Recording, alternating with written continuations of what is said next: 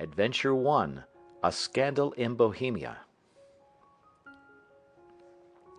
To Sherlock Holmes she is always the woman. I have seldom heard him mention her under any other name. In his eyes she eclipses and predominates the whole of her sex. It was not that he felt any emotion akin to love for Irene Adler. All emotions, and that one particularly, were abhorrent to his cold, precise, but admirably balanced mind. He was, I take it, the most perfect reasoning and observing machine that the world has seen, but as a lover he would have placed himself in a false position. He never spoke of the softer passions, save with a gibe and a sneer. They were admirable things for the observer, excellent for drawing the veil from men's motives and actions. But for the trained reasoner to admit such intrusions into his own delicate and finely adjusted temperament was to introduce a distracting factor which might throw a doubt upon all his mental results. Grit in a sensitive instrument, or a crack in one of his own high-power lenses, would not be more disturbing than a strong emotion in a nature such as his. And yet there was but one woman to him, and that woman was the late Irene Adler, of dubious and questionable memory. I had seen little of Holmes lately. My marriage had drifted us away from each other.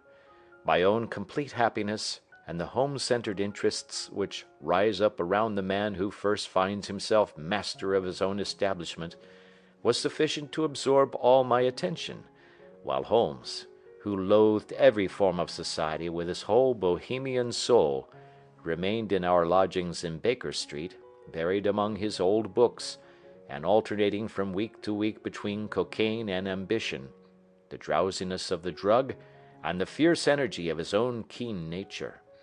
He was still, as ever, deeply attracted by the study of crime, and occupied his immense faculties and extraordinary powers of observation in following out those clues and clearing up those mysteries which had been abandoned as hopeless by the official police. From time to time I heard some vague account of his doings, of his summons to Odessa in the case of the Trepoff murder, of his clearing up of the singular tragedy of the Atkinson brothers at Trincomalee, and finally of the mission which he had accomplished so delicately and successfully for the reigning family of Holland. Beyond these signs of his activity, however, which I merely shared with all the readers of the daily press, I knew little of my former friend and companion. One night, it was on the 20th of March, 1888, I was returning from a journey to a patient, for I had now returned to civil practice, when my way led me through Baker Street. As I passed the well-remembered door, which must always be associated in my mind with my wooing and with the dark incidents of the study in scarlet, I was seized with a keen desire to see Holmes again, and to know how he was employing his extraordinary powers. His rooms were brilliantly lit, and even as I looked up, I saw his tall, spare figure pass twice in a dark silhouette against the blind. He was pacing the room swiftly, eagerly, with his head sunk upon his chest and his hands clasped behind him. To me, who knew his every mood and habit, his attitude and manner told their own story. He was at work again. He had risen out of his drug-created dreams and was hot upon the scent of some new problem. I rang the bell and was shown up to the chamber which had formerly been in part my own. His manner was not effusive, it seldom was, but he was glad, I think, to see me. With hardly a word spoken, but with a kindly eye, he waved me to an armchair, threw across his case of cigars, and indicated a spirit case and a gasogene in the corner. Then he stood before the fire and looked me over in his singular introspective fashion. "Wedlock suits you," he remarked. "I think, Watson, that you have put on 7½ pounds since I saw you." "7," I answered. "Indeed, I should have thought a little more. Just a trifle more, I fancy, Watson. And in practice again, I observe. You did not tell me that you intended to go into harness." "Then how do you know?" "I see it, I deduce it. How do I know that you have been getting yourself very wet lately, and that you have a most clumsy and careless servant girl?" "My dear Holmes," said I, "this is too much. You would certainly have been burned had you lived a few centuries ago. It is true that I had a country walk on Thursday and came home in a dreadful mess, but as I have changed my clothes, I can't imagine how you deduce it. As to Mary Jane, she is incorrigible, and my wife has given her notice, but there again, I fail to see how you work it out." He chuckled to himself and rubbed his long, nervous hands together. "It is simplicity itself," said he. "My eyes tell me that on the inside of your left shoe, just where the firelight strikes it, the leather is scored by 6 almost parallel cuts. Obviously, they have been caused by someone who has very carelessly scraped round the edges of the sole in order to remove crusted mud from it. Hence, you see, my double deduction that you have been out in vile weather, and that you had a particularly malignant boot-slitting specimen of the London slavey. As to your practice, if a gentleman walks into my rooms smelling of iodoform, with a black mark of nitrate of silver upon his right forefinger, and a bulge on the right side of his top hat, to show where he has secreted his stethoscope, I must be dull indeed, if I do not pronounce him to be an active member of the medical profession." I could not help laughing at the ease with which he explained his process of deduction. "When I hear you give your reasons," I remarked, "the thing always appears to me to be so ridiculously simple that I could easily do it myself, though at each successive instance of your reasoning I am baffled until you explain your process. And yet I believe that my eyes are as good as yours." "Quite so," he answered, lighting a cigarette, and throwing himself down into an armchair. "You see, but you do not observe. The distinction is clear. For example, you have frequently seen the steps which lead up from the hall to this room." "Frequently." "How often?" "Well, some hundreds of times." "Then how many are there?" "How many? I don't know." "Quite so. You have not observed, and yet you have seen. That is just my point. Now, I know that there are 17 steps, because I have both seen and observed. By the way, since you are interested in these little problems, and since you are good enough to chronicle one or two of my trifling experiences, you may be interested in this." He threw over a sheet of thick, pink-tinted notepaper which had been lying open upon the table. "It came by the last post," said he. "Read it aloud." The note was undated, and without either signature or address. "There will call upon you tonight at 7:45, it said, "a gentleman who desires to consult you upon a matter of the very deepest moment. Your recent services to one of the royal houses of Europe have shown that you are one who may safely be trusted with matters which are of an importance which can hardly be exaggerated. This account of you we have from all quarters received. Be in your chamber then at that hour, and do not take it amiss if your visitor wear a mask." "This is indeed a mystery," I remarked. "What do you imagine that it means?" "I have no data yet.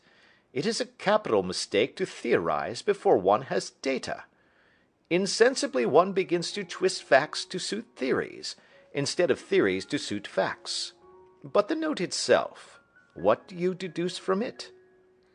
I carefully examined the writing, and the paper upon which it was written.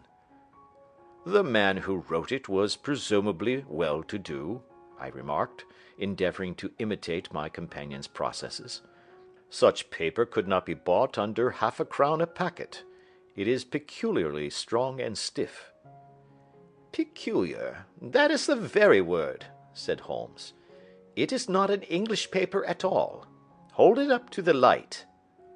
I did so, and saw a large E with a small g, a capital P, and a large capital G with a small t woven into the texture of the paper. "What do you make of that?" asked Holmes. "The name of the maker, no doubt, or his monogram, rather." "Not at all. The G with a small t stands for Gesellschaft, which is German for company. It is a customary contraction like our CO for company. P, of course, stands for Papier. Now for the EG.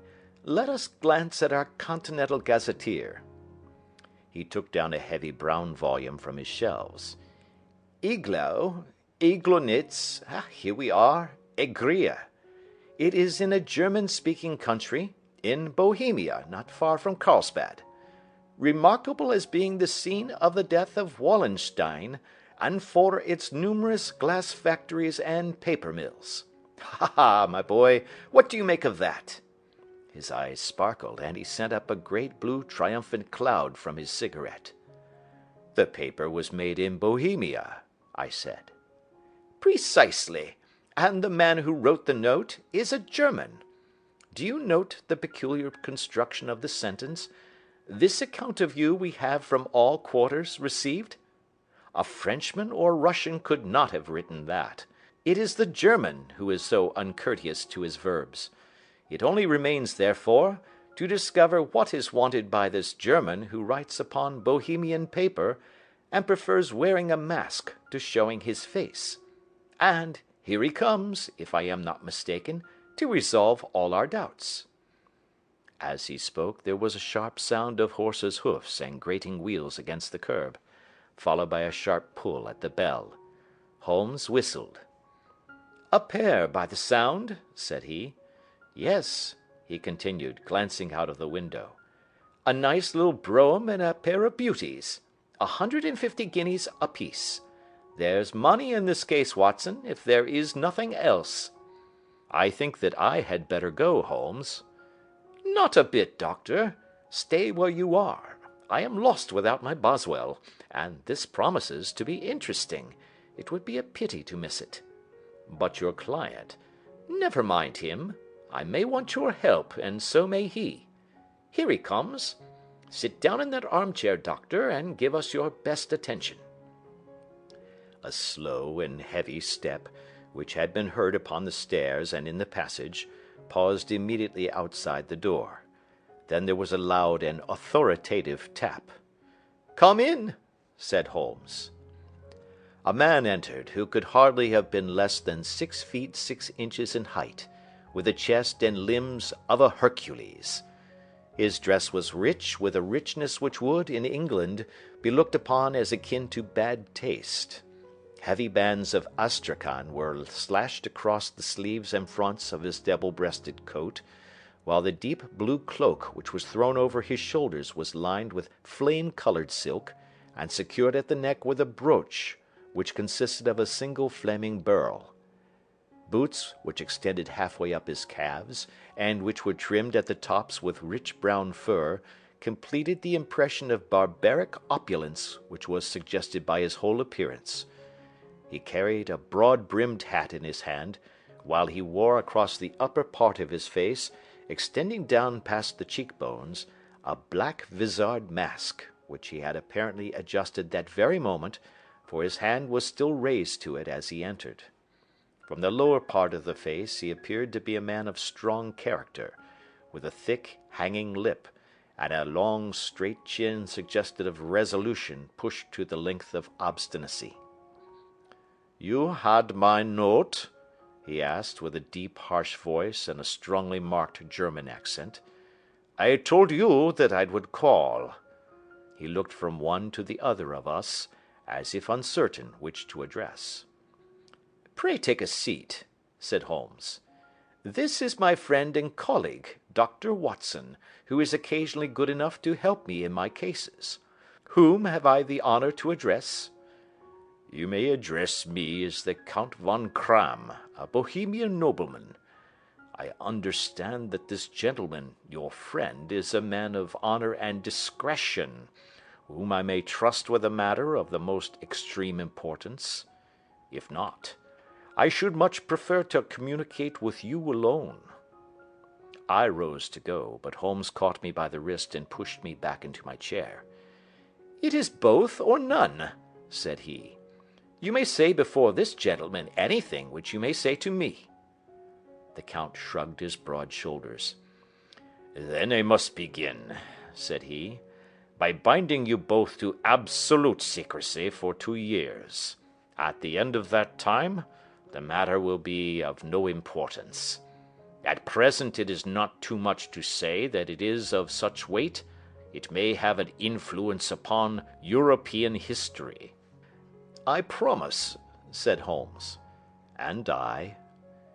"You will excuse this mask," continued our strange visitor.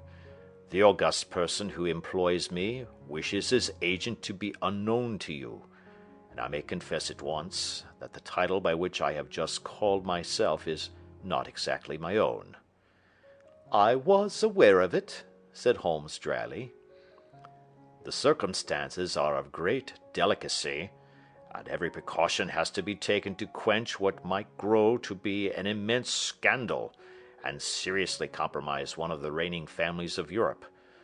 To speak plainly, the matter implicates the great house of Ormstein, hereditary kings of Bohemia."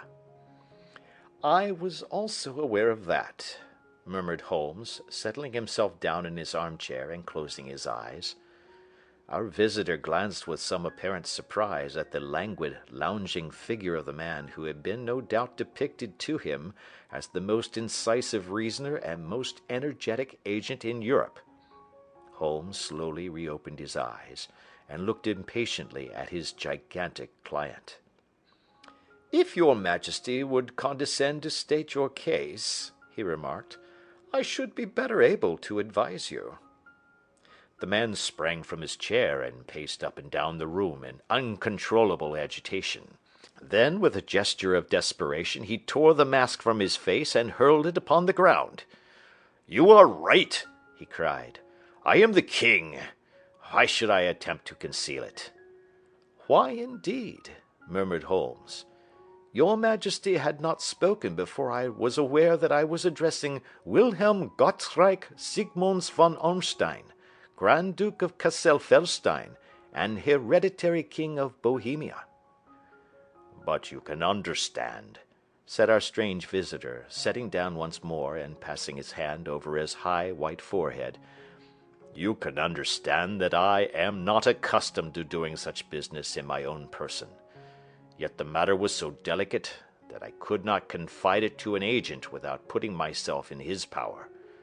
I have come incognito from Prague for the purpose of consulting you." "Then pray consult," said Holmes, shutting his eyes once more. "The facts are briefly these. Some 5 years ago, during a lengthy visit to Warsaw, I made the acquaintance of the well-known adventuress Irene Adler. The name is no doubt familiar to you." "Kindly look her up in my index, Doctor," murmured Holmes without opening his eyes. For many years he had adopted a system of docketing all paragraphs concerning men and things, so that it was difficult to name a subject or a person on which he could not at once furnish information. In this case I found her biography sandwiched in between that of a Hebrew rabbi and that of a staff commander who had written a monograph upon the deep-sea fishes. "Let me see," said Holmes. Born in New Jersey in the year 1858. Contralto. La Scala. Prima donna Imperial Opera of Warsaw. Yes. Retired from operatic stage. Ha! Living in London. Quite so. Your Majesty, as I understand, became entangled with this young person, wrote her some compromising letters, and is now desirous of getting those letters back." "Precisely so. But how?" "Was there a secret marriage?" "None." "No legal papers or certificates?" "None." "Then I fail to follow your Majesty. If this young person should produce her letters for blackmailing or other purposes, how is she to prove their authenticity?" "There is the writing." Pooh, pooh, forgery. My private notepaper. Stolen. My own seal. Imitated. My photograph. Bought. We were both in the photograph. Oh dear, that is very bad. Your Majesty has indeed committed an indiscretion. I was mad, insane. You have compromised yourself seriously. I was only crown prince then. I was young. I am but 30 now. It must be recovered. We have tried and failed.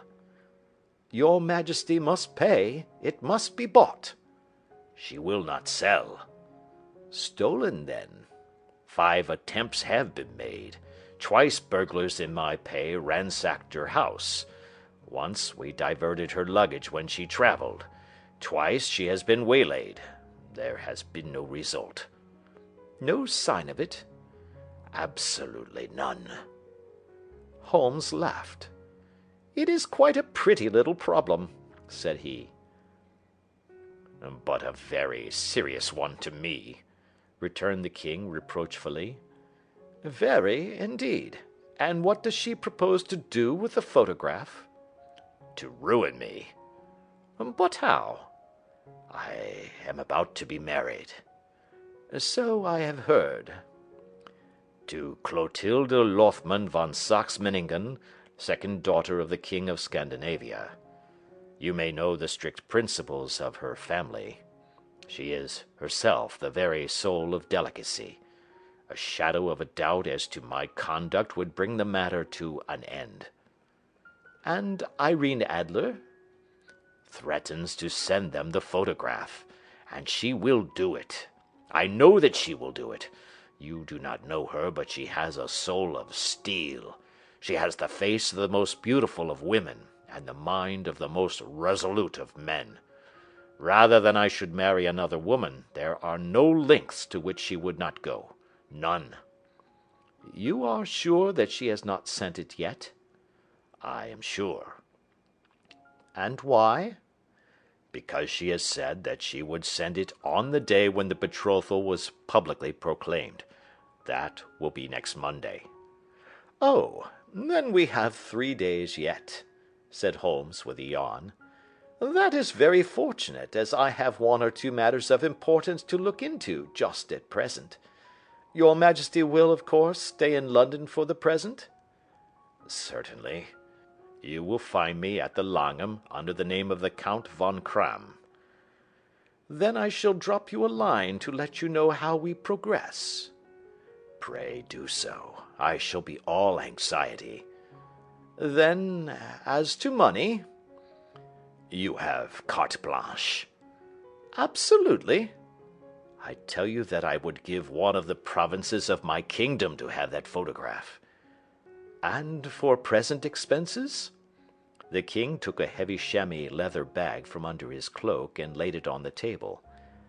There are 300 pounds in gold and 700 in notes, he said. Holmes scribbled a receipt upon a sheet of his notebook and handed it to him. And mademoiselle's address? He asked. Is Briony Lodge, Serpentine Avenue, St. John's Wood. Holmes took a note of it. One other question, said he. Was the photograph a cabinet? It was. Then good night, your Majesty, and I trust that we shall soon have some good news for you. And good night, Watson, he added, as the wheels of the royal brougham rolled down the street.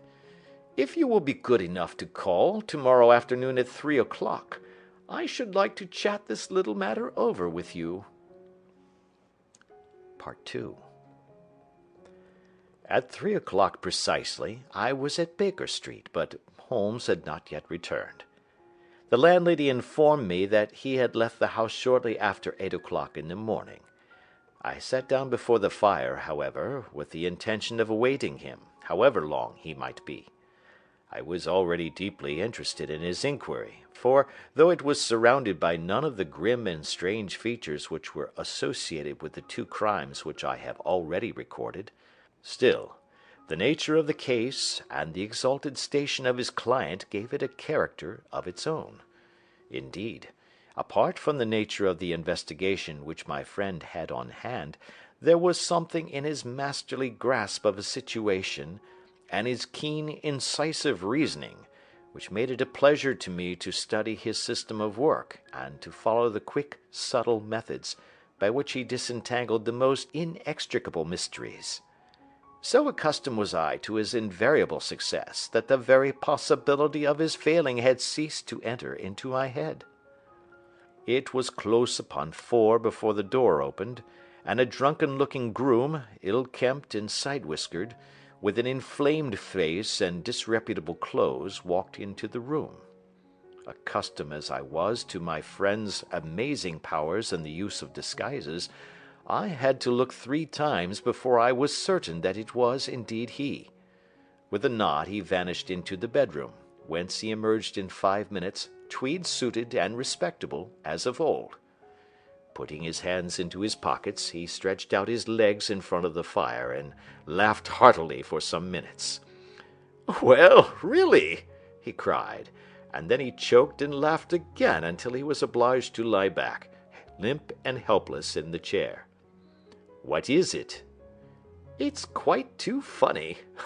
I am sure you could never guess how I employed my morning, or what I ended by doing." "I can't imagine. I suppose that you must have been watching the habits, and perhaps the house, of Miss Irene Adler?" "Quite so, but the sequel was rather unusual. I will tell you, however. I left the house a little after 8 o'clock this morning in the character of a groom out of work. There is a wonderful sympathy and freemasonry among horsey men. Be one of them, and you will know all that there is to know. I soon found Briony Lodge. It is a bijou villa, with a garden at the back, but built out in front right up to the road, 2 stories. Chubb lock to the door. Large sitting room on the right side, well furnished, with long windows almost to the floor, and those preposterous English window fasteners which a child could open. Behind there was nothing remarkable, save that the passage window could be reached from the top of the coach-house. I walked round it, and examined it closely from every point of view, but without noting anything of interest. I then lounged down the street and found, as I expected, that there was a mews in a lane which runs down by one wall of the garden. I lent the ostlers a hand in rubbing down their horses, and received in exchange 2d, a glass of half and half, 2 fills of shag tobacco, and as much information as I could desire about Miss Adler, to say nothing of half a dozen other people in the neighbourhood, in whom I was not in the least interested, but whose biographies I was compelled to listen to. "And what of Irene Adler?" I asked. "Oh, she has turned all the men's head down in that part. She is the daintiest thing under a bonnet on this planet. So say the Serpentine Mews to a man. She lives quietly, sings at concerts, drives out at 5 every day, and returns at 7 sharp for dinner. Seldom goes out at other times except when she sings. Has only 1 male visitor, but a good deal of him. He is dark, handsome, and dashing, never calls less than once a day, and often twice. He is a Mr. Godfrey Norton, of the Inner Temple. See the advantages of a cabman as a confidant. They had driven him home a dozen times from Serpentine Mews, and knew all about him. When I had listened to all they had to tell, I began to walk up and down near Briony Lodge once more, and to think over my plan of campaign. This Godfrey Norton was evidently an important factor in the matter. He was a lawyer. That sounded ominous. What was the relation between them, and what the object of his repeated visits? Was she his client, his friend, or his mistress? If the former, she had probably transferred the photograph to his keeping. If the latter, it was less likely. On the issue of this question depended whether I should continue my work at Briony Lodge, or turn my attention to the gentlemen's chambers in the Temple. It was a delicate point, and it widened the field of my inquiry. I fear that I bore you with these details, but I have to let you see my little difficulties if you are to understand the situation." "I am following you closely," I answered. "I was still balancing the matter in my mind when a hansom cab drove up to Briony Lodge, and a gentleman sprang out. He was a remarkably handsome man, dark, aquiline, and moustached, evidently the man of whom I had heard. He appeared to be in a great hurry, shouted to the cabman to wait, and brushed past the maid who opened the door with the air of a man who was thoroughly at home. He was in the house about half an hour, and I could catch glimpses of him in the windows of the sitting-room, pacing up and down, talking excitedly, and waving his arms. Of her I could see nothing. Presently he emerged, looking even more flurried than before. As he stepped up to the cab, he pulled a gold watch from his pocket and looked at it earnestly. 'Drive like the devil!' he shouted. 'First to Gross and Hankey's in Regent Street, and then to the Church of St. Monica in the Edgware Road. Half a guinea if you do it in 20 minutes.' Away they went, and I was just wondering whether I should not do well to follow them, when up the lane comes a neat little landau, the coachman with his coat only half buttoned, and his tie under his ear, while all the tags of his harness were sticking out of the buckles. It hadn't pulled up before she shot out of the hall door and into it. I only caught a glimpse of her at the moment, but she was a lovely woman, with a face that a man might die for. 'The Church of St. Monica, John,' she cried, 'and half a sovereign if you reach it in 20 minutes.' This was quite too good to lose, Watson. I was just balancing whether I should run for it, or whether I should perch behind her landau, when a cab came through the street. The driver looked twice at such a shabby fare, but I jumped in before he could object. 'The Church of St. Monica,' said I, 'and half a sovereign if you reach it in 20 minutes. It was 25 minutes to 12, and of course it was clear enough what was in the wind. My cabby drove fast. I don't think I ever drove faster, but the others were there before us. The cab and the landau with their steaming horses were in front of the door when I arrived. I paid the man and hurried into the church. There was not a soul there save the two whom I had followed and a surpliced clergyman, who seemed to be expostulating with them. They were all three standing in a knot in front of the altar. I lounged up the side aisle like any other idler who has dropped into a church. Suddenly, to my surprise, the three at the altar faced round to me, and Godfrey Norton came running as hard as he could towards me. 'Thank God!' he cried. 'You'll do. Come, come.' 'What then?' I asked. 'Come, man, come. Only 3 minutes, or it won't be legal.'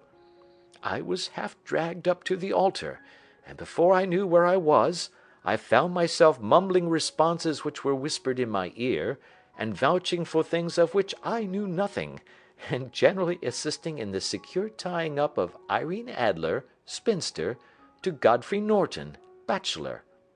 It was all done in an instant, and there was the gentleman thanking me on the one side, and the lady on the other, while the clergyman beamed on me in front. It was the most preposterous position in which I ever found myself in my life, and it was the thought of it that started me laughing just now. It seems that there had been some informality about their license, that the clergyman absolutely refused to marry them without a witness of some sort, and that my lucky appearance saved the bridegroom from having to sally out into the streets in search of a best man. The bride gave me a sovereign, and I mean to wear it on my watch chain in memory of the occasion." "This is a very unexpected turn of affairs," said I. "And what then?"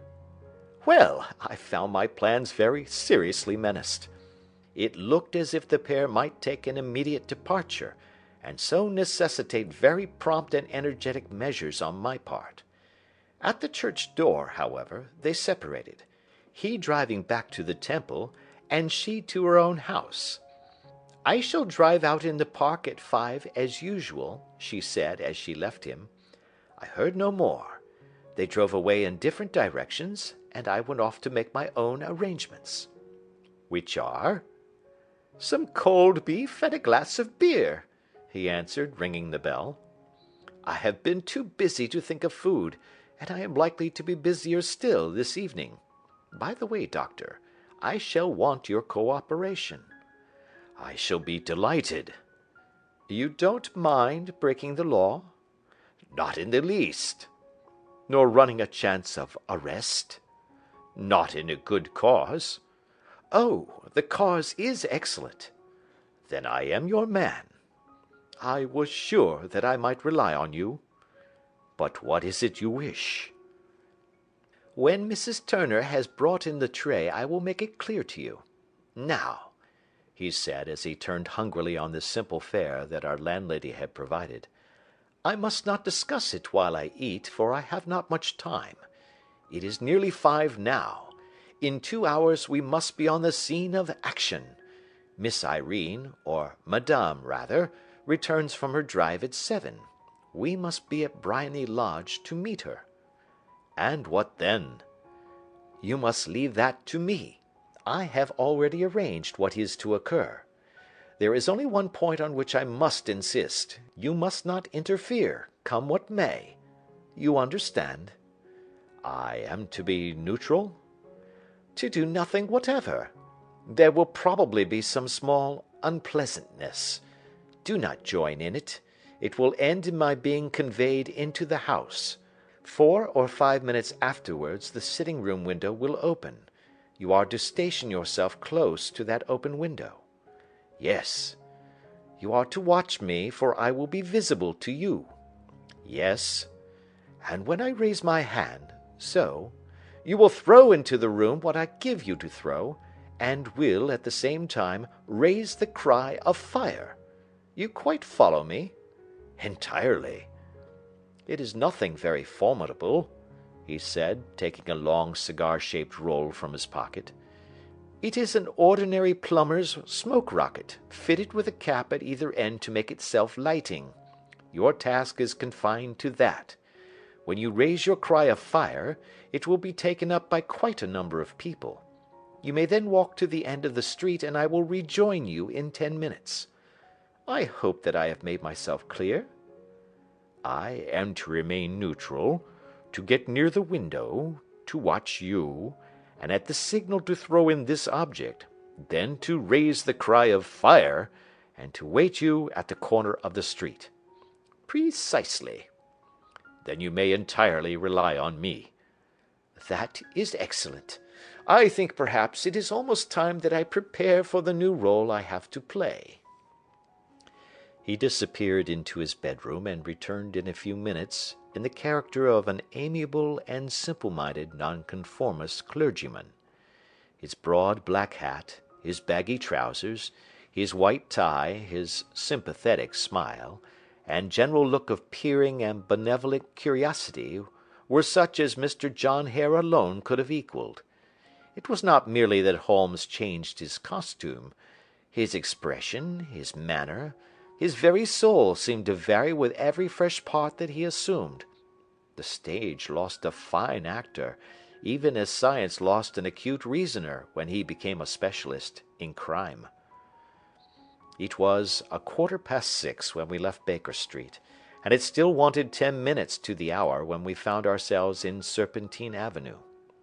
It was already dusk, and the lamps were just being lighted as we paced up and down in front of Briony Lodge, waiting for the coming of its occupant. The house was just such as I had pictured it from Sherlock Holmes's succinct description, but the locality appeared to be less private than I expected. On the contrary, for a small street in a quiet neighborhood, it was remarkably animated.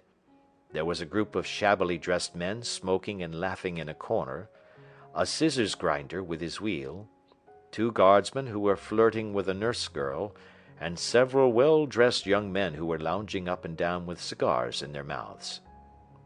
"You see," remarked Holmes, as we paced to and fro in front of the house, "this marriage rather simplifies matters. The photograph becomes a double-edged weapon now. The chances are that she would be as averse to its being seen by Mr. Godfrey Norton as our client is to its coming to the eyes of his princess.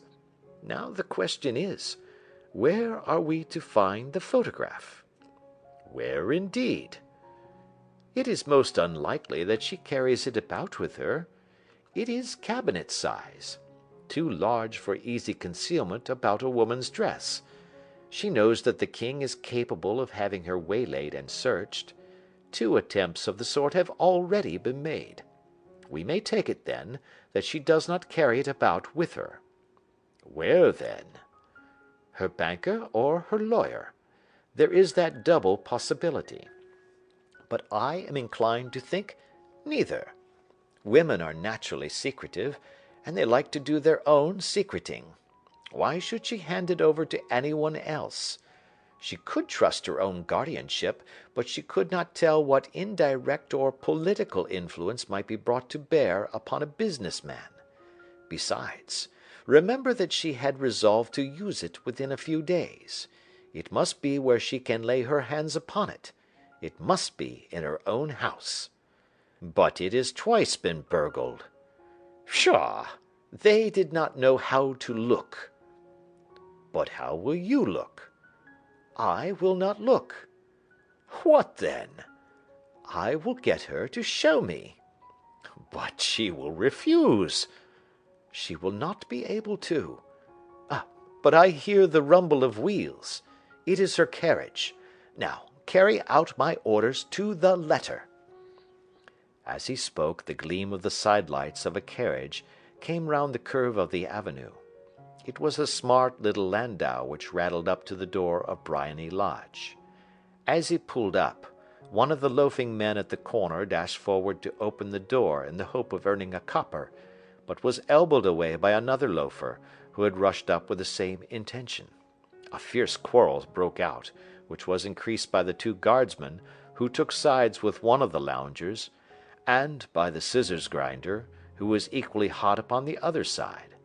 A blow was struck, and in an instant the lady, who had stepped from her carriage, was the centre of a little knot of flushed and struggling men, who struck savagely at each other with their fists and sticks.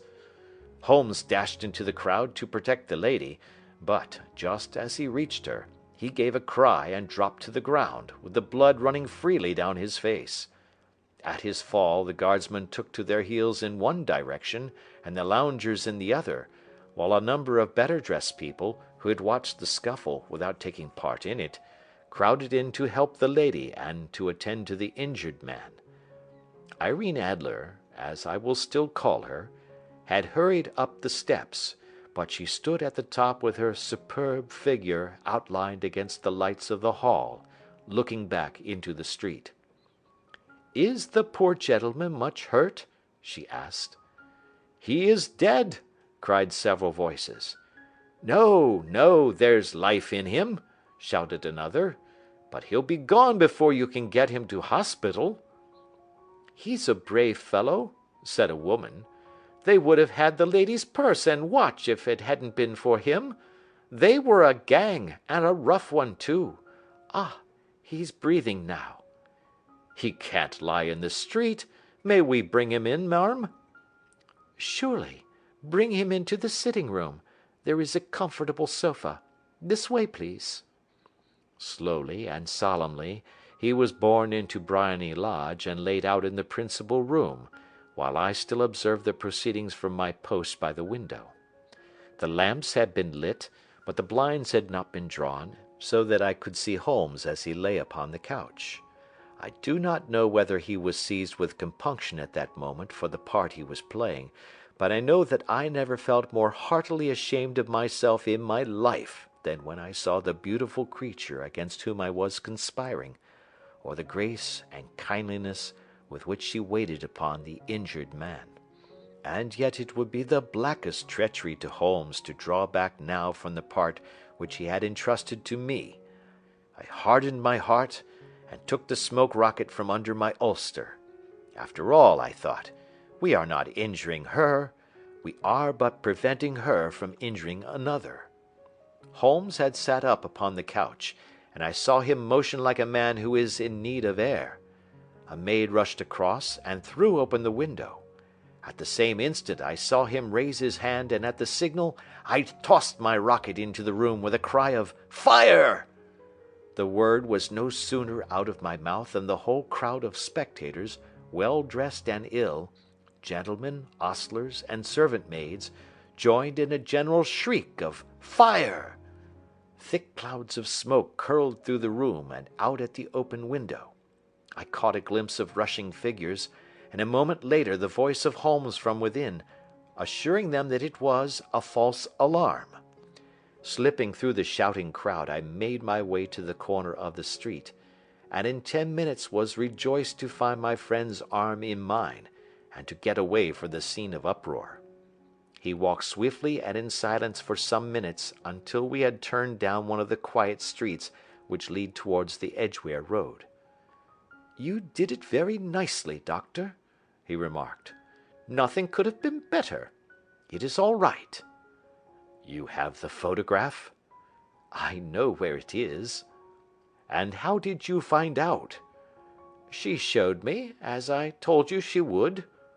"I am still in the dark." "I do not wish to make a mystery," said he, laughing. "The matter was perfectly simple. You, of course, saw that everyone in the street was an accomplice. They were all engaged for the evening." "I guessed as much." "Then, when the row broke out, I had a little moist red paint in the palm of my hand. I rushed forward, fell down, clapped my hand to my face, and became a piteous spectacle. It is an old trick. That also I could fathom. Then they carried me in. She was bound to have me in. What else could she do? And into her sitting room, which was the very room which I suspected. It lay between that and her bedroom, and I was determined to see which. They laid me on a couch. I motioned for air. They were compelled to open the window, and you had your chance." "How did that help you?" "It was all important. When a woman thinks that her house is on fire, her instinct is at once to rush to the thing which she values most. It is a perfectly overpowering impulse, and I have more than once taken advantage of it. In the case of the Darlington substitution scandal it was of use to me, and also in the Arnsworth Castle business. A married woman grabs at her baby, an unmarried one reaches for her jewel box. Now it was clear to me that Our Lady of today had nothing in the house more precious to her than what we are in quest of. She would rush to secure it. The alarm of fire was admirably done. The smoke and shouting were enough to shake nerves of steel. She responded beautifully. The photograph is in a recess behind a sliding panel just above the right bell-pull. She was there in an instant, and I caught a glimpse of it as she half drew it out. When I cried out that it was a false alarm, she replaced it, glanced at the rocket, rushed from the room, and I have not seen her since. I rose, and making my excuses, escaped from the house. I hesitated whether to attempt to secure the photograph at once, but the coachman had come in, and as he was watching me narrowly, it seemed safer to wait. A little over-precipitance may ruin all." "And now?" I asked. "Our quest is practically finished. I shall call with the king tomorrow, and with you, if you care to come with us. We will be shown into the sitting-room to wait for the lady, but it is probable that when she comes she may find neither of us nor the photograph. It might be a satisfaction to his Majesty to regain it with his own hands." "And when will you call?" "At 8 in the morning. She will not be up, so that we shall have a clear field. Besides, we must be prompt, for this marriage may mean a complete change in her life and habits. I must wire to the king without delay." We had reached Baker Street, and had stopped at the door.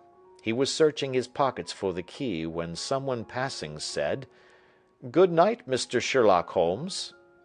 There were several people on the pavement at the time, but the greeting appeared to come from a slim youth in an ulster who had hurried by. "I've heard that voice before," said Holmes, staring down the dimly lit street. "Now, I wonder who the deuce that could have been." Part 3.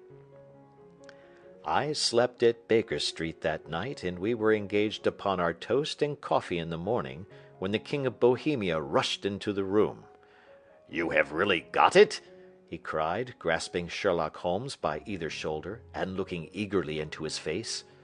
"Not yet." "But you have hopes?" "I have hopes." "Then come, I am all impatience to be gone." "We must have a cab." "No, my brougham is waiting." "Then that will simplify matters." We descended and started off once more for Briony Lodge. "Irene Adler is married," remarked Holmes. "Married? When?" "Yesterday." "But to whom?" "To an English lawyer named Norton." "But she could not love him." "I am in hopes that she does." "And why in hopes?" "Because it would spare your majesty all fear of future annoyance. If the lady loves her husband, she does not love your majesty. If she does not love your majesty, there is no reason why she should interfere with your majesty's plan." "It is true, and yet, well, I wish she had been of my own station. What a queen she would have made!" He relapsed into a moody silence, which was not broken until we drew up in Serpentine Avenue. The door of Briony Lodge was open, and an elderly woman stood upon the steps. She watched us with a sardonic eye as we stepped from the brougham. "Mr. Sherlock Holmes, I believe?" said she. "I am Mr. Holmes," answered my companion, looking at her with a questioning and rather startled gaze. "Indeed! My mistress told me that you were likely to call. She left this morning with her husband by the 5:15 train from Charing Cross for the Continent." "What!" Sherlock Holmes staggered back, white with chagrin and surprise. "Do you mean that she has left England?" "Never to return." "And the papers?" asked the king hoarsely. "All is lost." "We shall see." He pushed past the servant and rushed into the drawing-room, followed by the king and myself. The furniture was scattered about in every direction, with dismantled shelves and open drawers, as if the lady had hurriedly ransacked them before her flight. Holmes rushed at the bell-pull, tore back a small sliding shutter, and plunging in his hand, pulled out a photograph and a letter. The photograph was of Irene Adler herself in evening dress. The letter was superscribed to Sherlock Holmes, Esquire, to be left till called for. My friend tore it open, and we all three read it together. It was dated at midnight of the preceding night, and ran in this way: "My dear Mr. Sherlock Holmes, you really did it very well. You took me in completely. Until after the alarm of fire I had not a suspicion. But then, when I found how I had betrayed myself, I began to think. I had been warned against you months ago. I had been told that, if the king employed an agent, it would certainly be you. And your address had been given me. Yet, with all this, you made me reveal what you wanted to know. Even after I became suspicious, I found it hard to think evil of such a dear, kind old clergyman. But, you know, I have been trained as an actress myself. Male costume is nothing new to me. I often take advantage of the freedom which it gives. I sent John, the coachman, to watch you, ran upstairs, got into my walking clothes, as I call them, and came down just as you departed. Well, I followed you to your door, and so made sure that I was really an object of interest to this celebrated Mr. Sherlock Holmes. Then I, rather imprudently, wished you good night, and started for the Temple to see my husband. We both thought the best resource was flight, when pursued by so formidable an antagonist. So you will find the nest empty when you call tomorrow. As to the photograph, your client may rest in peace. I love and am loved by a better man than he. The king may do what he will without hindrance from one whom he has cruelly wronged. I keep it only to safeguard myself, and to preserve a weapon which will always secure me from any steps which he might take in the future. I leave a photograph which he might care to possess, and I remain, dear Mr. Sherlock Holmes, very truly yours, Irene Norton, née Adler. What a woman! Oh, what a woman! cried the King of Bohemia, when we had all three read this epistle. Did I not tell you how quick and resolute she was? Would she not have made an admirable queen? Is it not a pity that she was not on my level? From what I have seen of the lady, she seems indeed to be on a very different level to your Majesty, said Holmes coldly. I am sorry that I have not been able to bring your Majesty's business to a more successful conclusion. On the contrary, my dear sir, cried the king, nothing could be more successful. I know that her word is inviolate. The photograph is now as safe as if it were in the fire. I am glad to hear your Majesty say so. I am immensely indebted to you. Pray tell me in what way I can reward you. This ring—" He slipped an emerald snake ring from his finger and held it out upon the palm of his hand. Your Majesty has something which I should value even more highly, said Holmes.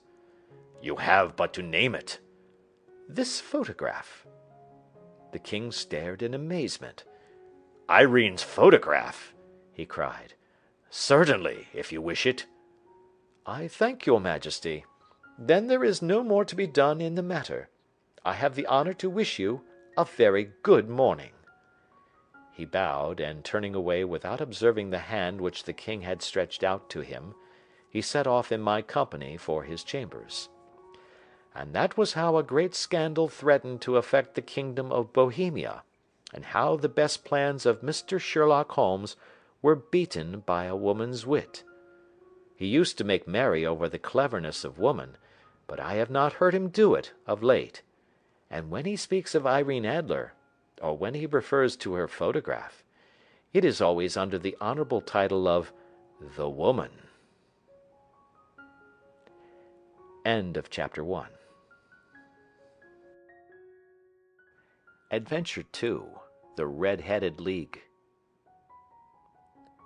I had called upon my friend, Mr. Sherlock Holmes, one day in the autumn of last year, and found him in deep conversation with a very stout, florid-faced, elderly gentleman with fiery red hair. With an apology for my intrusion, I was about to withdraw, when Holmes pulled me abruptly into the room and closed the door behind me. "You could not possibly have come at a better time, my dear Watson," he said cordially. "I was afraid that you were engaged." "So I am, very much so." "Then I can wait in the next room." "Not at all. This gentleman, Mr. Wilson, has been my partner and helper in many of my most successful cases, and I have no doubt that he will be of the utmost use to me and yours also." The stout gentleman half rose from his chair and gave a bob of greeting, with a quick little questioning glance from his small, fat, encircled eyes. "Try the settee," said Holmes, relapsing into his armchair and putting his fingertips together, as was his custom when in judicial moods. "I know, my dear Watson, that you share my love of all that is bizarre and outside the conventions and humdrum routine of everyday life. You have shown your relish for it by the enthusiasm which has prompted you to chronicle, and, if you will excuse my saying so, somewhat to embellish so many of my own little adventures." "Your cases have indeed been of the greatest interest to me," I observed. "You will remember that I remarked the other day, just before we went into the very simple problem presented by Miss Mary Sutherland, that for strange effects and extraordinary combinations we must go to life itself, which is always far more daring than any effort of the imagination." "A proposition which I took the liberty of doubting." "You did, Doctor, but none the less you must come round to my view, for otherwise I shall keep on piling fact upon fact on you until your reason breaks down under them and acknowledges me to be right. Now, Mr. Jabez Wilson here has been good enough to call upon me this morning, and to begin a narrative which promises to be one of the most singular which I have listened to for some time. You have heard me remark that the strangest and most unique things are very often connected not with the larger but with the smaller crimes, and occasionally, indeed, where there is room for doubt whether any positive crime has been committed. As far as I have heard, it is impossible for me to say whether the present case is an instance of crime or not, but the course of events is certainly among the most singular that I have ever listened to. Perhaps, Mr. Wilson, you would have the great kindness to recommence your narrative. I ask you not merely because my friend Dr. Watson has not heard the opening part, but also because the peculiar nature of the story makes me anxious to have every possible detail from your lips. As a rule, when I have heard some slight indication of the course of events, I am able to guide myself by thousands of other similar cases which occur to my memory. In the present instance, I am forced to admit that the facts are, to the best of my belief, unique." The portly client puffed out his chest with an appearance of some little pride, and pulled a dirty and wrinkled newspaper from the inside pocket of his greatcoat. As he glanced down the advertisement column, with his head thrust forward and the paper flattened out upon his knee, I took a good look at the man and endeavoured, after the fashion of my companion, to read the indications which might be presented by his dress or appearance. I did not gain very much, however, by my inspection. Our visitor bore every mark of being an average, commonplace British tradesman, obese, pompous, and slow. He wore rather baggy grey shepherd's check trousers, a not over-clean black frock-coat, unbuttoned in the front, and a drab waistcoat with a heavy brassy Albert chain, and a square pierced bit of metal dangling down as an ornament. A frayed top hat and a faded brown overcoat with a wrinkled velvet collar lay upon a chair beside him. Altogether, look as I would, there was nothing remarkable about the man save his blazing red head, and the expression of extreme chagrin and discontent upon his features. Sherlock Holmes's quick eye took in my occupation, and he shook his head with a smile as he noticed my questioning glances.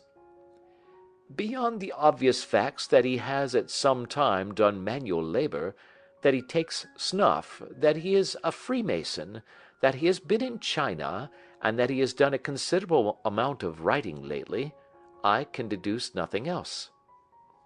Mr. Jabez Wilson started up in his chair, with his forefinger upon the paper, but his eyes upon my companion. "How, in the name of good fortune, did you know all that, Mr. Holmes?"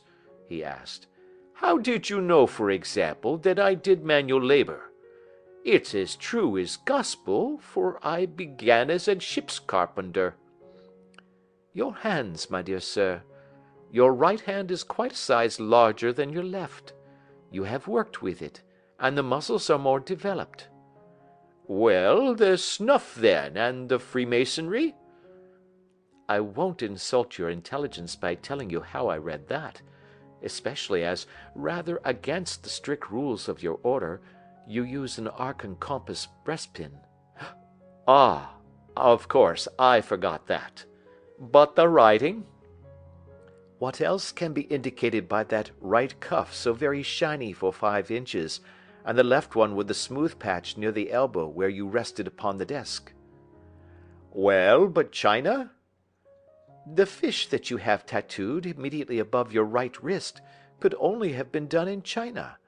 I have made a small study of tattoo marks, and have even contributed to the literature of the subject. That trick of staining the fish's scales of a delicate pink is quite peculiar to China.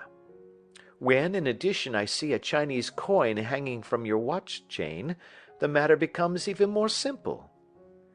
Mr. Jabez Wilson laughed heavily. "Well, I never," said he. "I thought at first that you had done something clever, but I see that there was nothing in it after all." "I begin to think, Watson," said Holmes, "that I make a mistake in explaining. Omne ignoratum pro magnifico, you know, and my poor little reputation, such as it is, will suffer shipwreck if I am so candid. Can you not find the advertisement, Mr. Wilson?" "Yes, I have got it now," he answered with his thick red finger planted halfway down the column. "Here it is. This is what began it all. You just read it for yourself, sir." I took the paper from him and read as follows: "To the Red-Headed League. On account of the bequest of the late Ezekiah Hopkins, of Lebanon, Pennsylvania, USA, there is now another vacancy open which entitles a member of the League to a salary of £4 a week for purely nominal services. All red-headed men who are sound in body and mind, and above the age of 21 years, are eligible.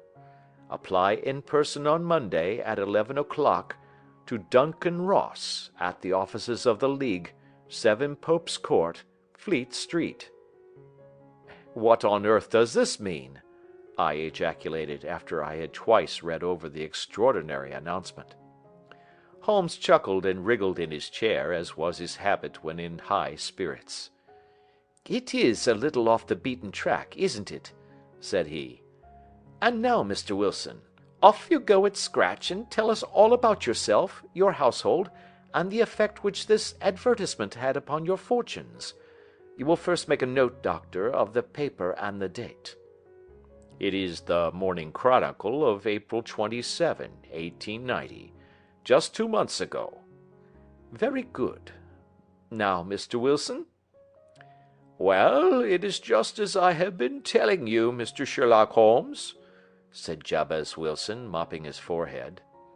"I have a small pawnbroker's business at Coburg Square, near the city. It's not a very large affair, and of late years it has not done more than just give me a living. I used to be able to keep 2 assistants, but now I only keep 1, and I would have a job to pay him but that he is willing to come for half wages so as to learn the business." "What is the name of this obliging youth?" asked Sherlock Holmes.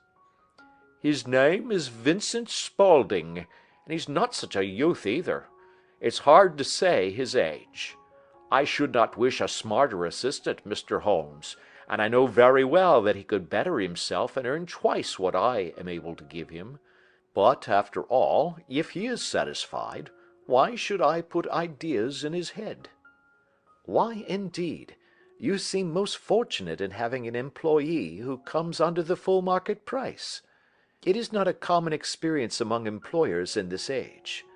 I don't know that your assistant is not as remarkable as your advertisement." "Oh, he has his faults, too," said Mr. Wilson. "Never was such a fellow for photography.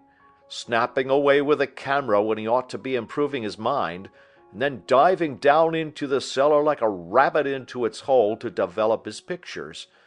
That is his main fault, but on the whole, he's a good worker. There's no vice in him." "He is still with you, I presume?" "Yes, sir. He and a girl of 14, who does a bit of simple cooking and keeps the place clean. That's all I have in the house, for I am a widower and never had any family. We live very quietly, sir, the 3 of us, and we keep a roof over our heads and pay our debts, if we do nothing more. The first thing that put us out was that advertisement. Spaulding, he came down into the office just this day 8 weeks, with this very paper in his hand, and he says, 'I wish to the Lord, Mr. Wilson, that I was a red-headed man.' 'Why that?' I asks. 'Why,' says he, 'here's another vacancy on the League of the Red-Headed Men. It's worth quite a little fortune to any man that gets it, and I understand that there are more vacancies than there are men, so that the trustees are at their wits' end what to do with the money. If my hair would only change color, here's a nice little crib all ready for me to step into.' 'Why, what is it then?' I asked. You see, Mr. Holmes, I am a very stay-at-home man, and as my business come to me instead of my having to go to it, I was often weeks on end without putting my foot over the doormat. In that way, I didn't know much of what was going on outside, and I was always glad of a bit of news. Have you never heard of the League of the Red-Headed Men? He asked with his eyes open. Never. Why, I wonder at that, for you are eligible yourself for one of the vacancies.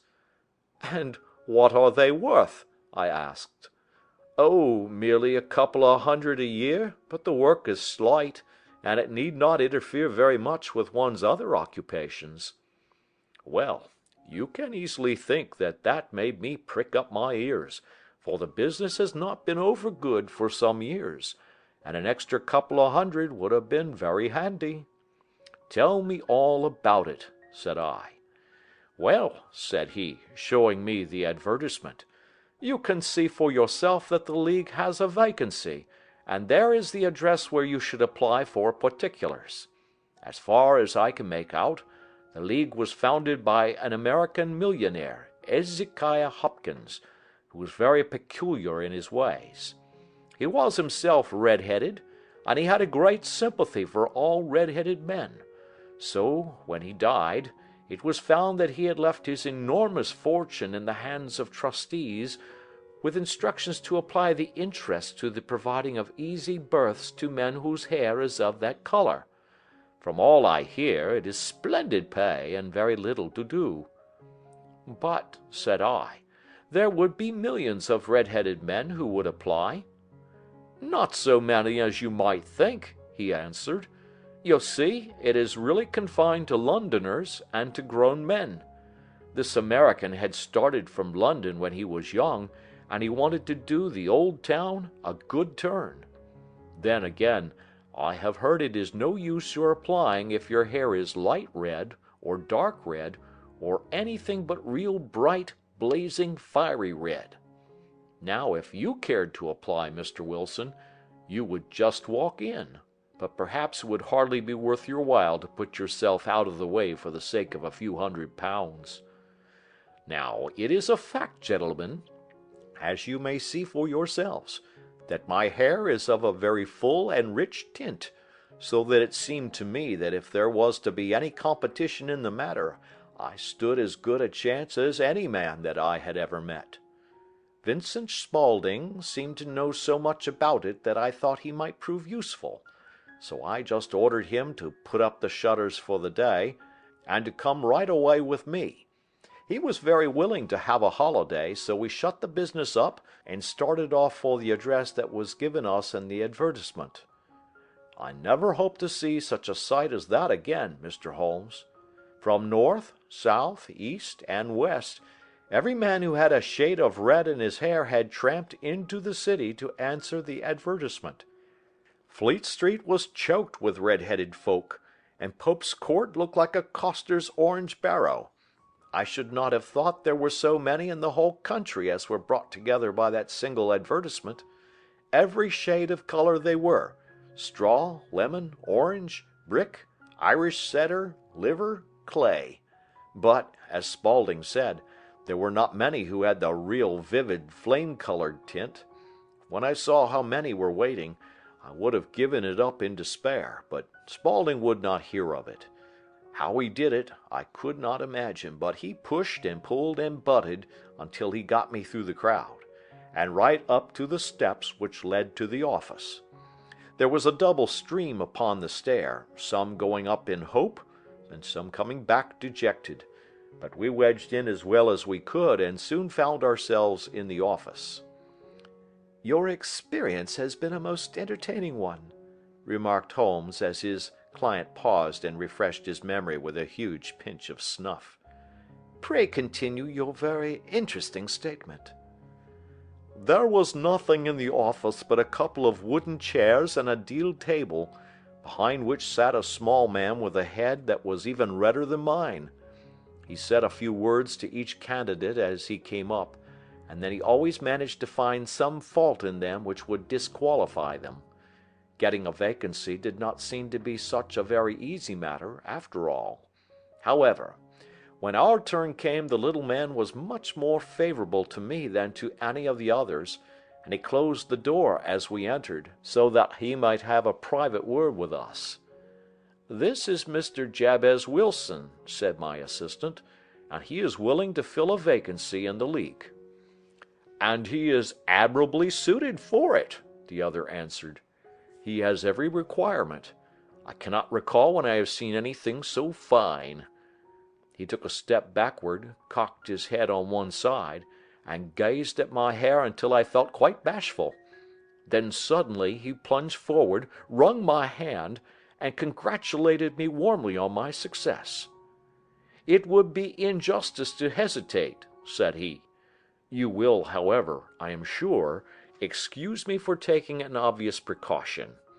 With that he seized my hair in both his hands and tugged until I yelled with the pain.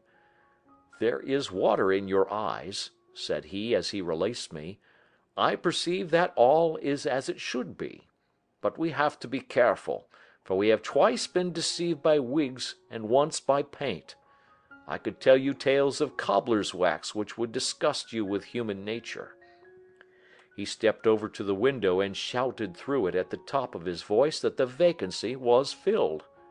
A groan of disappointment came up from below, and the folk all trooped away in different directions until there was not a redhead to be seen except my own and that of the manager.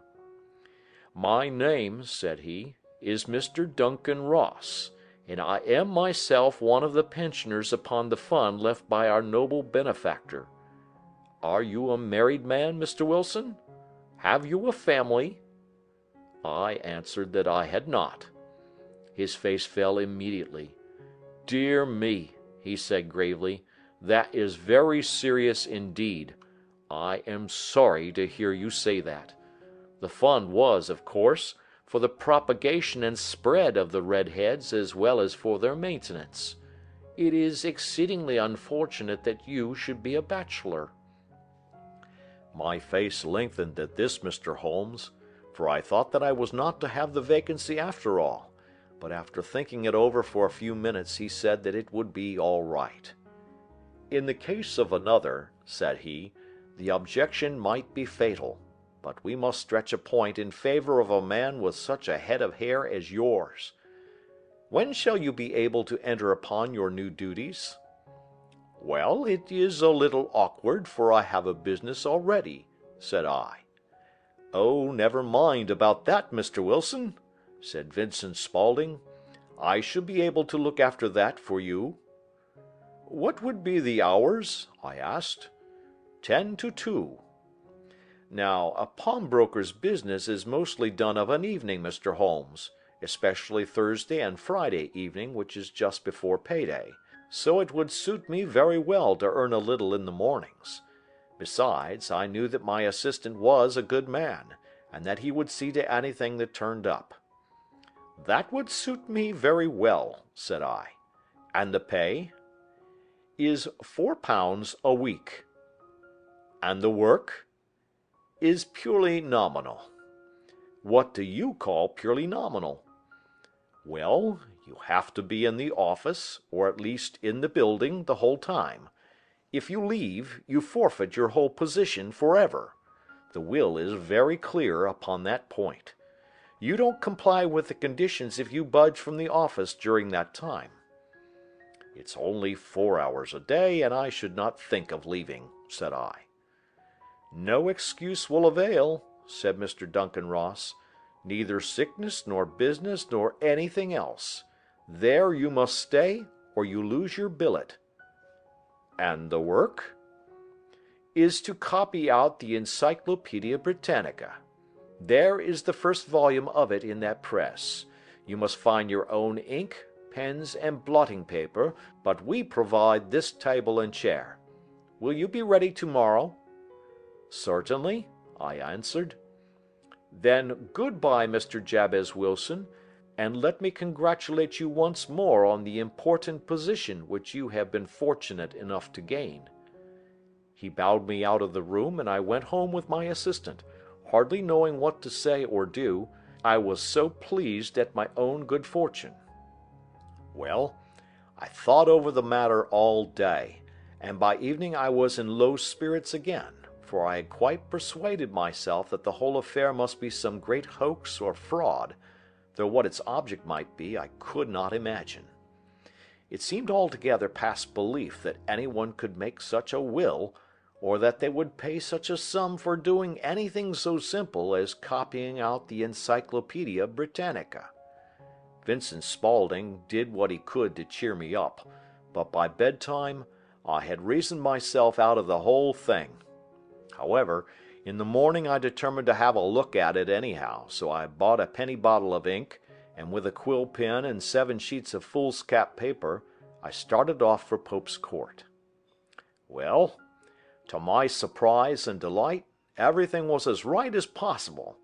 The table was set out ready for me, and Mr. Duncan Ross was there to see that I got fairly to work. He started me off upon the letter A, and then he left me, but would drop in from time to time to see that all was right with me. At 2 o'clock he bade me good day, complimented me upon the amount that I had written, and locked the door of the office after me. This went on for day after day, Mr. Holmes, and on Saturday the manager came in and planked down 4 golden sovereigns for my week's work. It was the same next week, and the same the week after. Every morning I was there at 10, and every afternoon I left at 2. By degrees Mr. Duncan Ross took to coming in only once of a morning, and then, after a time, he did not come in at all. Still, of course, I never dared to leave the room for an instant, for I was not sure when he might come, and the billet was such a good one, and suited me so well, that I would not risk the loss of it.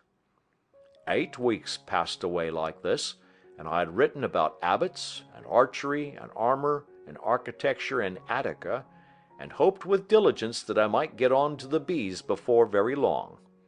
It cost me something in foolscap, and I had pretty nearly filled a shelf with my writings, and then suddenly the whole business came to an end. To an end? Yes, sir, and no later than this morning.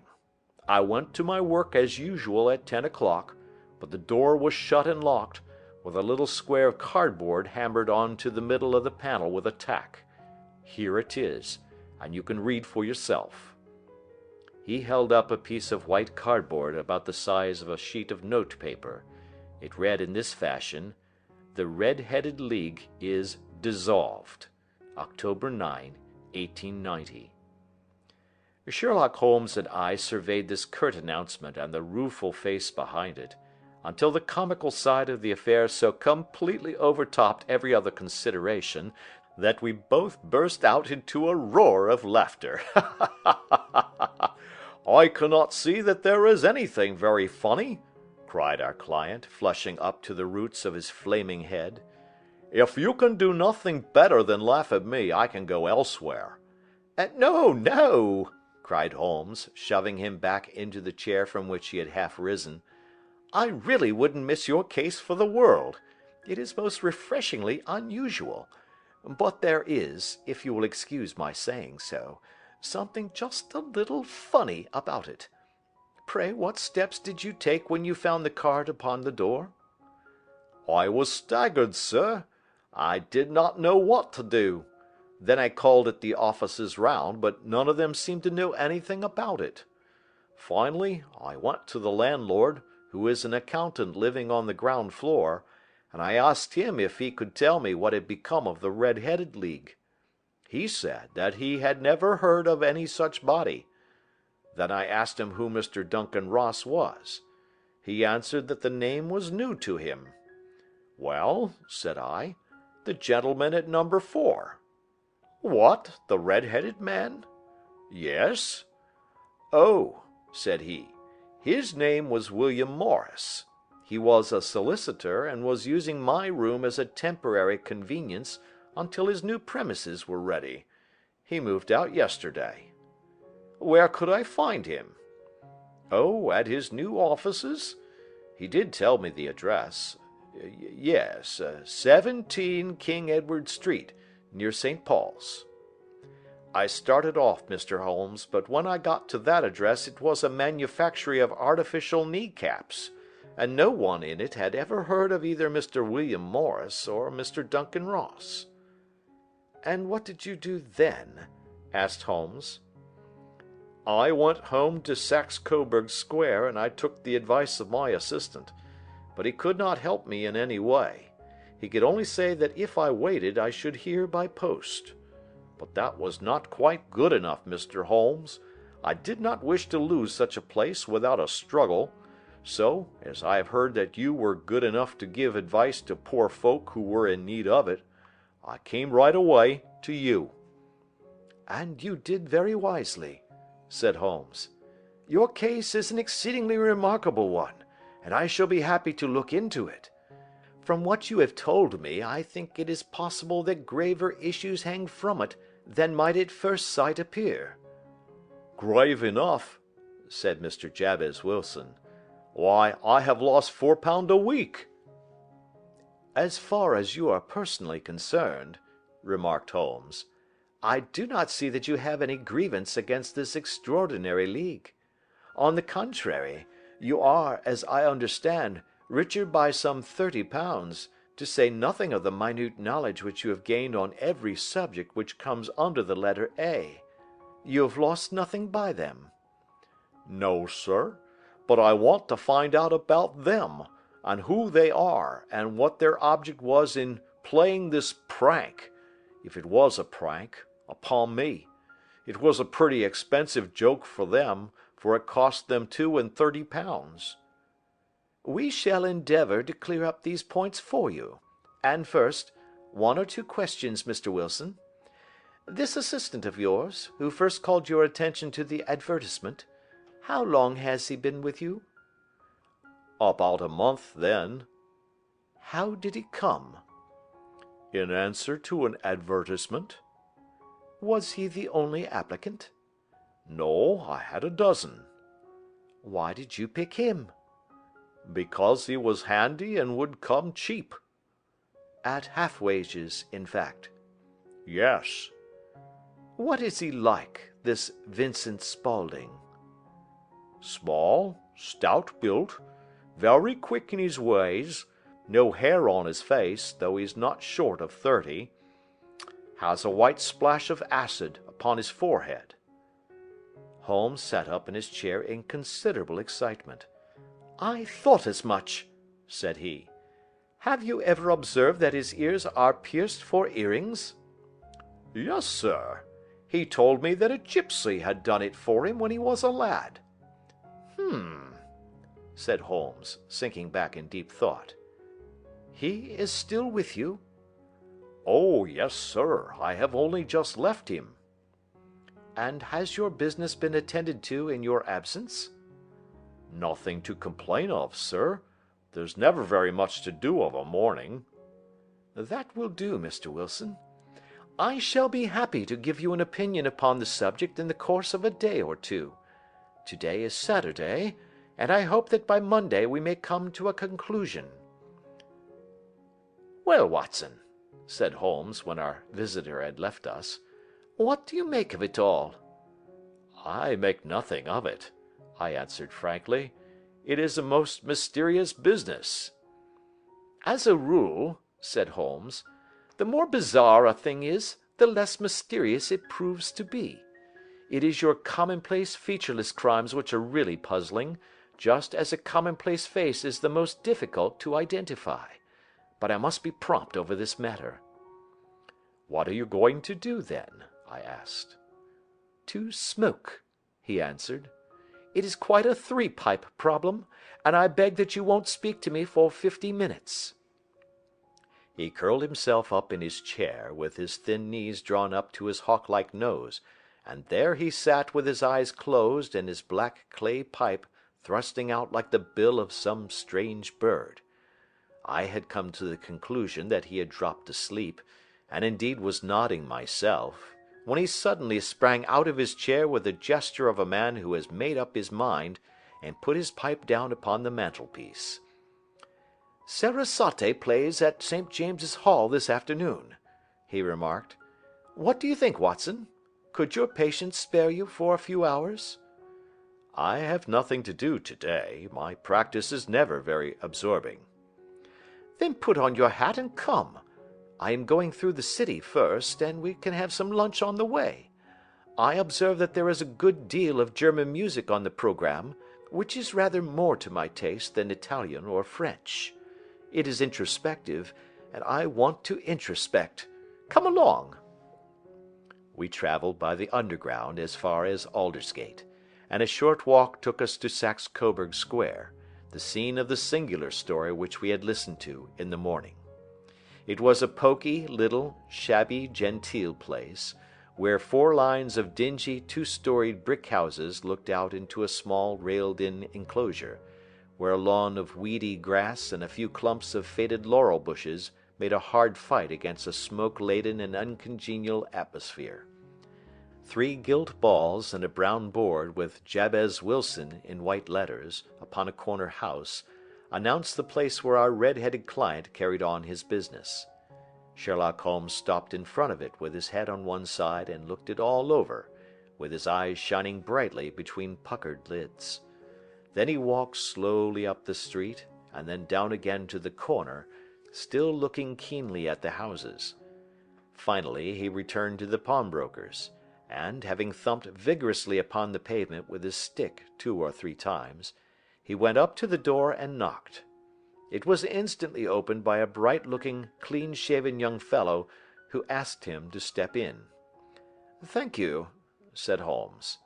"I only wish to ask you how you would go from here to the Strand." "3rd right, 4th left," answered the assistant promptly, closing the door. "Smart fellow, that," observed Holmes as we walked away. "He is, in my judgment, the 4th smartest man in London, and for daring I am not sure that he has not a claim to be 3rd. I have known something of him before." "Evidently," said I, "Mr. Wilson's assistant counts for a good deal in this mystery of the Red-Headed League. I am sure that you inquired your way merely in order that you might see him." "Not him." "What then?" "The knees of his trousers." "And what did you see?" "What I expected to see." "Why did you beat the pavement?" "My dear doctor, this is a time for observation, not for talk. We are spies in an enemy's country. We know something of Saxe Coburg Square. Let us now explore the parts which lie behind it." The road in which we found ourselves as we turned round the corner from the retired Saxe Coburg Square presented as great a contrast to it as the front of a picture does to the back. It was one of the main arteries which conveyed the traffic of the city to the north and west. The roadway was blocked with the immense stream of commerce flowing in a double tide inward and outward, while the footpaths were black with the hurrying swarm of pedestrians. It was difficult to realize, as we looked at the line of fine shops and stately business premises, that they really abutted on the other side upon the faded and stagnant square which we had just quitted. "Let me see," said Holmes, standing at the corner and glancing along the line. "I should like just to remember the order of the houses here. It is a hobby of mine to have an exact knowledge of London. There is Mortimer's, the tobacconist, the Coburg branch of the City and Suburban Bank, the Vegetarian Restaurant, and McFarlane's carriage building depot. That carries us right on to the other block. And now, doctor, we've done our work, so it's time we had some play. A sandwich and a cup of coffee, and then off to Violin Land, where all is sweetness and delicacy and harmony, and there are no red-headed clients to vex us with their conundrums." My friend was an enthusiastic musician, being himself not only a very capable performer, but a composer of no ordinary merit. All the afternoon he sat in the stalls, wrapped in the most perfect happiness, gently waving his long, thin fingers in time to the music, while his gently smiling face and his languid, dreamy eyes were as unlike those of Holmes the sleuth-hound, Holmes the relentless, keen-witted, ready-handed criminal agent, as it was possible to conceive. In his singular character, The dual nature alternately asserted itself, and his extreme exactness and astuteness represented, as I have often thought, the reaction against the poetic and contemplative mood which occasionally predominated in him. The swing of his nature took him from extreme languor to devouring energy, and as I knew well, he was never so truly formidable as when, for days on end, he had been lounging in his armchair amid his improvisations and his black-letter editions. Then it was that the lust of the chase would suddenly come upon him, and that his brilliant reasoning power would rise to the level of intuition, until those who were unacquainted with his methods would look askance at him as on a man whose knowledge was not that of other mortals. When I saw him that afternoon so enwrapped in the music at St. James's Hall, I felt that an evil time might be coming upon those whom he had set himself to hunt down. "You want to go home, no doubt, Doctor?" he remarked as we emerged. "Yes, it could be as well." "And I have some business to do which will take some hours. This business at Coburg Square is serious." "Why serious?" "A considerable crime is in contemplation. I have every reason to believe that we shall be in time to stop it. But today being Saturday rather complicates matters. I shall want your help tonight." "At what time?" 10 will be early enough. I shall be at Baker Street at 10. "Very well. And, I say, Doctor, there may be some little danger, so kindly put your army revolver in your pocket." He waved his hand, turned on his heel, and disappeared in an instant among the crowd. I trust that I am not more dense than my neighbors, but I was always oppressed with a sense of my own stupidity in my dealings with Sherlock Holmes. Here I had heard what he had heard, I had seen what he had seen, and yet from his words it was evident that he saw clearly not only what had happened but what was about to happen, while to me the whole business was still confused and grotesque. As I drove home to my house in Kensington, I thought over it all, with the extraordinary story of the red-headed copier of the Encyclopedia, down to the visit to Saxe Coburg Square, and the ominous words with which he had parted from me. What was this nocturnal expedition, and why should I go armed? Where were we going, and what were we to do? I had the hint from Holmes that this smooth-faced pawnbroker's assistant was a formidable man, a man who might play a deep game. I tried to puzzle it out, but only gave it up in despair and set the matter aside until night should bring an explanation. It was 9:15 when I started from home and made my way across the park, and so through Oxford Street to Baker Street. 2 hansoms were standing at the door, and as I entered the passage I heard the sound of voices from above. On entering his room, I found Holmes in animated conversation with 2 men, one of whom I recognized as Peter Jones, the official police agent, while the other was a long, thin, sad-faced man with a very shiny hat and oppressively respectable frock coat. "Ha! Our party is complete," said Holmes, buttoning up his pea-jacket and taking his heavy hunting crop from the rack. "Watson, I think you know Mr. Jones of Scotland Yard? Let me introduce you to Mr. Merryweather, who is to be our companion in tonight's adventure." "We're hunting in couples again, Doctor, you see," said Jones in his consequential way. "Our friend here is a wonderful man for starting a chase. All he wants is an old dog to help him do the running down." "I hope a wild goose may not prove to be the end of our chase," observed Mr. Merryweather gloomily. "You may place considerable confidence in Mr. Holmes, sir," said the police agent loftily. "He has his own little methods, which are, if you won't mind my saying so, just a little too theoretical and fantastic, but he has the makings of a detective in him. It is not too much to say that once or twice, as in that business of the Sholto murder and the Agra treasure, he has been more nearly correct than the official force." "Oh, if you say so, Mr. Jones, it is all right," said the stranger with deference. "Still, I confess that I miss my rubber.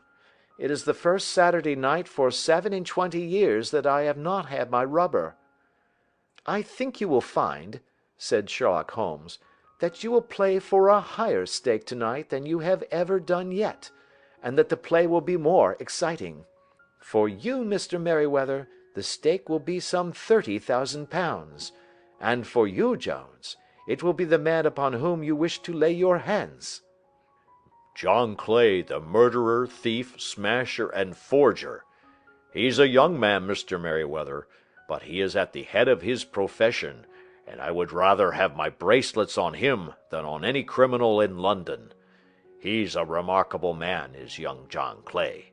His grandfather was a royal duke, and he himself has been to Eton and Oxford. His brain is as cunning as his fingers, and though we meet signs of him at every turn, we never know where to find the man himself. He'll crack a crib in Scotland one week, and be raising money to build an orphanage in Cornwall the next. I've been on his track for years and have never set eyes on him yet." "I hope that I may have the pleasure of introducing you tonight. I've had one or two little turns also with Mr. John Clay, and I agree with you that he is at the head of his profession. It is past 10, however, and quite time that we started. If you two will take the first hansom, Watson and I will follow in the second." Sherlock Holmes was not very communicative during the long drive and lay back in the cab humming the tunes which he had heard in the afternoon. We rattled through an endless labyrinth of gas-lit streets until we emerged into Farrington Street. "We are close there now," my friend remarked. "This fellow Merryweather is a bank director, and personally interested in the matter. I thought it as well to have Jones with us also. He is not a bad fellow, though an absolute imbecile in his profession. He has one positive virtue: he is as brave as a bulldog, and as tenacious as a lobster if he gets his claws upon anyone. Here we are, and they are waiting for us." We had reached the same crowded thoroughfare in which we had found ourselves in the morning. Our cabs were dismissed, and following the guidance of Mr. Merryweather, we passed down a narrow passage and through a side door which he opened for us. Within there was a small corridor, which ended in a very massive iron gate. This also was opened, and led down a flight of winding stone steps, which terminated at another formidable gate. Mr. Merryweather stopped to light a lantern, and then conducted us down a dark, earth-smelling passage, and so, after opening a third door, into a huge vault or cellar, which was piled all round with crates and massive boxes. "You are not very vulnerable from above," Holmes remarked as he held up the lantern and gazed about him. "Nor from below," said Mr. Merryweather, striking his stick upon the flags which lined the floor. "Why, dear me, it sounds quite hollow," he remarked, looking up in surprise. "I must really ask you to be a little more quiet," said Holmes severely. "You have already imperiled the whole success of our expedition. Might I beg that you would have the goodness to sit down upon one of these boxes, and not to interfere?" The solemn Mr. Merryweather perched himself upon a crate, with a very injured expression upon his face, while Holmes fell upon his knees upon the floor, and, with the lantern and a magnifying lens, began to examine minutely the cracks between the stones. A few seconds sufficed to satisfy him, for he sprang to his feet again, and put his glass in his pocket. "We have at least an hour before us," he remarked, "for they can hardly take any steps until the good pawnbroker is safely in bed. Then they will not lose a minute, for the sooner they do their work the longer time they will have for their escape. We are at present, Doctor, as no doubt you have divined, in the cellar of the City branch of one of the principal London banks. Mr. Merryweather is the chairman of directors, and he will explain to you that there are reasons why the more daring criminals of London should take a considerable interest in this cellar at present." "It is our French gold," whispered the director. We have had several warnings that an attempt might be made upon it." "Your French gold?" "Yes.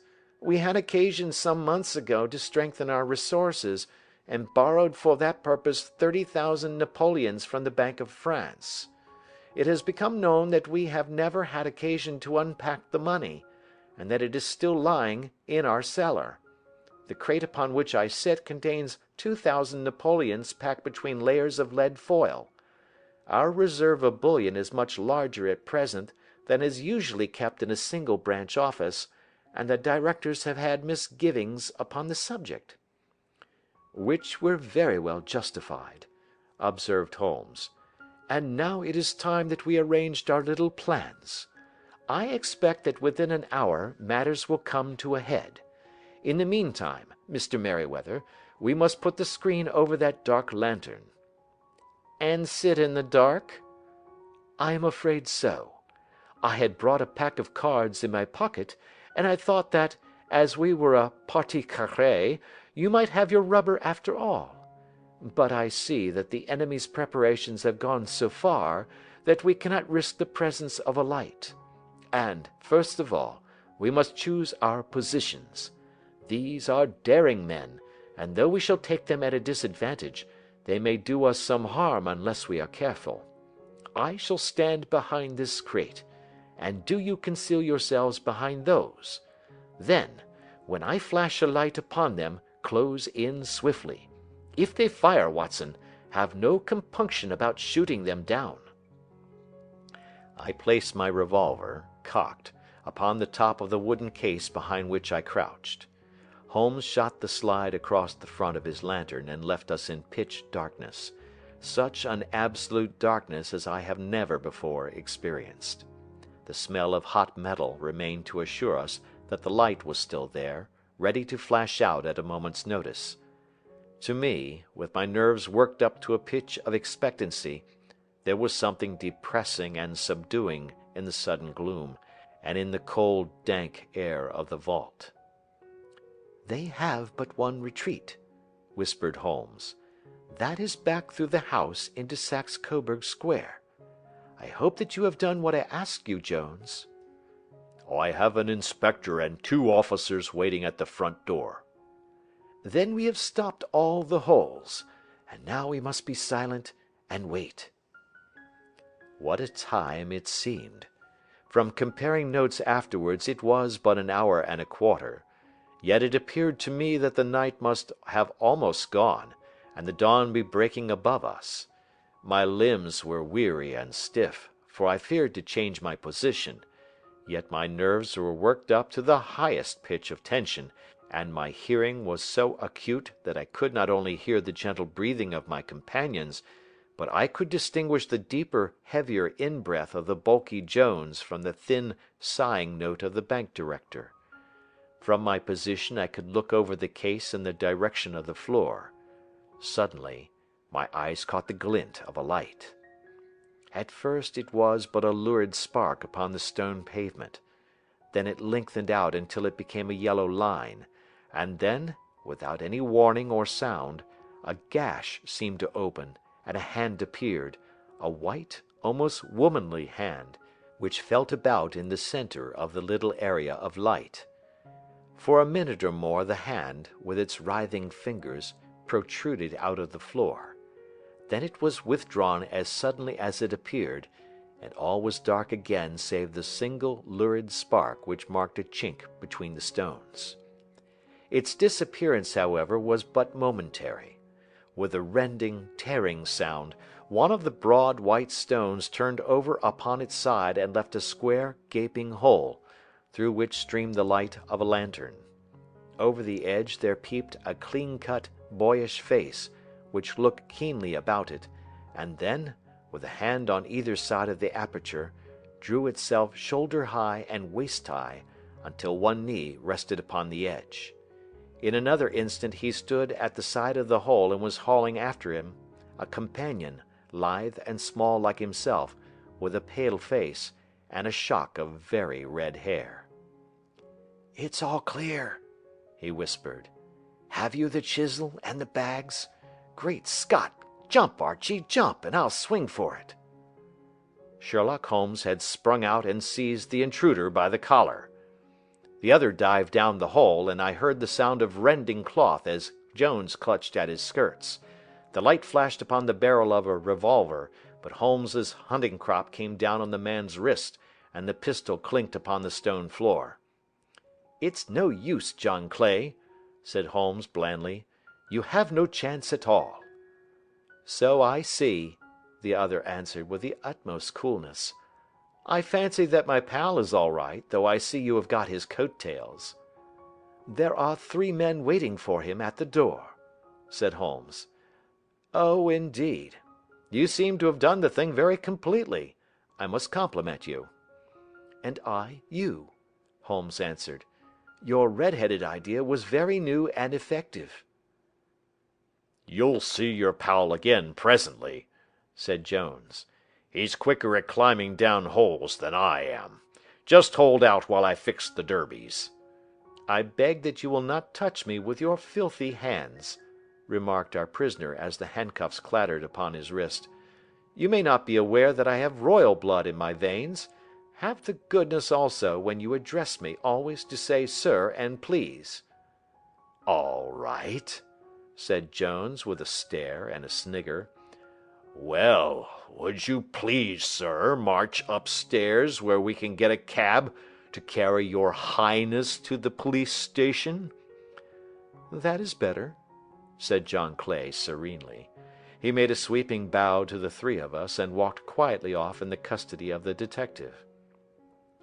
"Really, Mr. Holmes," said Mr. Merryweather, as we followed them from the cellar, "I do not know how the bank can thank you or repay you. There is no doubt that you have detected and defeated in the most complete manner one of the most determined attempts at bank robbery that have ever come within my experience." "I have had 1 or 2 little scores of my own to settle with Mr. John Clay," said Holmes. "I have been at some small expense over this matter, which I shall expect the bank to refund, but beyond that I am amply repaid by having had an experience which is in many ways unique, and by hearing the very remarkable narrative of the Red-headed League. You see, Watson," he explained in the early hours of the morning, as we sat over a glass of whiskey and soda in Baker Street, "it was perfectly obvious from the first that the only possible object of this rather fantastic business of the advertisement of the League, and the copying of the encyclopedia, must be to get this not over-bright pawnbroker out of the way for a number of hours every day. It was a curious way of managing it, but really it would be difficult to suggest a better. The method was no doubt suggested to Clay's ingenious mind by the colour of his accomplice's hair. The £4 a week was a lure which must draw him, and what was it to them, who were playing for thousands? They put in the advertisement, one rogue has the temporary office, the other rogue incites the man to apply for it, and together they manage to secure his absence every morning in the week. From the time that I heard of the assistant having come for half wages, it was obvious to me that he had some strong motive for securing the situation." "But how could you guess what the motive was?" "Had there been women in the house, I should have suspected a mere vulgar intrigue. That, however, was out of the question. The man's business was a small one, and there was nothing in his house which could account for such elaborate preparations, and such an expenditure as they were at. It must, then, be something out of the house. What could it be? I thought of the assistant's fondness for photography, and his trick of vanishing into the cellar. The cellar! There was the end of this tangled clue. Then I made inquiries as to this mysterious assistant, and found that I had to deal with one of the coolest and most daring criminals in London. He was doing something in the cellar, something which took many hours a day for months on end. What could it be, once more? I could think of nothing save that he was running a tunnel to some other building. So far I had got when we went to visit the scene of action. I surprised you by beating upon the pavement with my stick. I was ascertaining whether the cellar stretched out in front or behind. It was not in front. Then I rang the bell, and as I hoped, the assistant answered it. We have had some skirmishes, but we had never set eyes upon each other before. I hardly looked at his face. His knees were what I wished to see. You must yourself have remarked how worn, wrinkled, and stained they were. They spoke of those hours of burrowing. The only remaining point was what they were burrowing for. I walked round the corner, saw the City and Suburban Bank abutted on our friend's premises, and felt that I had solved my problem. When you drove home after the concert, I called upon Scotland Yard and upon the chairman of the bank directors, with the result that you have seen." "And how could you tell that they would make their attempt tonight?" I asked. "Well, when they closed their League offices, that was a sign that they cared no longer about Mr. Jabez Wilson's presence. In other words, that they had completed their tunnel. But it was essential that they should use it soon, as it might be discovered, or the bullion might be removed. Saturday would suit them better than any other day, as it would give them 2 days for their escape. For all these reasons, I expected them to come tonight." "You reasoned it out beautifully," I exclaimed in unfeigned admiration. "It is so long a chain, and yet every link rings true." "It saved me from ennui," he answered, yawning. "Alas! I already feel it closing in upon me. My life is spent in one long effort to escape from the commonplaces of existence. These little problems help me to do so." "And you are a benefactor of the race," said I. He shrugged his shoulders. "Well, perhaps, after all, it is of some little use," he remarked. "L'homme c'est rien, l'œuvre c'est tout," as Gustave Flaubert wrote to George Sand. End of Adventure 2. Adventure 3. A Case of Identity. "My dear fellow," said Sherlock Holmes as we sat on either side of the fire in his lodgings at Baker Street, "life is infinitely stranger than anything which the mind of man could invent. We would not dare to conceive the things which are really mere commonplaces of existence. If we could fly out of that window hand in hand, hover over this great city, gently remove the roofs, and peep in at the queer things which are going on, the strange coincidences, the plannings, the cross purposes, the wonderful chains of events, working through generations, and leading to the most outré results, it would make all fiction with its conventionalities and foreseen conclusions most stale and unprofitable." "And yet I am not convinced of it," I answered. "The cases which come to light in the papers are, as a rule, bald enough and vulgar enough. We have in our police reports realism pushed to its extreme limits, and yet the result is, it must be confessed, neither fascinating nor artistic." "A certain selection and discretion must be used in producing a realistic effect," remarked Holmes. "This is wanting in the police report, where more stress is laid, perhaps, upon the platitudes of the magistrate than upon the details, which to an observer contain the vital essence of the whole matter. Depend upon it, there is nothing so unnatural as the commonplace." I smiled and shook my head. "I can quite understand your thinking so," I said. "Of course, in your position of unofficial adviser and helper to everybody who is absolutely puzzled throughout 3 continents, you are brought in contact with all that is strange and bizarre. But here," I picked up the morning paper from the ground, "let us put it to a practical test. Here is the first heading upon which I come: A husband's cruelty to his wife. There is half a column of print, but I know without reading it that it is all perfectly familiar to me. There is, of course, the other woman, the drink, the push, the blow, the bruise, the sympathetic sister or landlady. The crudest of writers could invent nothing more crude." Indeed, your example is an unfortunate one for your argument, said Holmes, taking the paper and glancing his eye down it. This is the Dundas separation case, and as it happens, I was engaged in clearing up some small points in connection with it. The husband was a teetotaler. There was no other woman, and the conduct complained of was that he had drifted into the habit of winding up every meal by taking out his false teeth and hurling them at his wife, which, you will allow, is not an action likely to occur to the imagination of the average story-teller. Take a pinch of snuff, doctor, and acknowledge that I have scored over you in your example. He held out his snuff-box of old gold, with a great amethyst in the centre of the lid. Its splendor was in such contrast to his homely ways and simple life that I could not help commenting upon it. "Ah," said he, "I forgot that I had not seen you for some weeks. It is a little souvenir from the King of Bohemia, in return for my assistance in the case of the Irene Adler papers." "And the ring?" I asked, glancing at a remarkable brilliant which sparkled upon his finger. "It was from the reigning family of Holland, though the matter in which I served them was of such delicacy that I cannot confide it even to you, who have been good enough to chronicle one or two of my little problems." "And have you any on hand just now?" I asked with interest.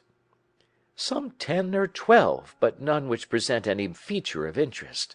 They are important, you understand, without being interesting.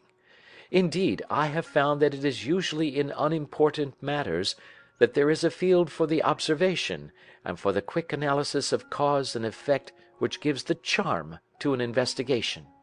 The larger crimes are apt to be the simpler, for the bigger the crime, the more obvious, as a rule, is the motive. In these cases, save for one rather intricate matter which has been referred to me from Marseilles, there is nothing which presents any features of interest. It is possible, however, that I may have something better before very many minutes are over, for this is one of my clients, or I am much mistaken." He had risen from his chair and was standing between the parted blinds, gazing down into the dull, neutral-tinted London street.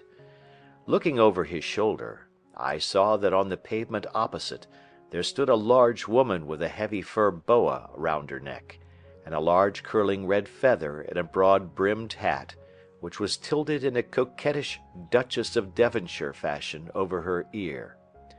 From under this great panoply she peeped up in a nervous, hesitating fashion at our windows, while her body oscillated backward and forward, and her fingers fidgeted with her glove buttons. Suddenly, with a plunge, as of the swimmer who leaves the bank, she hurried across the road, and we heard the sharp clang of the bell. "I have seen those symptoms before," said Holmes, throwing his cigarette into the fire. "Oscillation upon the pavement always means an affaire à coeur. She would like advice, but it is not sure that the matter is not too delicate for communication. And yet even here we may discriminate. When a woman has been seriously wronged by a man she no longer oscillates, and the usual symptom is a broken bell wire. Here we may take it that there is a love matter, but that the maiden is not so much angry as perplexed or grieved. But here she comes in person to resolve our doubts." As he spoke there was a tap at the door, and the boy in buttons entered to announce Miss Mary Sutherland, while the lady herself loomed behind his small black figure like a full-sailed merchantman behind a tiny pilot-boat. Sherlock Holmes welcomed her with the easy courtesy for which he was remarkable, and having closed the door and bowed her into an armchair, he looked her over in the minute yet abstracted fashion which was peculiar to him. "Do you not find," he said, "that with your short sight it is a little trying to do so much typewriting?" "I did at first," she answered, "but now I know where the letters are without looking." Then, suddenly realizing the full purport of his words, she gave a violent start and looked up, with fear and astonishment upon her broad, good-humoured face. "You've heard about me, Mr. Holmes," she cried. "Else how could you know all that?" "Ha! Never mind," said Holmes, laughing. "It is my business to know things. Perhaps I have trained myself to see what others overlook. If not, why should you come to consult me?" "I came to you, sir, because I heard of you from Mrs. Etheridge, whose husband you found so easy when the police and everyone had given him up for dead. Oh, Mr. Holmes, I wish you would do as much for me. I'm not rich, but still I have 100 a year in my own right, besides the little that I make by the machine, and I would give it all to know what has become of Mr. Hosmer Angel." "Why did you come away to consult me in such a hurry?" asked Sherlock Holmes, with his finger-tips together and his eyes to the ceiling. Again a startled look came over the somewhat vacuous face of Miss Mary Sutherland. "Yes, I did bang out of the house," she said, "for it made me angry to see the easy way in which Mr. Winbank, that is, my father, took it all. He would not go to the police, and he would not go to you, and so at last, as he would do nothing, and kept on saying that there was no harm done, it made me mad, and I just on with my things and came right away to you." "Your father?" said Holmes. "Your stepfather, surely, since the name is different." "Yes, my stepfather. I call him father, though it sounds funny, too, for he is only 5 years and 2 months older than myself." "And your mother is alive?" "Oh, yes, mother is alive and well. I wasn't best pleased, Mr. Holmes, when she married again so soon after father's death, and a man who was nearly 15 years younger than herself. Father was a plumber in the Tottenham Court Road, and he left a tidy business behind him, which mother carried on with Mr. Hardy, the foreman. But when Mr. Windibank came, he made her sell the business, for he was very superior, being a traveller in wines. They got £4,700 for the goodwill and interest, which wasn't near as much as father could have got if he had been alive." I had expected to see Sherlock Holmes impatient under this rambling and inconsequential narrative, but, on the contrary, he had listened with the greatest concentration of attention. "Your own little income," he asked, "does it come out of the business?" "Oh, no, sir. It is quite separate and was left me by my Uncle Ned in Auckland. It is in New Zealand stock, paying 4.5%. £2,500 was the amount, but I can only touch the interest." "You interest me extremely," said Holmes, "and since you draw so large a sum as 100 a year, with what you earn into the bargain, you no doubt travel a little and indulge yourself in every way. I believe that a single lady can get on very nicely upon an income of about £60. "I could do with much less than that, Mr. Holmes, but you understand that as long as I live at home I don't wish to be a burden to them, and so they have the use of the money just while I am staying with them. Of course, that is only just for the time. Mr. Windibank draws my interest every quarter and pays it over to mother, and I find that I can do pretty well with what I earn at typewriting. It brings me twopence a sheet, and I can often do from 15 to 20 sheets in a day." "You have made your position very clear to me," said Holmes. "This is my friend, Dr. Watson, before whom you can speak as freely as before myself. Kindly tell us now all about your connection with Mr. Hosmer Angel." A flush stole over Miss Sutherland's face, and she picked nervously at the fringe of her jacket. "I met him first at the gasfitter's ball," she said. "They used to send father tickets when he was alive, and then afterwards they remembered us, and sent them to mother. Mr. Windibank did not wish us to go. He never did wish us to go anywhere. He would get quite mad if I wanted so much as to join a Sunday school treat. But this time I was set on going, and I would go, for what right had he to prevent? He said the folk were not fit for us to know, when all father's friends were to be there, and he said that I had nothing fit to wear, when I had my purple plush that I had never so much as taken out of the drawer. At last, when nothing else would do, he went off to France upon the business of the firm, but we went, mother and I, with Mr. Hardy, who used to be our foreman, and it was there I met Mr. Hosmer Angel." "I suppose," said Holmes, "that when Mr. Windibank came back from France, he was very annoyed at your having gone to the ball." "Oh, well, he was very good about it. He laughed, I remember, and shrugged his shoulders, and said there was no use denying anything to a woman, for she would have her way." "I see. Then at the gasfitters' ball you met, as I understand, a gentleman called Mr. Hosmer Angel." "Yes, sir. I met him that night, and he called next day to ask if we had got home all safe, and after that we met him. That is to say, Mr. Holmes, I met him twice for walks, but after that father came back again, and Mr. Hosmer Angel could not come to the house any more." "No." "Well, you know father didn't like anything of the sort. He wouldn't have any visitors if he could help it, and he used to say that a woman should be happy in her own family circle. But then, as I used to say to mother, a woman wants her own circle to begin with, and I had not got mine yet." "But how about Mr. Hosmer Angel? Did he make no attempt to see you?" "Well, father was going off to France again in a week, and Hosmer wrote and said that it would be safer and better not to see each other until he had gone.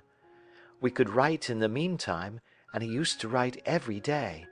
I took the letters in the morning, so there was no need for father to know." "Were you engaged to the gentleman at this time?" "Oh, yes, Mr. Holmes. We were engaged after the first walk that we took. Hosmer, Mr. Angel, was a cashier in an office in Leadenhall Street, and—" "What office?" "That's the worst of it, Mr. Holmes. I don't know." "Where did he live, then?" "He slept on the premises." "And you don't know his address?"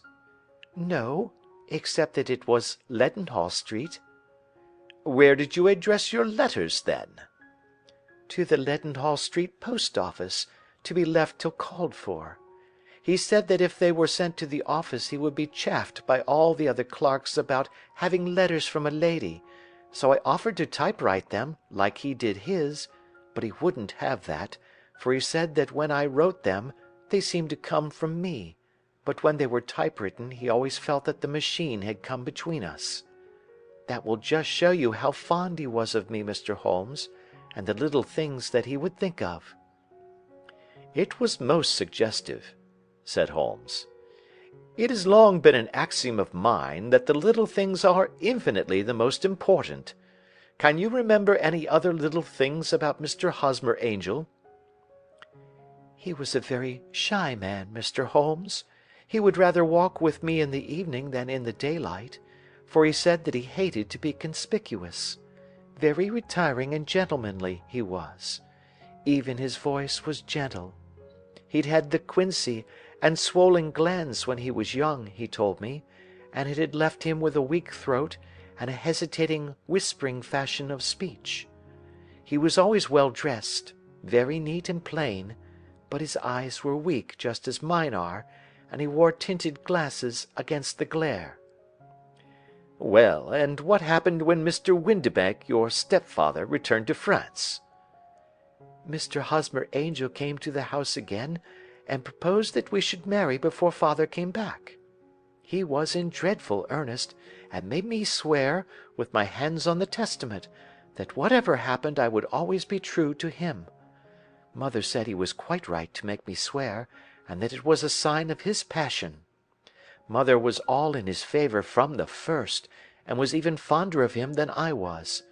Then, when they talked of marrying within the week, I began to ask about father, but they both said never to mind about father, but just to tell him afterwards, and mother said she would make it all right with him. I didn't quite like that, Mr. Holmes. It seemed funny that I should ask his leave, as he was only a few years older than me, but I didn't want to do anything on the sly, so I wrote to father at Bordeaux, where the company has its French offices, but the letter came back to me on the very morning of the wedding." "It missed him, then?" "Yes, sir, for he had started to England just before it arrived." "Ha! That was unfortunate. Your wedding was arranged, then, for the Friday. Was it to be in church?" "Yes, sir, but very quietly. It was to be at Sun Saviour's, near King's Cross, and we were to have breakfast afterwards at the St. Pancras Hotel. Hosmer came for us in a hansom, but as there were two of us, he put us both into it and stepped himself into a four-wheeler, which happened to be the only other cab in the street.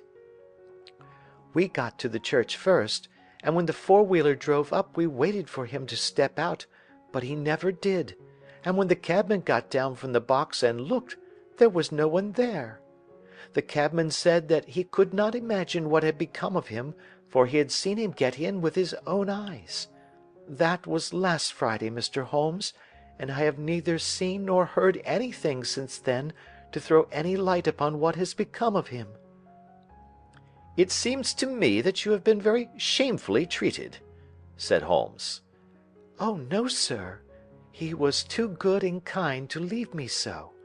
Why, all the morning he was saying to me that, whatever happened, I was to be true, and that even if something quite unforeseen occurred to separate us, I was always to remember that I was pledged to him, and that he would claim his pledge sooner or later.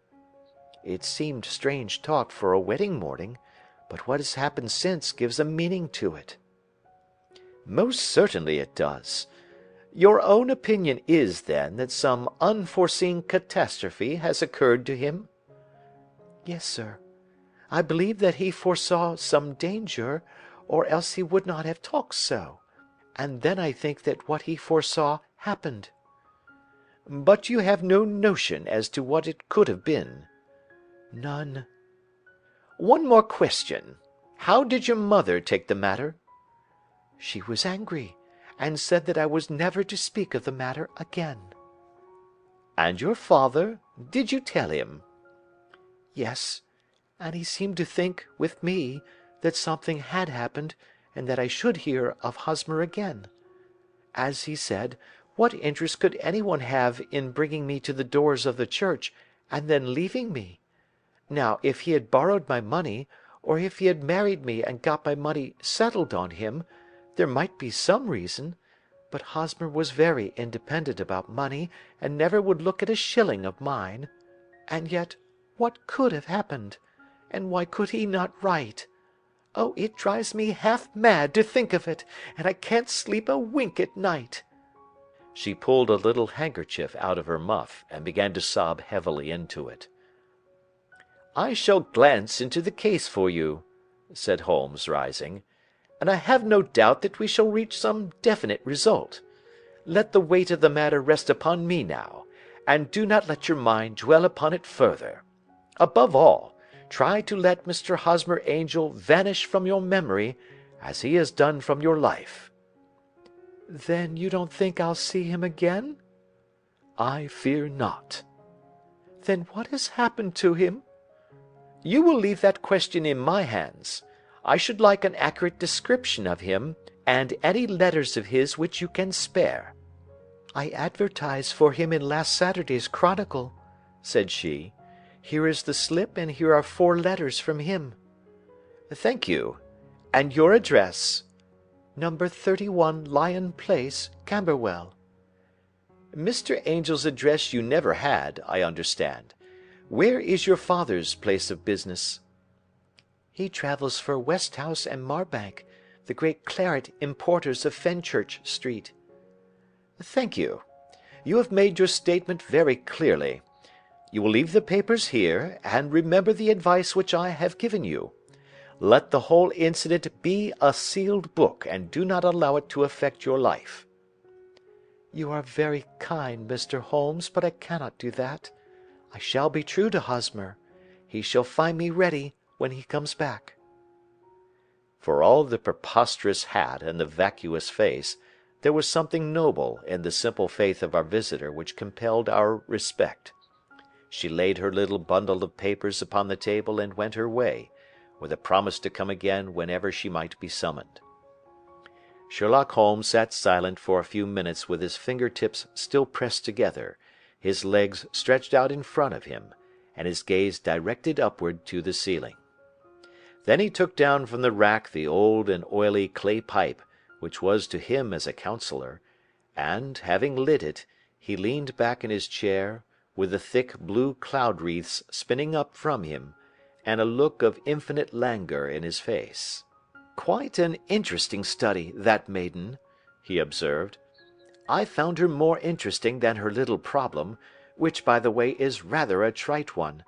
You will find parallel cases, if you consult my index, in Andover in '77, and there was something of the sort at The Hague last year. Old as is the idea, however, there were one or two details which were new to me, but the maiden herself was most instructive." "You appeared to read a good deal upon her which was quite invisible to me," I remarked. "Not invisible, but unnoticed, Watson. You did not know where to look, and so you missed all that was important. I can never bring you to realize the importance of sleeves, the suggestiveness of thumbnails, or the great issues that may hang from a bootlace. Now, what did you gather from that woman's appearance? Describe it."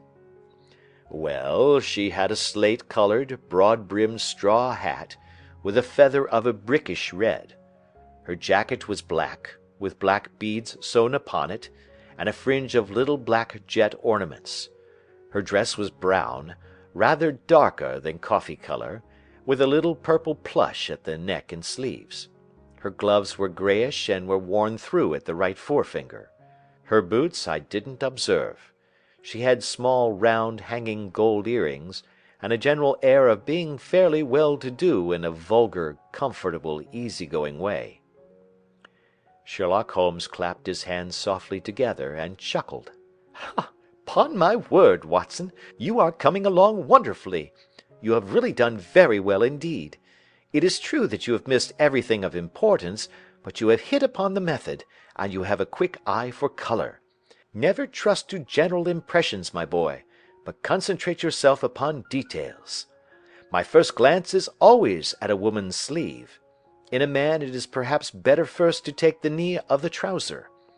As you observe, this woman had plush upon her sleeves, which is a most useful material for showing traces.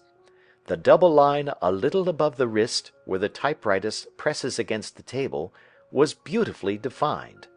The sewing machine, of the hand type, leaves a similar mark, but only on the left arm, and on the side of it farthest from the thumb, instead of being right across the broadest part, as this was.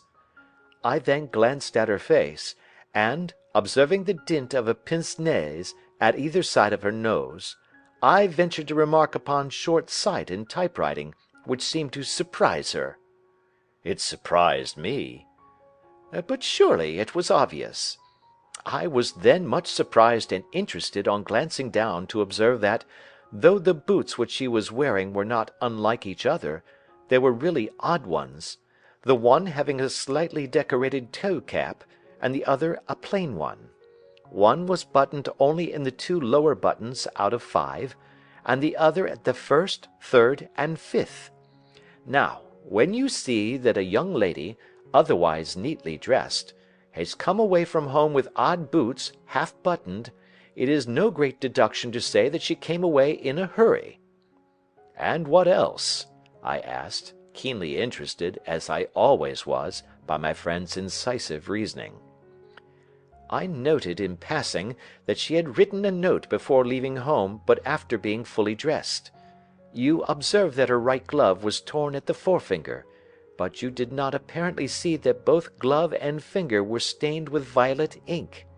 She had written in a hurry and dipped her pen too deep.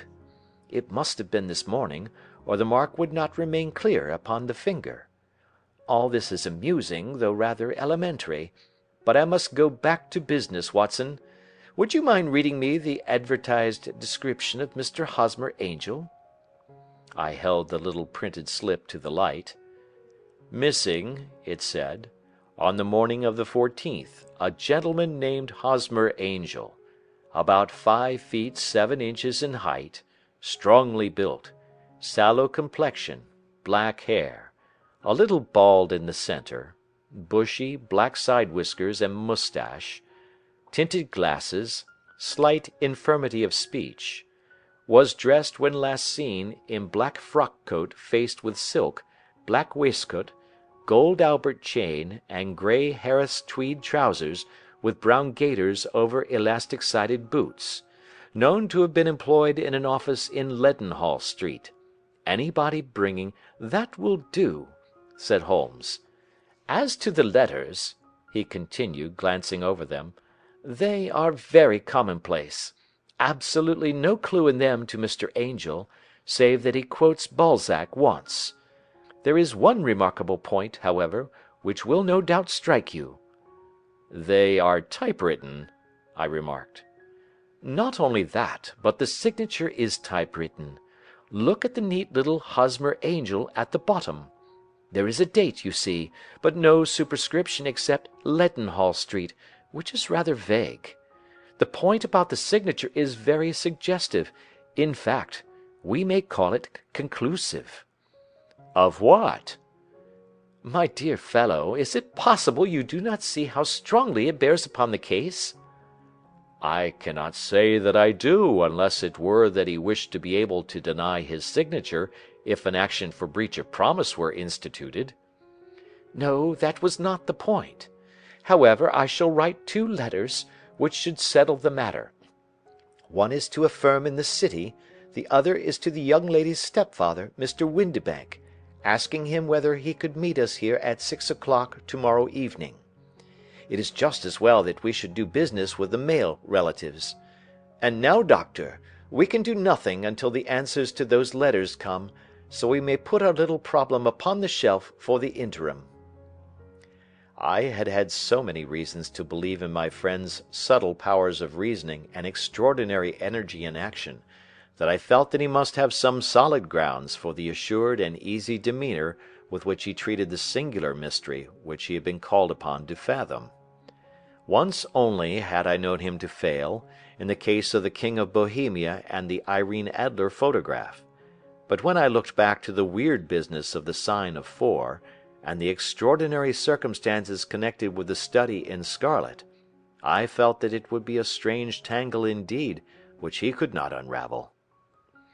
I left him then, still puffing at his black clay pipe, with the conviction that when I came again on the next evening, I would find that he held in his hands all the clues which would lead up to the identity of the disappearing bridegroom of Miss Mary Sutherland. A professional case of great gravity was engaging my own attention at the time, and the whole of next day I was busy at the bedside of the sufferer. It was not until close upon 6 o'clock that I found myself free, and was able to spring into a hansom and drive to Baker Street, half afraid that I might be too late to assist at the dénouement of the little mystery. I found Sherlock Holmes alone, however, half asleep, with his long, thin form curled up in the recesses of his armchair. A formidable array of bottles and test tubes, with the pungent, cleanly smell of hydrochloric acid, told me that he had spent his day in the chemical work which was so dear to him. "Well, have you solved it?" I asked as I entered. "Yes, it was the bisulfate of baryta." "No, no, the mystery!" I cried. "Oh, that! I thought of the salt that I had been working upon. There was never any mystery in the matter, though, as I said yesterday, some of the details are of interest. The only drawback is that there is no law, I fear, that can touch the scoundrel." "Who was he, then, and what was his object in deserting Miss Sutherland?" The question was hardly out of my mouth, and Holmes had not yet opened his lips to reply, when we heard a heavy footfall in the passage, and a tap at the door. "This is the girl's stepfather, Mr. James Windibank," said Holmes. "He has written to me to say that he would be here at 6. Come in." The man who entered was a sturdy, middle-sized fellow, some 30 years of age, clean-shaven, and sallow-skinned, with a bland, insinuating manner, and a pair of wonderfully sharp and penetrating grey eyes.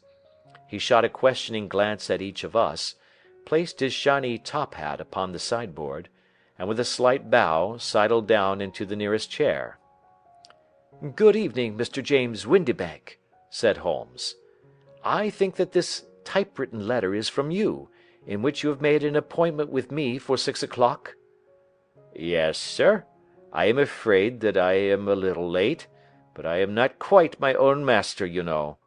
I am sorry that Miss Sutherland has troubled you about this little matter, for I think it is far better not to wash linen of the sort in public. It was quite against my wishes that she came, but she is a very excitable, impulsive girl, as you may have noticed, and she is not easily controlled when she has made up her mind on a point. Of course, I did not mind you so much, as you are not connected with the official police, but it is not pleasant to have a family misfortune like this noised abroad. Besides, it is a useless expense, for how could you possibly find this Hosmer Angel?" "On the contrary," said Holmes quietly, "I have every reason to believe that I will succeed in discovering Mr. Hosmer Angel." Mr. Windibank gave a violent start and dropped his gloves. "I am delighted to hear it," he said. "It is a curious thing," remarked Holmes, "that a typewriter has really quite as much individuality as a man's handwriting. Unless they are quite new, no two of them write exactly alike. Some letters get more worn than others, and some wear only on one side. Now, you remark in this note of yours, Mr. Windibank, that in every case there is some little slurring over of the E, and a slight defect in the tail of the R. There are 14 other characteristics, but those are the more obvious." "We do all our correspondence with this machine at the office, and no doubt it is a little worn," our visitor answered, glancing keenly at Holmes with his bright little eyes. "And now I will show you what is really a very interesting study, Mr. Windibank," Holmes continued. "I think of writing another little monograph some of these days on the typewriter and its relation to crime. It is a subject to which I have devoted some little attention. I have here 4 letters which purport to come from the missing man. They are all typewritten. In each case, not only are the E's slurred and the R's tailless, but you will observe, if you care to use my magnifying lens, that the 14 other characteristics to which I have alluded are there as well." Mr. Windibank sprang out of his chair and picked up his hat. "I cannot waste time over this sort of fantastic talk, Mr. Holmes," he said. "If you can catch the man, catch him, and let me know when you have done it." "Certainly," said Holmes, stepping over and turning the key in the door. "I let you know then that I have caught him." "What? Where?" shouted Mr. Windibank, turning white to his lips and glancing about him like a rat in a trap. "Oh, it won't do. Really it won't," said Holmes suavely. "There is no possible getting out of it, Mr. Windibank. It is quite too transparent, and it was a very bad compliment when you said that it was impossible for me to solve so simple a question. That's right. Sit down and let us talk it over." Our visitor collapsed into a chair, with a ghastly face and a glitter of moisture on his brow. It's not actionable," he stammered. "I am very much afraid that it is not. But between ourselves, Windibank, it was as cruel and selfish and heartless a trick in a petty way as ever came before me. Now, let me just run over the course of events, and you will contradict me if I go wrong." The man sat huddled up in his chair, with his head sunk upon his breast, like one who is utterly crushed. Holmes stuck his feet up on the corner of the mantelpiece, and leaning back with his hands in his pockets, began talking, rather to himself, as it seemed, than to us. "The man married a woman very much older than himself for her money," said he, "and he enjoyed the use of the money of the daughter as long as she lived with them. It was a considerable sum, for people in their position, and the loss of it would have made a serious difference. It was worth an effort to preserve it. The daughter was of a good, amiable disposition, but affectionate and warm-hearted in her ways, so that it was evident that with her fair personal advantages, and her little income, she would not be allowed to remain single long. Now her marriage would mean, of course, the loss of 100 a year, so what does her stepfather do to prevent it? He takes the obvious course of keeping her at home, and forbidding her to seek the company of people of her own age.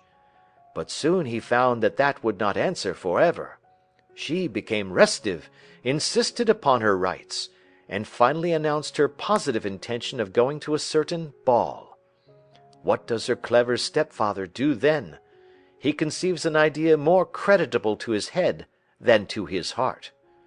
With the connivance and assistance of his wife, he disguised himself, covered those keen eyes with tinted glasses, masked the face with a moustache and a pair of bushy whiskers, sunk that clear voice into an insinuating whisper, and doubly secure on account of the girl's short sight, he appears as Mr. Hosmer Angel, and keeps off other lovers by making love himself." "It was only a joke at first," groaned our visitor. "We never thought that she would have been so carried away." "Very likely not. However that may be, the young lady was very decidedly carried away, and having quite made up her mind that her stepfather was in France, the suspicion of treachery never for an instant entered her mind. She was flattered by the gentleman's attentions, and the effect was increased by the loudly expressed admiration of her mother. Then Mr. Angel began to call, for it was obvious that the matter should be pushed as far as it would go, if a real effect were to be produced. There were meetings, and an engagement, which would finally secure the girl's affections from turning towards any one else. But the deception could not be kept up for ever. These pretended journeys to France were rather cumbrous. The thing to do was clearly to bring the business to an end in such a dramatic manner that it would leave a permanent impression upon the young lady's mind, and prevent her from looking upon any other suitor for some time to come. Hence those vows of fidelity exacted upon a testament, and hence also the allusions to a possibility of something happening on the very morning of the wedding. James Windibank wished Miss Sutherland to be so bound to Hosmer Angel, and so uncertain as to his fate, that for 10 years to come, at any rate, she would not listen to another man. As far as the church door he brought her, and then, as he could go no farther, he conveniently vanished away by the old trick of stepping in at one door of a four-wheeler, and out at the other. I think that was the chain of events, Mr. Windibank." Our visitor had recovered something of his assurance while Holmes had been talking, and he rose from his chair now with a cold sneer upon his pale face. "It may be so, or it may not, Mr. Holmes," said he. "But if you are so very sharp, you ought to be sharp enough to know that it is you who are breaking the law now, and not me. I have done nothing actionable from the first, but as long as you keep that door locked, you lay yourself open to an action for assault and illegal constraint." "The law cannot, as you say, touch you," said Holmes, unlocking and throwing open the door. "Yet there never was a man who deserved punishment more. If the young lady has a brother or a friend, he ought to lay a whip across your shoulders, by Jove!" he continued, flushing up at the sight of the bitter sneer upon the man's face. "It is not part of my duties to my client, but here's a hunting crop handy, and I think I shall just treat myself to—" He took 2 swift steps to the whip, but before he could grasp it there was a wild clatter of steps upon the stairs, the heavy hall door banged, and from the window we could see Mr. James Windibank running at the top of his speed down the road. "There's a cold-blooded scoundrel!" said Holmes, laughing, as he threw himself down into his chair once more. "That fellow will rise from crime to crime until he does something very bad and ends on a gallows. The case has, in some respects, been not entirely devoid of interest." I cannot now entirely see all the steps of your reasoning, I remarked. Well, of course it was obvious from the first that this Mr. Hosmer Angel must have some strong object for his curious conduct, and it was equally clear that the only man who really profited by the incident, as far as we could see, was the stepfather. Then the fact that the two men were never together, but that the one always appeared when the other was away, was suggestive. So were the tinted spectacles and the curious voice, which both hinted at a disguise, as did the bushy whiskers. My suspicions were all confirmed by his peculiar action in typewriting his signature, which, of course, inferred that his handwriting was so familiar to her that she would recognize even the smallest sample of it. You see, all these isolated facts, together with many minor ones, all pointed in the same direction. And how did you verify them? Having once spotted my man, it was easy to get corroboration. I knew the firm for which this man worked. Having taken the printed description, I eliminated everything from it which could be the result of a disguise, the whiskers, the glasses, the voice, and I sent it to the firm, with a request that they would inform me whether it answered to the description of any of their travellers. I had already noticed the peculiarities of the typewriter, and I wrote to the man himself at his business address, asking him if he would come here. As I expected, his reply was typewritten and revealed the same trivial but characteristic defects. The same post brought me a letter from Westhouse and Marbank, of Fenchurch Street, to say that the description tallied in every respect with that of their employee, James Windibank. Voilà tout. And Miss Sutherland? If I tell her, she will not believe me. You may remember the old Persian saying, "There is danger for him who taketh the tiger cub, and danger also for whoso snatches a delusion from a woman." There is as much sense in Hafiz as in Horace, and as much knowledge of the world. End of Adventure 3. Adventure 4. The Boscombe Valley Mystery. We were seated at breakfast one morning, my wife and I, when the maid brought in a telegram. It was from Sherlock Holmes and ran in this way. "Have you a couple of days to spare? Have just been wired for from the west of England in connection with Boscombe Valley tragedy. Shall be glad if you will come with me. Air and scenery perfect. Leave Paddington by the 11:15. "What do you say, dear?" said my wife, looking across at me. "Will you go?" I really don't know what to say. I have a fairly long list at present. "Oh, Anstruther would do your work for you. You have been looking a little pale lately. I think that the change would do you good, and you are always so interested in Mr. Sherlock Holmes's cases." I should be ungrateful if I were not, seeing what I gained through one of them, I answered. But if I am to go, I must pack at once, for I have only half an hour. My experience of camp life in Afghanistan had at least had the effect of making me a prompt and ready traveler. My wants were few and simple, so that in less than the time stated I was in a cab with my valise, rattling away to Paddington Station. Sherlock Holmes was pacing up and down the platform, his tall, gaunt figure made even gaunter and taller by his long grey travelling cloak and close-fitting cloth cap. "It is really very good of you to come, Watson," said he. "It makes a considerable difference to me, having someone with me on whom I can thoroughly rely. Local aid is always either worthless or else biased. If you will keep the two corner seats, I shall get the tickets." We had the carriage to ourselves, save for an immense litter of papers which Holmes had brought with him. Among these he rummaged and read, with intervals of note-taking and of meditation, until we were past Reading. Then he suddenly rolled them all into a gigantic ball and tossed them up onto the rack. "Have you heard anything of the case?" he asked. "Not a word. I have not seen a paper for some days."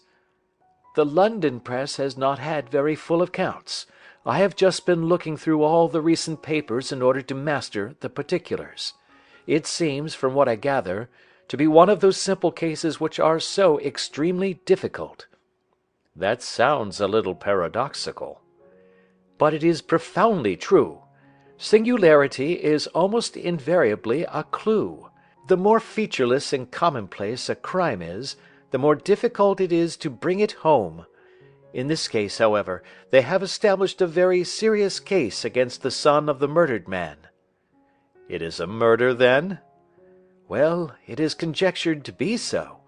I shall take nothing for granted until I have the opportunity of looking personally into it.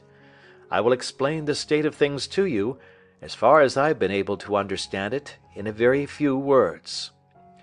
Boscombe Valley is a country district not very far from Ross, in Herefordshire. The largest landed proprietor in that part is a Mr. John Turner, who made his money in Australia, and returned some years ago to the old country. One of the farms which he held, that of Hatherley, was let to Mr. Charles McCarthy, who was also an ex-Australian. The men had known each other in the colonies, so that it was not unnatural that when they came to settle down, they should do so as near each other as possible. Turner was apparently the richer man, so McCarthy became his tenant, but still remained, it seems, upon terms of perfect equality, as they were frequently together. McCarthy had one son, a lad of 18, and Turner had an only daughter of the same age, but neither of them had wives living. They appeared to have avoided the society of the neighbouring English families and to have led retired lives, though both the McCarthys were fond of sport, and were frequently seen at the race meetings of the neighbourhood. McCarthy kept 2 servants, a man and a girl. Turner had a considerable household, some half-dozen at the least. That is as much as I have been able to gather about the families. Now for the facts. On June 3rd, that is, on Monday last, McCarthy left his house at Hatherley about 3 in the afternoon, and walked down to the Boscombe Pool, which is a small lake formed by the spreading out of the stream which runs down the Boscombe Valley. He had been out with his serving man in the morning at Ross, and he had told the man that he must hurry, as he had an appointment of importance to keep at 3. From that appointment he never came back alive. From Hatherley farmhouse to the Boscombe Pool is 1/4 of a mile, and 2 people saw him as he passed over this ground. One was an old woman, whose name is not mentioned, and the other was William Crowder, a gamekeeper in the employ of Mr. Turner. Both these witnesses depose that Mr. McCarthy was walking alone. The gamekeeper adds that within a few minutes of his seeing McCarthy pass, he had seen his son, Mr. James McCarthy, going the same way with a gun under his arm. To the best of his belief, the father was actually in sight at the time, and the son was following him. He thought no more of the matter until he heard in the evening of the tragedy that had occurred. The 2 McCarthys were seen after the time when William Crowder, the gamekeeper, lost sight of them. The Boscombe Pool is thickly wooded round, with just a fringe of grass and of reeds around the edge. A girl of 14, Patience Moran, who is the daughter of the lodge-keeper of the Boscombe Valley estate, was in one of the woods, picking flowers. She states that while she was there she saw, at the border of the wood and close by the lake, Mr. McCarthy and his son, and that they appeared to be having a violent quarrel. She heard Mr. McCarthy the elder using very strong language to his son, and she saw the latter raise up his hand as if to strike his father. She was so frightened by their violence that she ran away and told her mother, when she reached home, that she had left the 2 McCarthys quarrelling near Boscombe Pool, and that she was afraid that they were going to fight. She had hardly said the words when young Mr. McCarthy came running up to the lodge to say that he had found his father dead in the wood, and to ask for the help of the lodge-keeper. He was much excited, without either his gun or his hat, and his right hand and sleeve were observed to be stained with fresh blood. On following him, they found the dead body stretched out upon the grass beside the pool. The head had been beaten in by repeated blows of some heavy and blunt weapon. The injuries were such as might very well have been inflicted by the butt end of his son's gun, which was found lying on the grass within a few paces of the body. Under these circumstances the young man was instantly arrested, and a verdict of wilful murder having been returned at the inquest on Tuesday, he was on Wednesday brought before the magistrates at Ross, who have referred the case to the next assizes. Those are the main facts of the case, as they came out before the coroner and the police court." "I could hardly imagine a more damning case," I remarked. "If ever circumstantial evidence pointed to a criminal, it does so here." "Circumstantial evidence is a very tricky thing," answered Holmes thoughtfully. "It may seem to point very straight to one thing, but if you shift your own point of view a little, you will find it pointing in an equally uncompromising manner to something entirely different. It must be confessed, however, that the case looks exceedingly grave against the young man, and it is very possible that he is indeed the culprit. There are several people in the neighbourhood, however, and among them Miss Turner, the daughter of the neighbouring landowner, who believe in his innocence, and who have retained Lestrade, whom you may recollect in connection with the study in scarlet, to work out the case in his interest. Lestrade, being rather puzzled, has referred the case to me, and hence it is that two middle-aged gentlemen are flying westward at 50 miles an hour, instead of quietly digesting their breakfasts at home."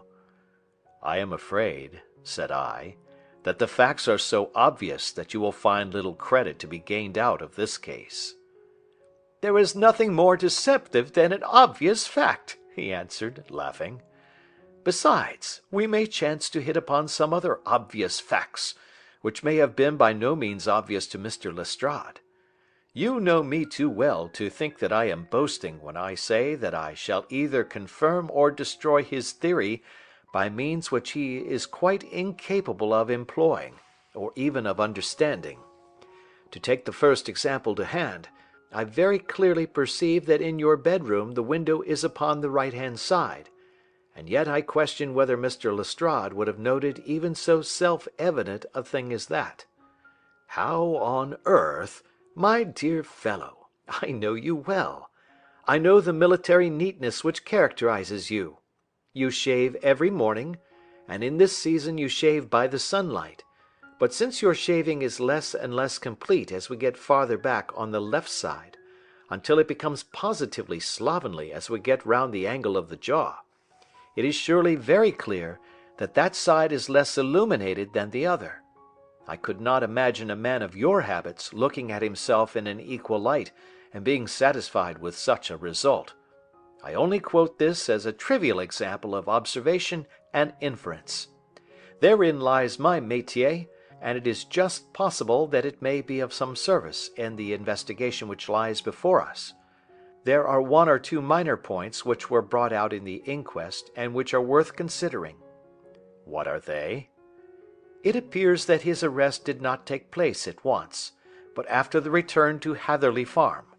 On the inspector of constabulary informing him that he was a prisoner, he remarked that he was not surprised to hear it, and that it was no more than his deserts. This observation of his had the natural effect of removing any traces of doubt which might have remained in the minds of the coroner's jury." "It was a confession," I ejaculated.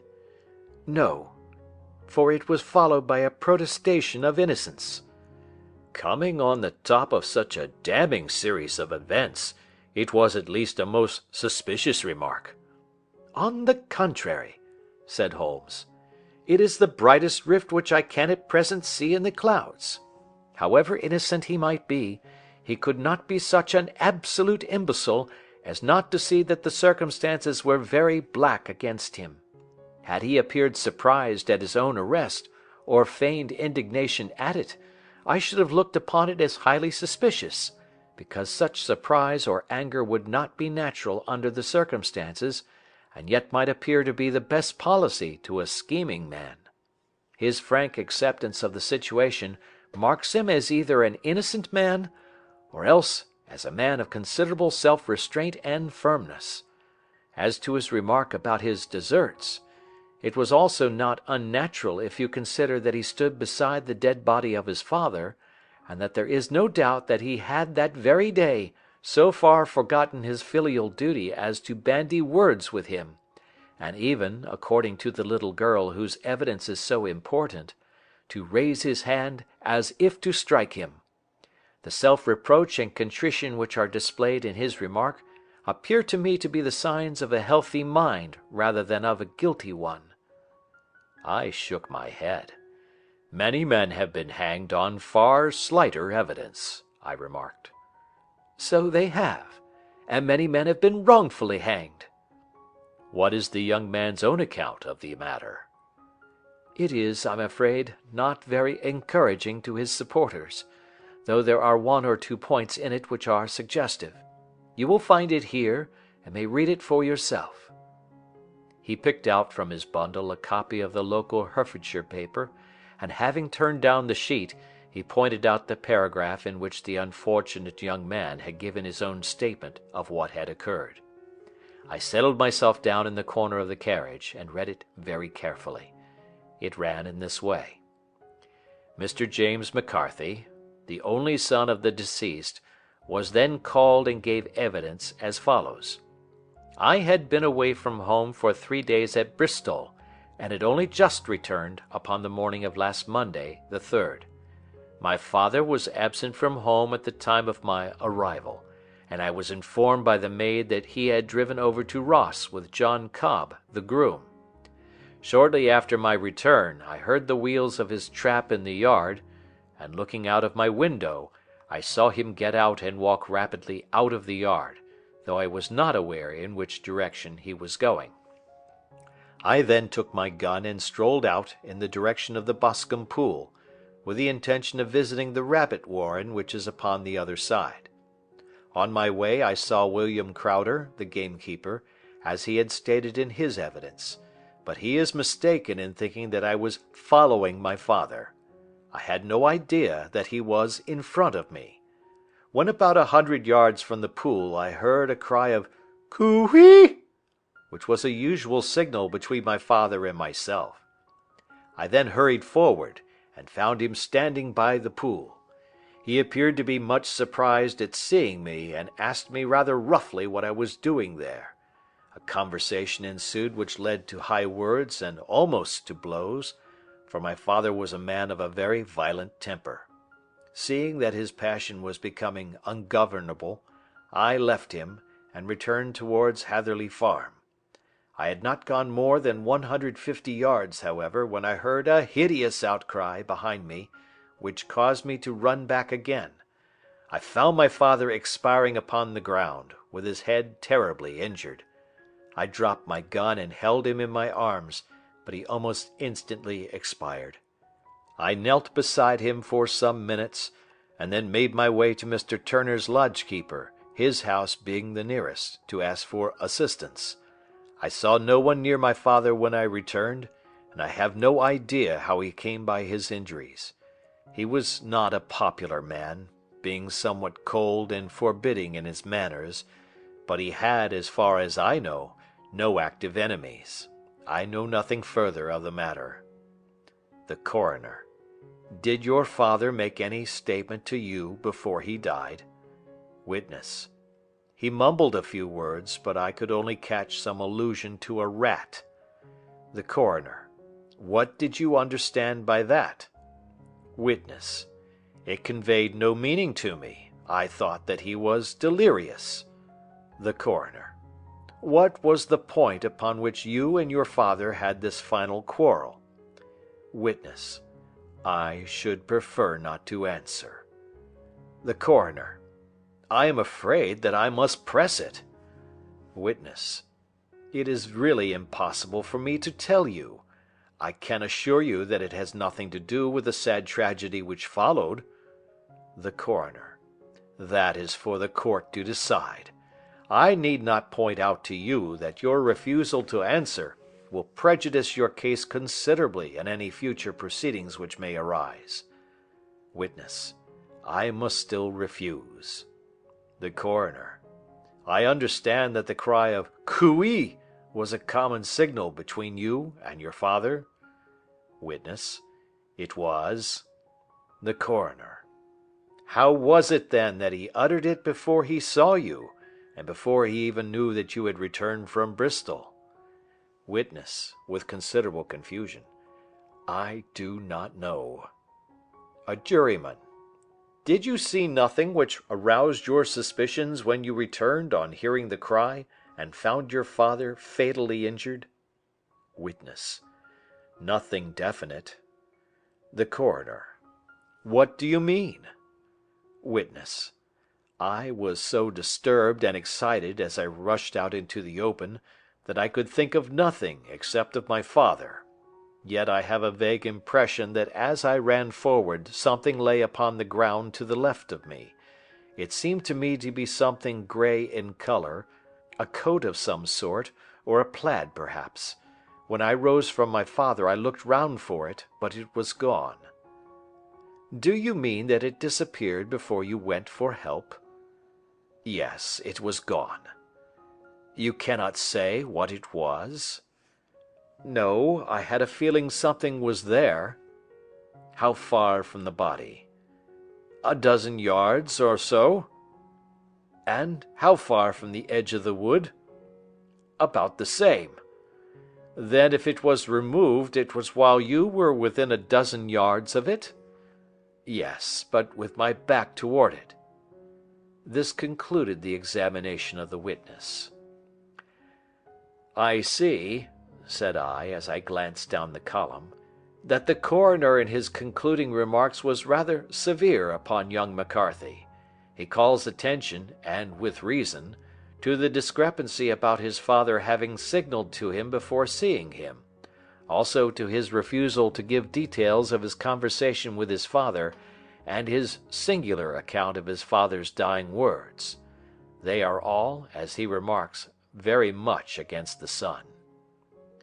Holmes laughed softly to himself and stretched himself out upon the cushioned seat. Both you and the coroner have been at some pains, said he, to single out the very strongest points in the young man's favor.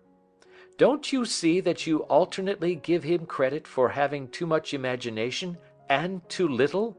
Too little if he could not invent a cause of quarrel which would give him the sympathy of the jury. Too much if he evolved from his own inner consciousness anything so outré as a dying reference to a rat, and the incident of the vanishing cloth. No, sir, I shall approach this case from the point of view that what this young man says is true, and we shall see whither that hypothesis will lead us. And now here is my pocket Petrarch, and not another word shall I say of this case until we are on the scene of action. We lunch at Swindon, and I see that we shall be there in 20 minutes. It was nearly 4 o'clock when we at last, after passing through the beautiful Stroud Valley, and over the broad gleaming Severn, found ourselves at the pretty little country town of Ross. A lean, ferret-like man, furtive and sly-looking, was waiting for us upon the platform. In spite of the light brown dust coat and leather leggings which he wore in deference to his rustic surroundings, I had no difficulty in recognizing Lestrade, of Scotland Yard. With him we drove to the Hereford Arms, where a room had already been engaged for us. "I have ordered a carriage," said Lestrade as we sat over a cup of tea. "I knew your energetic nature, and that you would not be happy until you had been on the scene of the crime." "It was very nice and complimentary of you," Holmes answered. "It is entirely a question of barometric pressure." Lestrade looked startled. "I do not quite follow," he said. "How is the glass? 29, I see. No wind, and not a cloud in the sky. I have a case full of cigarettes here which need smoking, and the sofa is very much superior to the usual country hotel abomination. I do not think that it is probable that I shall use the carriage tonight." Lestrade laughed indulgently. "You have, no doubt, already formed your conclusions from the newspapers," he said. "The case is as plain as a pikestaff, and the more one goes into it, the plainer it becomes. Still, of course, one can't refuse a lady, and such a very positive one too. She has heard of you, and would have your opinion, though I repeatedly told her that there was nothing which you could do which I have not already done. Why, bless my soul, here is her carriage at the door." He had hardly spoken before there rushed into the room one of the most lovely young women that I have ever seen in my life. Her violet eyes shining, her lips parted, a pink flush upon her cheeks, all thought of her natural reserve lost in her overpowering excitement and concern. "Oh, Mr. Sherlock Holmes!" she cried, glancing from one to the other of us, and finally, with a woman's quick intuition, fastening upon my companion. "I am so glad that you have come. I have driven down to tell you so. I know that James didn't do it. I know it, and I want you to start upon your work knowing it, too. Never let yourself doubt upon that point. We have known each other since we were little children, and I know his faults as no one else does, but he is too tender-hearted to hurt a fly. Such a charge is absurd to anyone who really knows him." "I hope we may clear him, Miss Turner," said Sherlock Holmes. "You may rely upon my doing all that I can." "But you have read the evidence? You have formed some conclusion? Do you not see some loophole, some flaw? Do you not yourself think that he is innocent?" "I think that it is very probable." "There now!" she cried, throwing back her head and looking defiantly at Lestrade. "You hear? He gives me hopes." Lestrade shrugged his shoulders. "I am afraid that my colleague has been a little quick in forming his conclusions," he said. "But he is right. Oh, I know that he is right. James never did it, and about his quarrel with his father, I am sure that the reason why he would not speak about it to the coroner was because I was concerned in it."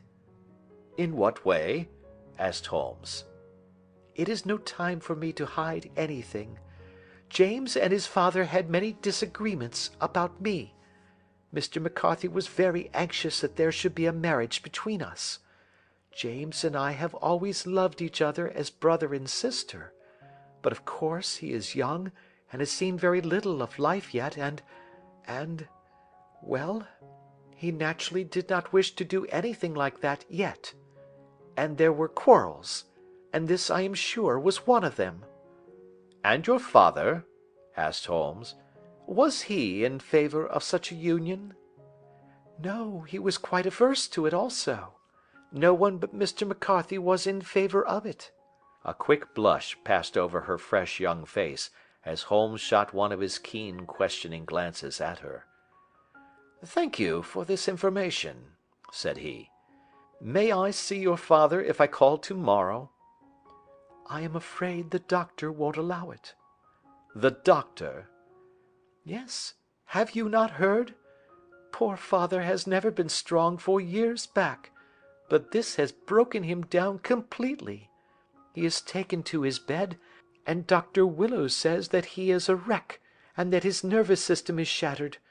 Mr. McCarthy was the only man alive who had known Dad in the old days in Victoria." "Ha! In Victoria! That is important." "Yes, at the mines." "Quite so, at the gold mines, where, as I understand, Mr. Turner made his money." "Yes, certainly." "Thank you, Miss Turner. You have been of material assistance to me." "You will tell me if you have any news to-morrow. No doubt you will go to the prison to see James. Oh, if you do, Mr. Holmes, do tell him that I know him to be innocent." "I will, Miss Turner." "I must go home now, for Dad is very ill, and he misses me so if I leave him. Good-bye, and God help you in your undertaking." She hurried from the room as impulsively as she had entered, and we heard the wheels of her carriage rattle off down the street. "I am ashamed of you, Holmes," said Lestrade with dignity after a few minutes' silence. "Why should you raise up hopes which you are bound to disappoint? I am not over tender of heart, but I call it cruel.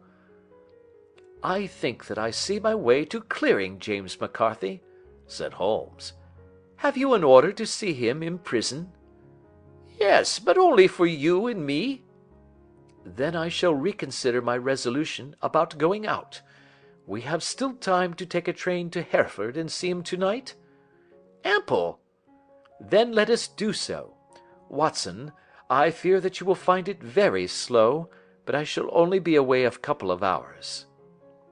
I walked down to the station with them, and then wandered through the streets of the little town, finally returning to the hotel, where I lay upon the sofa and tried to interest myself in a yellow-backed novel. The puny plot of the story was so thin, however, when compared to the deep mystery through which we were groping, and I found my attention wander so continually from the action to the fact, that I at last flung it across the room and gave myself up entirely to a consideration of the events of the day. Supposing that this unhappy young man's story were absolutely true, then what hellish thing, what absolutely unforeseen and extraordinary calamity could have occurred between the time when he parted from his father and the moment when, drawn back by his screams, he rushed into the glade? It was something terrible and deadly. What could it be? Might not the nature of the injuries reveal something to my medical instincts? I rang the bell and called for the weekly county paper, which contained a verbatim account of the inquest. In the surgeon's deposition it was stated that the posterior third of the left parietal bone and the left half of the occipital bone had been shattered by a heavy blow from a blunt weapon. I marked the spot upon my own head. Clearly, such a blow must have been struck from behind. That was to some extent in favor of the accused, as when seen quarreling, he was face to face with his father. Still, it did not go for very much, for the older man might have turned his back before the blow fell. Still, it might be worthwhile to call Holmes's attention to it. Then there was the peculiar dying reference to a rat.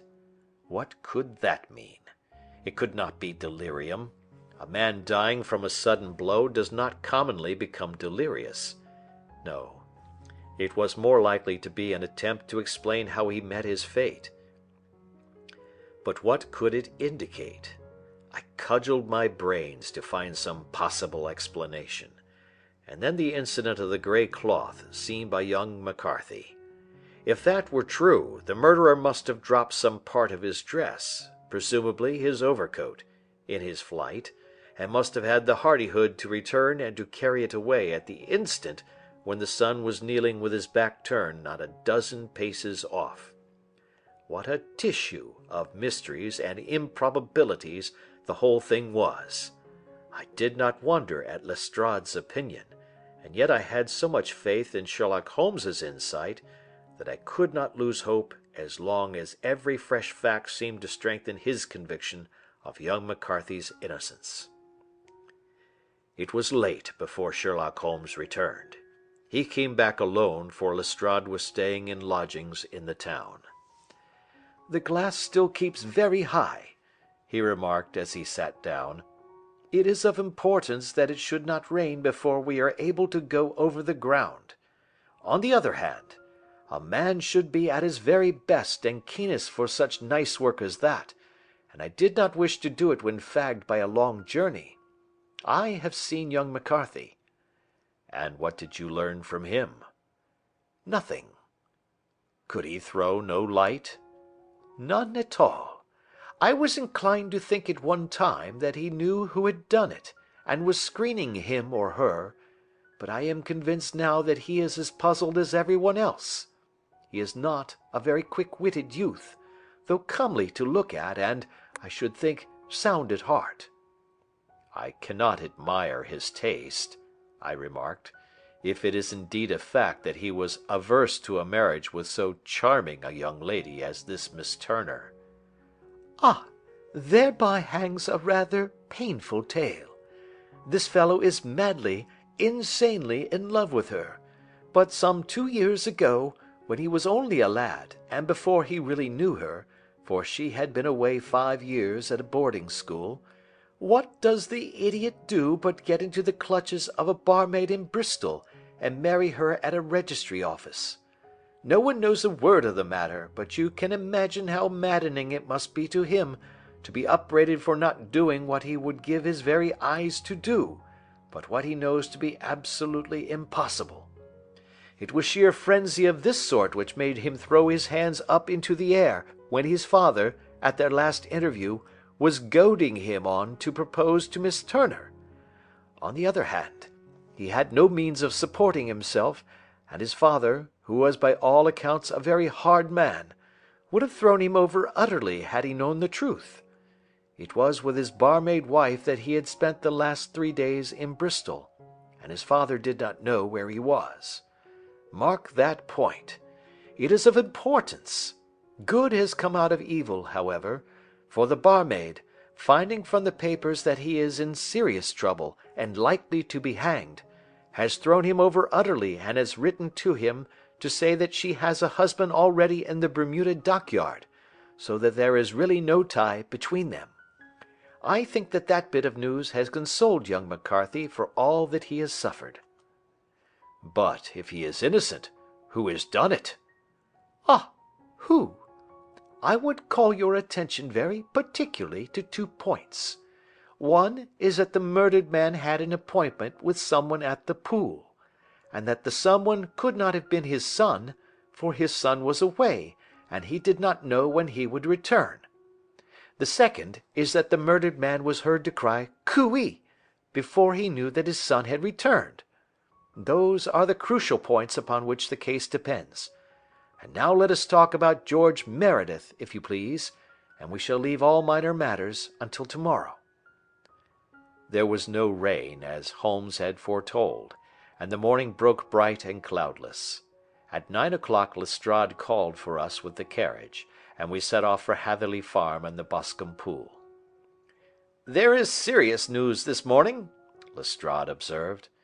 "It is said that Mr. Turner, of the Hall, is so ill that his life is despaired of." "An elderly man, I presume?" said Holmes. "About 60. But his constitution has been shattered by his life abroad, and he has been in failing health for some time. This business has had a very bad effect upon him. He was an old friend of McCarthy's, and, I may add, a great benefactor to him, for I have learned that he gave him Hatherley Farm rent-free." "Indeed, that is interesting," said Holmes. "Oh, yes, in 100 other ways he has helped him. Everybody about here speaks of his kindness to him." "Really? Does it not strike you as a little singular that this McCarthy, who appears to have had little of his own, and to have been under such obligations to Turner, should still talk of marrying his son to Turner's daughter, who is presumably heiress to the estate, and that in such a very cocksure manner, as if it were merely a case of a proposal and all else would follow? It is the more strange, since we know that Turner himself was averse to the idea. The daughter told us as much. Do you not deduce something from that?" "We have got to the deductions and the inferences," said Lestrade, winking at me. "I find it hard enough to tackle facts, Holmes, without flying away after theories and fancies." "You are right," said Holmes demurely. "You do find it very hard to tackle the facts." "Anyhow, I have grasped one fact which you seem to find it difficult to get hold of," replied Lestrade with some warmth. "And that is?" "That McCarthy Senior met his death from McCarthy Junior, and that all theories to the contrary are the merest moonshine." "Well, moonshine is a brighter thing than fog," said Holmes, laughing. "But I am very much mistaken if this is not Hatherley Farm upon the left." "Yes, that is it." It was a widespread, comfortable-looking building, 2-storied, slate-roofed, with great yellow blotches of lichen upon the grey walls. The drawn blinds and the smokeless chimneys, however, gave it a stricken look, as though the weight of this horror still lay heavy upon it.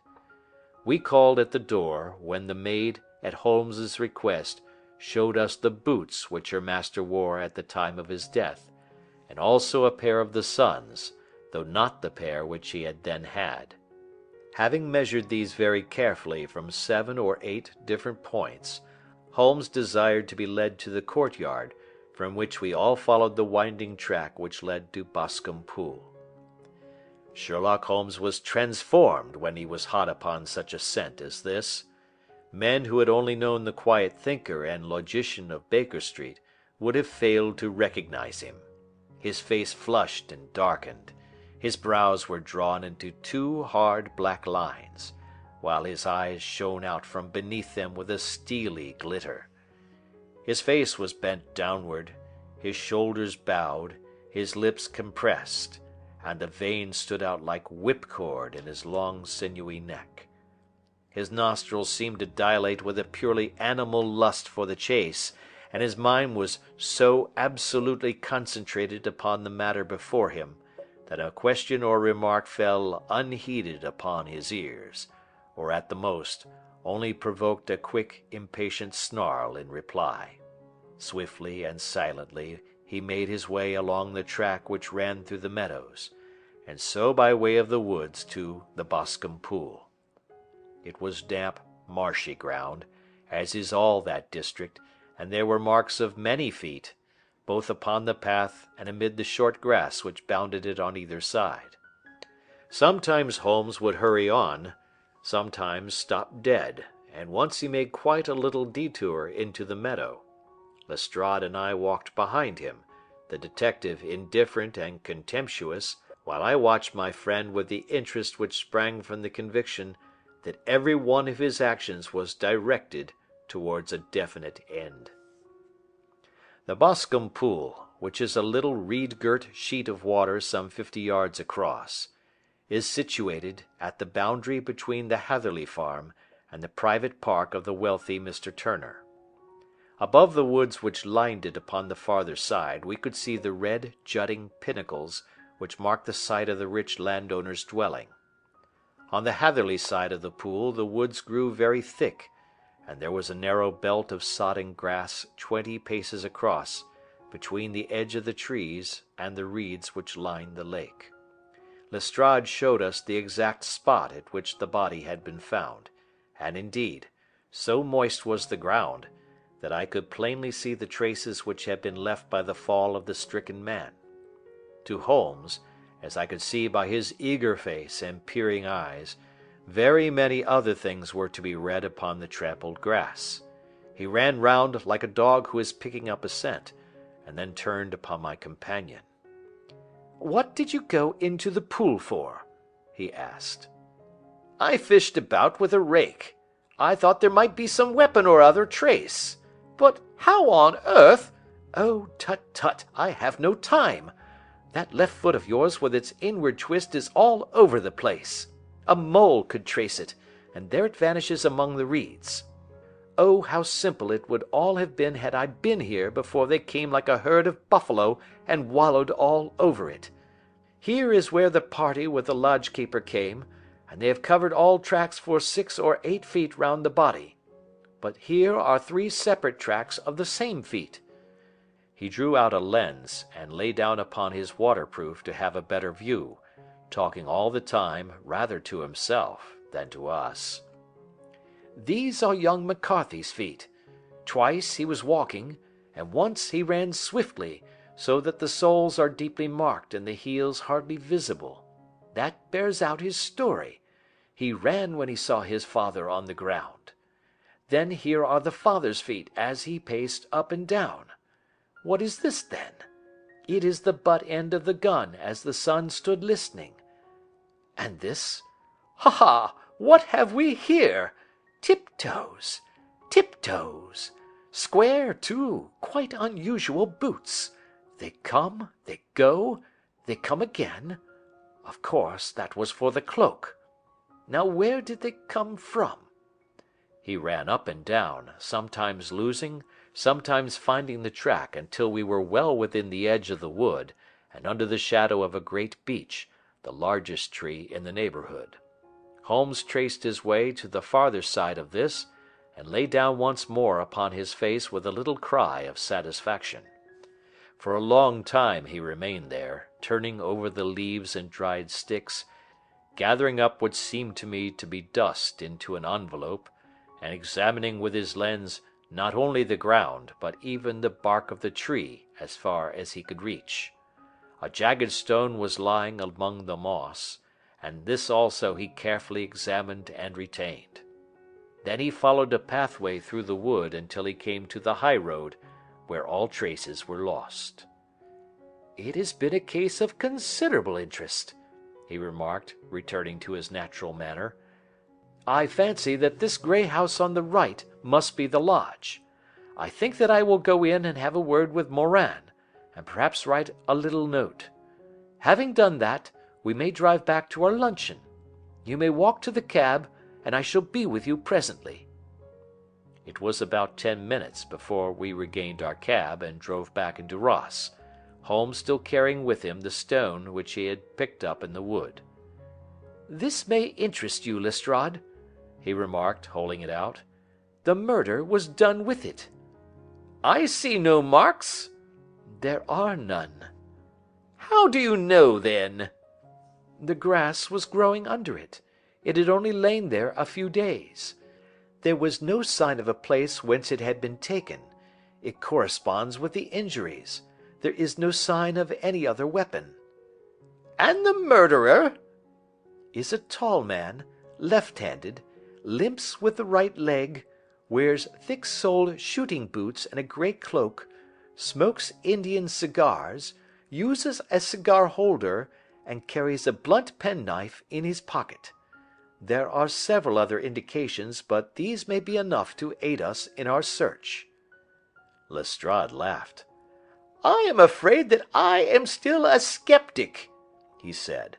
"Theories are all very well, but we have to deal with a hard-headed British jury." "Nous verrons," answered Holmes calmly. "You work your own method, and I shall work mine. I shall be busy this afternoon, and shall probably return to London by the evening train." "And leave your case unfinished?" "No, finished." "But the mystery?" "It is solved." "Who was the criminal, then?" "The gentleman I describe." "But who is he?" "Surely it would not be difficult to find out. This is not such a populous neighbourhood." Lestrade shrugged his shoulders. "I am a practical man," he said, "and I really cannot undertake to go about the country looking for a left-handed gentleman with a game leg. I should become the laughing-stock of Scotland Yard." "All right," said Holmes quietly. "I have given you the chance. Here are your lodgings. Good-bye. I shall drop you a line before I leave." Having left Lestrade at his rooms, we drove to our hotel, where we found lunch upon the table. Holmes was silent and buried in thought, with a pained expression upon his face, as one who finds himself in a perplexing position. "Look here, Watson," he said, when the cloth was cleared. "Just sit down in this chair and let me preach to you for a little. I don't know quite what to do, and I should value your advice. Light a cigar and let me expound." "Pray do so." "Well now, in considering this case there are 2 points about young McCarthy's narrative which struck us both instantly, although they impressed me in his favour and you against him. One was the fact that his father should, according to his account, cry cooee before seeing him. The other was his singular dying reference to a rat. He mumbled several words, you understand, but that was all that caught the son's ear. Now from this double point our research must commence, and we will begin it by presuming that what the lad says is absolutely true." "What of this cooee, then?" "Well, obviously, it could not have been meant for the son. The son, as far as he knew, was in Bristol. It was mere chance that he was within earshot. The cooee was meant to attract the attention of whoever it was that he had the appointment with. But cooee is a distinctly Australian cry, and one which is used between Australians. There is a strong presumption that the person whom McCarthy expected to meet him at Boscombe Pool was someone who had been in Australia." "What of the rat, then?" Sherlock Holmes took a folded paper from his pocket and flattened it out on the table. "This is a map of the colony of Victoria," he said. "I wired to Bristol for it last night." He put his hand over part of the map. "What do you read?" "A rat," I read. "And now?" He raised his hand. "Ballarat." "Quite so. That was the word the man uttered, and of which his son only caught the last two syllables. He was trying to utter the name of his murderer, so and so of Ballarat." "It is wonderful!" I exclaimed. "It is obvious. And now you see I had narrowed the field down considerably. The possession of a grey garment was a third point which, granting the son's statement to be correct, was a certainty. We have come now out of mere vagueness to the definite conception of an Australian from Ballarat with a grey cloak." "Certainly." "And one who was at home in the district, for the pool can only be approached by the farm or by the estate, where strangers could hardly wander." "Quite so." "Then comes our expedition of today. By an examination of the ground I gained the trifling details which I gave to that imbecile Lestrade, as to the personality of the criminal." "But how did you gain them?" "You know my method. It is founded upon the observation of trifles." "His height I know that you might roughly judge from the length of his stride. His boots, too, might be told from their traces." "Yes, they were peculiar boots." "But his lameness?" "The impression of his right foot was always less distinct than his left. He put less weight upon it. Why? Because he limped. He was lame." "But his left-handedness?" "You were yourself struck by the nature of the injury as recorded by the surgeon at the inquest. The blow was struck from immediately behind, and yet was upon the left side. Now, how can that be unless it were by a left-handed man? He had stood behind that tree during the interview between the father and the son. He had even smoked there.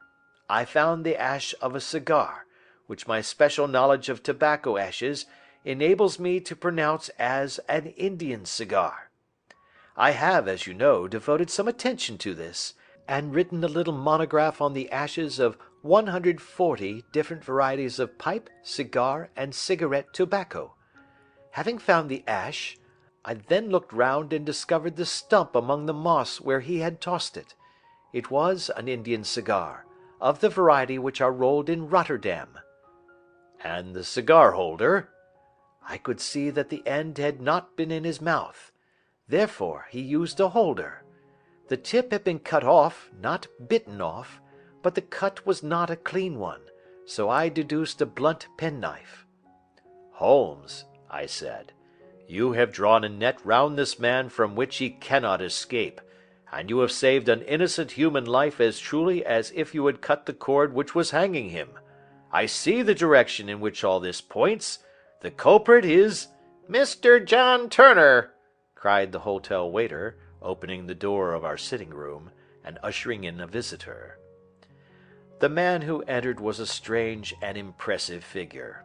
His slow, limping step and bowed shoulders gave the appearance of decrepitude, and yet his hard, deep-lined, craggy features, and his enormous limbs showed that he was possessed of unusual strength of body and of character. His tangled beard, grizzled hair, and outstanding drooping eyebrows combined to give an air of dignity and power to his appearance, but his face was of an ashen white, while his lips and the corners of his nostrils were tinged with a shade of blue. It was clear to me at a glance that he was in the grip of some deadly and chronic disease. "Pray sit down on the sofa," said Holmes gently. "You had my note?" "Yes, the lodge-keeper brought it up. You said that you wished to see me here to avoid scandal. I thought people would talk if I went to the hall. And why did you wish to see me? He looked across at my companion with despair in his weary eyes, as though his question was already answered. Yes, said Holmes, answering the look rather than the words. It is so. I know all about McCarthy. The old man sank his face in his hands. God help me, he cried. But I would not have let the young man come to harm. I give you my word that I would have spoken out if it went against him at the assizes. I am glad to hear you say so, said Holmes gravely. I would have spoken now had it not been for my dear girl. It would break her heart. It will break her heart when she hears that I am arrested. It may not come to that, said Holmes. What? I am no official agent. I understand that it was your daughter who required my presence here, and I am acting in her interests. Young McCarthy must be got off, however. I am a dying man, said old Turner. I have had diabetes for years. My doctor says it is a question whether I shall live a month. Yet I would rather die under my own roof than in a jail. Holmes rose and sat down at the table with his pen in his hand and a bundle of paper before him. Just tell us the truth, he said. I shall jot down the facts. You will sign it, and Watson here can witness it. Then I could produce your confession at the last extremity to save young McCarthy. I promise you that I shall not use it unless it is absolutely needed. It's as well, said the old man. It's a question whether I shall live to the assizes, so it matters little to me, but I should wish to spare Alice the shock. And now I will make the thing clear to you. It has been a long time in the acting, but will not take me long to tell. You didn't know this dead man, McCarthy. He was a devil incarnate. I tell you that. God keep you out of the clutches of such a man as he. His grip has been upon me these 20 years, and he has blasted my life. I'll tell you first how I came to be in his power. It was in the early 60s at the diggings.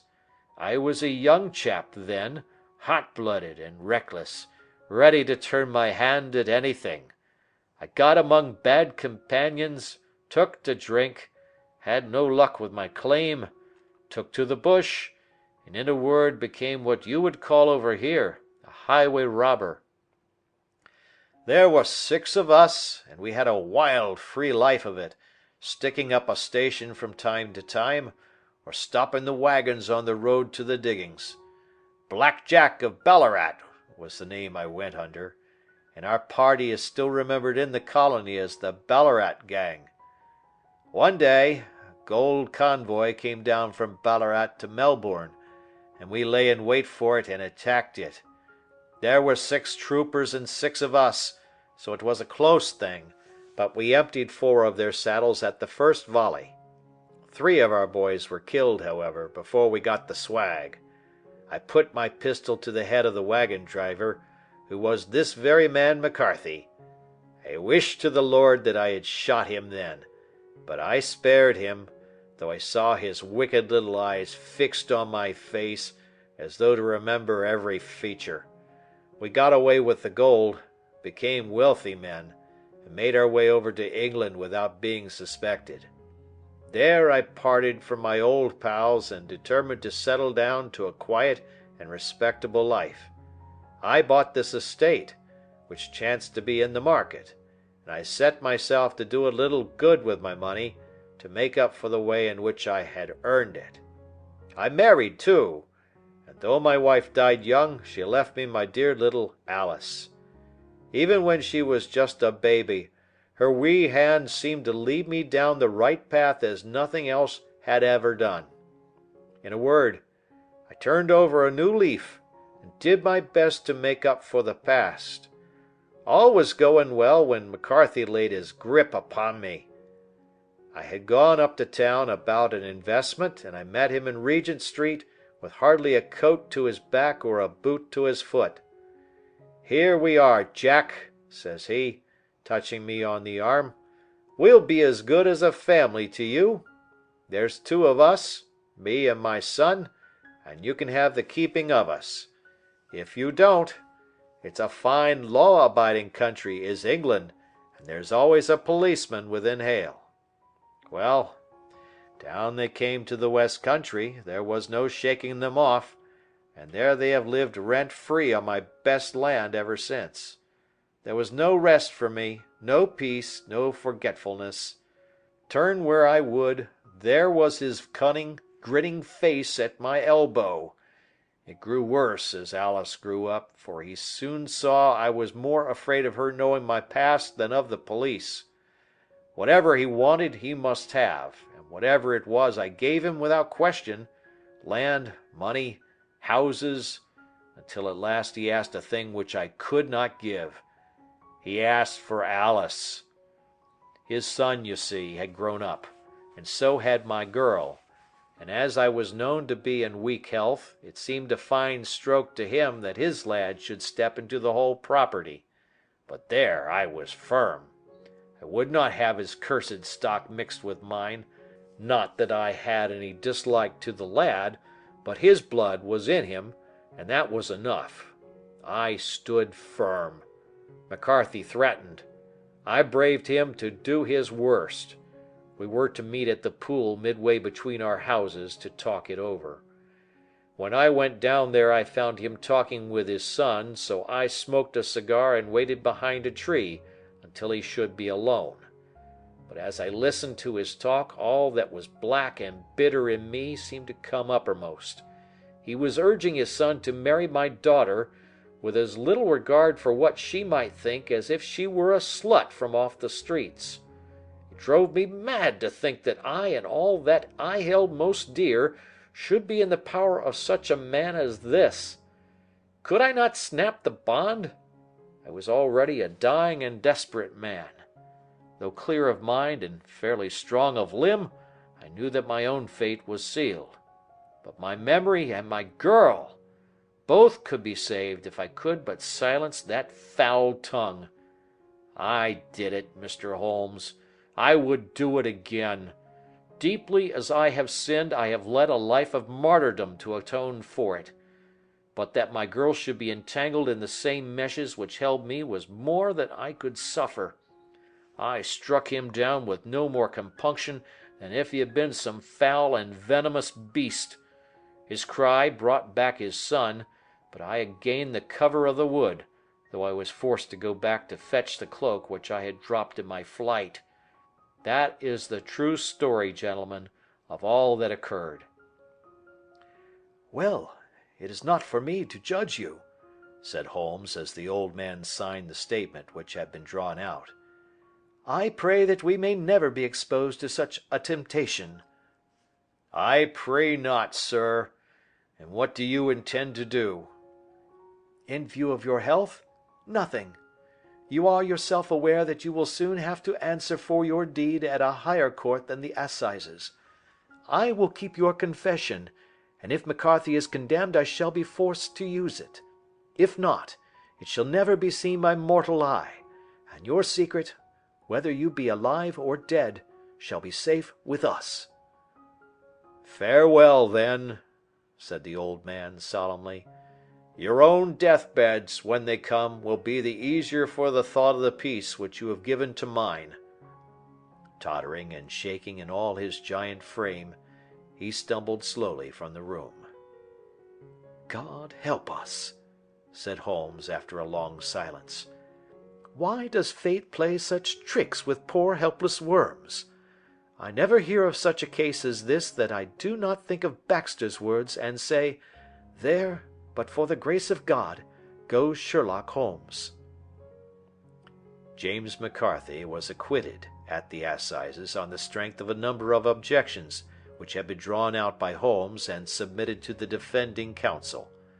Old Turner lived for 7 months after our interview, but he is now dead, and there is every prospect that the son and daughter may come to live happily together in ignorance of the black cloud which rests upon their past. End of Adventure 4. Adventure 5. The 5 Orange Pips. When I glance over my notes and records of the Sherlock Holmes cases between the years '82 and '90, I am faced by so many which present strange and interesting features that it is no easy matter to know which to choose and which to leave. Some, however, have already gained publicity through the papers, and others have not offered a field for those peculiar qualities which my friend possessed in so high a degree, and which it is the object of these papers to illustrate.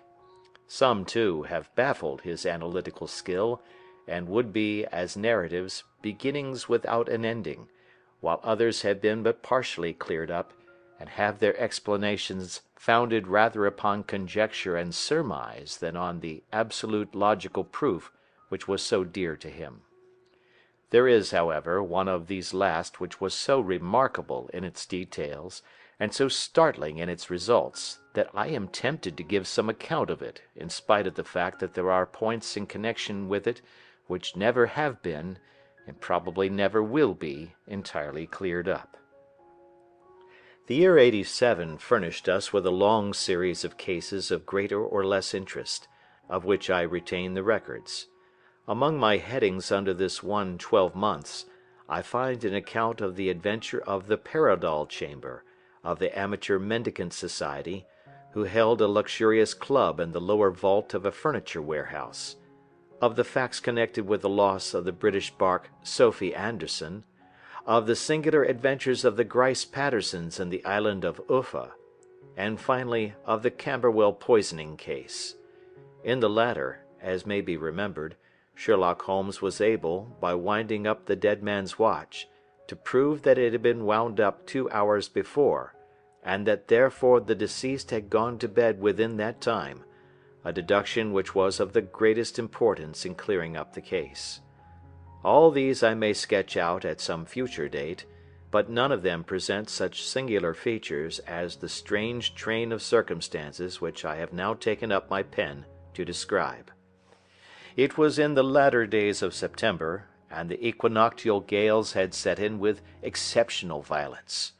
All day the wind had screamed and the rain had beaten against the windows, so that even here, in the heart of great, hand-made London, we were forced to raise our minds for the instant from the routine of life and to recognize the presence of those great elemental forces which shriek at mankind through the bars of his civilization, like untamed beasts in a cage.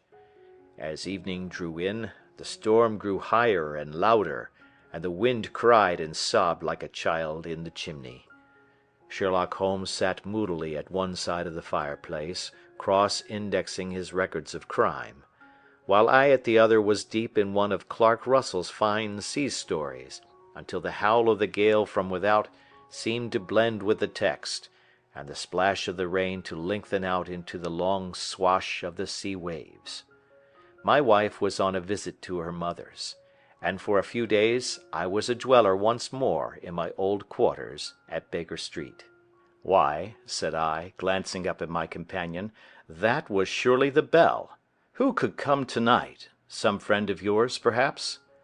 "Except yourself, I have none," he answered. "I do not encourage visitors."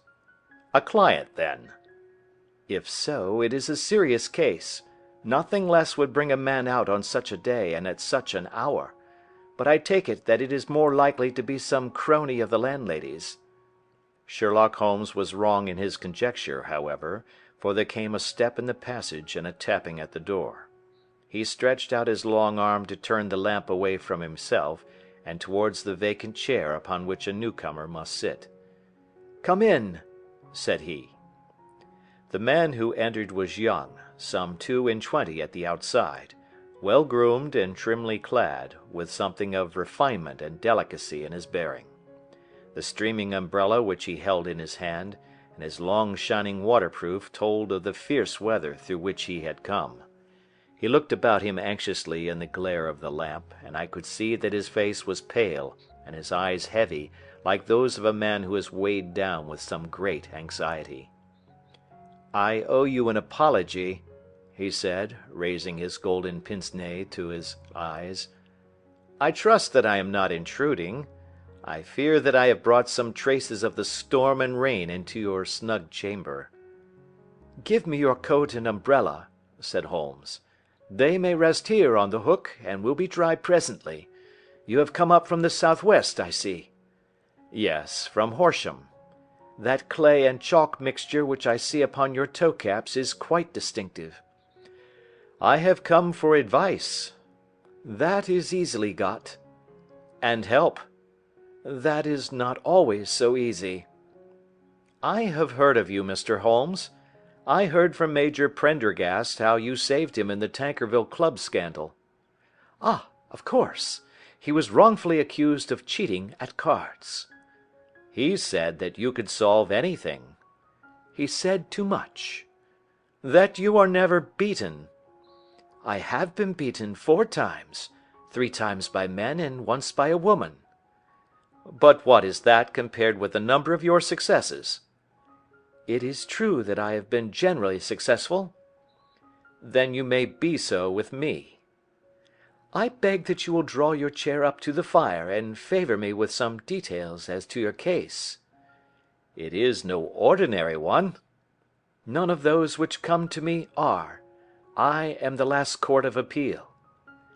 "And yet I question, sir, whether, in all your experience, you have ever listened to a more mysterious and inexplicable chain of events than those which have happened in my own family."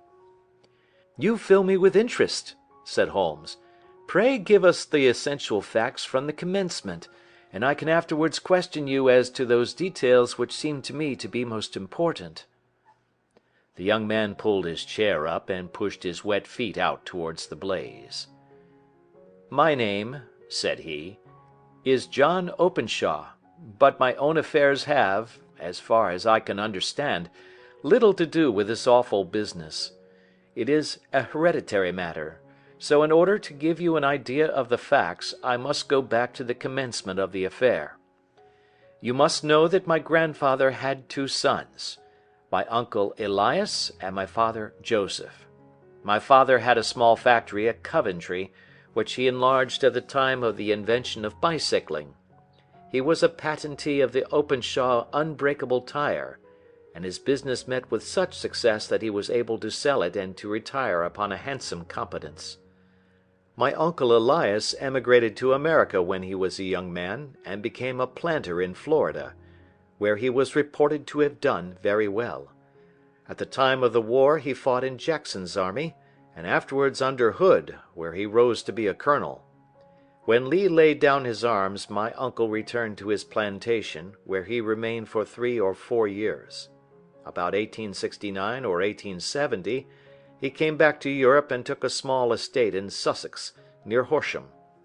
He had made a very considerable fortune in the States, and his reason for leaving them was his aversion to the negroes, and his dislike of the Republican policy in extending the franchise to them.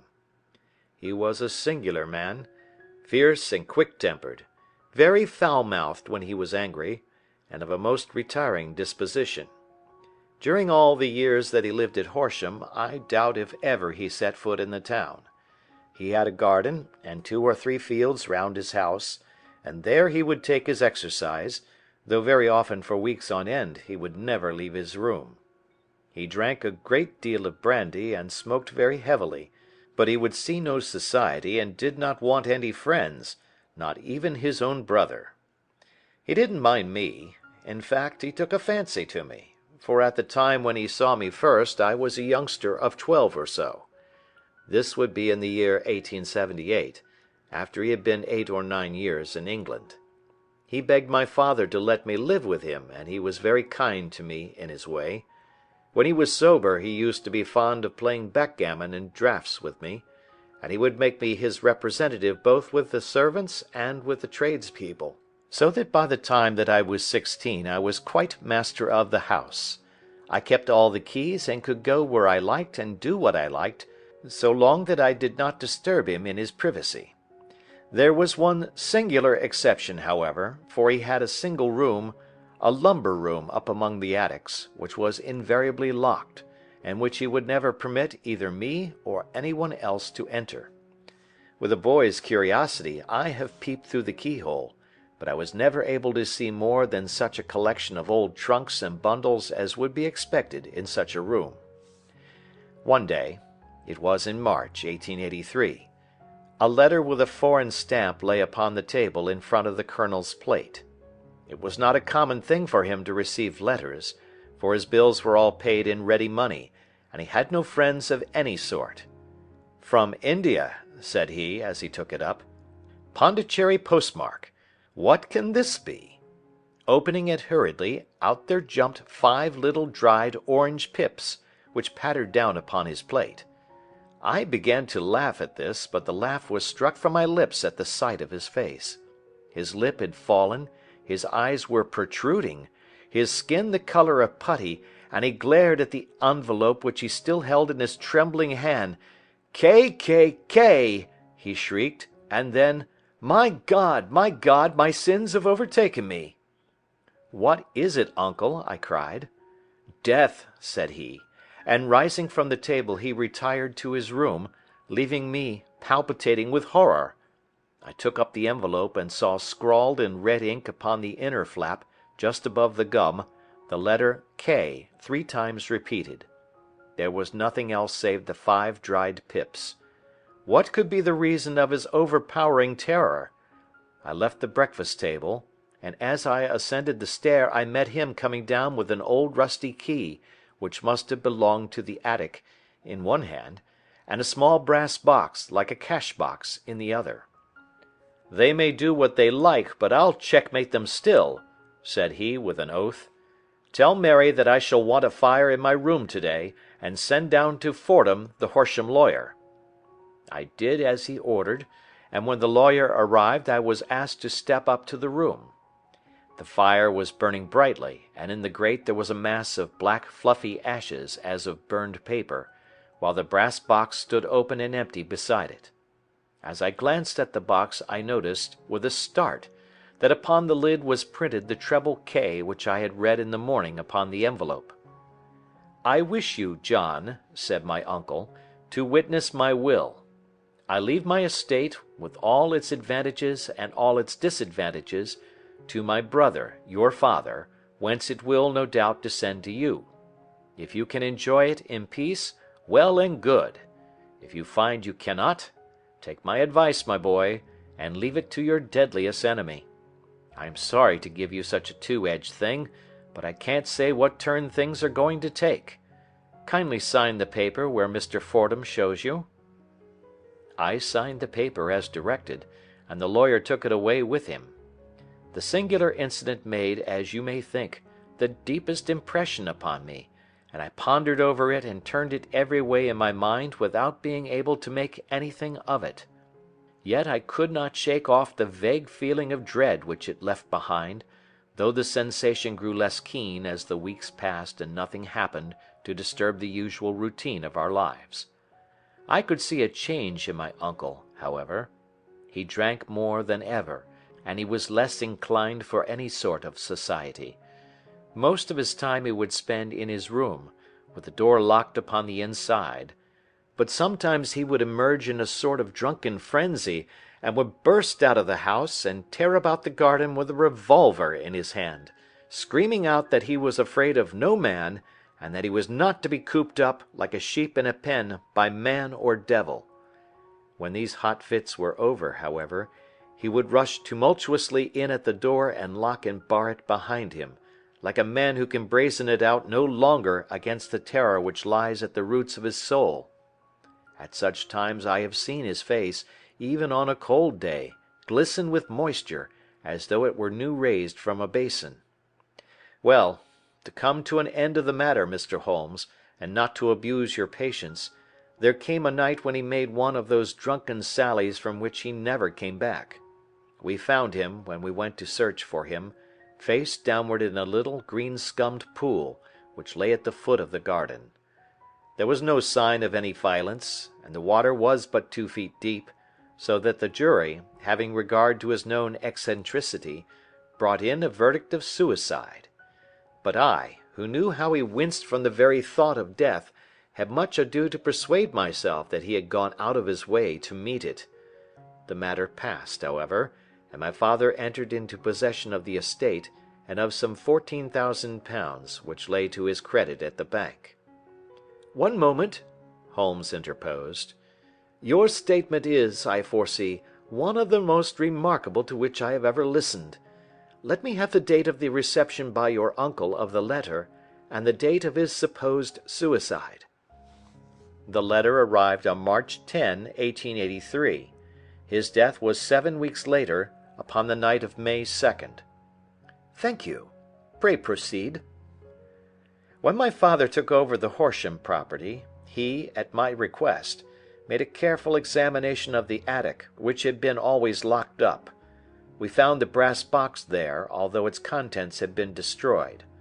On the inside of the cover was a paper label with the initials of K.K.K. repeated upon it, and letters, memoranda, receipts, and a register written beneath. These, we presume, indicated the nature of the papers which had been destroyed by Colonel Openshaw. For the rest, there was nothing of much importance in the attic save a great many scattered papers and notebooks bearing upon my uncle's life in America. Some of them were of the wartime and showed that he had done his duty well and had borne the repute of a brave soldier. Others were of a date during the reconstruction of the Southern States, and were mostly concerned with politics, for he had evidently taken a strong part in opposing the carpet-bag politicians who had been sent down from the North. Well, it was at the beginning of '84 when my father came to live at Horsham, and all went as well as possible with us until the January of '85. On the 4th day after the New Year, I heard my father give a sharp cry of surprise as we sat together at the breakfast table. There he was, sitting with a newly opened envelope in one hand, and 5 dried orange pips in the outstretched palm of the other one. He had always laughed at what he called my cock and bull story about the colonel, but he looked very scared and puzzled now that the same thing had come upon himself. "Why, what on earth does this mean, John?" he stammered. My heart had turned to lead. "It is K.K.K.," said I. He looked inside the envelope. "So it is!" he cried. "Here are the very letters. But what is this written above them?" "Put the papers on the sundial," I read, peeping over his shoulder. "What papers? What sundial?" he asked. "The sundial in the garden. There is no other," said I. "But the papers must be those that are destroyed." "Pooh!" said he, gripping hard at his courage. "We are in a civilized land here, and we can't have tomfoolery of this kind.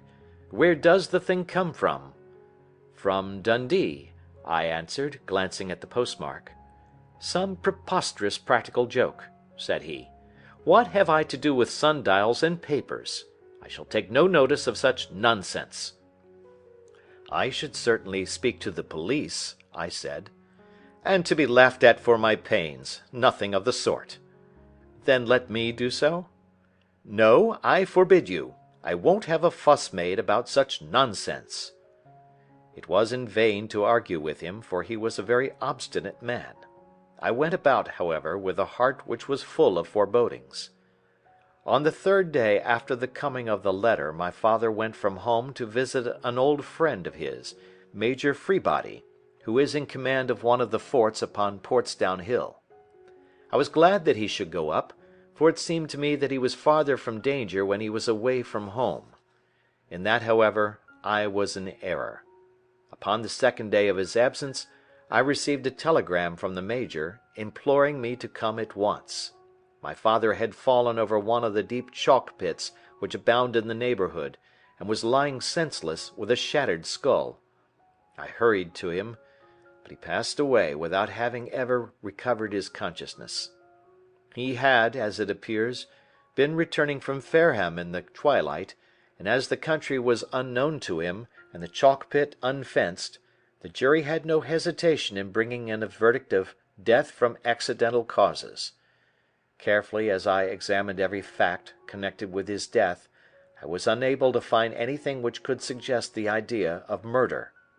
There were no signs of violence, no footmarks, no robbery, no record of strangers having been seen upon the roads.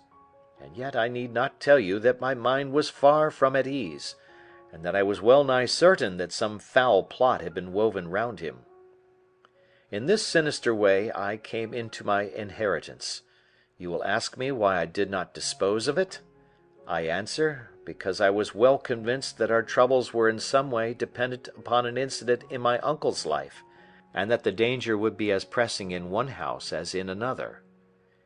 It was in January, '85, that my poor father met his end, and 2 years and 8 months have elapsed since then.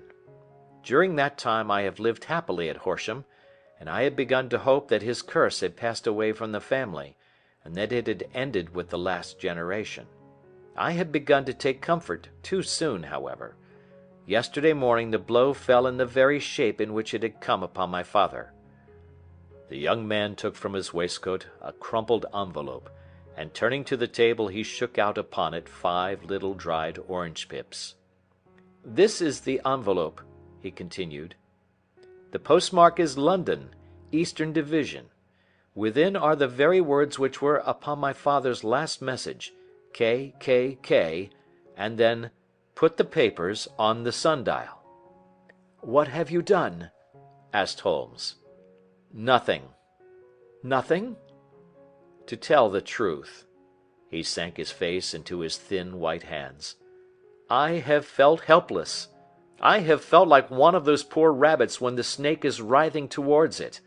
I seem to be in the grasp of some resistless, inexorable evil, which no foresight and no precautions can guard against." "Tut, tut!" cried Sherlock Holmes. "You must act, man, or you are lost. Nothing but energy can save you. This is no time for despair." "I have seen the police." "Ah! But they listened to my story with a smile. I am convinced that the inspector has formed the opinion that the letters are all practical jokes, and that the deaths of my relations were really accidents, as the jury stated, and were not to be connected with the warnings." Holmes shook his clenched hands in the air. "Incredible imbecility!" he cried. "They have, however, allowed me a policeman, who may remain in the house with me." "Has he come with you tonight?" "No, his orders were to stay in the house." Again Holmes raved in the air. "Why did you come to me?" he cried. "And, above all, why did you not come at once?" "I did not know.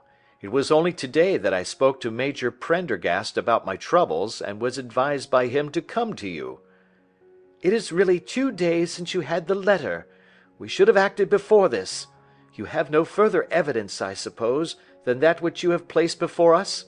No suggestive detail which might help us?" "There is one thing," said John Openshaw. He rummaged in his coat pocket, and drawing out a piece of discoloured blue-tinted paper, he laid it out upon the table.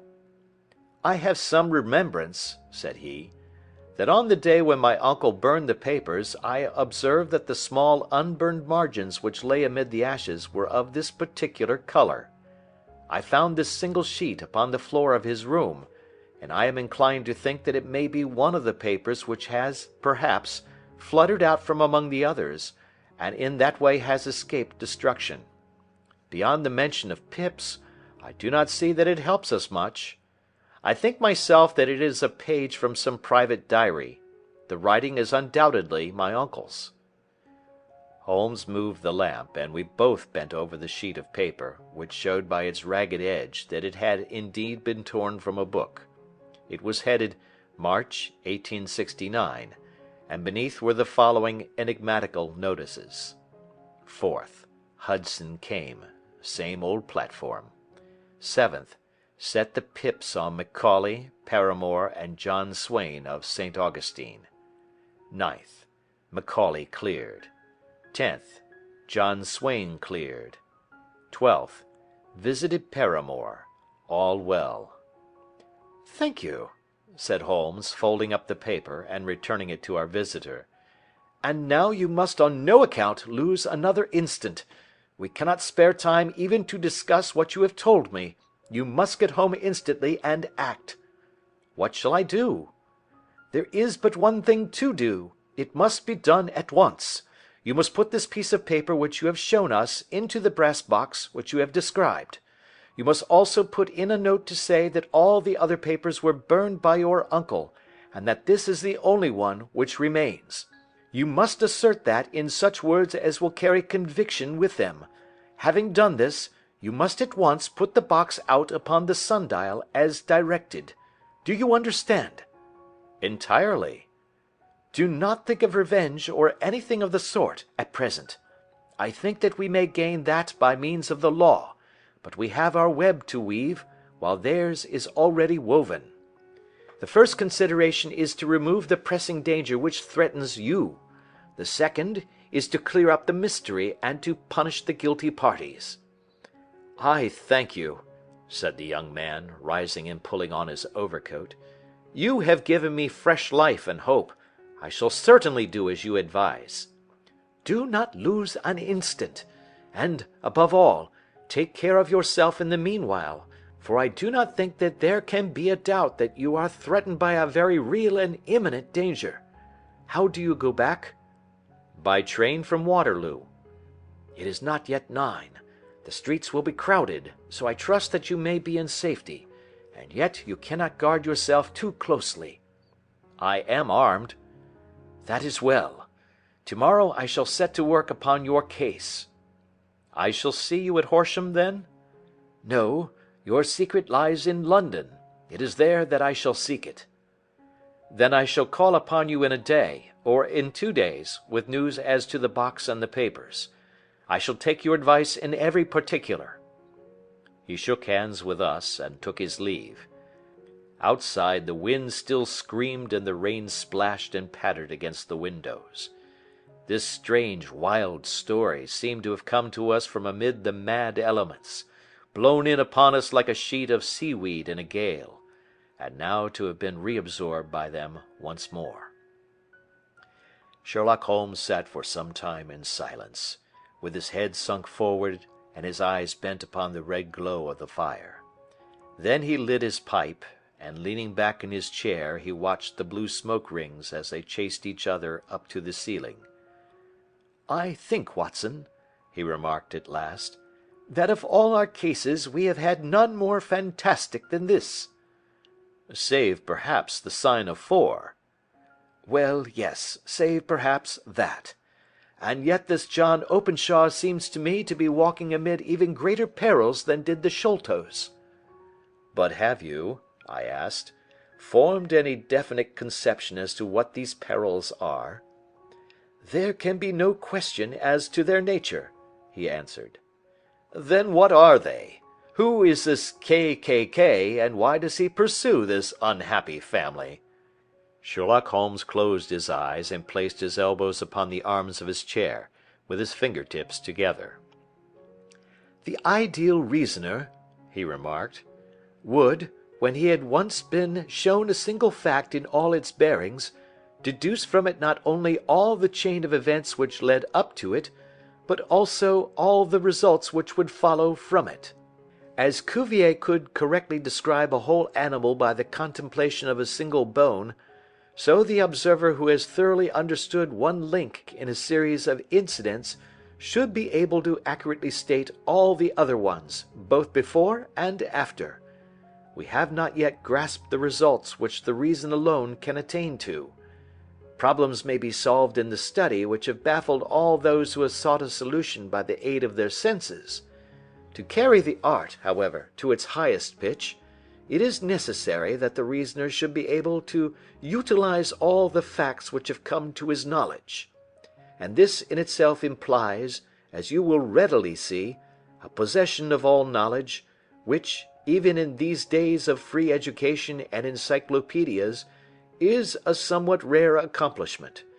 It is not so impossible, however, that a man should possess all knowledge which is likely to be useful to him in his work, and this I have endeavored in my case to do. If I remember rightly, you on one occasion, in the early days of our friendship, defined my limits in a very precise fashion." "Yes," I answered, laughing. "It was a singular document. Philosophy, astronomy, and politics were marked at 0, I remember. Botany variable, geology profound as regards the mud stains from any region within 50 miles of town, chemistry eccentric, anatomy unsystematic, sensational literature and crime records unique, violin player, boxer, swordsman, lawyer, and self-poisoner by cocaine and tobacco. Those, I think, were the main points of my analysis." Holmes grinned at the last item.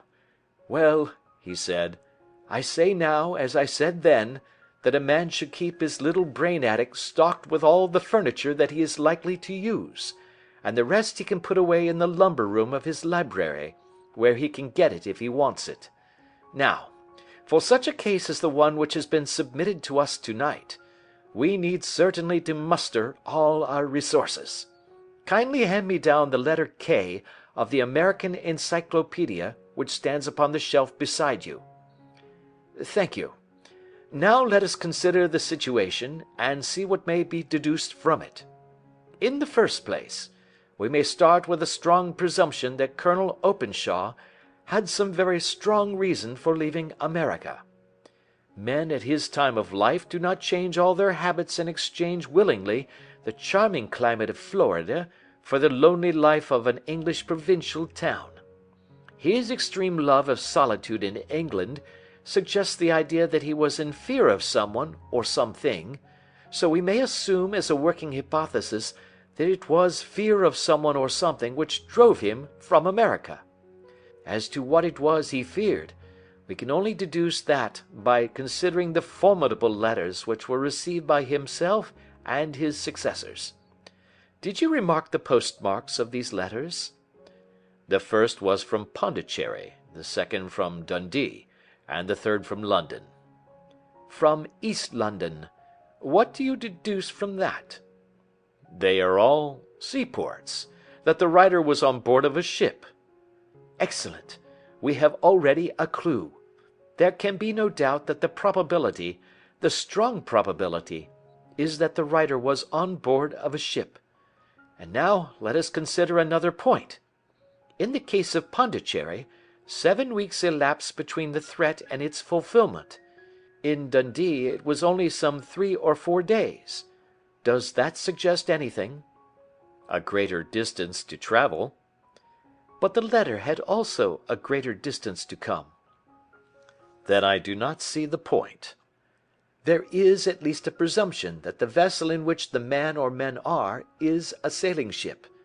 It looks as if they always send their singular warning or token before them when starting upon their mission.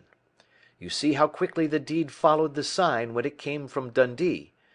If they had come from Pondicherry in a steamer, they would have arrived almost as soon as their letter. But, as a matter of fact, 7 weeks elapsed. I think that those 7 weeks represented the difference between the mail boat which brought the letter and the sailing vessel which brought the writer. It is possible. More than that, it is probable. And now you see the deadly urgency of this new case, and why I urged young Openshaw to caution. The blow has always fallen at the end of the time which it would take the senders to travel the distance. But this one comes from London, and therefore we cannot count upon delay. Good God! I cried. What can it mean, this relentless persecution? The papers which Openshaw carried are obviously of vital importance to the person or persons in the sailing ship. I think that it is quite clear that there must be more than one of them. A single man could not have carried out 2 deaths in such a way as to deceive a coroner's jury. There must have been several in it, and they must have been men of resource and determination. Their papers they mean to have, be the holder of them who it may. In this way you see KKK ceases to be the initials of an individual and becomes the badge of a society. But of what society? "Have you never," said Sherlock Holmes, bending forward and sinking his voice, "have you never heard of the Ku Klux Klan?" "I never have." Holmes turned over the leaves of the book upon his knee. "Here it is," said he presently. "Ku Klux Klan, a name derived from the fanciful resemblance to the sound produced by cocking a rifle. This terrible secret society was formed by some ex-Confederate soldiers in the Southern States after the Civil War, and it rapidly formed local branches in different parts of the country, notably in Tennessee, Louisiana, the Carolinas, Georgia, and Florida. Its power was used for political purposes, principally for the terrorizing of the Negro voters and the murdering and driving from the country of those who were opposed to its views. Its outrages were usually preceded by a warning sent to the marked man in some fantastic but generally recognized shape, a sprig of oak leaves in some parts, melon seeds or orange pips in others. On receiving this, the victim might either openly abjure his former ways, or might fly from the country. If he braved the matter out, death would unfailingly come upon him, and usually in some strange and unforeseen manner. So perfect was the organization of the society, and so systematic its methods, that there is hardly a case upon record where any man succeeded in braving it with impunity, or in which any of its outrages were traced home to the perpetrators. For some years the organization flourished in spite of the efforts of the United States government and of the better classes of the community in the South. Eventually, in the year 1869, the movement rather suddenly collapsed, although there have been sporadic outbreaks of the same sort since that date. "You will observe," said Holmes, laying down the volume, "that the sudden breaking up of the society was coincident with the disappearance of Openshaw from America with their papers. It may well have been cause and effect. It is no wonder that he and his family have some of the more implacable spirits upon their track. You can understand that this register and diary may implicate some of the first men in the South, and that there may be many who will not sleep easy at night until it is recovered. Then the page we have seen is such as we might expect. It ran, if I remember right, sent the pips to A, B, and C. That is, sent the society's warning to them. Then there are successive entries that A and B cleared, or left the country, and finally that C was visited, with, I fear, a sinister result for C. Well, I think, Doctor, that we may let some light into this dark place, and I believe that the only chance young Openshaw has in the meantime is to do what I have told him. There is nothing more to be said or to be done tonight, so hand me over my violin, and let us try to forget for half an hour the miserable weather and the still more miserable ways of our fellow men." It had cleared in the morning, and the sun was shining with a subdued brightness through the dim veil which hangs over the great city. Sherlock Holmes was already at breakfast when I came down. "You will excuse me for not waiting for you," said he. "I have, I foresee, a very busy day before me in looking into this case of young Openshaw's." "What steps will you take?" I asked. "It will very much depend upon the results of my first inquiries. I may have to go down to Horsham after all." "You will not go there first?" "No, I shall commence with the city. Just ring the bell and the maid will bring up your coffee." As I waited, I lifted the unopened newspaper from the table and glanced my eye over it. It rested upon a heading which sent a chill to my heart. "Holmes!" I cried, "you are too late." "Ah!" said he, laying down his cup. "I feared as much. How was it done?" He spoke calmly, but I could see that he was deeply moved. My eye caught the name of Openshaw and the heading "Tragedy near Waterloo Bridge." Here is the account. Between 9 and 10 last night, Police Constable Cook, of the H Division, on duty near Waterloo Bridge, heard a cry for help and a splash in the water. The night, however, was extremely dark and stormy, so that, in spite of the help of several passers-by, it was quite impossible to effect a rescue. The alarm, however, was given, and by the aid of the water police the body was eventually recovered. It proved to be that of a young gentleman whose name, as it appears from an envelope which was found in his pocket, was John Openshaw, and whose residence is near Horsham.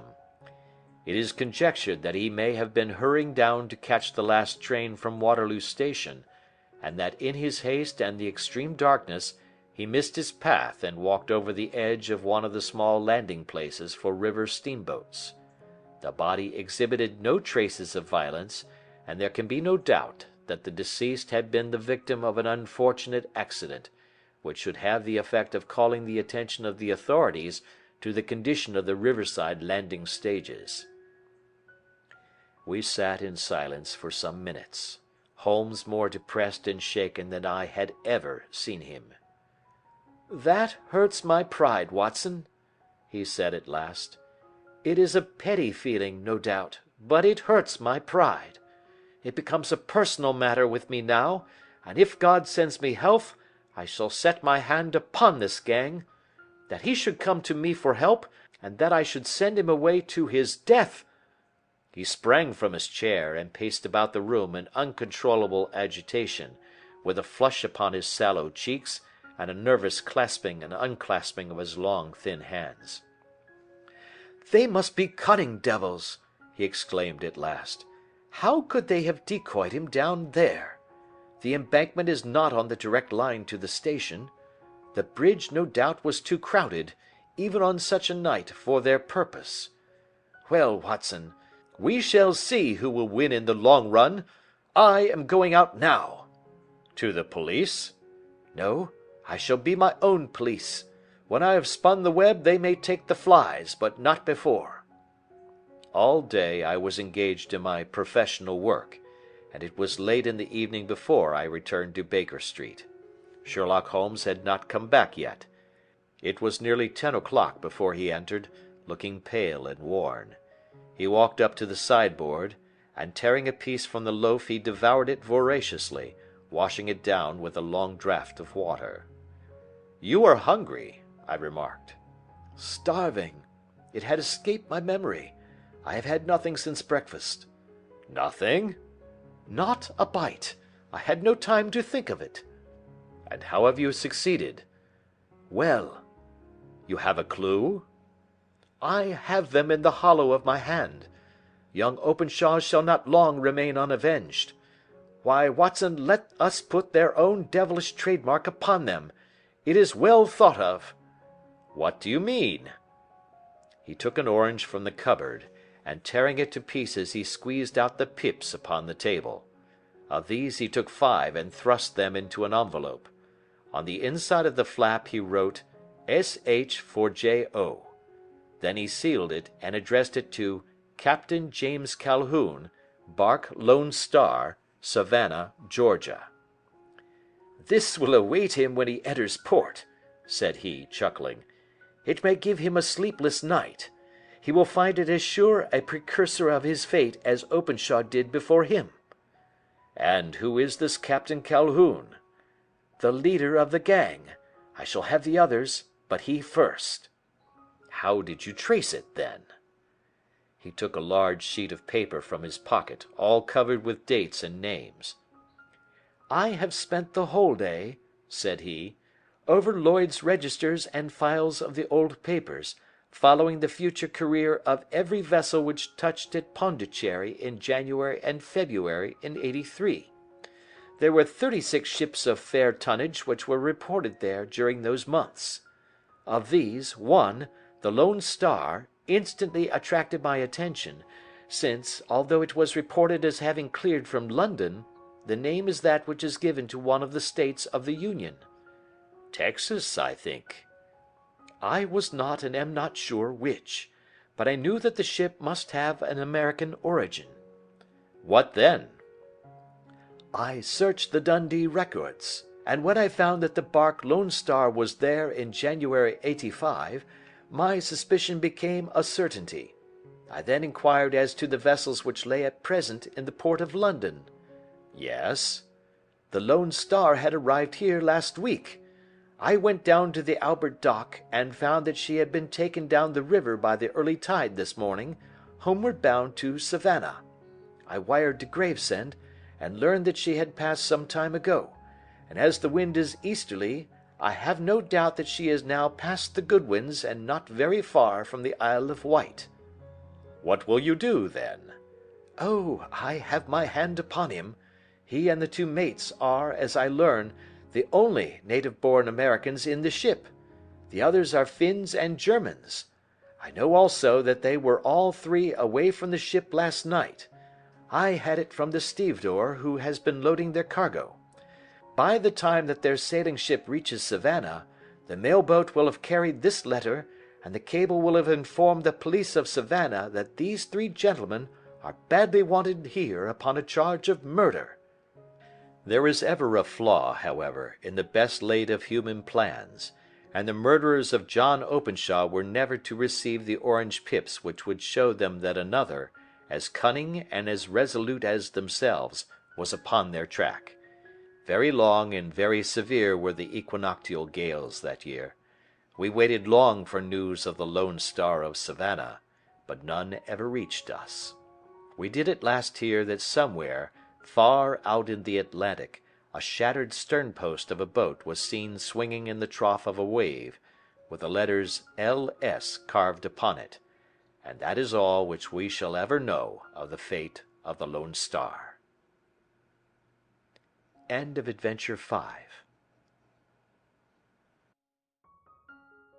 Adventure 6. The Man with a Twisted Lip. Isa Whitney, brother of the late Elias Whitney, D.D., principal of the Theological College of St. George's, was much addicted to opium. The habit grew upon him, as I understand, from some foolish freak when he was at college, for having read De Quincey's description of his dreams and sensations, he had drenched his tobacco with laudanum in an attempt to produce the same effects. He found, as so many more have done, that the practice is easier to attain than to get rid of, and for many years he continued to be a slave to the drug, an object of mingled horror and pity to his friends and relatives. I can see him now, with yellow pasty face, drooping lids, and pinpoint pupils, all huddled in a chair, the wreck and ruin of a noble man.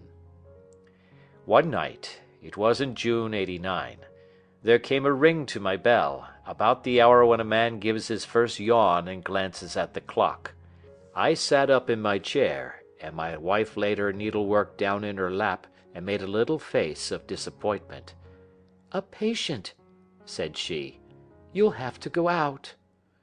I groaned, for I was newly come back from a weary day. We heard the door open, a few hurried words, and then quick steps upon the linoleum. Our own door flew open, and a lady, clad in some dark-colored stuff, with a black veil, entered the room. "You will excuse my calling so late," she began, and then, suddenly losing her self-control, she ran forward, threw her arms about my wife's neck, and sobbed upon her shoulder. "Oh, I'm in such trouble!" she cried. "I do so want a little help." "Why," said my wife, pulling up her veil, "it is Kate Whitney. How you startled me, Kate! I had not an idea who you were when you came in." "I don't know what to do, so I came straight to you." That was always the way. Folk who were in grief came to my wife like birds to a lighthouse. "It was very sweet of you to come. Now, you must have some wine and water, and sit here comfortably and tell us all about it. Or should you rather that I sent James off to bed?" "Oh, no, no! I want the doctor's advice and help too. It's about Isa. He's not been home for 2 days. I'm so frightened about him." It was not the first time that she had spoken to us of her husband's trouble, to me as a doctor, to my wife as an old friend and school companion. We soothed and comforted her by such words as we could find. Did she know where her husband was? Was it possible that we could bring him back to her? It seems that it was. She had the surest information that of late he had, when the fit was on him, made use of an opium den in the farthest east of the city. Hitherto his orgies had always been confined to one day, and he had come back twitching and shattered in the evening. But now the spell had been upon him 48 hours, and he lay there, doubtless among the dregs of the docks, breathing in the poison or sleeping off the effects. There he was to be found, she was sure of it, at the Bar of Gold, in Upper Swandam Lane. But what was she to do? How could she, a young and timid woman, make her way into such a place and pluck her husband out from among the ruffians who surrounded him? There was the case, and of course there was but one way out of it. Might I not escort her to this place? And then, as a second thought, why should she come at all? I was Isa Whitney's medical adviser, and as such I had influence over him. I could manage it better if I were alone. I promised her on my word that I would send him home in a cab within 2 hours, if he were indeed at the address which she had given me. And so in 10 minutes I had left my armchair and cheery sitting-room behind me, and was speeding eastward in a hansom on a strange errand, as it seemed to me at the time, though the future only could show how strange it was to be. But there was no great difficulty in the first stage of my adventure. Upper Swandam Lane is a vile alley lurking behind the high wharves which line the north side of the river to the east of London Bridge. Between a slop shop and a gin shop, approached by a steep flight of steps leading down to a black gap like the mouth of a cave, I found the den of which I was in search. Ordering my cab to wait, I passed down the steps, worn hollow in the centre by the ceaseless tread of drunken feet, and by the light of a flickering oil lamp above the door I found the latch and made my way into a long, low room, thick and heavy with the brown opium smoke, and terraced with wooden berths like the forecastle of an emigrant ship. Through the gloom one could dimly catch a glimpse of bodies lying in strange, fantastic poses, bowed shoulders, bent knees, heads thrown back, and chins pointing upward, with here and there a dark, lacklustre eye turned upon the newcomer. Out of the black shadows there glimmered little red circles of light, now bright, now faint, as the burning poison waxed or waned in the bowls of the metal pipes. The most lay silent, but some muttered to themselves, and others talked together in a strange, low, monotonous voice, their conversation coming in gushes, and then suddenly tailing off into silence, each mumbling out his own thoughts and paying little heed to the words of his neighbor. At the farther end was a small brazier of burning charcoal, beside which, on a three-legged wooden stool, there sat a tall, thin old man, with his jaw resting upon his two fists and his elbows upon his knees, staring into the fire. As I entered, a sallow Malay attendant had hurried up with a pipe for me and a supply of the drug, beckoning me to an empty berth. "Thank you, I have not come to stay," said I.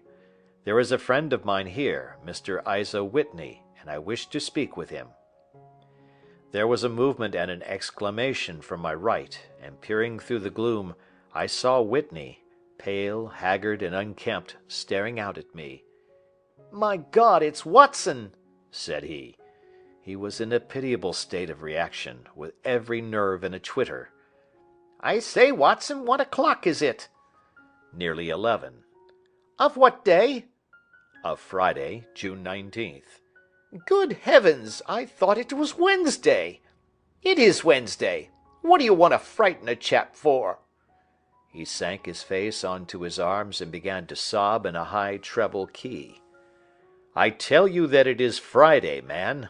Your wife has been waiting this 2 days for you. You should be ashamed of yourself." "So I am. But you've got mixed, Watson, for I have only been here a few hours. 3 pipes, 4 pipes, I forget how many. But I'll go home with you. I wouldn't frighten Kate. Poor little Kate! Give me your hand. Have you a cab?" "Yes, I have one waiting." "Then I shall go in it. But I must owe something. Find what I owe, Watson. I am all off colour. I can do nothing for myself." I walked down the narrow passage between the double row of sleepers, holding my breath to keep out the vile, stupefying fumes of the drug, and looking about for the manager. As I passed the tall man who sat by the brazier, I felt a sudden pluck at my skirt, and a low voice whispered, "Walk past me, and then look back at me." The words fell quite distinctly upon my ear. I glanced down. They could only have come from the old man at my side, and yet he sat now as absorbed as ever, very thin, very wrinkled, bent with age, an opium pipe dangling down from between his knees as though it had dropped in sheer lassitude from his fingers. I took 2 steps forward and looked back. It took all my self-control to prevent me from breaking out into a cry of astonishment. He had turned his back so that none could see him but I. His form had filled out, his wrinkles were gone, the dull eyes had regained their fire, and there, sitting by the fire and grinning at my surprise, was none other than Sherlock Holmes. He made a slight motion to me to approach him, and instantly, as he turned his face half round to the company once more, subsided into a doddering, loose-lipped senility. "Holmes," I whispered, "what on earth are you doing in this den?"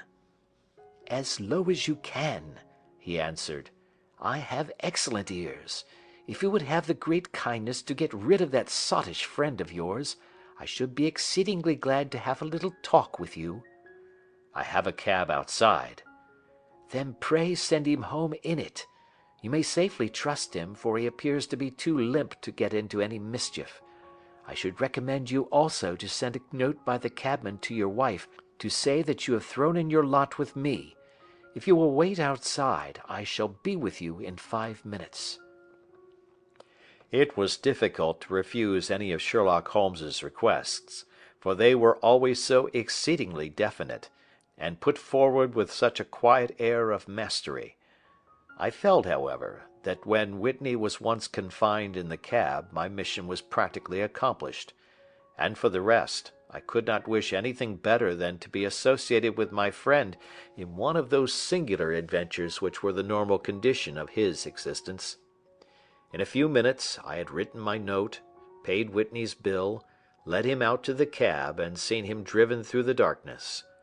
In a very short time a decrepit figure had emerged from the opium den, and I was walking down the street with Sherlock Holmes. For 2 streets he shuffled along with a bent back and an uncertain foot. Then, glancing quickly round, he straightened himself out and burst into a hearty fit of laughter. "I suppose, Watson," said he, "that you imagine that I have added opium smoking to cocaine injections, and all the other little weaknesses on which you have favoured me with your medical views."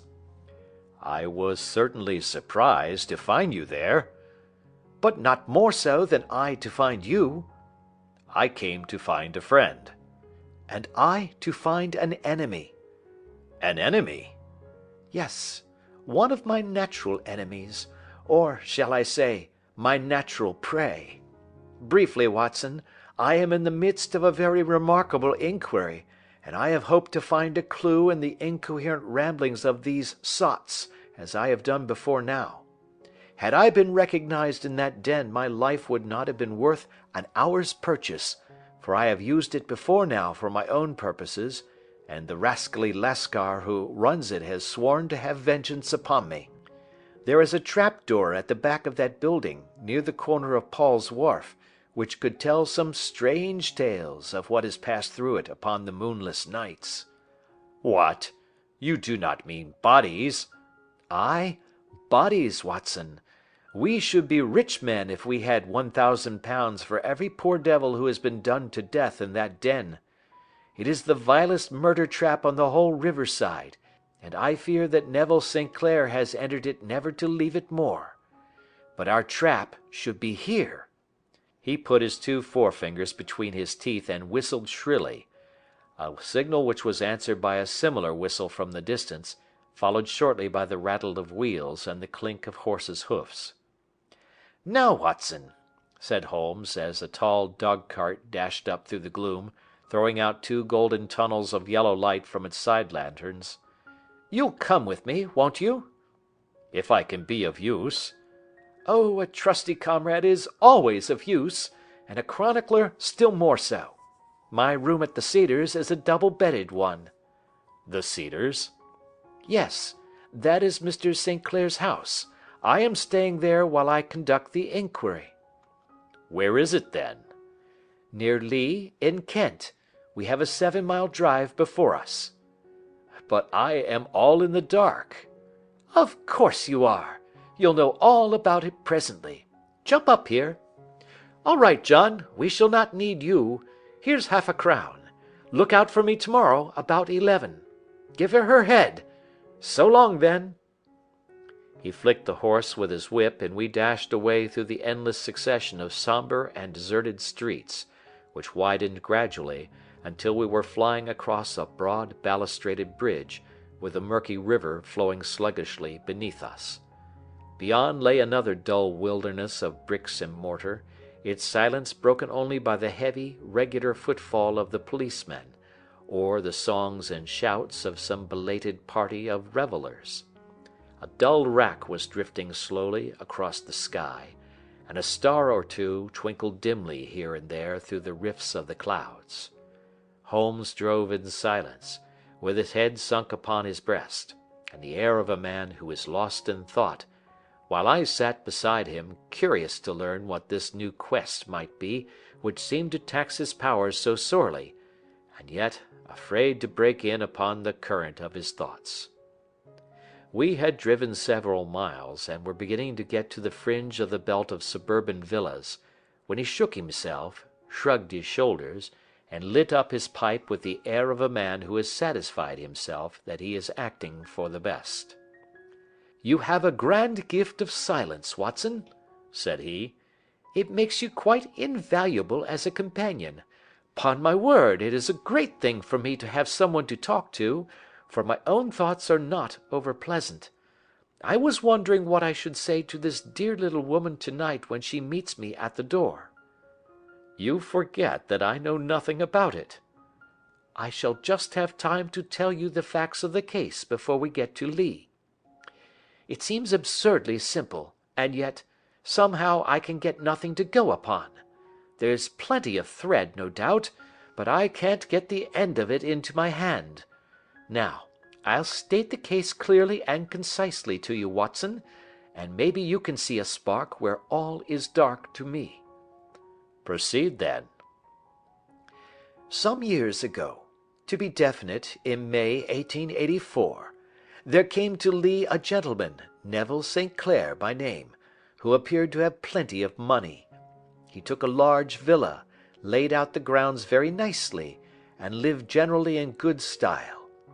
By degrees he made friends in the neighbourhood, and in 1887 he married the daughter of a local brewer, by whom he now has 2 children. He had no occupation, but was interested in several companies, and went into town, as a rule, in the morning, returning by the 5:14 from Cannon Street every night. Mr. St. Clair is now 37 years of age, is a man of temperate habits, a good husband, a very affectionate father, and a man who is popular with all who know him. I may add that his whole debts at the present moment, as far as we have been able to ascertain, amount to £88 10s, while he has £220 standing to his credit in the Capital and Counties Bank. There is no reason, therefore, to think that money troubles have been weighing upon his mind. Last Monday Mr. Neville St. Clair went into town rather earlier than usual, remarking before he started that he had 2 important commissions to perform, and that he would bring his little boy home a box of bricks. Now, by the merest chance, his wife received a telegram upon this same Monday, very shortly after his departure, to the effect that a small parcel of considerable value which she had been expecting was waiting for her at the offices of the Aberdeen Shipping Company. Now, if you are well up in your London, you will know that the office of the company is in Fresno Street, which branches out of Upper Swandam Lane, where you found me to-night.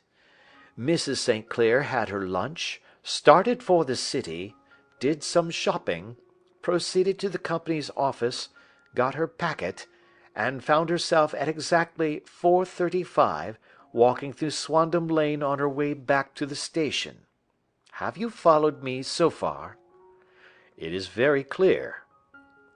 If you remember, Monday was an exceedingly hot day, and Mrs. St. Clair walked slowly, glancing about in the hope of seeing a cab, as she did not like the neighbourhood in which she found herself. While she was walking in this way down Swandam Lane, she suddenly heard an ejaculation or cry, and was struck cold to see her husband looking down at her and, as it seemed to her, beckoning to her from a second-floor window. The window was open, and she distinctly saw his face, which she describes as being terribly agitated. He waved his hands frantically to her, and then vanished from the window so suddenly that it seemed to her that he had been plucked back by some irresistible force from behind. One singular point, which struck her quick feminine eye, was that although he wore some dark coat, such as he had started to town in, he had on neither collar nor necktie. Convinced that something was amiss with him, she rushed down the steps, for the house was none other than the opium den in which you found me to-night, and running through the front room, she attempted to ascend the stairs which led to the first floor. At the foot of the stairs, however, she met this Lascar scoundrel of whom I have spoken, who thrust her back, and, aided by a Dane, who acts as assistant there, pushed her out into the street. Filled with most maddening doubts and fears, she rushed down the lane, and by rare good fortune, met in Fresno Street a number of constables with an inspector, all on their way to their beat. The inspector and two men accompanied her back, and in spite of the continued resistance of the proprietor, they made their way to the room in which Mr. St. Clair had last been seen. There was no sign of him there. In fact, in the whole of that floor, there was no one to be found save a crippled wretch of hideous aspect, who, it seems, made his home there. Both he and the Lascar stoutly swore that no one else had been in the front room during the afternoon. So determined was their denial that the inspector was staggered, and had almost come to believe that Mrs. St. Clair had been deluded when, with a cry, she sprang at a small deal box which lay upon the table, and tore the lid from it. Out there fell a cascade of children's bricks. It was the toy which he had promised to bring home. This discovery, and the evident confusion which the cripple showed, made the inspector realize that the matter was serious. The rooms were carefully examined, and results all pointed to an abominable crime. The front room was plainly furnished as a sitting room, and led into a small bedroom, which looked out upon the back of one of the wharves. Between the wharf and the bedroom window is a narrow strip, which is dry at low tide, but is covered at high tide with at least 4½ feet of water. The bedroom window was a broad one and opened from below.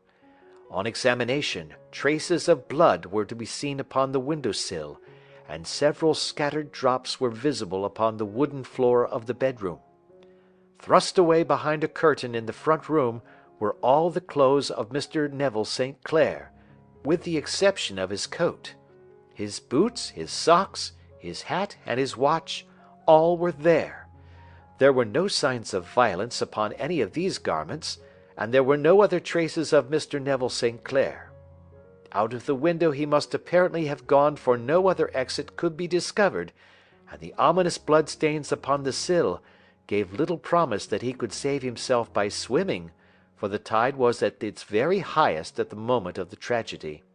And now, as to the villains who seemed to be immediately implicated in the matter.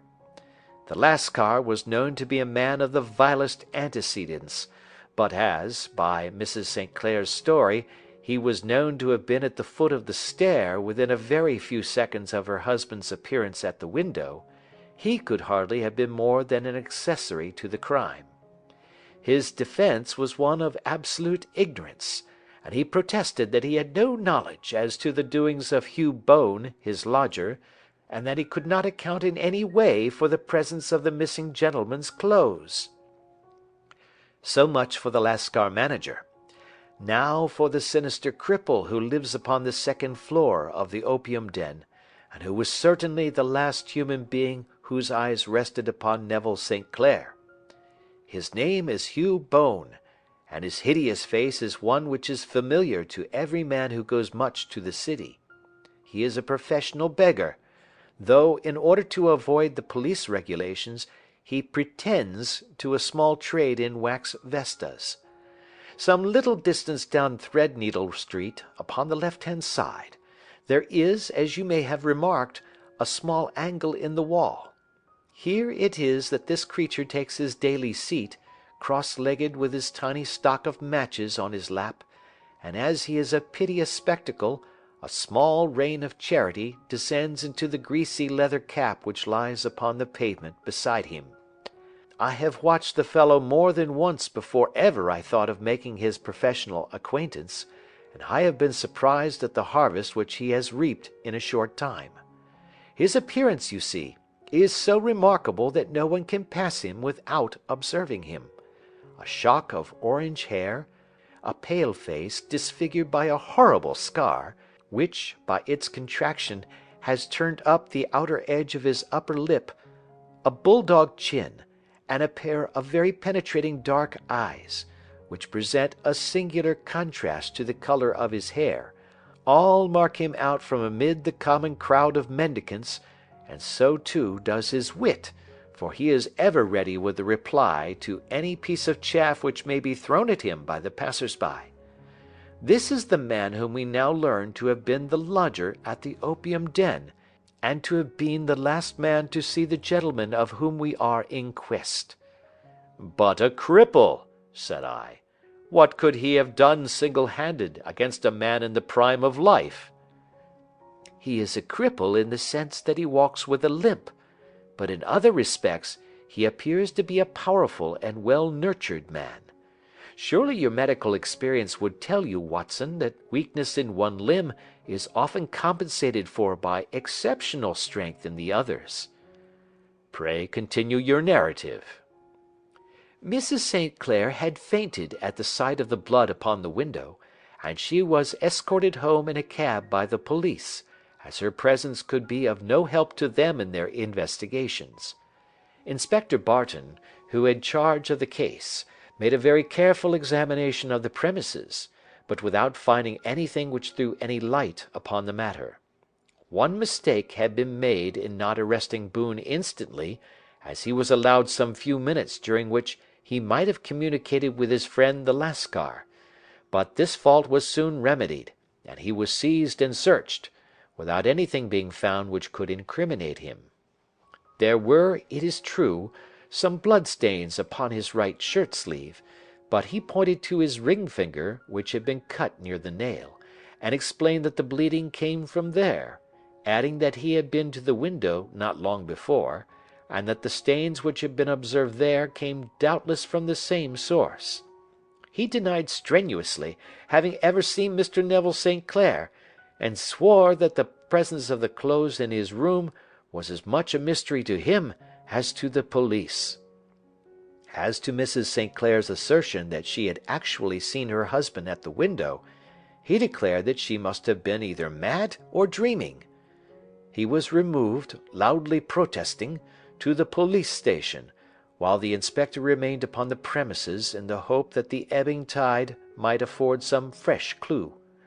And it did, though they hardly found upon the mud-bank what they had feared to find. It was Neville St. Clair's coat, and not Neville St. Clair, which lay uncovered as the tide receded. And what do you think they found in the pockets? I cannot imagine. No, I don't think you would guess. every pocket stuffed with pennies and halfpennies, 421 pennies and 270 halfpennies. It was no wonder that it had not been swept away by the tide. But a human body is a different matter. There is a fierce eddy between the wharf and the house. It seemed likely enough that the weighted coat had remained when the stripped body had been sucked away into the river. But I understand that all the other clothes were found in the room. Would the body be dressed in a coat alone? No, sir, but the facts must be met speciously enough. Suppose that this man Boone had thrust Neville St. Clair through the window, there is no human eye which could have seen the deed. What would he do then? It would of course instantly strike him that he must get rid of the tell-tale garments. He would seize the coat then, and be in the act of throwing it out, when it would occur to him that it would swim and not sink. He has little time, for he has heard the scuffle downstairs when the wife tried to force her way up, and perhaps he has already heard from his Lascar confederate that the police are hurrying up the street. There is not an instant to be lost. He rushes to some secret hoard, where he has accumulated the fruits of his beggary, and he stuffs all the coins upon which he can lay his hands into the pockets to make sure of the coat's sinking. He throws it out, and would have done the same with the other garments had not he heard the rush of steps below, and only just had time to close the window when the police appeared. It certainly sounds feasible. Well, we will take it as a working hypothesis for want of a better. Boone, as I have told you, was arrested and taken to the station, but it could not be shown that there had ever before been anything against him. He had for years been known as a professional beggar, but his life appeared to have been a very quiet and innocent one. There the matter stands at present, and the questions which have to be solved: what Neville St. Clair was doing in the opium den, what happened to him when there, where he is now, and what Hugh Boone had to do with his disappearance, are all as far from a solution as ever. I confess that I cannot recall any case within my experience which looked at the first glance so simple, and yet which presented such difficulties. While Sherlock Holmes had been detailing this singular series of events, we had been whirling through the outskirts of the great town until the last straggling houses had been left behind, and we rattled along with a country hedge upon either side of us. Just as he finished, however, we drove through two scattered villages, where a few lights still glimmered in the windows. "We are on the outskirts of Lee," said my companion. "We have touched on 3 English counties in our short drive, starting in Middlesex, passing over an angle of Surrey, and ending in Kent. See that light among the trees? That is the Cedars, and beside that lamp sits a woman whose anxious ears have already, I have little doubt, caught the clink of our horses' feet." "But why are you not conducting the case from Baker Street?" I asked. "Because there are many inquiries which must be made out here. Mrs. St. Clair has most kindly put 2 rooms at my disposal, and you may rest assured that she will have nothing but a welcome for my friend and colleague. I hate to meet her, Watson, when I have no news of her husband. Here we are. Whoa there, whoa!" We had pulled up in front of a large villa which stood within its own grounds. A stable boy had run out to the horse's head, and springing down, I followed Holmes up the small, winding gravel drive which led to the house. As we approached, the door flew open, and a little blonde woman stood in the opening, clad in some sort of light mousseline de sole, with a touch of fluffy pink chiffon at her neck and wrists. She stood with her figure outlined against the flood of light, one hand upon the door, one half raised in her eagerness, her body slightly bent, her head and face protruded, with eager eyes and parted lips, a standing question. "Well?" she cried. "Well?" And then, seeing that there were 2 of us, she gave a cry of hope, which sank into a groan as she saw that my companion shook his head and shrugged his shoulders. "No good news?" "None." "No bad?" "No." Thank God for that. But come in. You must be weary, for you have had a long day. This is my friend Dr. Watson. He has been of most vital use to me in several of my cases, and a lucky chance has made it possible for me to bring him out and associate him with this investigation. I am delighted to see you, said she, pressing my hand warmly. You will, I am sure, forgive anything that may be wanting in our arrangements, when you consider the blow which has come so suddenly upon us. My dear madam, said I am an old campaigner, and if I were not, I can very well see that no apology is needed. If I can be of any assistance, either to you or to my friend here, I shall be indeed happy. Now, Mr. Sherlock Holmes, said the lady, as we entered a well-lit dining-room, upon the table of which a cold supper had been laid out, I should very much like to ask you one or two plain questions, to which I beg that you will give a plain answer. Certainly, madam. Do not trouble about my feelings. I am not hysterical, nor given to fainting. I simply wish to hear your real opinion. Upon what point? In your heart of hearts, do you think that Neville is alive? Sherlock Holmes seemed to be embarrassed by the question. Frankly now, she repeated, standing upon the rug and looking keenly down at him as he leaned back in a basket chair. Frankly then, madam, I do not. You think that he is dead? I do. Murdered? I don't say that. Perhaps. And on what day did he meet his death? On Monday. Then perhaps, Mr. Holmes, you will be good enough to explain how it is that I have received a letter from him to-day. Sherlock Holmes sprang out of his chair as if he had been galvanized. What? He roared. Yes, to-day. She stood smiling, holding up a little slip of paper in the air. May I see it? Certainly. He snatched it from her in his eagerness, and smoothing it out upon the table, he drew over the lamp and examined it intently. I had left my chair and was gazing at it over his shoulder. The envelope was a very coarse one, and was stamped with the Gravesend postmark, and with the date of that very day, or rather of the day before, for it was considerably after midnight. Coarse writing, murmured Holmes. Surely this is not your husband's writing, madam? No, but the enclosure is. I perceive also that whoever addressed the envelope had to go and inquire as to the address. How can you tell that? The name, you see, is in perfectly black ink, which has dried itself. The rest is of a greyish colour, which shows that blotting paper has been used. If it had been written straight off and then blotted, none would be of a deep black shade. This man has written the name, and there has then been a pause before he wrote the address, which can only mean that he was not familiar with it. It is, of course, a trifle, but there is nothing so important as trifles. Now, let us now see the letter. Ha! There has been an enclosure here. Yes, there was a ring, his signet ring. And you are sure that this is your husband's hand? One of his hands. One? His hand when he wrote hurriedly.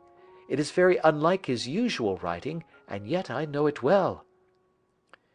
Dearest, do not be frightened. All will come well. There is a huge error which it may take some time to rectify. Wait in patience. Neville. Written in pencil upon the flyleaf of a book, octavo size, no watermark. Posted today in Gravesend by a fellow with a dirty thumb. Ha! And the flap has been gummed, if I am not very much in error, by a person who has been chewing tobacco. And you have no doubt that it is your husband's hand, madam? None. Neville wrote these words. And they were posted today at Gravesend. Well, Mrs. St. Clair, the clouds lighten, though I should not venture to say that the danger is over. But he must be alive, Mr. Holmes. unless this is a clever forgery to put us on the wrong scent. The ring, after all, proves nothing. It may have been taken from him." "No, no, it is. It is his very own writing." "Very well. It may, however, have been written on Monday and only posted today." "That is possible." "If so, much may have happened between."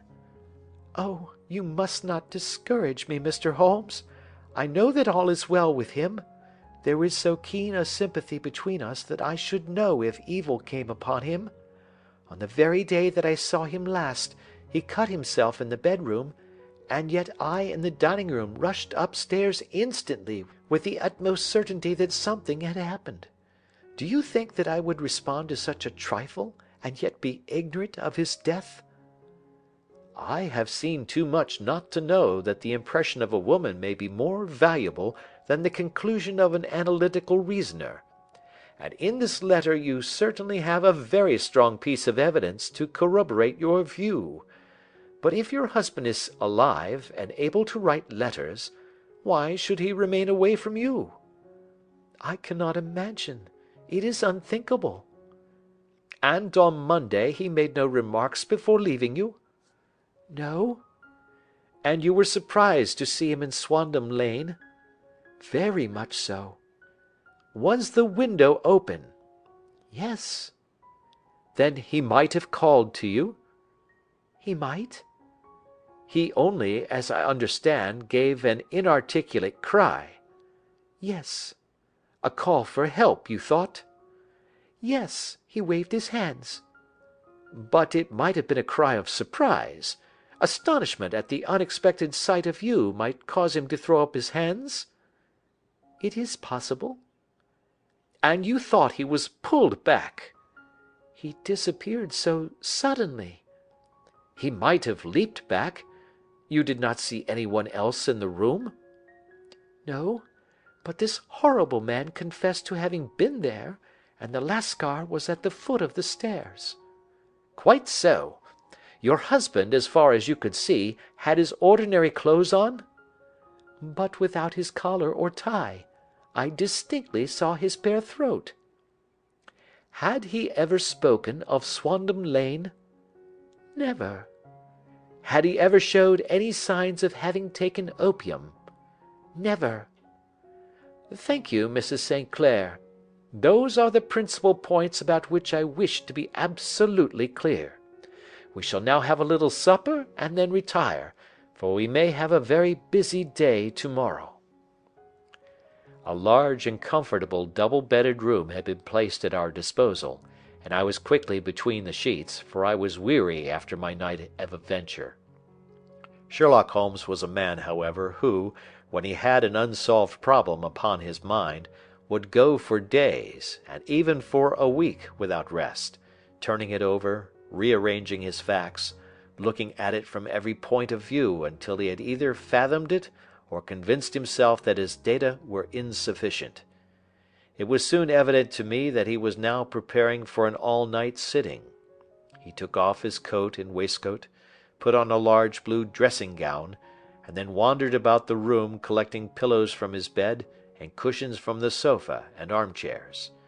With these he constructed a sort of Eastern divan, upon which he perched himself cross-legged, with an ounce of shag tobacco and a box of matches laid out in front of him.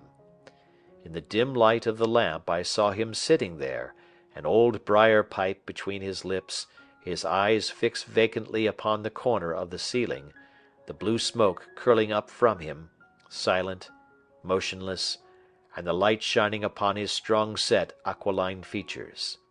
So he sat as I dropped off to sleep, and so he sat when a sudden ejaculation caused me to wake up, and I found the summer sun shining into the apartment. The pipe was still between his lips, the smoke still curled upward, and the room was full of a dense tobacco haze, but nothing remained of the heap of shag which I had seen upon the previous night. "Awake, Watson?" he asked. "Yes." "Game for a morning drive?" "Certainly." "Then dress. No one is stirring yet, but I know where the stable boy sleeps, and we shall soon have the trap out."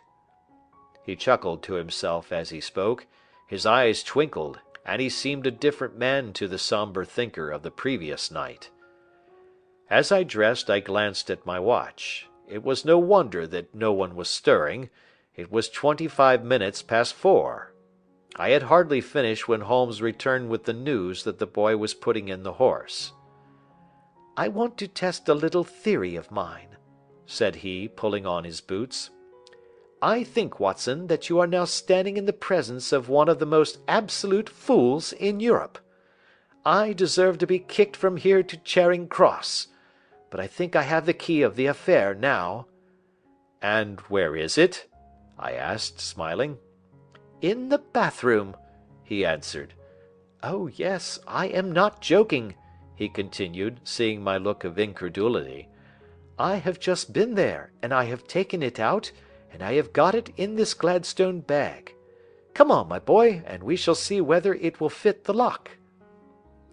We made our way downstairs as quietly as possible, and out into the bright morning sunshine.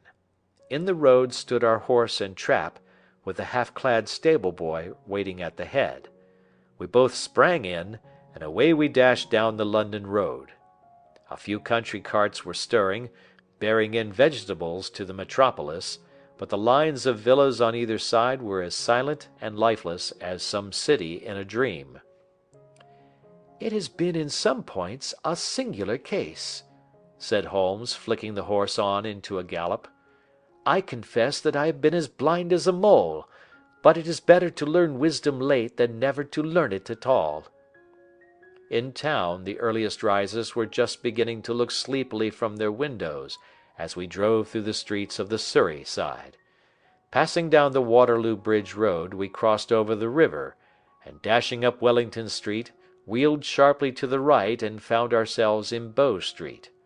Sherlock Holmes was well known to the force, and the two constables at the door saluted him. One of them held the horse's head, while the other led us in. "Who is on duty?" asked Holmes. "Inspector Bradstreet, sir." "Ah, Bradstreet, how are you?" A tall, stout official had come down the stone-flagged passage in a peaked cap and frogged jacket. "I wish to have a quiet word with you, Bradstreet." "Certainly, Mr. Holmes. Step into my room here." It was a small office-like room, with a huge ledger upon the table, and a telephone projecting from the wall. The inspector sat down at his desk. "What can I do for you, Mr. Holmes?" "I called about that beggarman, Boone, the one who was charged with being concerned in the disappearance of Mr. Neville St. Clair, of Lee." "Yes. He was brought up and remanded for further inquiries." "So I heard. You have him here?" "In the cells." "Is he quiet?" "Oh, he gives no trouble. But he is a dirty scoundrel." "Dirty?" "Yes, it is all we can do to make him wash his hands, and his face is as black as a tinker's. Well, when once his case has been settled, he will have a regular prison bath, and I think, if you saw him, you would agree with me that he needed it." "I should like to see him very much." "Would you? That is easily done. Come this way. You can leave your bag." "No, I think that I'll take it." "Very good. Come this way, if you please." He led us down a passage, opened a barred door, passed down a winding stair, and brought us to a whitewashed corridor with a line of doors on each side. "The third on the right is his," said the inspector. "Here it is." He quietly shot back a panel in the upper part of the door and glanced through. "He is asleep," said he. "You can see him very well." We both put our eyes to the grating.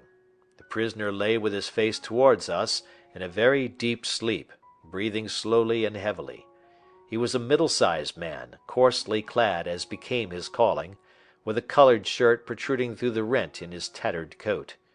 He was, as the inspector had said, extremely dirty, but the grime which covered his face could not conceal its repulsive ugliness. A broad wheal from an old scar ran right across it from eye to chin, and by its contraction had turned up one side of the upper lip, so that 3 teeth were exposed in a perpetual snarl. A shock of very bright red hair grew low over his eyes and forehead. "He's a beauty, isn't he?" said the inspector. "He certainly needs a wash," remarked Holmes. "I had an idea that he might, and I took the liberty of bringing the tools with me." He opened the Gladstone bag as he spoke, and took out, to my astonishment, a very large bath sponge. "Ha! You are a funny one," chuckled the inspector. "Now, if you will have the great goodness to open that door very quietly, we will soon make him cut a much more respectable figure." "Well, I don't know why not," said the inspector. "He doesn't look a credit to the Bow Street cells, does he?" He slipped his key into the lock, and we all very quietly entered the cell. The sleeper half turned and then settled down once more into a deep slumber. Holmes stooped to the water jug, moistened his sponge, and then rubbed it twice vigorously across and down the prisoner's face. "Let me introduce you," he shouted, "to Mr. Neville St. Clair of Lee in the county of Kent." Never in my life had I seen such a sight. The man's face peeled off under the sponge like the bark from a tree. Gone was the coarse brown tint. Gone, too, was the horrid scar which had seamed it across, and the twisted lip which had given the repulsive sneer to the face. A twitch brought away the tangled red hair, and there, sitting up in his bed, was a pale, sad-faced, refined-looking man, black-haired and smooth-skinned, rubbing his eyes and staring about him with sleepy bewilderment. Then suddenly realizing the exposure, he broke into a scream and threw himself down with his face to the pillow. "Good heavens!" cried the inspector. "It is indeed the missing man! I know him from the photograph." The prisoner turned with the reckless air of a man who abandons himself to his destiny. "Be it so," said he. "And pray what am I charged with?" "With making away with Mr. Neville St. Oh, come, you can't be charged with that unless they make a case of attempted suicide of it," said the inspector with a grin. "Well, I've been 27 years in the force, but this takes the cake." "If I am Mr. Neville St. Clair, then it is obvious that no crime has been committed, and that therefore I am illegally detained." "No crime, but a very great error has been committed," said Holmes. "You would have done better to have trusted your wife."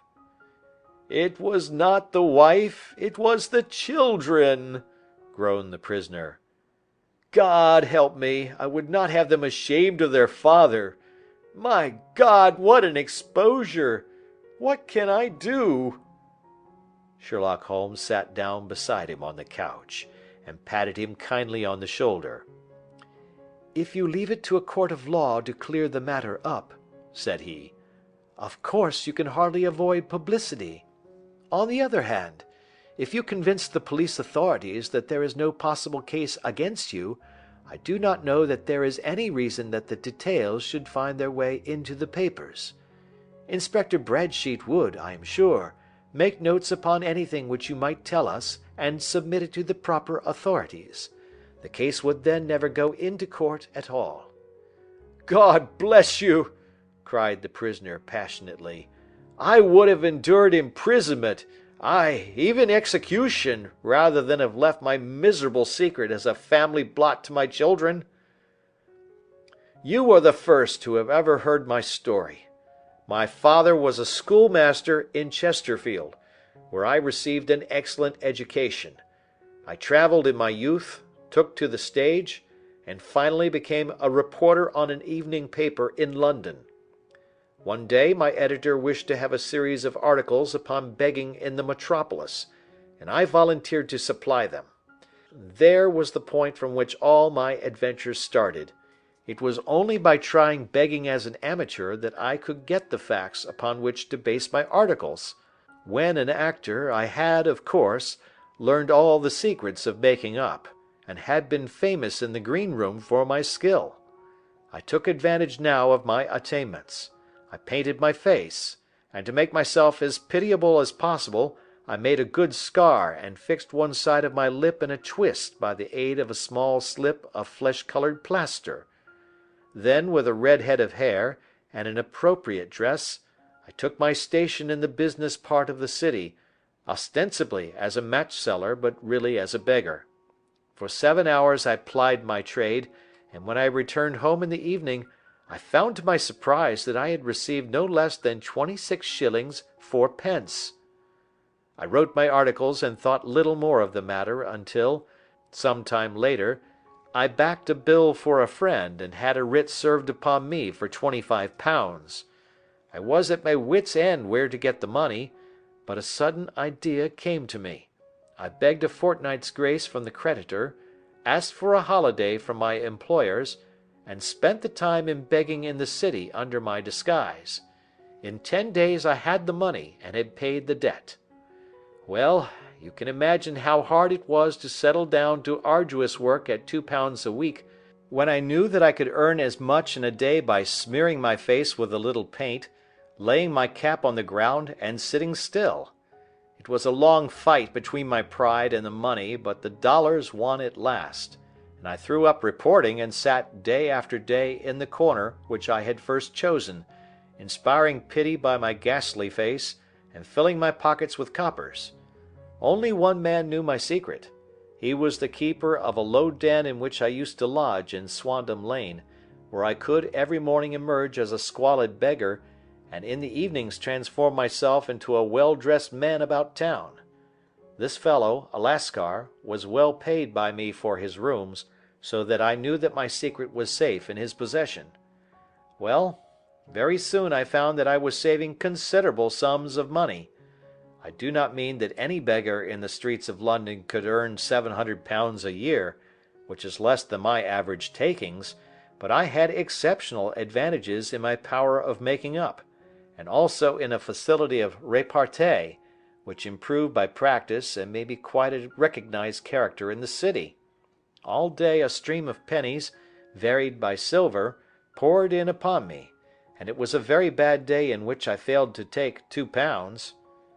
As I grew richer I grew more ambitious, took a house in the country, and eventually married, without anyone having a suspicion as to my real occupation. My dear wife knew that I had business in the city. She little knew what. Last Monday I had finished for the day and was dressing in my room above the opium den, when I looked out of my window and saw, to my horror and astonishment, that my wife was standing in the street, with her eyes fixed full upon me. I gave a cry of surprise, threw up my arms to cover my face, and, rushing to my confidant, the Lascar, entreated him to prevent anyone from coming up to me. I heard her voice downstairs, but I knew that she could not ascend. Swiftly I threw off my clothes, pulled on those of a beggar, and put on my pigments and wig. Even a wife's eyes could not pierce so complete a disguise. But then it occurred to me that there might be a search in the room, and that the clothes might betray me.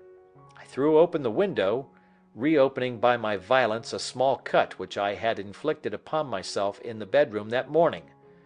Then I seized my coat, which was weighted by the coppers which I had just transferred to it from the leather bag in which I carried my takings.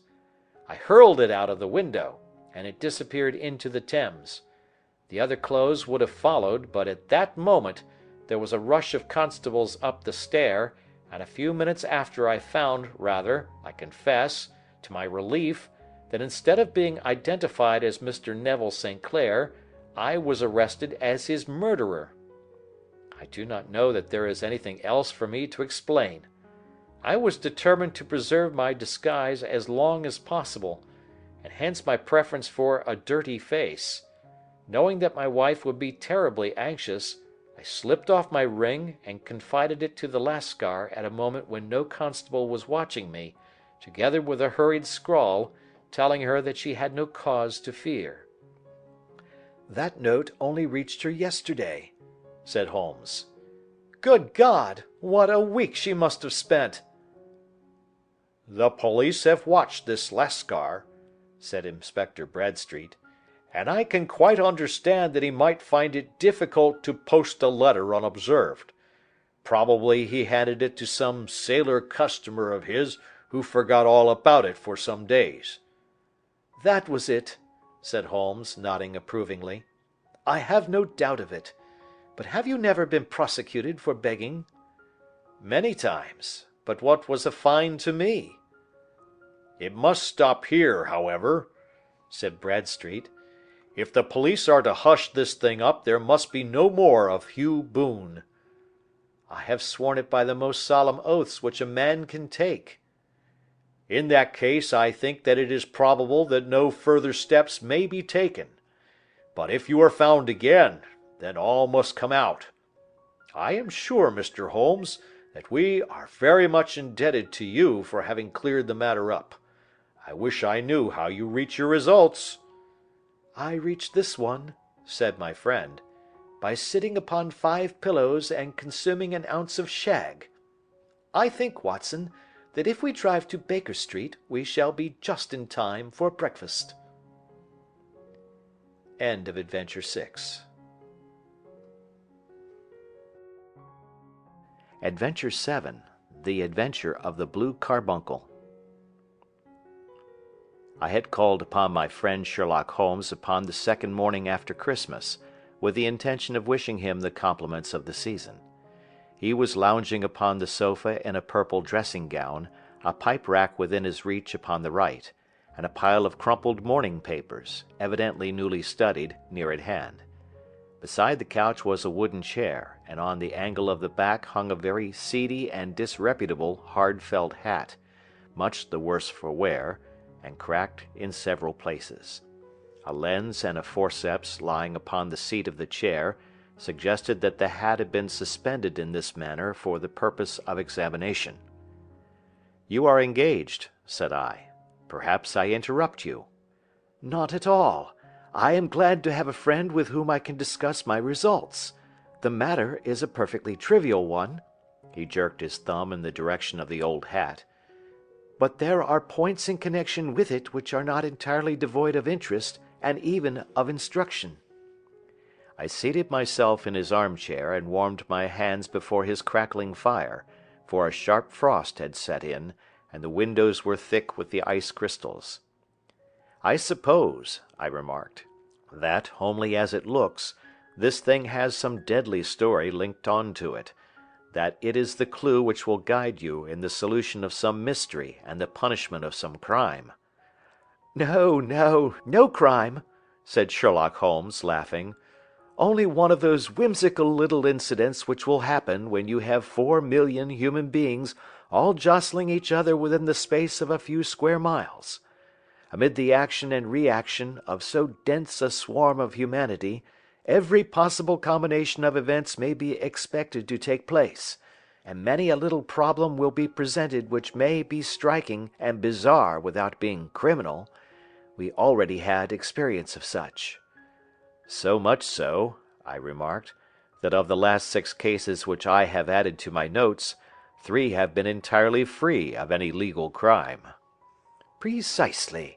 You allude to my attempt to recover the Irene Adler papers, to the singular case of Miss Mary Sutherland, and to the adventure of the man with the twisted lip. Well, I have no doubt that this small matter will fall into the same innocent category. You know Peterson, the commissionaire?" "Yes." "It is to him that this trophy belongs?" "It is his hat."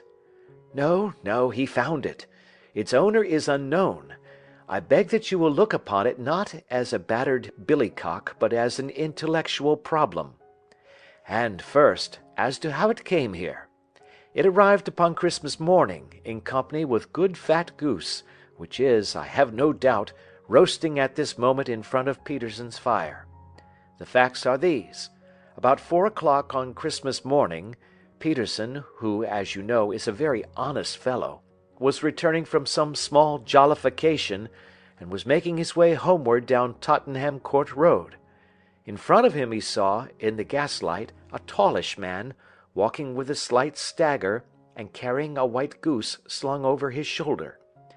As he reached the corner of Goodge Street, a row broke out between this stranger and a little knot of roughs.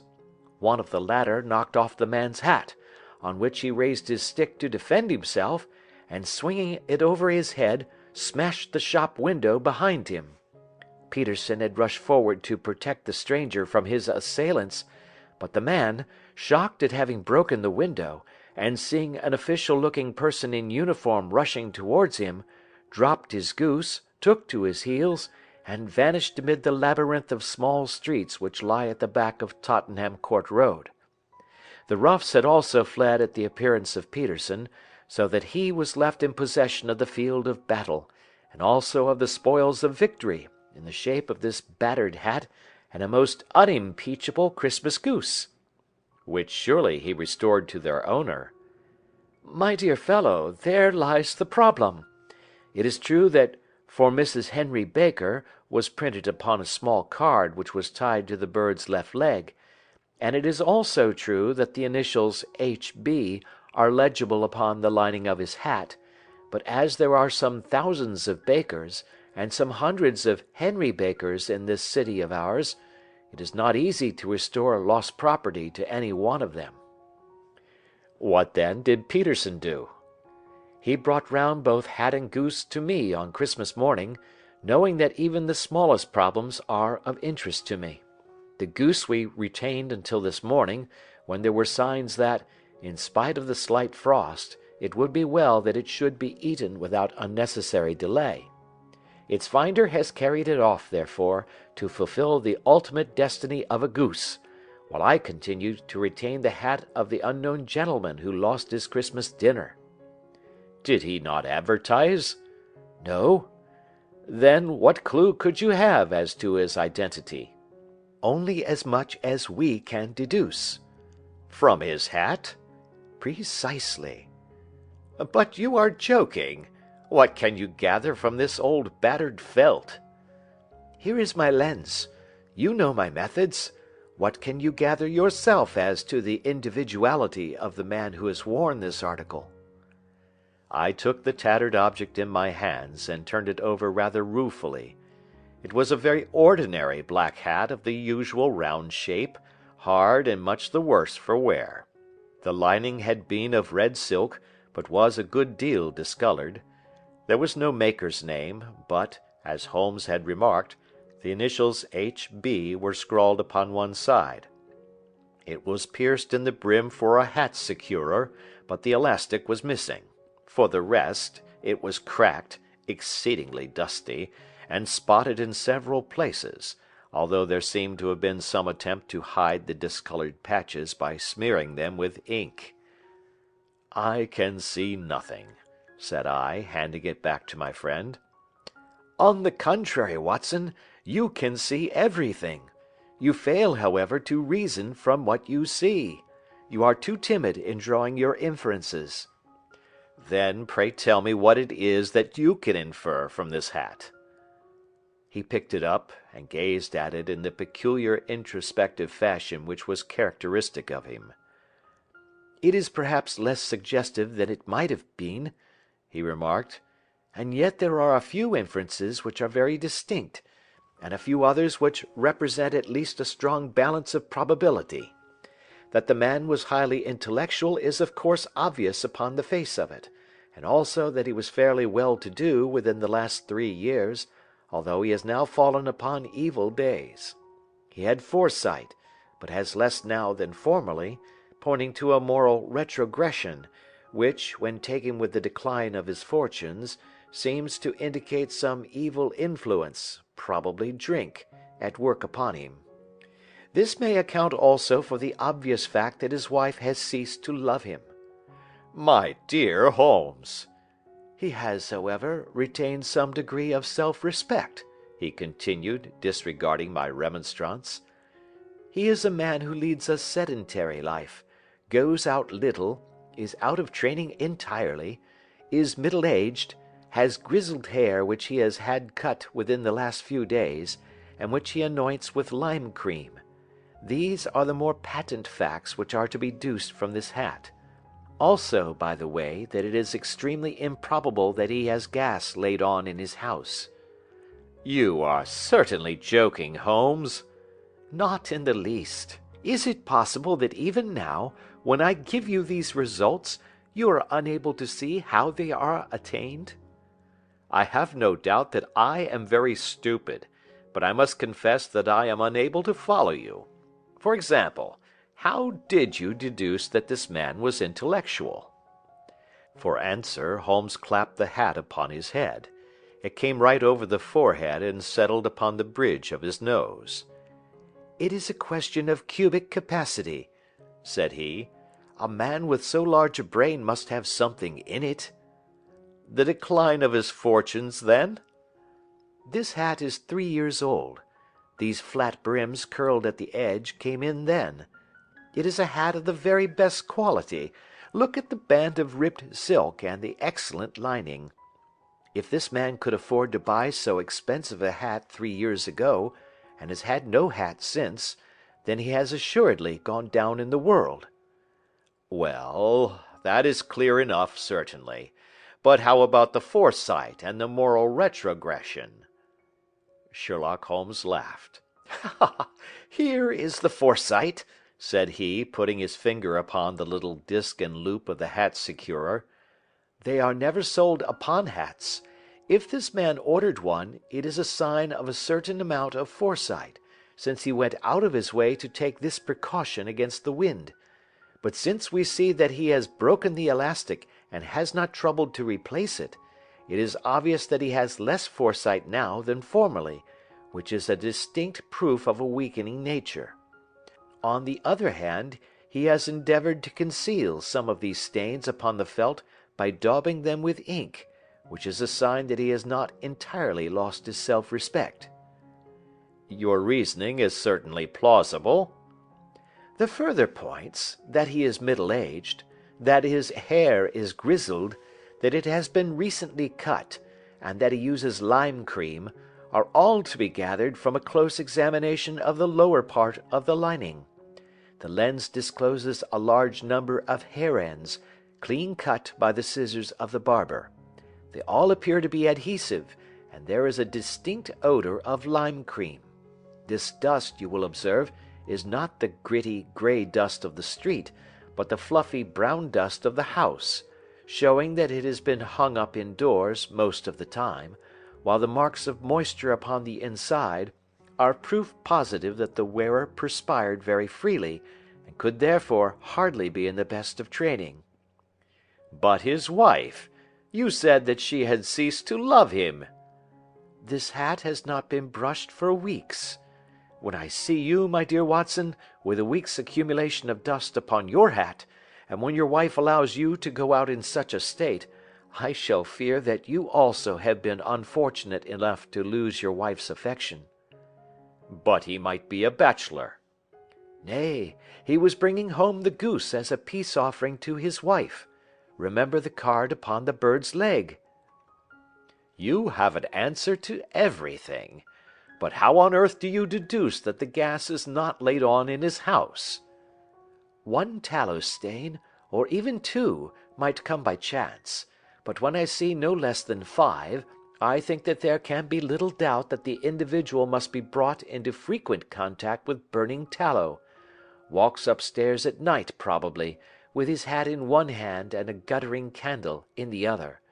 Anyhow, he never got tallow stains from a gas jet. Are you satisfied?" "Well, it is very ingenious," said I, laughing. "But since, as you said just now, there has been no crime committed, and no harm done save the loss of a goose, all this seems to be rather a waste of energy." Sherlock Holmes had opened his mouth to reply, when the door flew open, and Peterson, the commissionaire, rushed into the apartment with flushed cheeks and the face of a man who is dazed with astonishment. "The goose, Mr. Holmes, the goose, sir," he gasped. "Eh? What of it, then? Has it returned to life and flapped off through the kitchen window?" Holmes twisted himself round upon the sofa to get a fairer view of the man's excited face. "See here, sir, See what my wife found in its crop." He held out his hand and displayed upon the center of the palm a brilliantly scintillating blue stone, rather smaller than a bean in size, but of such purity and radiance that it twinkled like an electric point in the dark hollow of his hand. Sherlock Holmes sat up with a whistle. "By Jove, Peterson," said he, "this is a treasure trove indeed. I suppose you know what you have got?" "A diamond, sir. A precious stone. It cuts into glass as though it were putty." "It's more than a precious stone. It is the precious stone." "Not the Countess of Morcar's blue carbuncle!" I ejaculated. "Precisely so. I ought to know its size and shape, seeing that I have read the advertisement about it in the Times every day lately. It is absolutely unique, and its value can only be conjectured, but the reward offered of £1,000 is certainly not within a 20th part of the market price." "£1,000! Great Lord of mercy!" The commissionaire plumped down into a chair and stared from one to the other of us. "That is the reward, and I have reason to know that there are sentimental considerations in the background which would induce the Countess to part with half her fortune if she could but recover the gem." "It was lost, if I remember aright, at the Hotel Cosmopolitan," I remarked. "Precisely so, on December 22nd, just 5 days ago. John Horner, a plumber, was accused of having abstracted it from the lady's jewel case. The evidence against him was so strong that the case has been referred to the assizes. I have some account of the matter here, I believe." He rummaged amid his newspapers, glancing over the dates, until at last he smoothed one out, doubled it over, and read the following paragraph: "Hotel Cosmopolitan jewel robbery. John Horner, 26, plumber, was brought up upon the charge of having upon the 22nd instant abstracted from the jewel case of the Countess of Morcar the valuable gem known as the blue carbuncle. James Ryder, upper attendant at the hotel, gave his evidence to the effect that he had shown Horner up to the dressing room of the Countess of Morcar upon the day of the robbery, in order that he might solder the second bar of the grate, which was loose. He had remained with Horner some little time, but had finally been called away. On returning, he found that Horner had disappeared, that the bureau had been forced open, and that the small morocco casket in which, as it afterwards transpired, the Countess was accustomed to keep her jewel, was lying empty upon the dressing-table. Ryder instantly gave the alarm, and Horner was arrested the same evening, but the stone could not be found either upon his person or in his rooms. Catherine Cusack, maid to the Countess, deposed to having heard Ryder's cry of dismay on discovering the robbery, and to having rushed into the room, where she found matters as described by the last witness. Inspector Bradstreet, B Division, gave evidence as to the arrest of Horner, who struggled frantically, and protested his innocence in the strongest terms. Evidence of a previous conviction for robbery having been given against the prisoner, the magistrate refused to deal summarily with the offence, but referred it to the assizes. Horner, who had shown signs of intense emotion during the proceedings, fainted away at the conclusion and was carried out of court. So much for the police court," said Holmes thoughtfully, tossing aside the paper. "The question for us now to solve is the sequence of events leading from a rifled jewel case at one end to the crop of a goose in Tottenham Court Road at the other. You see, Watson, our little deductions have suddenly assumed a much more important and less innocent aspect. Here is the stone. The stone came from the goose, and the goose came from Mr. Henry Baker, the gentleman with the bad hat, and all the other characteristics with which I have bored you. So now we must set ourselves very seriously to finding this gentleman, and ascertaining what part he has played in this little mystery. To do this, we must try the simplest means first, and these lie undoubtedly in an advertisement in all the evening papers. If this fail, I shall have recourse to other methods." What will you say? Give me a pencil and that slip of paper. Now then, found at the corner of Goodge Street a goose and a black felt hat. Mr. Henry Baker can have the same by applying at 6:30 this evening at 221B Baker Street. That is clear and concise. Very, but will he see it? Well, he is sure to keep an eye on the papers, since, to a poor man, the loss was a heavy one. He was clearly so scared by his mischance in breaking the window, and by the approach of Peterson, that he thought of nothing but flight. But since then he must have bitterly regretted the impulse which caused him to drop his bird. Then again, the introduction of his name will cause him to see it, for everyone who knows him will direct his attention to it. Here you are, Peterson. Run down to the advertising agency and have this put in the evening papers. In which, sir? Oh, in the Globe, Star, Pall Mall, St. James's, Evening News, Standard, Echo, and any others that occur to you. Very well, sir. And this stone? Ah, yes. I shall keep the stone. Thank you. And I say, Peterson, just buy a goose on your way back and leave it here with me, for we must have one to give to this gentleman in place of the one which your family is now devouring. When the commissionaire had gone, Holmes took up the stone and held it against the light. It's a bonny thing, said he. Just see how it glints and sparkles. Of course it is the nucleus and focus of crime. Every good stone is. They are the devil's pet baits. In the larger and older jewels, every facet may stand for a bloody deed. This stone is not yet 20 years old. It was found in the banks of the Amoy River in southern China, and is remarkable in having every characteristic of the carbuncle, save that it is blue in shade instead of ruby red. In spite of its youth, it has already a sinister history. There have been 2 murders, a vitriol throwing, a suicide, and several robberies brought about for the sake of this 40-grain weight of crystallized charcoal. Who would think that so pretty a toy would be a purveyor to the gallows and the prison? I'll lock it up in my strong box now and drop a line to the Countess to say that we have it. Do you think that this man Horner is innocent? I cannot tell. Well, then, do you imagine that this other one, Henry Baker, had anything to do with the matter? It is, I think, much more likely that Henry Baker is an absolutely innocent man, who had no idea that the bird which he was carrying was of considerably more value than if it were made of solid gold. That, however, I shall determine by a very simple test, if we have an answer to our advertisement. And you can do nothing until then? Nothing. In that case, I shall continue my professional round. But I shall come back in the evening at the hour you have mentioned, for I should like to see the solution of so tangled a business. Very glad to see you. I dine at 7. There is a woodcock, I believe. By the way, in view of recent occurrences, perhaps I ought to ask Mrs. Hudson to examine its crop.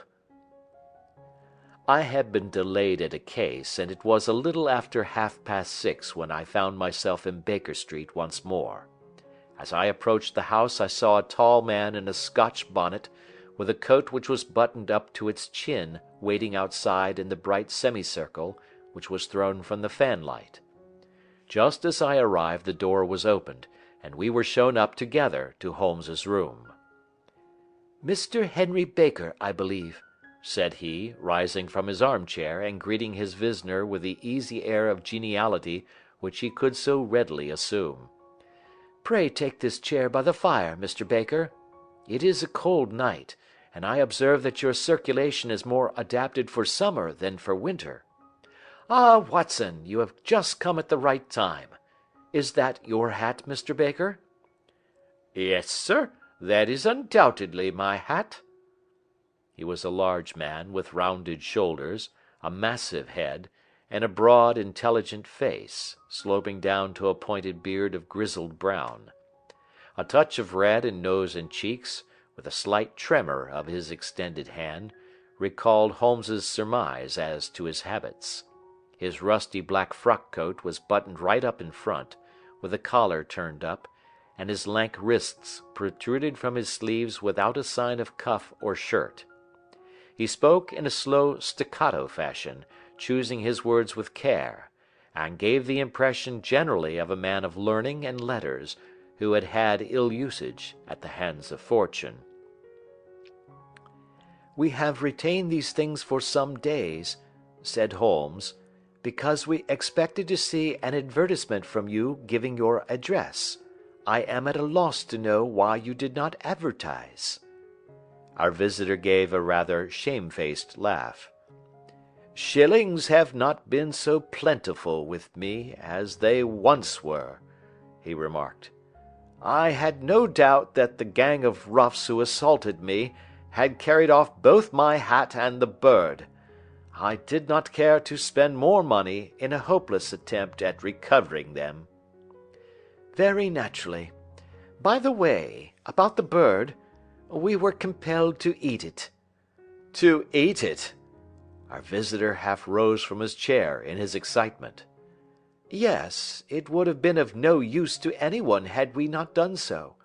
But I presume that this other goose upon the sideboard, which is about the same weight and perfectly fresh, will answer your purpose equally well?" "Oh, certainly, certainly," answered Mr. Baker, with a sigh of relief. "Of course, we still have the feathers, legs, crop, and so on of your own bird, so if you wish—" The man burst into a hearty laugh. "They might be useful to me as relics of my adventure," said he, "but beyond that I can hardly see what use the disjecta membra of my late acquaintance are going to be to me. No, sir, I think that, with your permission, I will confine my attentions to the excellent bird which I perceive upon the sideboard." Sherlock Holmes glanced sharply across at me with a slight shrug of his shoulders. "There is your hat, then, and there your bird," said he. "By the way, would it bore you to tell me where you got the other one from? I am somewhat of a fowl fancier, and I have seldom seen a better grown goose." "Certainly, sir," said Baker, who had risen and tucked his newly gained property under his arm. "There are a few of us who frequent the Alpha Inn, near the museum. We are to be found in the museum itself during the day, you understand. This year our good host, Windigate by name, instituted a goose club, by which, on consideration of some few pence every week, we were each to receive a bird at Christmas. My pence were duly paid, and the rest is familiar to you. I am much indebted to you, sir, for a Scotch bonnet is fitted neither to my years nor my gravity." With a comical pomposity of manner, he bowed solemnly to both of us, and strode off upon his way. "So much for Mr. Henry Baker," said Holmes, when he had closed the door behind him. "It is quite certain that he knows nothing whatever about the matter. Are you hungry, Watson?" "Not particularly." "Then I suggest that we turn our dinner into a supper and follow up this clue while it is still hot." "By all means." It was a bitter night, so we drew on our ulsters and wrapped cravats about our throats. Outside, the stars were shining coldly in a cloudless sky, and the breath of the passers-by blew out into smoke like so many pistol shots. Our footfalls rang out crisply and loudly as we swung out through the Doctor's Quarter, Wimpole Street, Harley Street, and so through Wigmore Street into Oxford Street. In a quarter of an hour we were in Bloomsbury at the Alpha Inn, which is a small public-house at the corner of one of the streets which runs down into Holborn. Holmes pushed open the door of the private bar, and ordered 2 glasses of beer from the ruddy-faced, white-aproned landlord. "Your beer should be excellent if it is as good as your geese," said he. My geese! The man seemed surprised. Yes, I was speaking only half an hour ago to Mr. Henry Baker, who was a member of your goose club. Ah, yes, I see. But you see, sir, them's not our geese. Indeed. Whose then? Well, I got the 2 dozen from a salesman in Covent Garden. Indeed. I know some of them. Which was it? Breckenridge is his name. Ah, I don't know him. Well, here's your good health, landlord, and prosperity to your house. Good night. Now for Mr. Breckenridge, he continued, buttoning up his coat as we came out into the frosty air. Remember, Watson, that though we have so homely a thing as a goose at one end of this chain, we have at the other a man who will certainly get 7 years penal servitude unless we can establish his innocence. It is possible that our inquiry may but confirm his guilt, but in any case, we have a line of investigation which has been missed by the police, and which a singular chance has placed in our hands. Let us follow it out to the bitter end. Faces to the south, then, and quick march. We passed across Holborn, down Endell Street, and so through a zigzag of slums to Covent Garden Market. One of the largest stalls bore the name of Breckenridge upon it, and the proprietor, a horsey-looking man, with a sharp face and trim side whiskers, was helping a boy to put up the shutters. "Good evening. It's a cold night," said Holmes. The salesman nodded, and shot a questioning glance at my companion. "Sold out of geese, I see," continued Holmes, pointing at the bare slabs of marble. "Let you have 500 tomorrow morning." "That's no good." "Well, there are some on the stall with the gas flare." "Ah, but I was recommended to you." "Who by?" "The landlord of the Alpha." "Oh, yes, I sent him a couple of dozen." "Fine birds they were, too. Now where did you get them from?"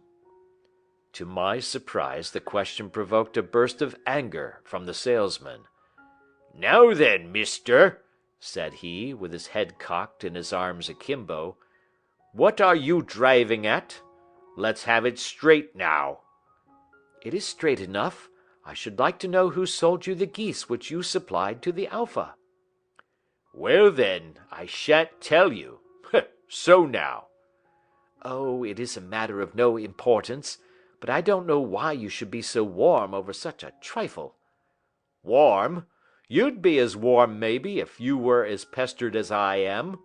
When I pay good money for a good article there should be an end of the business. But it's, where are the geese? And who did you sell the geese to? And what will you take for the geese? One would think they were the only geese in the world, to hear the fuss that is made over them."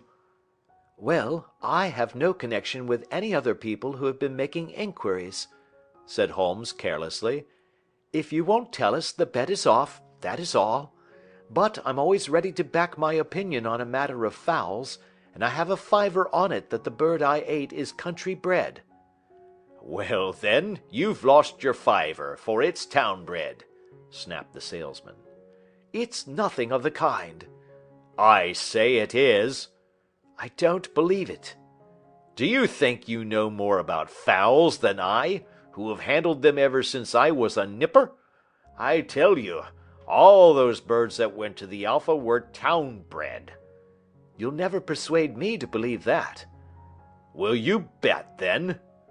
"It's merely taking your money, for I know that I am right. But I'll have a sovereign on with you just to teach you not to be obstinate." The salesman chuckled grimly. "Bring me the books, Bill," said he. The small boy brought round a small thin volume, and a great greasy-backed one, laying them out together beneath the hanging lamp. "Now then, Mr. Cocksure," said the salesman, "I thought that I was out of geese, but before I finish you'll find that there is still one left in my shop. You see this little book?" "Well?" "That's the list of the folk from whom I buy. Do you see? Well, then, Here on this page are the country folk, and the numbers after their names are where their accounts are in the big ledger. Now then, you see this other page in red ink? Well, that is a list of my town suppliers. Now, look at that third name. Just read it out to me." "Mrs. Oakshott, 117 Brixton Road, 249," read Holmes. "Quite so. Now turn that up in the ledger." Holmes turned to the page indicated. "Here you are. Mrs. Oakshott, 117 Brixton Road, egg and poultry supplier." "Now then, what's the last entry?" "December 22nd, 24 geese at 7 shillings 6 pence." "Quite so. There you are. And underneath?" "Sold to Mr. Windigate of the Alpha at 12 shillings." "What have you to say now?" Sherlock Holmes looked deeply chagrined. He drew a sovereign from his pocket and threw it down upon the slab, turning away with the air of a man whose disgust is too deep for words. A few yards off he stopped under a lamp-post and laughed in the hearty, noiseless fashion which was peculiar to him. "When you see a man with whiskers of that cut, and the pink 'un protruding out of his pocket, you can always draw him by a bet," said he. "I dare say that if I had put £100 down in front of him, that man would not have given me such complete information as was drawn from him by the idea that he was doing me on a wager. Well, Watson, we are, I fancy, nearing the end of our quest, and the only point which remains to be determined is whether we should go on to this Mrs. Oakshott tonight, or whether we should reserve it for tomorrow. It is clear from what that surly fellow said that there are others beside ourselves who are anxious about the matter, and I should—" His remarks were suddenly cut short by a loud hubbub which broke out from the stall which we had just left. Turning round we saw a little rat-faced fellow standing in the centre of the circle of yellow light which was thrown by the swinging lamp, while Breckenridge, the salesman, framed in the door of his stall, was shaking his fists fiercely at the cringing figure. "I've had enough of you and your geese," he shouted. "I wish you were all at the devil together. If you come pestering me any more with your silly talk, I'll set the dog at you. You bring Mrs. Oakshott here, and I'll answer her. But what have you to do with it? Did I buy the geese off you?" "No, but one of them was mine all the same," whined the little man. "Well, then, ask Mrs. Oakshott for it." "She told me to ask you." "Well, you can ask the King of Prussia for all I care. I've had enough of it. Get out of this." He rushed fiercely forward, and the inquirer flitted away into the darkness. "Ha! This may save us a visit to Brixton Road," whispered Holmes. "Come with me, and we will see what is to be made of this fellow."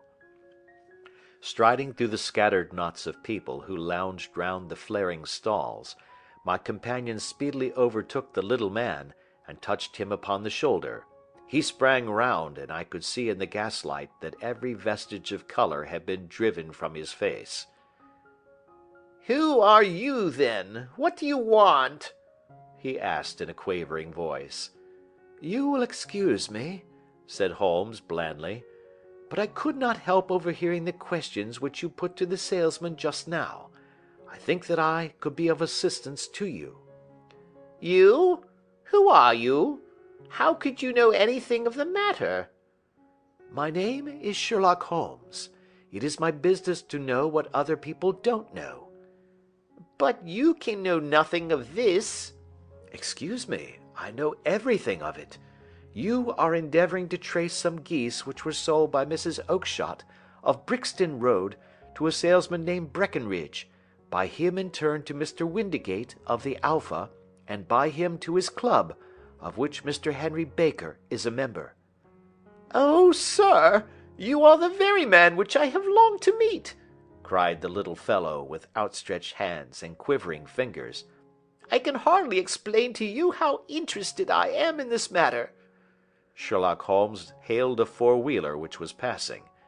"In that case we had better discuss it in a cosy room rather than in this wind-swept market-place," said he. "But pray tell me, before we go farther, who it is that I have the pleasure of assisting." The man hesitated for an instant. My name is John Robinson," he answered with a sidelong glance.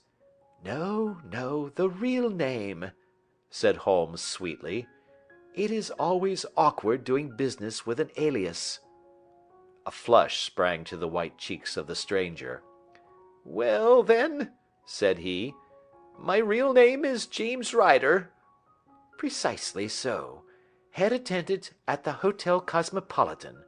Pray step into the cab, and I shall soon be able to tell you everything which you would wish to know." The little man stood glancing from one to the other of us with half-frightened, half-hopeful eyes, as one who is not sure whether he is on the verge of a windfall or of a catastrophe.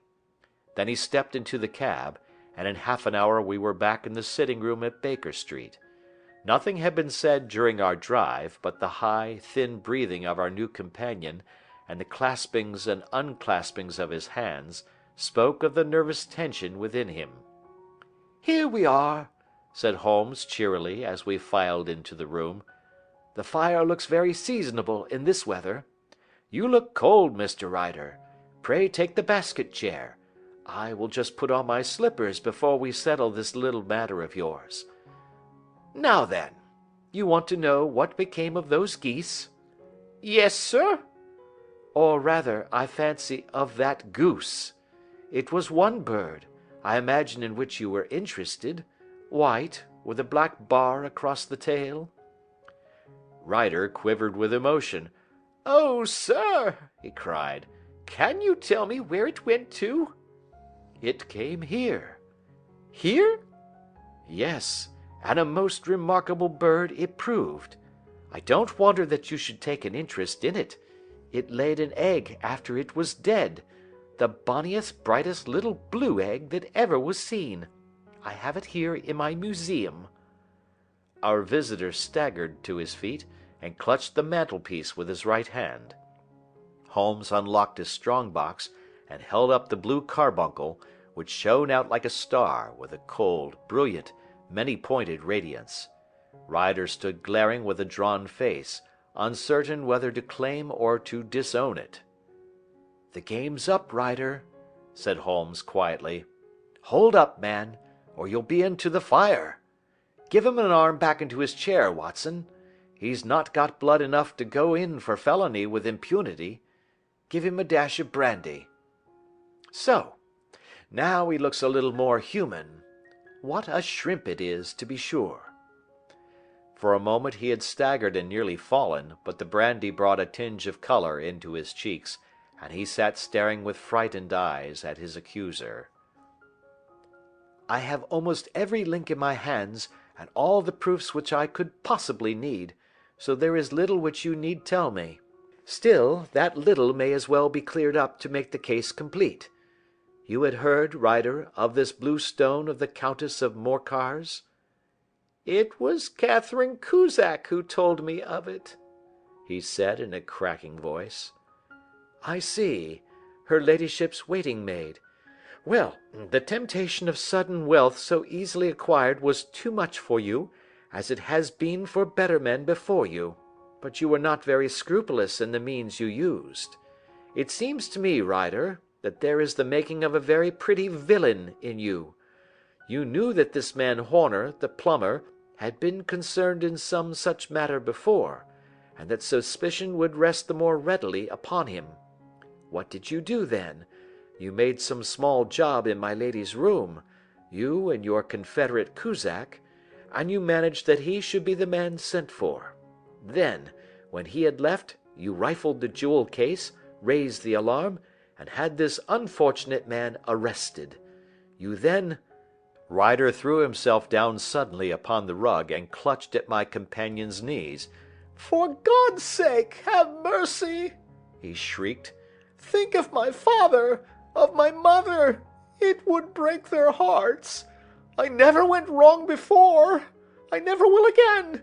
I swear it! I'll swear it on a Bible!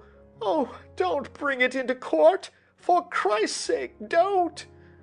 "Get back into your chair," said Holmes sternly.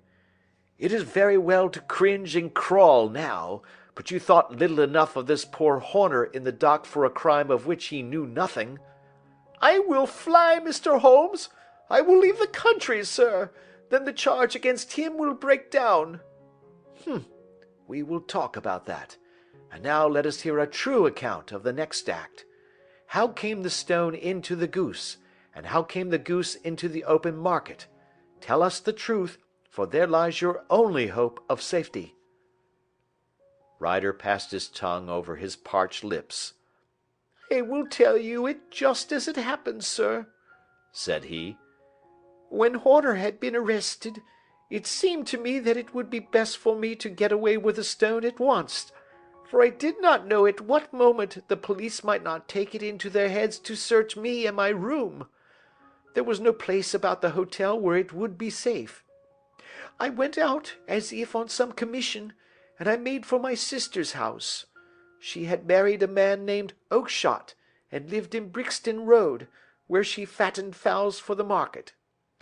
All the way there every man I met seemed to me to be a policeman or a detective, and for all that it was a cold night, the sweat was pouring down my face before I came to the Brixton Road.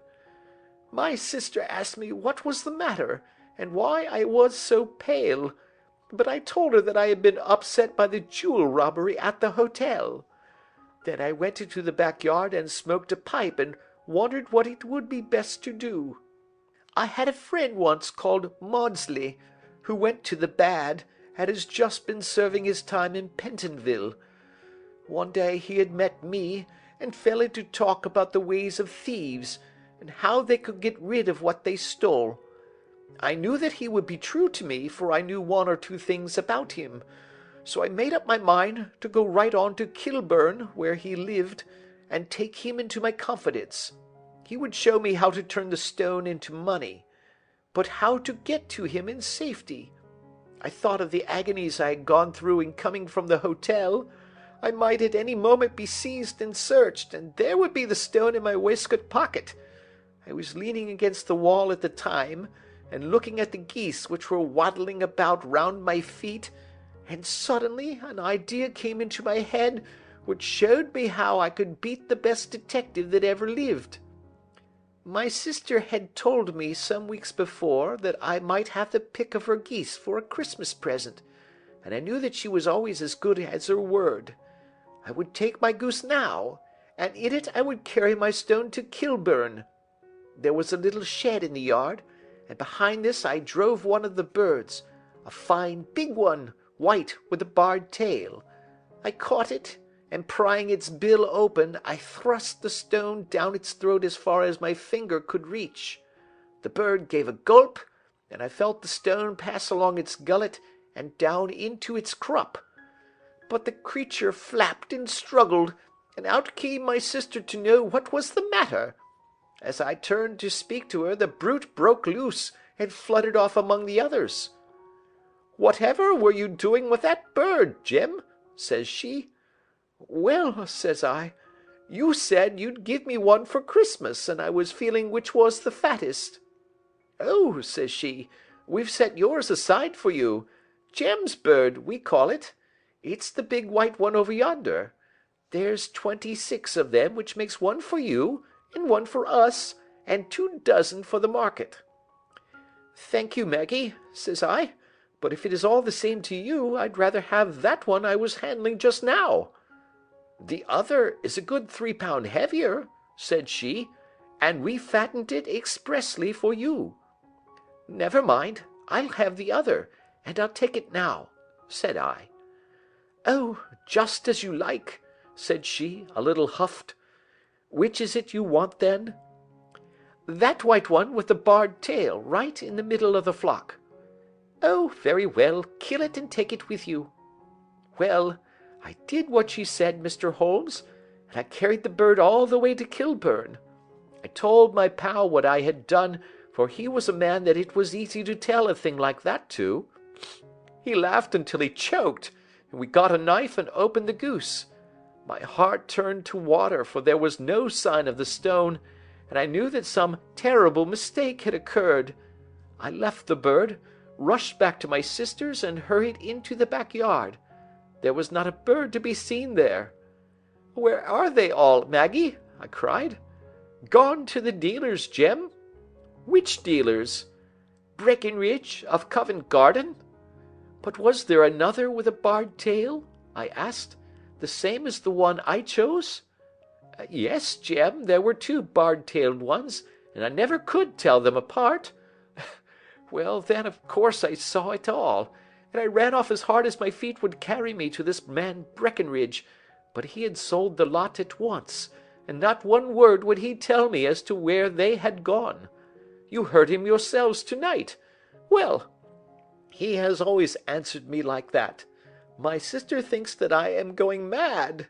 Sometimes I think that I am myself, and now I am myself a branded thief, without ever having touched the wealth for which I sold my character.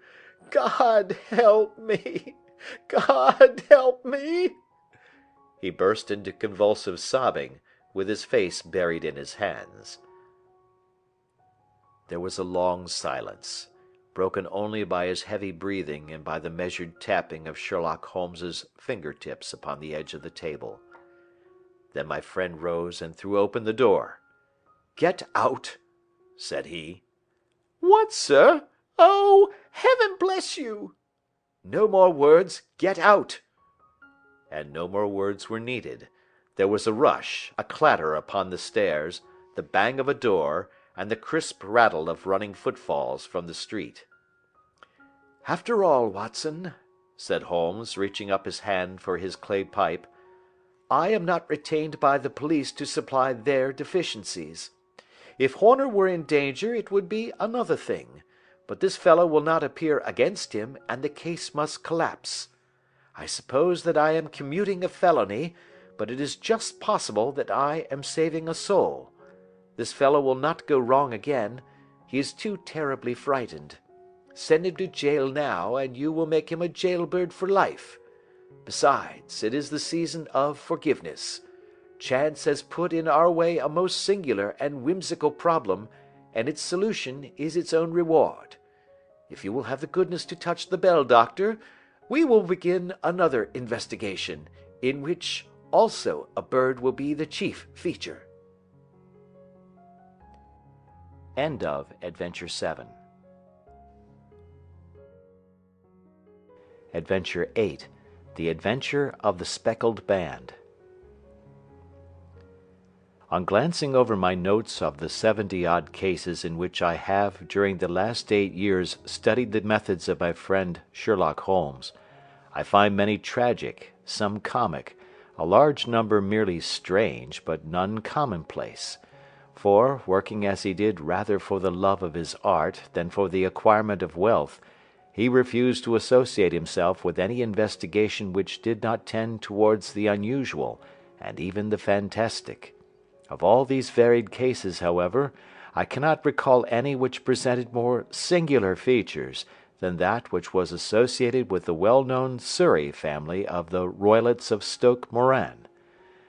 The events in question occurred in the early days of my association with Holmes, when we were sharing rooms as bachelors in Baker Street.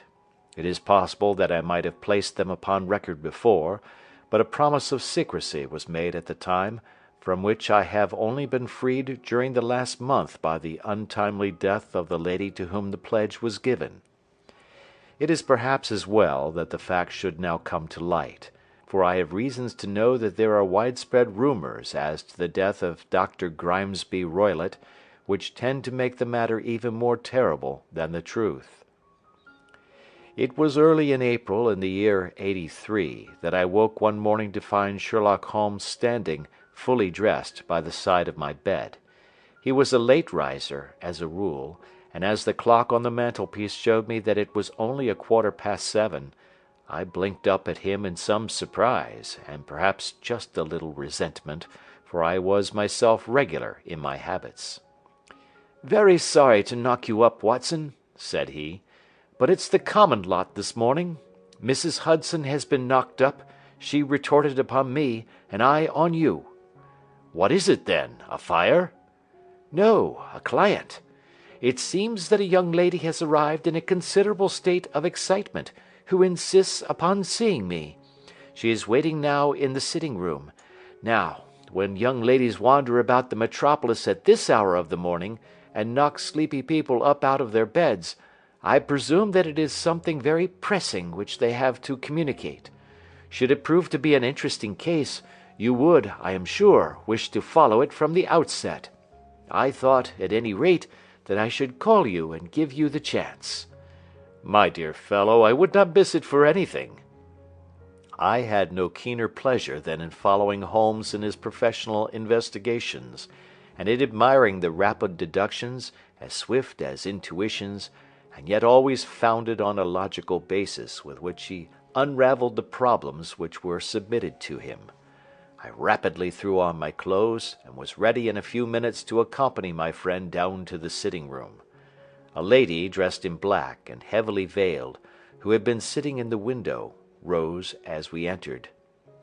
"Good morning, madam," said Holmes cheerily. "My name is Sherlock Holmes. This is my intimate friend and associate, Dr. Watson, before whom you can speak as freely as before myself. Ha! I'm glad to see that Mrs. Hudson has had the good sense to light the fire. Pray draw up to it, and I shall order you a cup of hot coffee, for I observe that you are shivering." "It is not cold which makes me shiver," said the woman in a low voice, changing her seat as requested. "What then?" "It is fear, Mr. Holmes. It is terror." She raised her veil as she spoke, and we could see that she was indeed in a pitiable state of agitation, her face all drawn and grey, with restless, frightened eyes, like those of some hunted animal. Her features and figure were those of a woman of 30, but her hair was shot with premature grey, and her expression was weary and haggard. Sherlock Holmes ran her over with one of his quick, all-comprehensive glances. "You must not fear," said he, soothingly, bending forward and patting her forearm. "We shall soon set matters right, I have no doubt. You have come in by train this morning, I see." "You know me, then?" "No, but I observed the second half of a return ticket in the palm of your left glove. You must have started early, and yet you had a good drive in a dog-cart, along heavy roads, before you reached the station." The lady gave a violent start and stared in bewilderment at my companion. "There is no mystery, my dear madam," said he, smiling. "The left arm of your jacket is spattered with mud in no less than 7 places. The marks are perfectly fresh. There is no vehicle save a dog-cart which throws up mud in that way, and then only when you sit on the left-hand side of the driver." "Whatever your reasons may be, you are perfectly correct," said she. "I started from home before 6, reached Leatherwood at 20 past, and came in by the first train to Waterloo. Sir, I can stand this strain no longer. I shall go mad if it continues. I have no one to turn to, none, save only one, who cares for me, and he, poor fellow, can be of little aid. I have heard of you, Mr. Holmes. I have heard of you from Mrs. Farintosh, whom you helped in the hour of her sore need. It was from her that I had your address. Oh, sir, do you not think that you could help me, too, and at least throw a little light through the dense darkness which surrounds me? At present, it is out of my power to reward you for your services, but in a month or 6 weeks I shall be married, with the control of my own income, and then at least you shall not find me ungrateful." Holmes turned to his desk, and, unlocking it, drew out a small case-book, which he consulted. "Farintosh," said he. "Ah, yes, I recall the case. It was concerned with an opal tiara. I think it was before your time, Watson. I can only say, madam, that I shall be happy to devote the same care to your case as I did to that of your friend. As to reward, my profession is its own reward, but you are at liberty to defray whatever expenses I may be put to, at the time which suits you best. and now I beg that you will lay before us everything that may help us in forming an opinion upon the matter." "Alas," replied our visitor, "the very horror of my situation lies in the fact that my fears are so vague, and my suspicions depend so entirely upon small points, which might seem trivial to another, that even he to whom of all others I have a right to look for help and advice looks upon all that I tell him about it as the fancies of a nervous woman. He does not say so, but I can read it from his soothing answers and averted eyes. But I have heard, Mr. Holmes, that you can see deeply into the manifold wickedness of the human heart. You may advise me how to walk amid the dangers which encompass me." "I am all attention, madam." "My name is Helen Stoner, and I am living with my stepfather, who is the last survivor of one of the oldest Saxon families in England, the Roylotts of Stoke Moran, on the western border of Surrey." Holmes nodded his head. "The name is familiar to me," said he. "The family was at one time among the richest in England, and the estates extended over the borders into Berkshire in the north and Hampshire in the west. In the last century, however, 4 successive heirs were of a dissolute and wasteful disposition, and the family ruin was eventually completed by a gambler in the days of the Regency. Nothing was left save a few acres of ground, and the 200-year-old house, which is itself crushed under a heavy mortgage.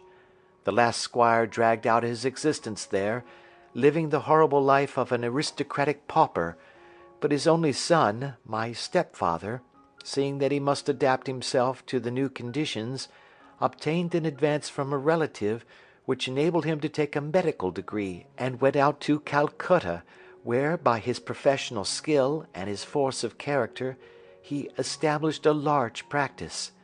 In a fit of anger, however, caused by some robberies which had been perpetrated in the house, he beat his native butler to death and narrowly escaped a capital sentence. As it was, he suffered a long term of imprisonment, and afterwards returned to England a morose and disappointed man. When Dr. Roylott was in India he married my mother, Mrs. Stoner, the young widow of Major General Stoner of the Bengal Artillery. My sister Julia and I were twins, and we were only 2 years old at the time of my mother's remarriage. She had a considerable sum of money, not less than £1,000 a year, and this she bequeathed to Dr. Roylott entirely while we resided with him, with the provision that a certain annual sum should be allowed to each of us in the event of our marriage. Shortly after our return to England my mother died. She was killed 8 years ago in a railway accident near Crewe. Dr. Roylott then abandoned his attempts to establish himself in practice in London, and took us to live with him in the old ancestral house at Stoke Moran. The money which my mother had left was enough for all our wants, and there seemed to be no obstacle to our happiness. But a terrible change came over our stepfather about this time. Instead of making friends and exchanging visits with our neighbours, who had at first been overjoyed to see a Roylott of Stoke Moran back in the old family seat, he shut himself up in his house and seldom came out save to indulge in ferocious quarrels with whoever might cross his path. Violence of temper approaching to mania has been hereditary in the men of the family, and in my stepfather's case it had, I believe, been intensified by his long residence in the tropics. A series of disgraceful brawls took place, 2 of which ended in the police court, until at last he became the terror of the village, and the folks would fly at his approach, for he is a man of immense strength, and absolutely uncontrollable in his anger. Last week he hurled the local blacksmith over a parapet into a stream, and it was only by paying over all the money which I could gather together that I was able to avert another public exposure. He had no friends at all save the wandering gipsies, and he would give these vagabonds leave to encamp upon the few acres of bramble-covered land which represent the family estate, and would accept in return the hospitality of their tents, wandering away with them sometimes for weeks on end. He has a passion also for Indian animals, which are sent over to him by a correspondent, and he has at this moment a cheetah and a baboon, which wander freely over his grounds and are feared by the villagers almost as much as their master. You can imagine from what I say that my poor sister Julia and I had no great pleasure in our lives. No servant would stay with us, and for a long time we did all the work of the house. She was but 30 at the time of her death, and yet her hair had already begun to whiten, even as mine has. Your sister is dead, then? She died just 2 years ago, and it is of her death that I wish to speak to you. You can understand that, living the life which I have described, we were little likely to see anyone of our own age and position. We had, however, an aunt, my mother's maiden sister, Miss Honoria Westphail, who lives near Harrow, and we were occasionally allowed to pay short visits at this lady's house. Julia went there at Christmas 2 years ago, and met there a half-pay major of marines, to whom she became engaged. My stepfather learned of the engagement when my sister returned, and offered no objection to the marriage, but within a fortnight of the day which had been fixed for the wedding, the terrible event occurred which has deprived me of my only companion." Sherlock Holmes had been leaning back in his chair with his eyes closed and his head sunk in a cushion, but he half opened his lids now and glanced across at his visitor. "Pray be precise as to details," said he. "It is easy for me to be so, for every event of that dreadful time is seared into my memory. The manor house is, as I have already said, very old, and only one wing is now inhabited. The bedrooms in this wing are on the ground floor, the sitting rooms being in the central block of the buildings. Of these bedrooms, the first is Dr. Roylott's, the second my sister's, and the third my own. There is no communication between them, but they all open out into the same corridor. Do I make myself plain?" "Perfectly so." "The windows of the 3 rooms opened out upon the lawn. That fatal night, Dr. Roylott had gone to his room early, though we knew that he had not retired to rest, for my sister was troubled by the smell of the strong Indian cigars which it was his custom to smoke. She left her room, therefore, and came into mine, where she sat for some time, chatting about her approaching wedding. At 11 o'clock she rose to leave me, but she paused at the door, and looked back. 'Tell me, Helen,' said she, 'have you ever heard anyone whistle in the dead of the night?' 'Never,' said I. 'I suppose that you could not possibly whistle yourself in your sleep?' 'Certainly not. But why?' 'Because during the last few nights I have always, about 3 in the morning, heard a low, clear whistle. I am a light sleeper, and it has awakened me. I cannot tell where it came from, perhaps from the next room, perhaps from the lawn. I thought that I would just ask you whether you had heard it.' 'No, I have not. It must be those wretched gipsies in the plantation.' 'Very likely, and yet if it were on the lawn, I wonder that you did not hear it also.' 'Ah, but I sleep more heavily than you.' 'Well, it is of no great consequence at any rate.' She smiled back at me, closed my door, and a few moments later I heard her key turn in the lock. 'Indeed?' said Holmes. 'Was it your custom always to lock yourselves in at night?' 'Always.' 'And why?'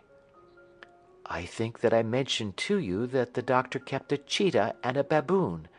We had no feeling of security unless our doors were locked.' 'Quite so. Pray proceed with your statement.' 'I could not sleep that night. A vague feeling of impending misfortune impressed me. My sister and I, you will recollect, were twins, and you know how subtle are the links which bind 2 souls which are so closely allied. It was a wild night. The wind was howling outside, and the rain was beating and splashing against the windows.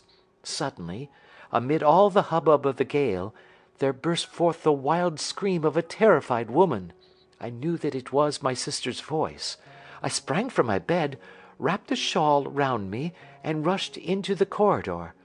As I opened my door, I seemed to hear a low whistle, such as my sister described, and a few moments later a clanging sound, as if a mass of metal had fallen. As I ran down the passage, my sister's door was unlocked, and revolved slowly upon its hinges.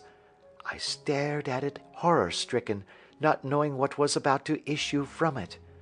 By the light of the corridor lamp I saw my sister appear at the opening, her face blanched with terror, her hands groping for help, her whole figure swaying to and fro like that of a drunkard. I ran to her, and threw my arms round her, but at that moment her knees seemed to give way, and she fell to the ground. She writhed as one who is in terrible pain, and her limbs were dreadfully convulsed. At first, I thought that she had not recognized me, but as I bent over her she suddenly shrieked out in a voice which I shall never forget, "Oh, my God, Helen! It was the band! The speckled band!" There was something else which she would fain have said, and she stabbed with her finger into the air in the direction of the doctor's room, but a fresh convulsion seized her and choked her words. I rushed out, calling loudly for my stepfather, and I met him hastening from his room in his dressing-gown.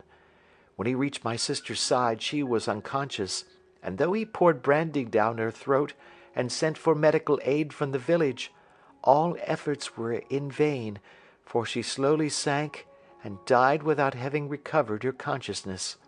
Such was the dreadful end of my beloved sister. "One moment," said Holmes. "Are you sure about this whistle and metallic sound? Could you swear to it?" "That was what the county coroner asked me at the inquiry. It is my strong impression that I heard it, and yet, among the crash of the gale and the creaking of an old house, I may possibly have been deceived." "Was your sister dressed?" "No, she was in her nightdress. In her right hand was found the charred stump of a match, and in her left a match-box." "Showing that she had struck a light and looked about her when the alarm took place. That is important. And what conclusions did the coroner come to?" "He investigated the case with great care, for Dr. Roylott's conduct had long been notorious in the county, but he was unable to find any satisfactory cause of death. My evidence showed that the door had been fastened upon the inner side, and the windows were blocked by old-fashioned shutters with broad iron bars, which were secured every night. The walls were carefully sounded, and were shown to be quite solid all round, and the flooring was also thoroughly examined, with the same result. The chimney is wide, but is barred up by 4 large staples. It is certain, therefore, that my sister was quite alone when she met her end. Besides, there were no marks of any violence upon her."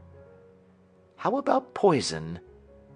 "The doctors examined her for it, but without success." "What do you think that this unfortunate lady died of, then?" "It is my belief that she died of pure fear and nervous shock, though what it was that frightened her, I cannot imagine." "Were there gipsies in the plantation at the time?" "Yes, there were nearly always some there."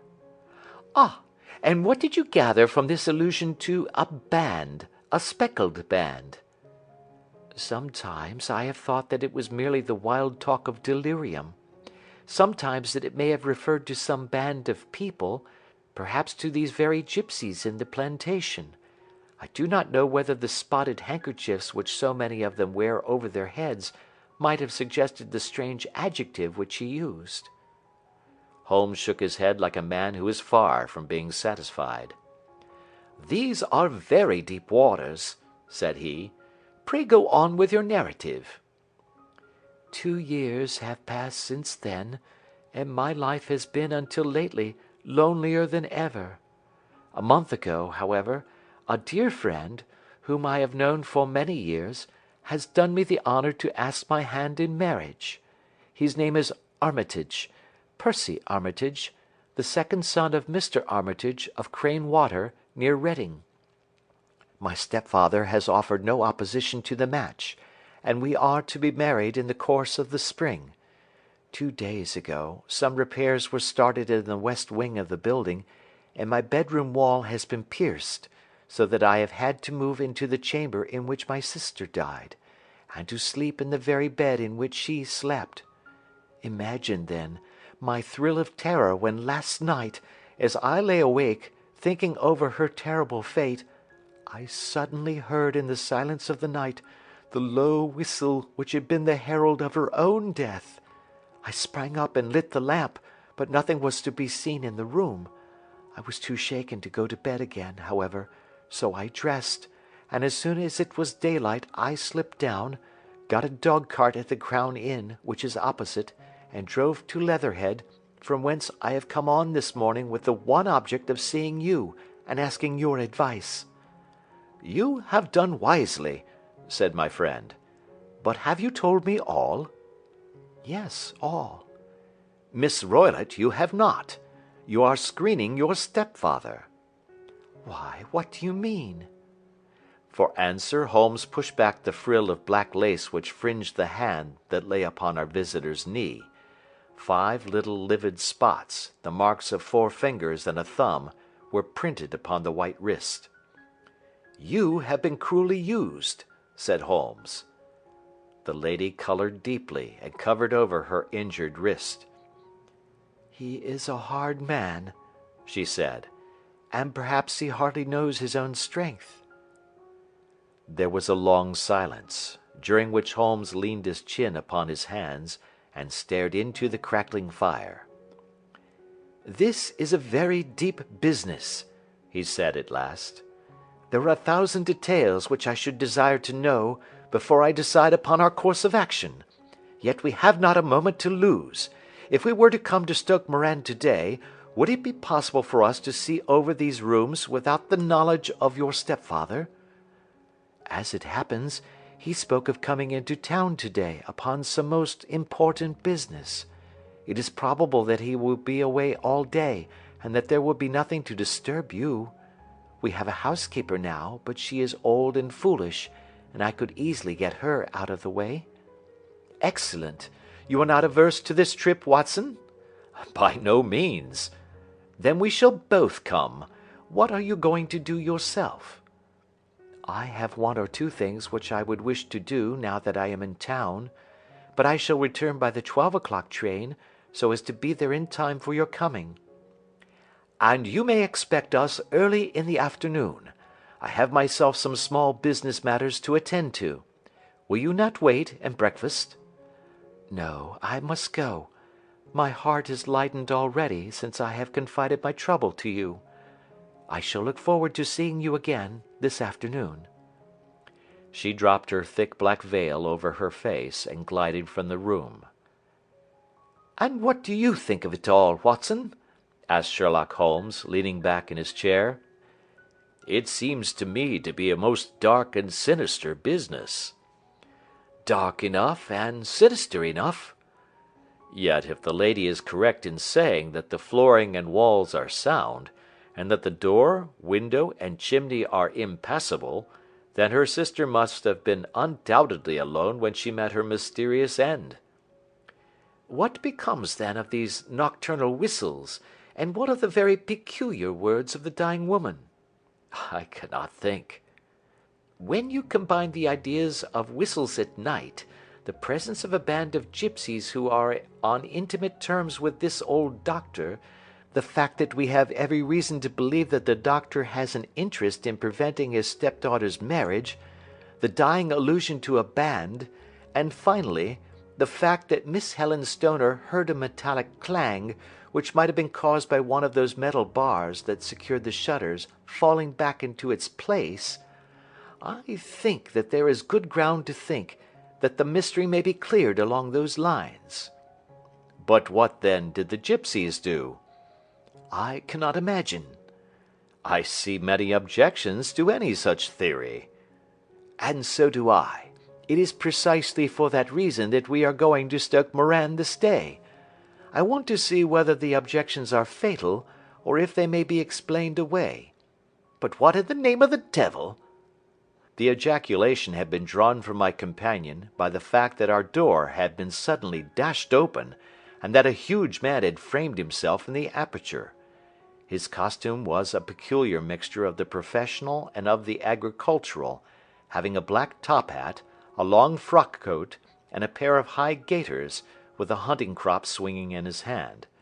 So tall was he that his hat actually brushed the crossbar of the doorway, and his breadth seemed to span it across from side to side.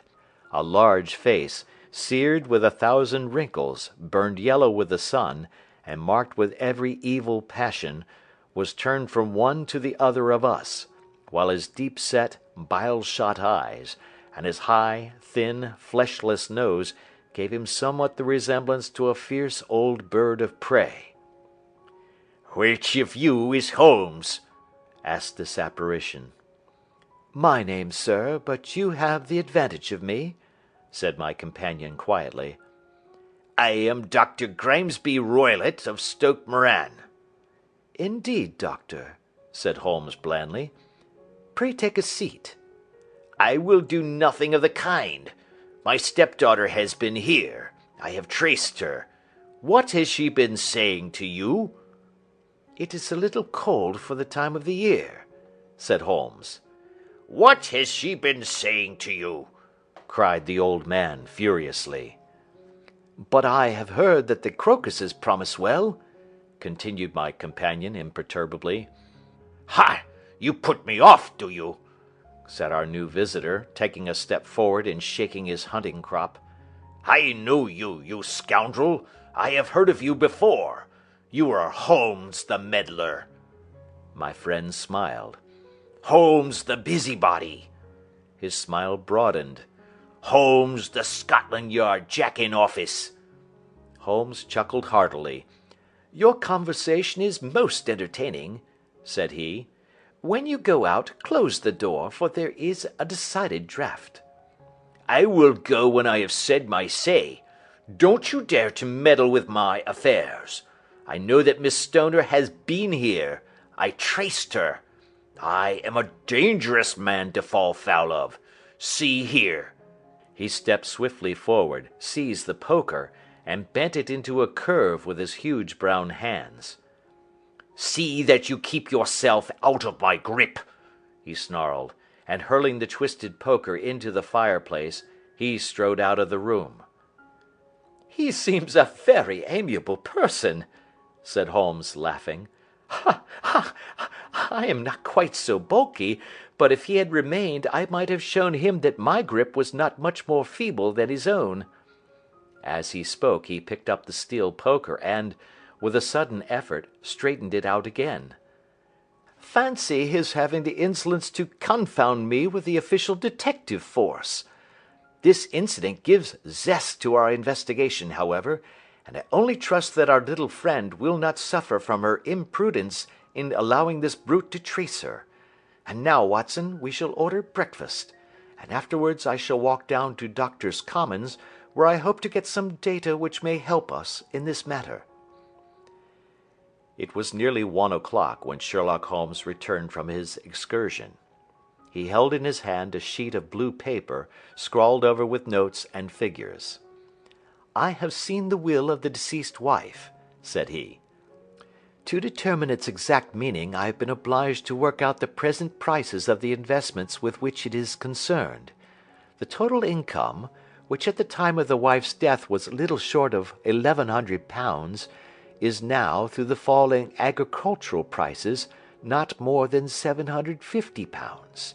Each daughter can claim an income of £250 in case of marriage. It is evident, therefore, that if both girls had married, this beauty would have been a mere pittance, while even one of them would cripple him to a very serious extent. My morning's work has not been wasted, since it has proved that he has the very strongest motives for standing in the way of anything of the sort. And now, Watson, this is too serious for dawdling, especially as the old man is aware that we are interesting ourselves in his affairs. So if you are ready, we shall call a cab and drive to Waterloo. I should be very much obliged if you would slip your revolver into your pocket. On Ely's number 2 is an excellent argument with gentlemen who can twist steel pokers into knots. That and a toothbrush are, I think, all that we need. At Waterloo we were fortunate in catching a train for Leatherhead, where we hired a trap at the station inn and drove for 4 or 5 miles through the lovely Surrey lanes. It was a perfect day, with a bright sun and a few fleecy clouds in the heavens. The trees and wayside hedges were just throwing out their first green shoots, and the air was full of the pleasant smell of the moist earth.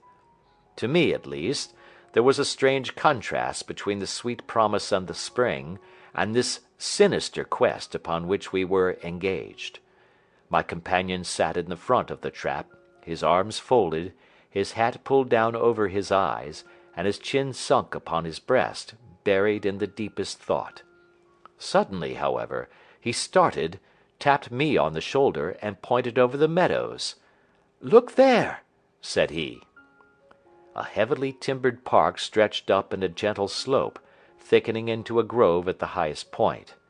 From amid the branches there jutted out the grey gables and high roof-tree of a very old mansion. "Stoke Moran?" said he. "Yes, sir, that be the house of Dr. Grimesby Roylott," remarked the driver. "There is some building going on there," said Holmes. "That is where we are going." "There's the village," said the driver, pointing to a cluster of roofs some distance to the left. "But if you want to get to the house, you'll find it shorter to get over this stile and so by the footpath over the fields. There it is, where the lady is walking." "And the lady, I fancy, is Miss Stoner," observed Holmes, shading his eyes. "Yes, I think we had better do as you suggest." We got off, paid our fare, and the trap rattled back on its way to Leatherhead. "I thought it as well," said Holmes as we climbed the stile, "that this fellow should think we had come here as architects, or on some definite business. It may stop his gossip. Good afternoon, Miss Stoner. You see that we have been as good as our word." Our client of the morning had hurried forward to meet us with a face which spoke her joy. "I have been waiting so eagerly for you," she cried, shaking hands with us warmly. "All has turned out splendidly. Dr. Roylott has gone to town, and it is unlikely that he will be back before evening." "We have had the pleasure of making the doctor's acquaintance," said Holmes, and in a few words he sketched out what had occurred. Miss Stoner turned white to the lips as she listened. "Good heavens!" she cried. "He has followed me, then?" "So it appears." "He is so cunning that I never know when I am safe from him. What will he say when he returns?" "He must guard himself, for he may find that there is someone more cunning than himself upon his track. You must lock yourself up from him tonight. If he is violent, we shall take you away to your aunt's at Harrow. Now, we must make the best use of our time, so kindly take us at once to the rooms which we are to examine." The building was of grey, lichen-blotched stone, with a high central portion and 2 curving wings like the claws of a crab, thrown out on each side. In one of these wings the windows were broken and blocked with wooden boards, while the roof was partly caved in, a picture of ruin. The central portion was in little better repair, but the right-hand block was comparatively modern, and the blinds in the windows, with the blue smoke curling up from the chimneys, showed that this was where the family resided. Some scaffolding had been erected against the end wall, and the stonework had been broken into, but there were no signs of any workmen at the moment of our visit. Holmes walked slowly up and down the ill-trimmed lawn, and examined with deep attention the outsides of the windows. "This, I take it, belongs to the room in which you used to sleep, the centre one to your sister's, and the one next to the main building to Dr. Roylott's chamber?" "Exactly so, but I am now sleeping in the middle one." "Pending the alterations, as I understand. By the way, there does not seem to be any very pressing need for repairs at that end wall." "There were none. I believe that it was an excuse to move me from my room." "Ah, that is suggestive. Now, On the other side of this narrow wing runs the corridor from which these 3 rooms open. There are windows in it, of course." "Yes, but very small ones, too narrow for anyone to pass through." "As you both locked your doors at night, your rooms were unapproachable from that side. Now, would you have the kindness to go into your room and bar your shutters?" Miss Stoner did so, and Holmes, after a careful examination through the open window, endeavoured in every way to force the shutter open, but without success. There was no slit through which a knife could be passed to raise the bar. Then with his lens he tested the hinges, but they were of solid iron, built firmly into the massive masonry. Said he, scratching his chin in some perplexity.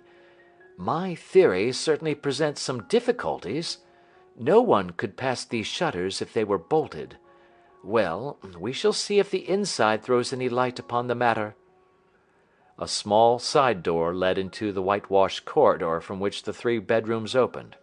Holmes refused to examine the 3rd chamber, so he passed at once to the 2nd, that in which Miss Stoner was now sleeping, and in which her sister had met with her fate. It was a homely little room, with a low ceiling and a gaping fireplace, after the fashion of old country houses. A brown chest of drawers stood in one corner, a narrow white counterpaned bed in another, and a dressing-table on the left-hand side of the window. These articles, with 2 small wicker-work chairs, made up all the furniture in the room save for a square of Wilton carpet in the centre. The boards round and the panelling of the walls were of brown, worm-eaten oak, so old and discoloured that it may have dated from the original building of the house. Holmes drew one of the chairs into a corner and sat silent, while his eyes travelled round and up and down, taking in every detail of the apartment. "Where does that bell communicate with?" he asked at last, pointing to a thick bell-rope which hung down beside the bed, the tassel actually lying upon the pillow. "It goes to the housekeeper's room." "It looks newer than the other things?" "Yes, it was only put there a couple of years ago." "Your sister asked for it, I suppose?" "No, I never heard of her using it. We used always to get what we wanted for ourselves." "Indeed! It seemed unnecessary to put so nice a bell-pull there. You will excuse me for a few minutes while I satisfy myself as to this floor." He threw himself down upon his face with his lens in his hand, and crawled swiftly backward and forward, examining minutely the cracks between the boards. Then he did the same with the woodwork with which the chamber was panelled. Finally he walked over to the bed, and spent some time in staring at it, and in running his eye up and down the wall. Finally he took the bell-rope in his hand and gave it a brisk tug. "Why, it's a dummy," said he. "Won't it ring?" "No, it is not even attached to a wire. This is very interesting. You can see now that it is fastened to a hook, just above where the little opening for the ventilator is." "How very absurd! I never noticed that before." "Very strange," muttered Holmes, pulling at the rope. "There are 1 or 2 very singular points about this room. For example, what a fool a builder must be to open a ventilator into another room, when with the same trouble he might have communicated with the outside air." "That is also quite modern," said the lady. "Done about the same time as the bell-rope," remarked Holmes.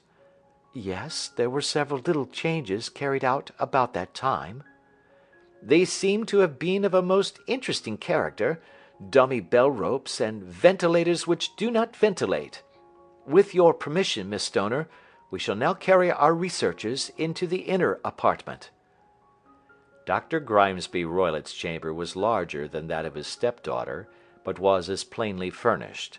A camp bed, a small wooden shelf full of books, mostly of a technical character, an armchair beside the bed, a plain wooden chair against the wall, a round table, and a large iron safe were the principal things which met the eye. Holmes walked slowly round and examined each and all of them with the keenest interest. What's in here?" he asked, tapping the safe. "My stepfather's business papers." "Oh, you have seen inside, then?" "Only once, some years ago. I remember that it was full of papers." "There isn't a cat in it, for example?" "No. What a strange idea." "Well, look at this." He took up a small saucer of milk which stood on the top of it. "No, we don't keep a cat, but there is a cheetah and a baboon." "Ah, yes, of course. Well, a cheetah is just a big cat, and yet a saucer of milk does not go very far in satisfying its wants, I dare say. There is one point which I should wish to determine." He squatted down in front of the wooden chair and examined the seat of it with the greatest attention. "Thank you, that is quite settled," said he, rising and putting his lens in his pocket. "Hello! Here is something interesting." The object which had caught his eye was a small dog lash hung on one corner of the bed. The lash, however, was curled upon itself and tied so as to make a loop of whipcord. "What do you make of that, Watson?" "It's a common enough lash, but I don't know why it should be tied." "That is not quite so common, is it? Ah me! It's a wicked world, and when a clever man turns his brains to crime it is the worst of all. I think that I have seen enough now, Miss Stoner, and with your permission we shall walk out upon the lawn." I had never seen my friend's face so grim, or his brows so dark as it was when we turned from the scene of this investigation. We had walked several times up and down the lawn, neither Miss Stoner nor myself liking to break in upon his thoughts before he roused himself from his reverie. "It is very essential, Miss Stoner," said he, "that you should absolutely follow my advice in every respect." "I shall most certainly do so." "The matter is too serious for any hesitation. Your life may depend upon your compliance." "I assure you that I am in your hands." "In the first place, both my friend and I must spend the night in your room." Both Miss Stoner and I gazed at him in astonishment. "Yes, it must be so. Let me explain. I believe that is the village inn over there?" "Yes, that is the Crown." "Very good. Your windows would be visible from there?" "Certainly." "You must confine yourself to your room, on pretence of a headache, when your stepfather comes back. Then when you hear him retire for the night, you must open the shutters of your window, undo the hasp, put your lamp there as a signal to us, and then withdraw quietly with everything which you are likely to want into the room which you used to occupy. I have no doubt that, in spite of the repairs, you could manage there for one night." "Oh, yes, easily." "The rest you will leave in our hands." "But what will you do?" "We shall spend the night in your room, and we shall investigate the cause of this noise which has disturbed you." "I believe, Mr. Holmes, that you have already made up your mind," said Miss Stoner, laying her hand upon my companion's sleeve. "Perhaps I have." "Then, for pity's sake, tell me what was the cause of my sister's death." "I should prefer to have clearer proofs before I speak." "You can at least tell me whether my own thought is correct, and if she died from some sudden fright." "No, I do not think so. I think that there was probably some more tangible cause. And now, Miss Stoner, we must leave you, for if Dr. Roylott returned and saw us, our journey would be in vain. Good-bye, and be brave, for if you will do what I have told you, you may rest assured that we shall soon drive away the dangers that threaten you." Sherlock Holmes and I had no difficulty in engaging a bedroom and sitting-room at the Crown Inn. They were on the upper floor, and from our window we could command a view of the avenue gate, and of the inhabited wing of Stoke Moran Manor House. At dusk we saw Dr. Grimesby Roylott drive past, his huge form looming up beside the little figure of the lad who drove him. The boy had some slight difficulty in undoing the heavy iron gates, and we heard the hoarse roar of the doctor's voice, and saw the fury with which he shook his clenched fists at him. The trap drove on, and a few minutes later we saw a sudden light spring up among the trees as the lamp was lit in one of the sitting rooms. "Do you know, Watson," said Holmes as we sat together in the gathering darkness, "I have really some scruples as to taking you tonight. There is a distinct element of danger." "Can I be of assistance?" "Your presence might be invaluable." "Then I shall certainly come." "It is very kind of you." "You speak of danger. You have evidently seen more in these rooms than was visible to me." "No, but I fancy that I may have deduced a little more. I imagine that you saw all that I did." "I saw nothing remarkable save the bell rope, and what purpose that could answer I confess is more than I can imagine." "You saw the ventilator too?" "Yes, but I do not think that it is such a very unusual thing to have a small opening between two rooms. It was so small that a rat could hardly pass through." "I knew that we should find a ventilator before ever we came to Stoke Moran." "My dear Holmes!" "Oh, yes, I did. You remember in her statement she said that her sister could smell Dr. Roylott's cigar. Now, of course that suggested at once that there must be a communication between the two rooms. It could only be a small one, or it would have been remarked upon at the coroner's inquiry. I deduced a ventilator." "But what harm can there be in that?" "Well, there is at least a curious coincidence of dates. A ventilator is made, a cord is hung, and a lady who sleeps in the bed dies. Does that not strike you?" "I cannot as yet see any connection." "Did you observe anything very peculiar about that bed?" "No." "It was clamped to the floor. Did you ever see a bed fastened like that before?" "I cannot say that I have." "The lady could not move her bed. It must always be in the same relative position to the ventilator and to the rope. Or so we may call it, since it was clearly never meant for a bell pull." "Holmes," I cried, "I seem to see dimly what you are hinting at. We are only just in time to prevent some subtle and horrible crime." "Subtle enough and horrible enough. When a doctor does go wrong he is the first of criminals. He has nerve and he has knowledge. Palmer and Pritchard were among the heads of their profession. This man strikes even deeper, but I think, Watson, that we shall be able to strike deeper still. Yet we shall have horrors enough before the night is over. For goodness sake let us have a quiet pipe, and turn our minds for a few hours to something more cheerful." About 9 o'clock the light among the trees was extinguished, and all was dark in the direction of the manor house. 2 hours passed slowly away, and then suddenly, just at the stroke of 11, a single bright light shone out right in front of us. "That is our signal," said Holmes, springing to his feet. "It comes from the middle window." As we passed out he exchanged a few words with the landlord, explaining that we were going on a late visit to an acquaintance, and that it was possible that we might spend the night there. A moment later we were out on the dark road, a chill wind blowing in our faces, and one yellow light twinkling in front of us through the gloom, to guide us on our sombre errand. There was little difficulty in entering the grounds, for unrepaired breaches gaped in the old park wall. Making our way among the trees, we reached the lawn, crossed it, and were about to enter through the window when out from a clump of laurel bushes there darted what seemed to be a hideous and distorted child, who threw itself upon the grass with writhing limbs and then ran swiftly across the lawn into the darkness. "My God!"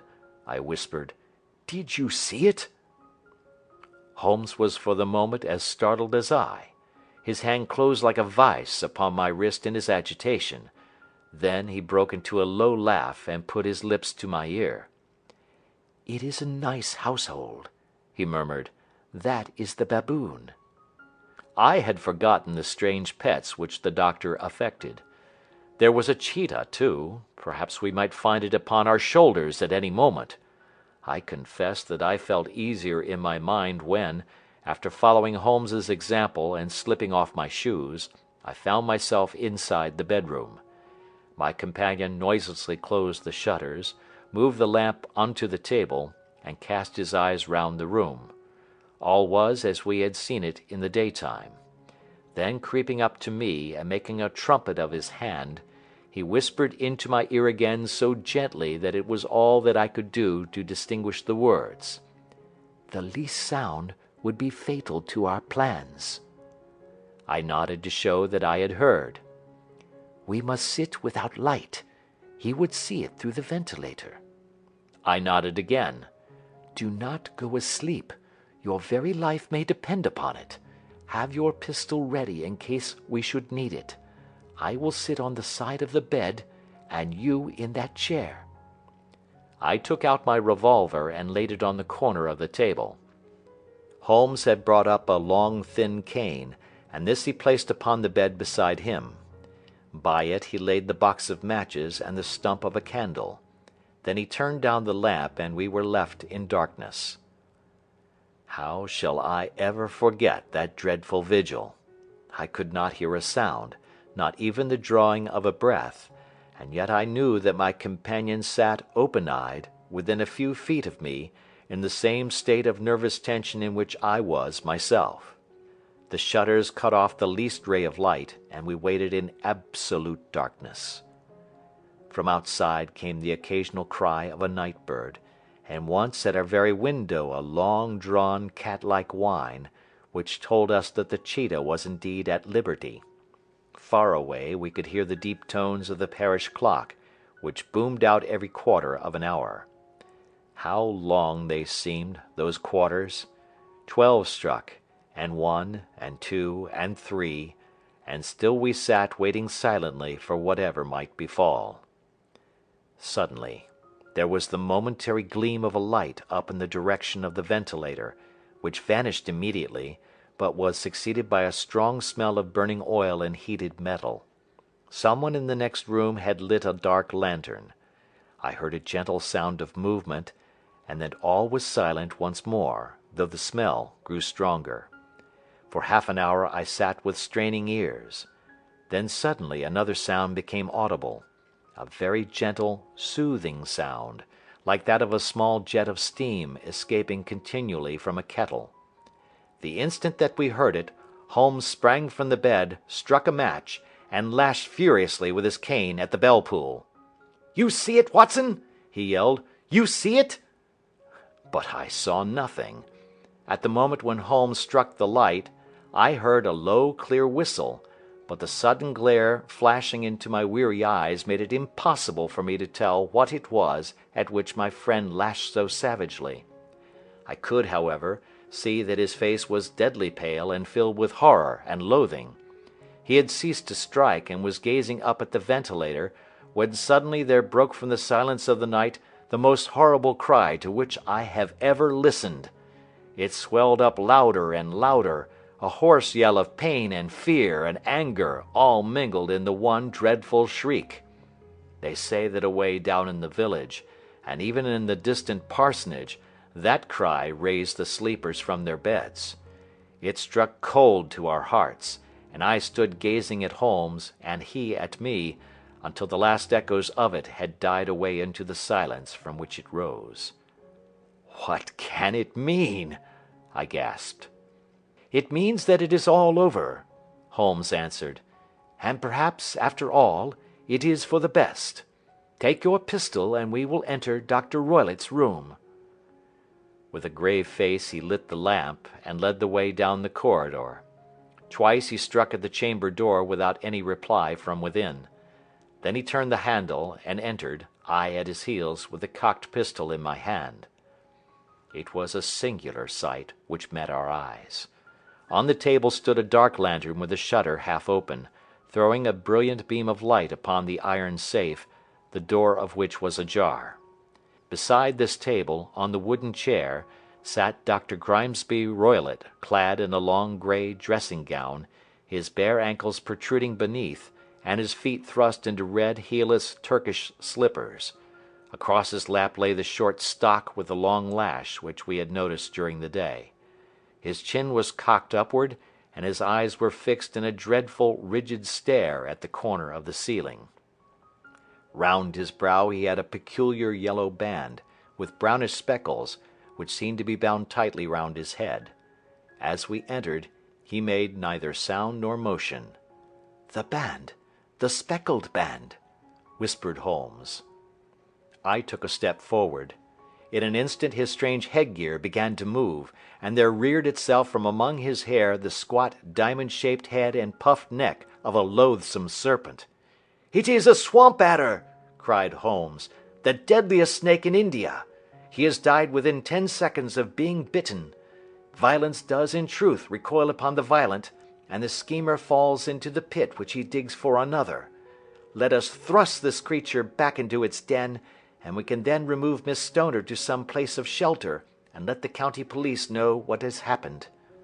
As he spoke he drew the dog whip swiftly from the dead man's lap, and throwing the noose round the reptile's neck he drew it from its horrid perch, and carrying it at arm's length, threw it into the iron safe which he closed upon it. Such are the true facts of the death of Dr. Grimesby Roylott of Stoke Moran.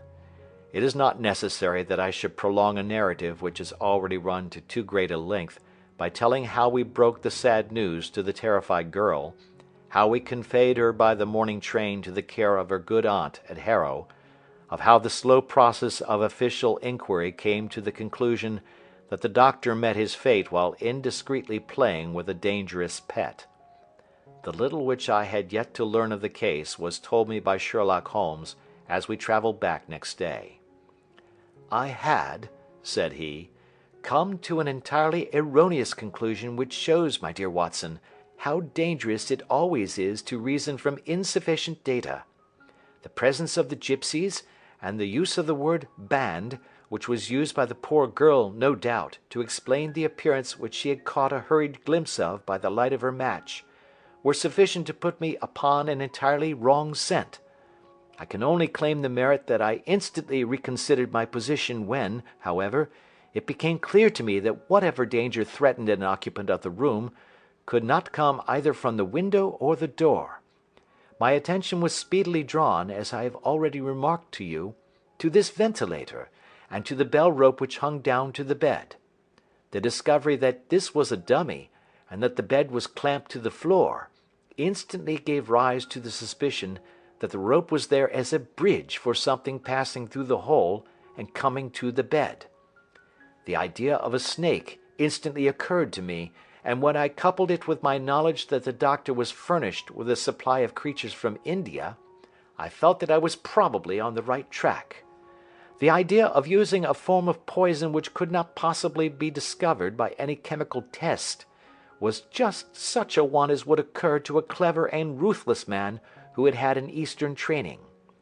The rapidity with which such a poison would take effect would also, from his point of view, be an advantage. It would be a sharp-eyed coroner, indeed, who could distinguish the 2 little dark punctures which would show where the poisoned fangs had done their work. Then I thought of the whistle. Of course, he must recall the snake before the morning light revealed it to the victim. He had trained it, probably by the use of the milk which we saw, to return to him when summoned. He would put it through this ventilator at the hour that he thought best, with the certainty that it would crawl down the rope and land on the bed. It might or might not bite the occupant. Perhaps she might escape every night for a week, but sooner or later she must fall a victim. I had come to these conclusions before ever I had entered his room. An inspection of his chair showed me that he had been in the habit of standing on it, which of course would be necessary in order that he should reach the ventilator. The sight of the safe, the saucer of milk, and the loop of whipcord were enough to finally dispel any doubts which may have remained. The metallic clang heard by Miss Stoner was obviously caused by her stepfather hastily closing the door of his safe upon its terrible occupant. Having once made up my mind, you know the steps which I took in order to put the matter to the proof. I heard the creature hiss, as I have no doubt that you did also, and I instantly lit the light and attacked it. with the result of driving it through the ventilator." "And also with the result of causing it to turn upon its master at the other side. Some of the blows of my cane came home and roused its snakish temper, so that it flew upon the first person it saw. In this way I am no doubt indirectly responsible for Dr. Grimesby Roylott's death, and I cannot say that it is likely to weigh very heavily upon my conscience." End of Adventure 8. Adventure 9. The Adventure of the Engineer's Thumb. Of all the problems which have been submitted to my friend, Mr. Sherlock Holmes, for solution during the years of our intimacy, there were only two which I was the means of introducing to his notice, that of Mr. Hatherley's thumb, and that of Colonel Warburton's madness. Of these the latter may have afforded a finer field for an acute and original observer, but the other was so strange in its inception, and so dramatic in its details, that it may be the more worthy of being placed upon record, even if it gave my friend fewer openings for those deductive methods of reasoning by which he achieved such remarkable results. The story has, I believe, been told more than once in the newspapers, but, like all such narratives, its effect is much less striking when set forth en bloc in a single half-column of print than when the facts slowly evolve before your own eyes, and the mystery clears gradually away as each new discovery furnishes a step which leads on to the complete truth. At the time the circumstances made a deep impression upon me, and the lapse of 2 years has hardly served to weaken the effect. It was in the summer of '89, not long after my marriage, that the events occurred which I am now about to summarize. I had returned to civil practice and had finally abandoned Holmes in his Baker Street rooms, although I continually visited him, and occasionally even persuaded him to forego his bohemian habits so far as to come and visit us. My practice had steadily increased, and as I happened to live at no very great distance from Paddington Station, I got a few patients from among the officials. One of these, whom I had cured of a painful and lingering disease, was never weary of advertising my virtues, and of endeavoring to send me on every sufferer over whom he might have any influence. One morning, at a little before 7 o'clock, I was awakened by the maid tapping at the door to announce that 2 men had come from Paddington and were waiting in the consulting room. I dressed hurriedly, for I knew by experience that railway cases were seldom trivial, and hastened downstairs. As I descended, my old ally, the guard, came out of the room and closed the door tightly behind him. "I've got him here," he whispered, jerking his thumb over his shoulder. "He's all right." "What is it, then?" I asked, for his manner suggested that it was some strange creature which he had caged up in my room. "It's a new patient," he whispered. "I thought I'd bring him round myself. Then he couldn't slip away. There he is, all safe and sound. I must go now, doctor. I have my duties just the same as you." And off he went, this trusty toot, without even giving me time to thank him. I entered my consulting room and found a gentleman seated by the table. He was quietly dressed in a suit of heather tweed, with a soft cloth cap which he had laid down upon my books. Round one of his hands he had a handkerchief wrapped, which was mottled all over with blood stains. He was young, not more than 25, I should say, with a strong masculine face, but he was exceedingly pale, and gave me the impression of a man who was suffering from some strong agitation, which it took all his strength of mind to control. "I am sorry to knock you up so early, doctor," said he, "but I have had a very serious accident during the night. I came in by train this morning, and on inquiring at Paddington as to where I might find a doctor, a worthy fellow very kindly escorted me here. I gave the maid a card, but I see that she has left it upon the side table." I took it up and glanced at it. Mr. Victor Hatherley, Hydraulic Engineer, 16A, Victoria Street, 3rd floor. That was the name, style, and abode of my morning visitor. "I regret that I have kept you waiting," said I, sitting down in my library chair. "You are fresh from a night journey, I understand, which is in itself a monotonous occupation." "Oh, my night could not be called monotonous," said he, and laughed. He laughed very heartily, with a high, ringing note, leaning back in his chair and shaking his sides. All my medical instincts rose up against that laugh. "Stop it!" I cried. "Pull yourself together!" And I poured out some water from a carafe.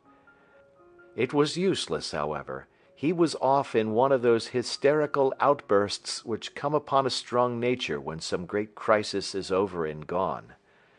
Presently he came to himself once more, very weary and pale looking. "I have been making a fool of myself," he gasped. "Not at all. Drink this." I dashed some brandy into the water, and the color began to come back to his bloodless cheeks. "That's better," said he. "And now, doctor, perhaps you would kindly attend to my thumb, or rather to the place where my thumb used to be?" He unwound the handkerchief and held out his hand. It gave even my hardened nerves a shudder to look at it. There were 4 protruding fingers and a horrid red, spongy surface where the thumb should have been. It had been hacked or torn right out from the roots. "Good heavens!" I cried. "This is a terrible injury. It must have bled considerably." "Yes, it did. I fainted when it was done, and I think that I must have been senseless for a long time. When I came to, I found that it was still bleeding, so I tied one end of my handkerchief very tightly round the wrist and braced it up with a twig." "Excellent. You should have been a surgeon." "It is a question of hydraulics, you see, and came within my own province." "This has been done," said I, examining the wound, "by a very heavy and sharp instrument." "A thing like a cleaver," said he. "An accident, I presume." "By no means." "What? A murderous attack?" "Very murderous indeed." "You horrify me." I sponged the wound, cleaned it, dressed it, and finally covered it over with cotton wadding and carbolized bandages. He lay back without wincing, though he bit his lip from time to time. "How is that?" I asked when I had finished. "Capital. Between your brandy and your bandage, I feel a new man. I was very weak, but I have had a good deal to go through." "Perhaps you had better not speak of the matter. It is evidently trying to your nerves." "Oh, no, not now. I shall have to tell my tale to the police. But, between ourselves, if it were not for the convincing evidence of this wound of mine, I should be surprised if they believed my statement, for it is a very extraordinary one, and I have not much in the way of proof with which to back it up. And even if they believe me, the clues which I can give them are so vague that it is a question whether justice will be done." "Ha!" cried I. "If it is anything in the nature of a problem which you desire to see solved, I should strongly recommend you to come to my friend, Mr. Sherlock Holmes, before you go to the official police." "Oh, I have heard of that fellow," answered my visitor, "and I should be very glad if he would take the matter up, though of course I must use the official police as well. Would you give me an introduction to him?" "I'll do better. I'll take you round to him myself."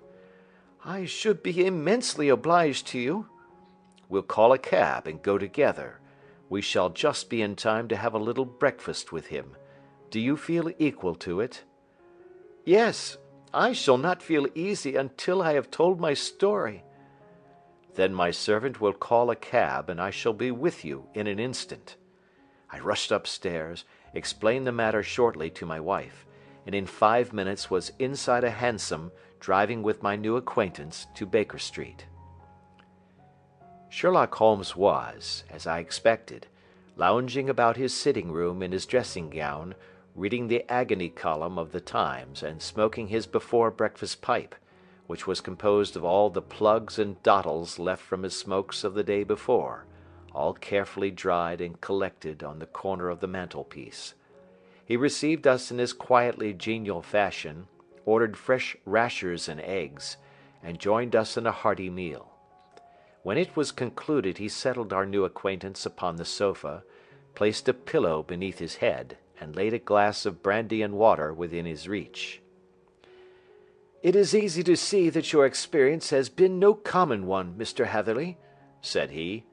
"Pray lie down there and make yourself absolutely at home. Tell us what you can, but stop when you are tired, and keep up your strength with a little stimulant." "Thank you," said my patient, "but I have felt another man since the doctor bandaged me, and I think that your breakfast has completed the cure.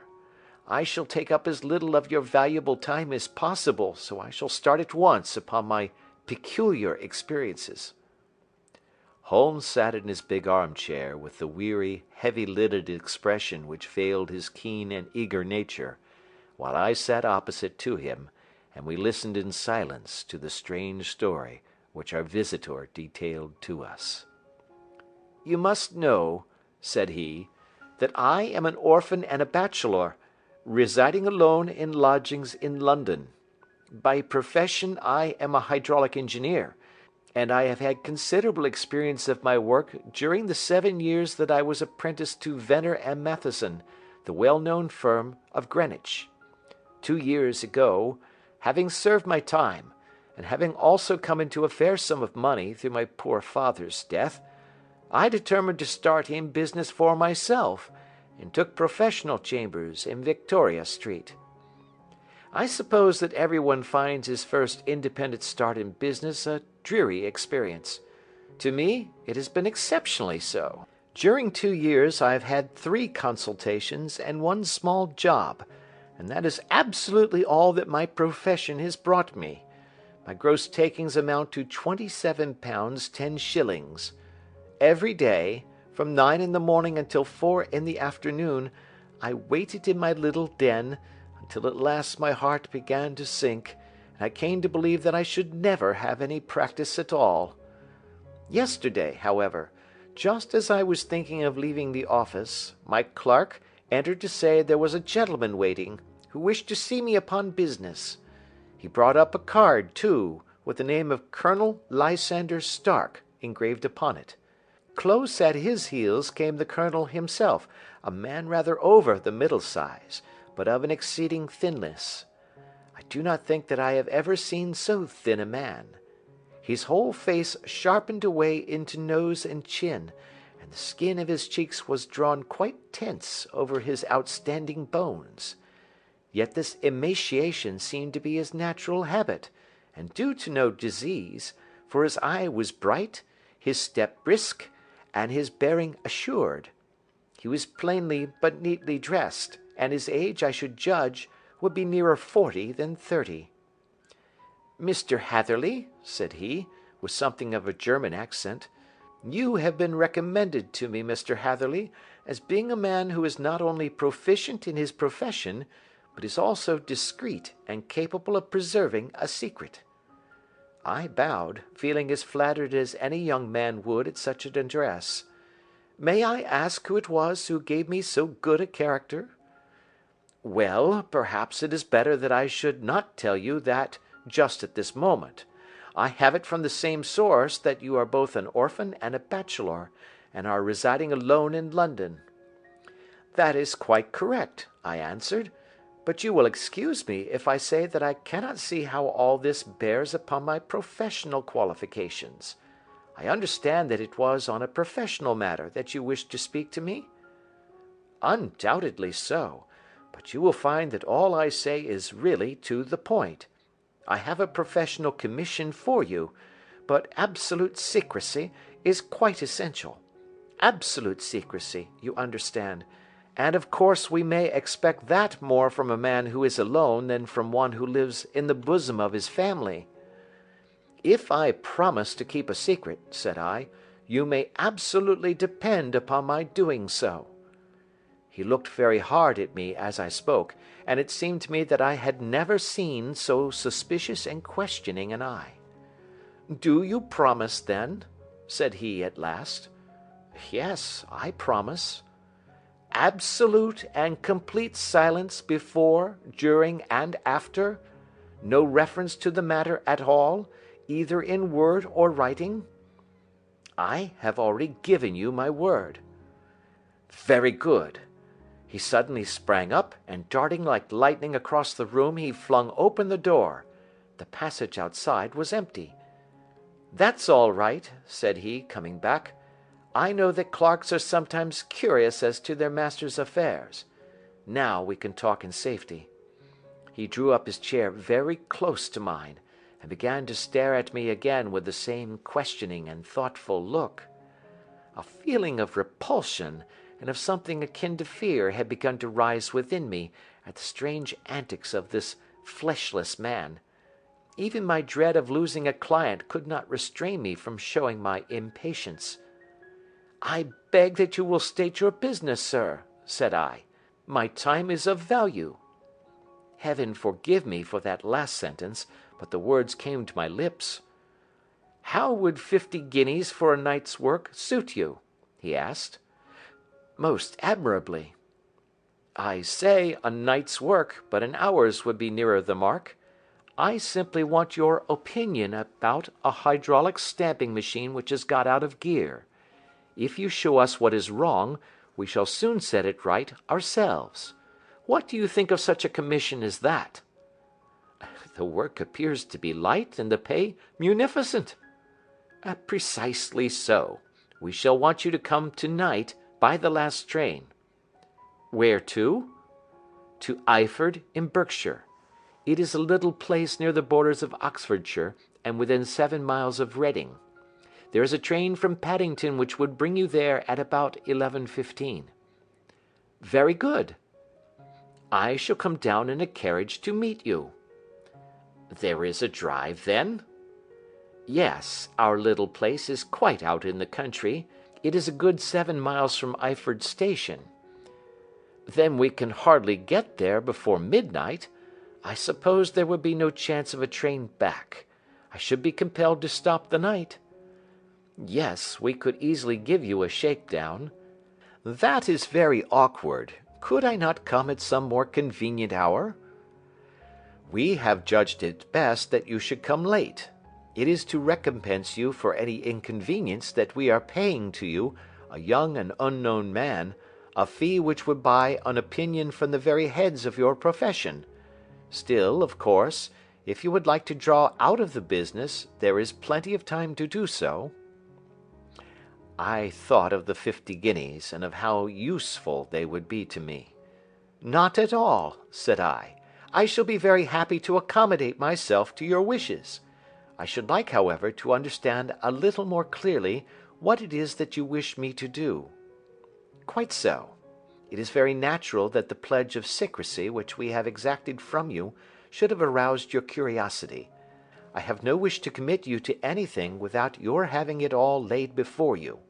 I suppose that we are absolutely safe from eavesdroppers?" "Entirely." "Then the matter stands thus. You are probably aware that Fuller's earth is a valuable product, and that it is only found in 1 or 2 places in England?" "I have heard so." "Some little time ago I bought a small place, a very small place, within 10 miles of Reading. I was fortunate enough to discover that there was a deposit of Fuller's earth in one of my fields.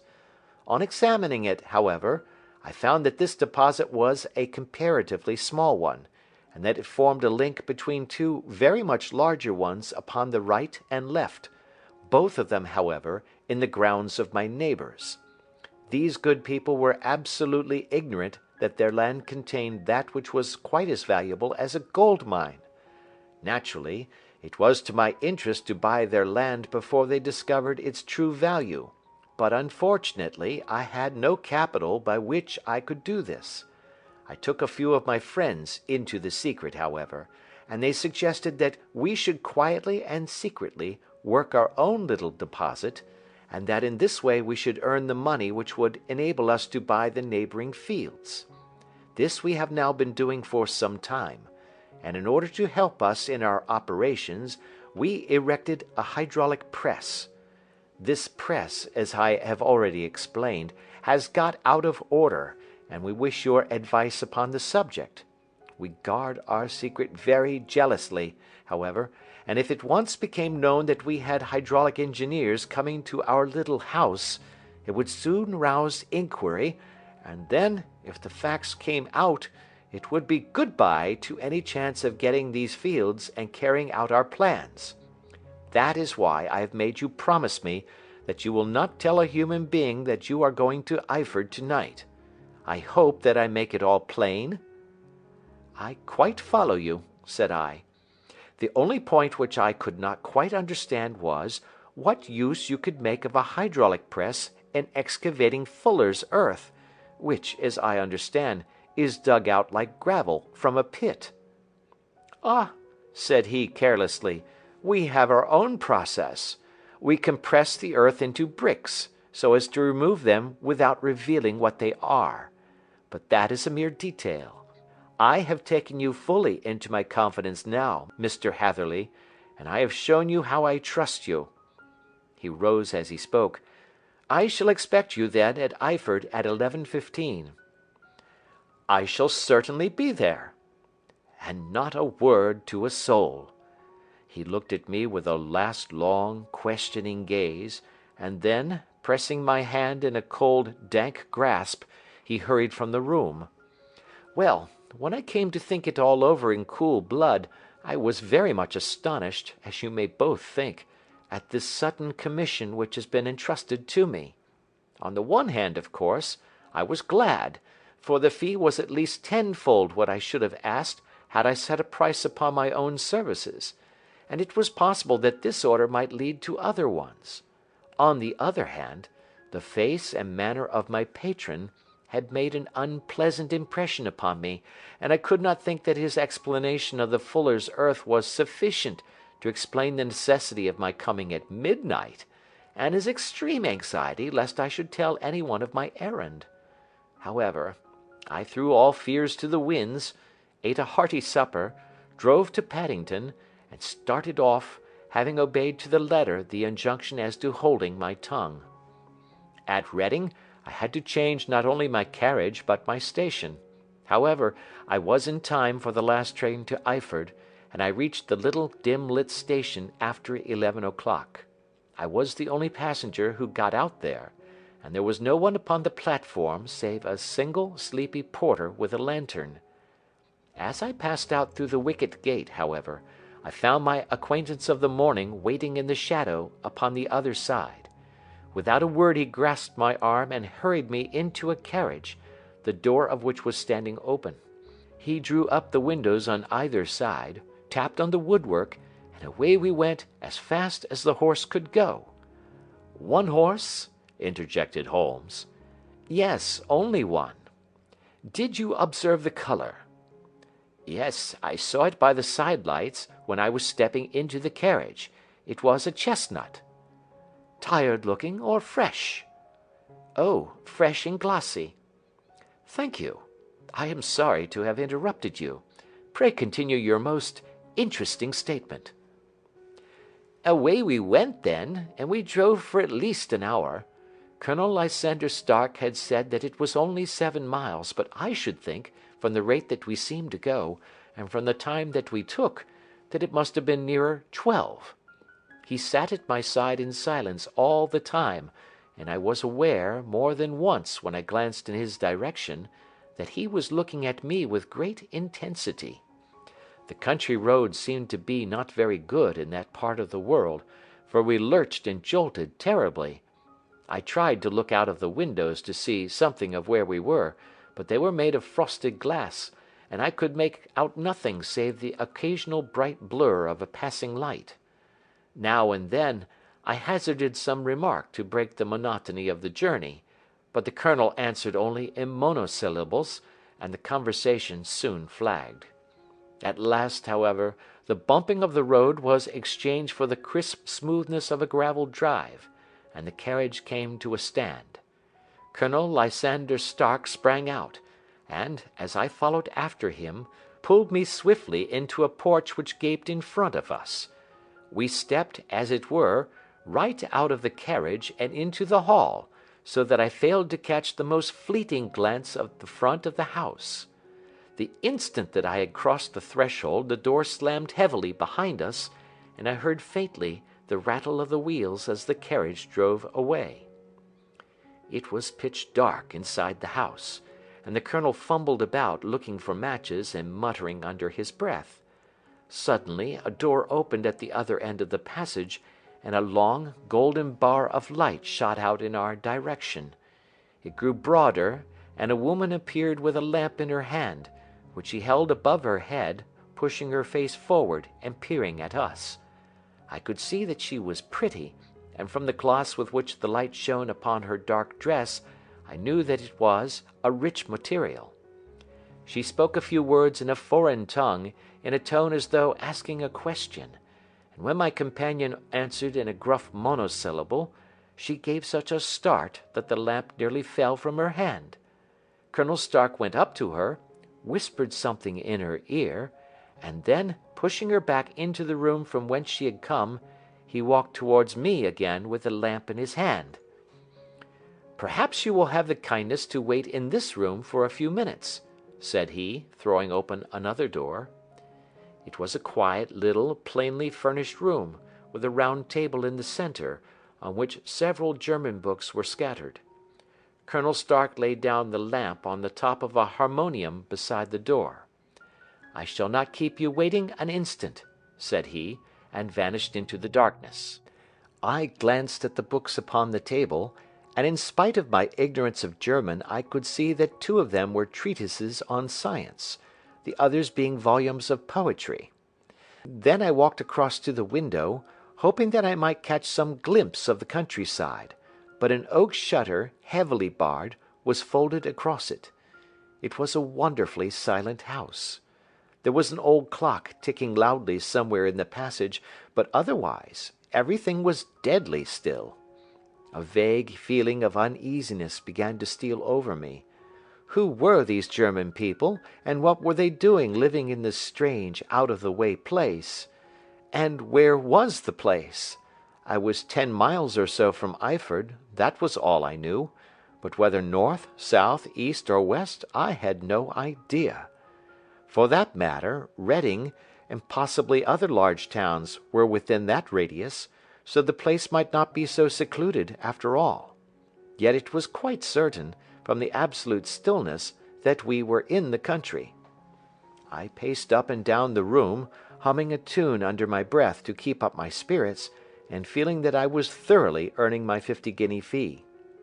Suddenly, without any preliminary sound in the midst of the utter stillness, the door of my room swung slowly open. The woman was standing in the aperture, the darkness of the hall behind her, the yellow light from my lamp beating upon her eager and beautiful face. I could see at a glance that she was sick with fear, and the sight sent a chill to my own heart. She held up one shaking finger to warn me to be silent, and she shot a few whispered words of broken English at me, her eyes glancing back, like those of a frightened horse, into the gloom behind her. "I would go," said she, trying hard, as it seemed to me, to speak calmly. "I would go. I should not stay here. There is no good for you to do." "But, madam," said I have not yet done what I came for. I cannot possibly leave until I have seen the machine." "It is not worth your while to wait," she went on. "You can pass through the door, no one hinders." And then, seeing that I smiled and shook my head, she suddenly threw aside her constraint and made a step forward, with her hands wrung together. "For the love of heaven," she whispered, "get away from here before it is too late." But I am somewhat headstrong by nature, and the more ready to engage in an affair when there is some obstacle in the way. I thought of my 50-guinea fee, of my wearisome journey, and of the unpleasant night which seemed to be before me. Was it all to go for nothing? Why should I slink away without having carried out my commission, and without the payment which was my due? This woman might, for all I knew, be a monomaniac. With a stout bearing, therefore, though her manner had shaken me more than I cared to confess, I still shook my head, and declared my intention of remaining where I was. She was about to renew her entreaties, when a door slammed overhead, and the sound of several footsteps was heard upon the stairs. She listened for an instant, threw up her hands with a despairing gesture, and vanished as suddenly and as noiselessly as she had come. The newcomers were Colonel Lysander Stark, and a short, thick man with a chinchilla beard growing out of the creases of his double chin, who was introduced to me as Mr. Ferguson. "This is my secretary and manager," said the colonel. "By the way, I was under the impression that I left this door shut just now. I fear that you have felt the draught." "On the contrary," said I opened the door myself because I felt the room to be a little close." He shot one of his suspicious looks at me. "Perhaps we had better proceed to business, then," said he. "Mr. Ferguson and I will take you up to see the machine." "I had better put my hat on, I suppose."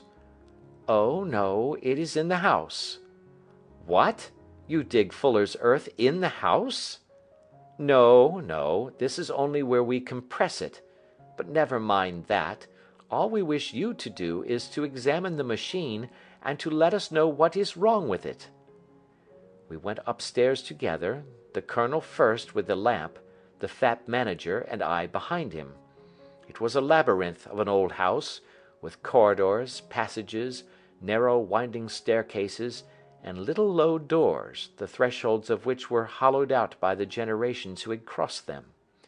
There were no carpets, and no signs of any furniture above the ground floor, while the plaster was peeling off the walls, and the damp was breaking through in green, unhealthy blotches. I tried to put on as unconcerned an air as possible, but I had not forgotten the warnings of the lady, even though I disregarded them, and I kept a keen eye upon my two companions. Ferguson appeared to be a morose and silent man, but I could see from the little that he said that he was at least a fellow countryman. Colonel Lysander Stark stopped at last before a low door, which he unlocked. Within was a small square room, in which the three of us could hardly get at one time. Ferguson remained outside, and the colonel ushered me in. "We are now," said he, "actually within the hydraulic press, and it would be a particularly unpleasant thing for us if anyone were to turn it on. The ceiling of this small chamber is really the end of the descending piston, and it comes down with the force of many tons upon this metal floor. There are small lateral columns of water outside which receive the force, and which transmit and multiply it in the manner which is familiar to you.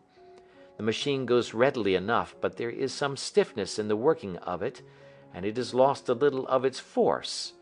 Perhaps you will have the goodness to look it over, and to show us how we can set it right." I took the lamp from him, and I examined the machine very thoroughly. It was, indeed, a gigantic one, and capable of exercising enormous pressure. When I passed outside, however, and pressed down the levers which controlled it, I knew at once by the whishing sound that there was a slight leakage, which allowed a regurgitation of water through one of the side cylinders. An examination showed that one of the india rubber bands which was round the head of a driving rod had shrunk so as to not quite fill the socket along which it worked. This was clearly the cause of the loss of power, and I pointed it out to my companions, who followed my remarks very carefully and asked several practical questions as to how they should proceed to set it right. When I had made it clear to them, I returned to the main chamber of the machine, and took a good look at it to satisfy my own curiosity. It was obvious at a glance that the story of the fuller's earth was the merest fabrication, for it would be absurd to suppose that so powerful an engine could be designed for so inadequate a purpose. The walls were of wood, but the floor consisted of a large iron trough, and when I came to examine it, I could see a crust of metallic deposit all over it. I had stooped and was scraping at this to see exactly what it was, when I heard a muttered exclamation in German and saw the cadaverous face of the colonel looking down at me. "What are you doing there?" he asked. I felt angry at having been tricked by so elaborate a story as that which he had told me. "I was admiring your fuller's earth," said I. "I think that I should be better able to advise you as to your machine if I knew what the exact purpose was for which it was used." The instant that I uttered the words I regretted the rashness of my speech. His face set hard, and a baleful light sprang up in his grey eyes. "Very well," said he, "you shall know all about the machine." He took a step backward, slammed the little door, and turned the key in the lock. I rushed towards it and pulled at the handle, but it was quite secure, and did not give in the least to my kicks and shoves. "Hello!" I yelled. "Hullo! Colonel, let me out!" And then suddenly in the silence I heard a sound which set my heart into my mouth. It was the clank of the levers and the swish of the leaking cylinder. He had set the engine at work. The lamp still stood upon the floor where I had placed it when examining the trough. By its light I saw that the black ceiling was coming down upon me, slowly, jerkily, but, as none knew better than myself, with a force which must within a minute grind me to a shapeless pulp. I threw myself screaming against the door, and dragged with my nails at the lock. I implored the colonel to let me out, but the remorseless clanking of the levers drowned my cries. The ceiling was only a foot or two above my head, and with my hand upraised I could feel its hard, rough surface. Then it flashed through my mind that the pain of my death would depend very much upon the position in which I met it. If I lay on my face, the weight would come upon my spine, and I shuddered to think of that dreadful snap. Easier the other way, perhaps, and yet, had I the nerve to lie and look up at that deadly black shadow wavering down upon me? Already I was unable to stand erect, when my eye caught something which brought a gush of hope back to my heart. I have said that though the floor and ceiling were of iron, the walls were of wood.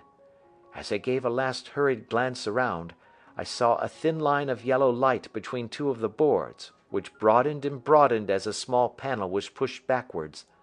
For an instant I could hardly believe that here was indeed a door which led away from death. The next instant I threw myself through, and lay half fainting upon the other side. The panel had closed again behind me, but the crash of the lamp, and a few moments afterwards the clang of the two slabs of metal, told me how narrow had been my escape. I was recalled to myself by a frantic plucking at my wrist, and I found myself lying upon the stone floor of a narrow corridor, while a woman bent over me and tugged at me with her left hand, while she held a candle in her right. It was the same good friend whose warning I had so foolishly rejected. "Come, come," she cried breathlessly.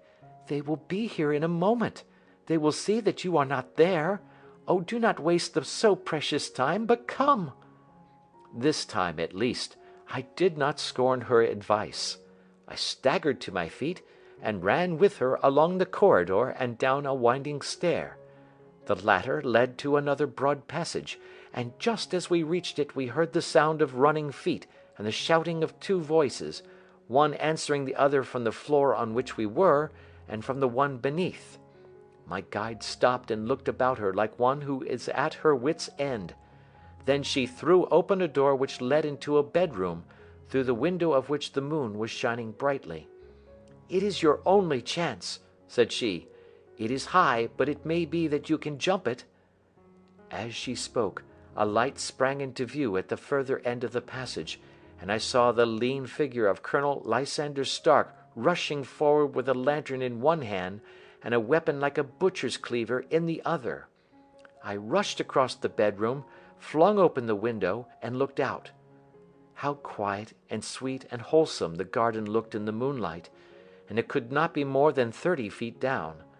I clambered out upon the sill, but I hesitated to jump until I should have heard what passed between my saviour and the ruffian who pursued me.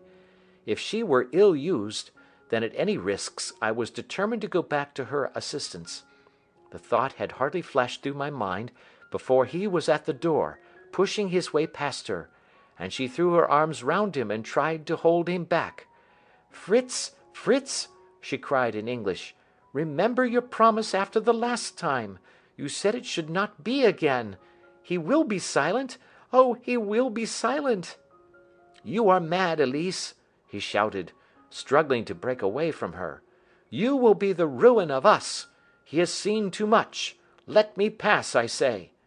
He dashed her to one side, and rushing to the window, cut at me with his heavy weapon.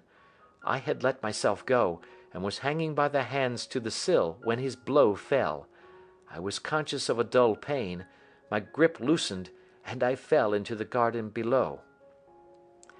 I was shaken, but not hurt by the fall, so I picked myself up and rushed off among the bushes as hard as I could run, for I understood that I was far from being out of danger yet. Suddenly, however, as I ran, a deadly dizziness and sickness came over me. I glanced down at my hand, which was throbbing painfully, and then for the first time saw that my thumb had been cut off, and that the blood was pouring from my wound. I endeavoured to tie my handkerchief round it, but there came a sudden buzzing in my ears, and next moment I fell in a dead faint among the rose bushes. How long I remained unconscious I cannot tell. It must have been a very long time, for the moon had sunk, and a bright morning was breaking when I came to myself. My clothes were all sodden with dew, and my coat sleeve was drenched with blood from my wounded thumb. The smarting of it recalled in an instant all the particulars of my night's adventure, and I sprang to my feet with the feeling that I might hardly yet be safe from my pursuers. But to my astonishment, when I came to look round me, neither house nor garden were to be seen. I had been lying in an angle of the hedge close by the high road, and just a little lower down was a long building, which proved, upon my approaching it, to be the very station at which I had arrived upon the previous night. Were it not for the ugly wound upon my hand, all that had passed during those dreadful hours might have been an evil dream. Half dazed, I went into the station and asked about the morning train. There would be one to Reading in less than an hour. The same porter was on duty, I found, as had been there when I arrived. I inquired of him whether he had ever heard of Colonel Lysander Stark. The name was strange to him. Had he observed a carriage the night before waiting for me? No, he had not. Was there a police station anywhere near? There was one about 3 miles off.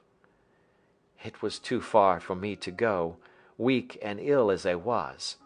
I determined to wait until I got back to town before telling my story to the police. It was a little past 6 when I arrived, so I went first to have my wound dressed, and then the doctor was kind enough to bring me along here. I put the case into your hands, and shall do exactly what you advise." We both sat in silence for some little time after listening to this extraordinary narrative. Then Sherlock Holmes pulled down from the shelf one of the ponderous commonplace books in which he placed his cuttings. "Here is an advertisement which will interest you," said he. "It appeared in all the papers about a year ago. Listen to this. 'Lost, on the 9th instant, Mr. Jeremiah Hayling, aged 26, a hydraulic engineer. Left his lodgings at 10 o'clock at night, and has not been heard of since. Was dressed in, etc., etc.' Ha! That represents the last time that the Colonel needed to have his machine overhauled, I fancy." "Good heavens!" cried my patient. "Then that explains what the girl said." "Undoubtedly. It is quite clear that the Colonel was a cool and desperate man, who was absolutely determined that nothing should stand in the way of his little game, like those out-and-out pirates who will leave no survivor from a captured ship. Well, every moment now is precious, so if you feel equal to it, we shall go down to Scotland Yard at once as a preliminary to starting for Eyford." Some 3 hours or so afterwards we were all in the train together, bound from Reading to the little Berkshire village. There were Sherlock Holmes, the hydraulic engineer, Inspector Bradstreet of Scotland Yard, a plain-clothes man, and myself. Bradstreet had spread an ordnance map of the county out upon the seat, and was busy with his compasses drawing a circle with Iford for its centre. "There you are," said he. "That circle is drawn at a radius of 10 miles from the village. The place we want must be somewhere near that line. You said 10 miles, I think, sir?" "It was an hour's good drive." "And you think that they brought you back all that way when you were unconscious?" "They must have done so. I have a confused memory, too, of having been lifted and conveyed somewhere." "What I cannot understand," said I, "is why they should have spared you when they found you lying fainting in the garden. Perhaps the villain was softened by the woman's entreaties." "I hardly think that likely. I never saw a more inexorable face in my life." "Oh, we shall soon clear up all that," said Bradstreet.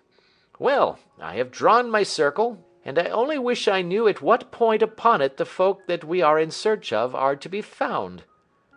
"I think I could lay my finger on it," said Holmes quietly.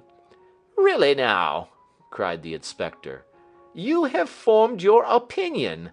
Come now, we shall see who agrees with you. I say it is south, for the country is more deserted there." "And I say east," said my patient. "I am for west," remarked the plain-clothes man. "There are several quiet little villages up there." "And I am for north," said I, "because there are no hills there, and our friend says he did not notice the carriage go up any." "Come," cried the inspector, laughing. "It's a very pretty diversity of opinion. We have boxed the compass among us. Who do you give your casting vote to?" "You are all wrong." "But we can't all be." "Oh, yes, you can. This is my point." He placed his finger in the center of the circle. "This is where we shall find them." "But the 12-mile drive?" gasped Hatherley. 6 out and 6 back. Nothing simpler. You say yourself that the horse was fresh and glossy when you got in. How could it be that it had gone 12 miles over heavy roads?" "Indeed, it is a likely ruse enough," observed Bradstreet thoughtfully. "Of course, there can be no doubt as to the nature of this gang." "None at all," said Holmes. "They are coiners on a large scale, and have used the machine to form the amalgam which has taken the place of silver." "We have known for some time that a clever gang was at work," said the inspector. "They have been turning out half-crowns by the thousand.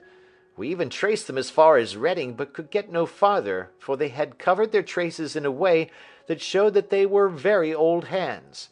But now, thanks to this lucky chance, I think that we have got them right enough." But the inspector was mistaken, for those criminals were not destined to fall into the hands of justice. As we rolled into Iford station, we saw a gigantic column of smoke which streamed up from behind a small clump of trees in the neighborhood, and hung like an immense ostrich feather over the landscape. "A house on fire?" asked Bradstreet, as the train steamed off again on its way. "Yes, sir," said the station master. "When did it break out?" "I hear that it was during the night, sir, but it has got worse, and the whole place is in a blaze." "Whose house is it?" "Dr. Betcher's."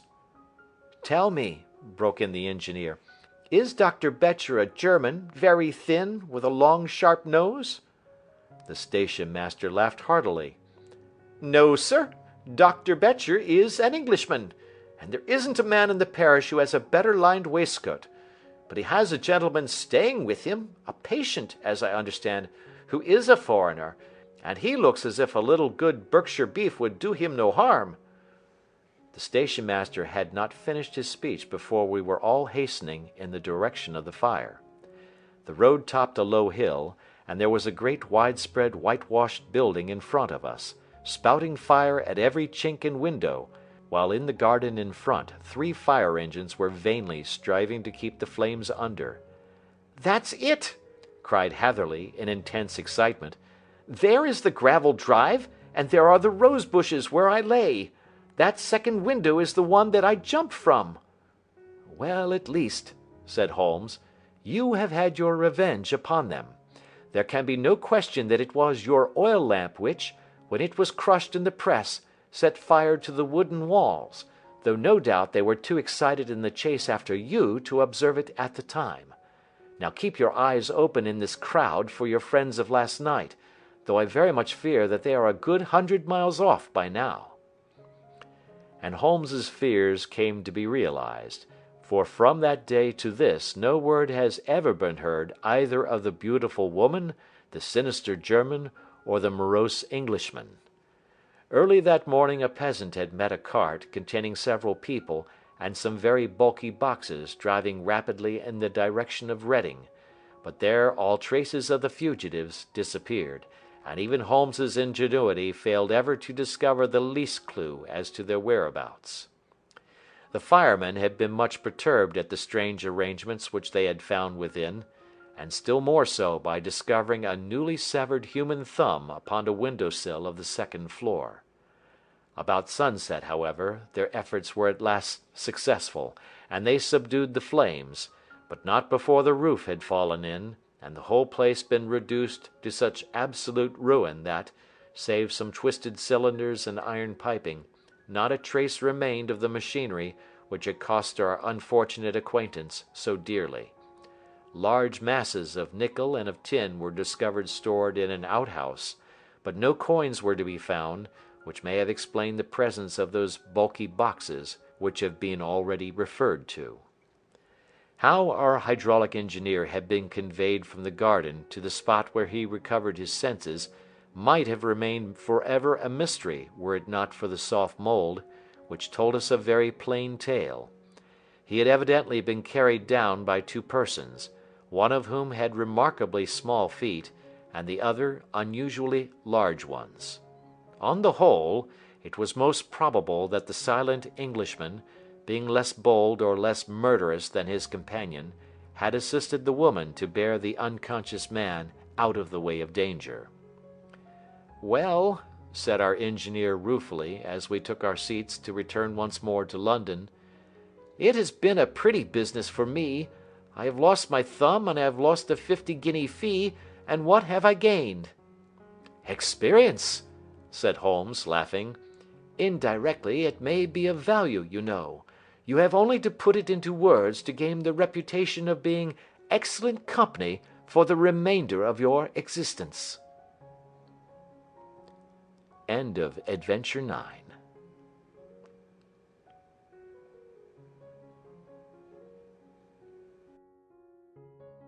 Adventure 10.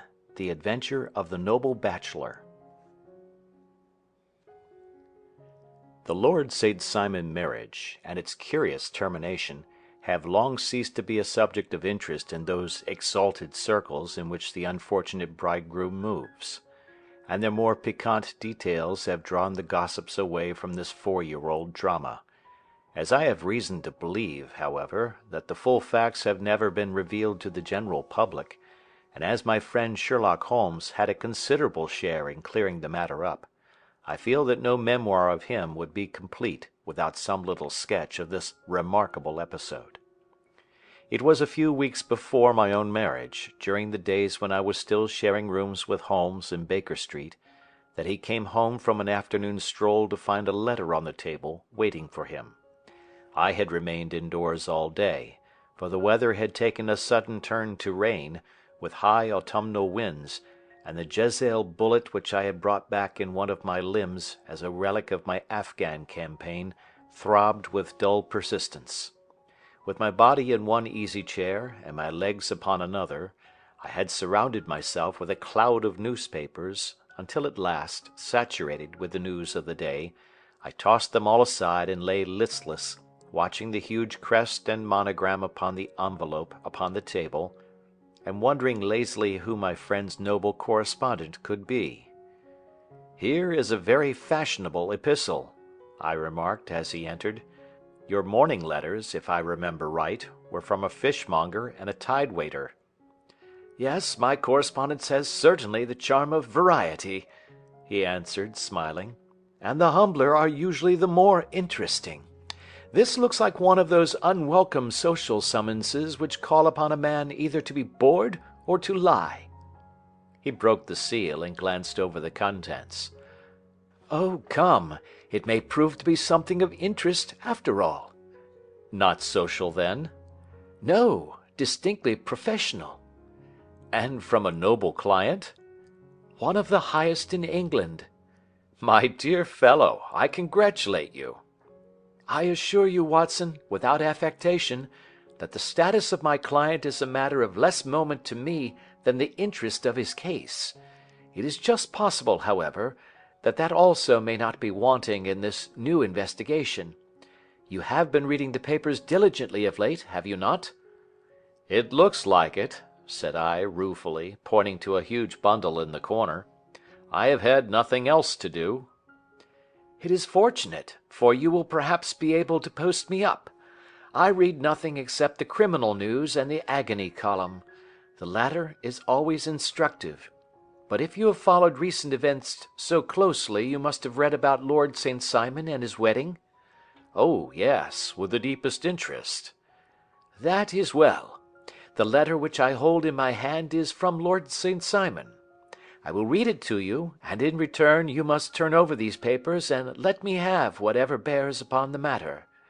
This is what he says: "My dear Mr. Sherlock Holmes, Lord Backwater tells me that I may place implicit reliance upon your judgment and discretion. I have determined, therefore, to call upon you and to consult you in reference to the very painful event which has occurred in connection with my wedding. Mr. Lestrade, of Scotland Yard, is acting already in the matter, but he assures me that he sees no objection to your cooperation, and that he even thinks that it might be of some assistance. I will call at 4 o'clock in the afternoon, and should you have any other engagement at that time, I hope that you will postpone it, as this matter is of paramount importance. Yours faithfully, St. Simon." It is dated from Grosvenor Mansions, written with a quill pen, and the noble lord has had the misfortune to get a smear of ink upon the outer side of his right little finger, remarked Holmes as he folded up the epistle. "He says 4 o'clock. It is 3 now. He will be here in an hour." "Then I have just time, with your assistance, to get clear upon the subject. Turn over those papers and arrange the extracts in their order of time, while I take a glance as to who our client is." He picked a red-covered volume from a line of books of reference beside the mantelpiece.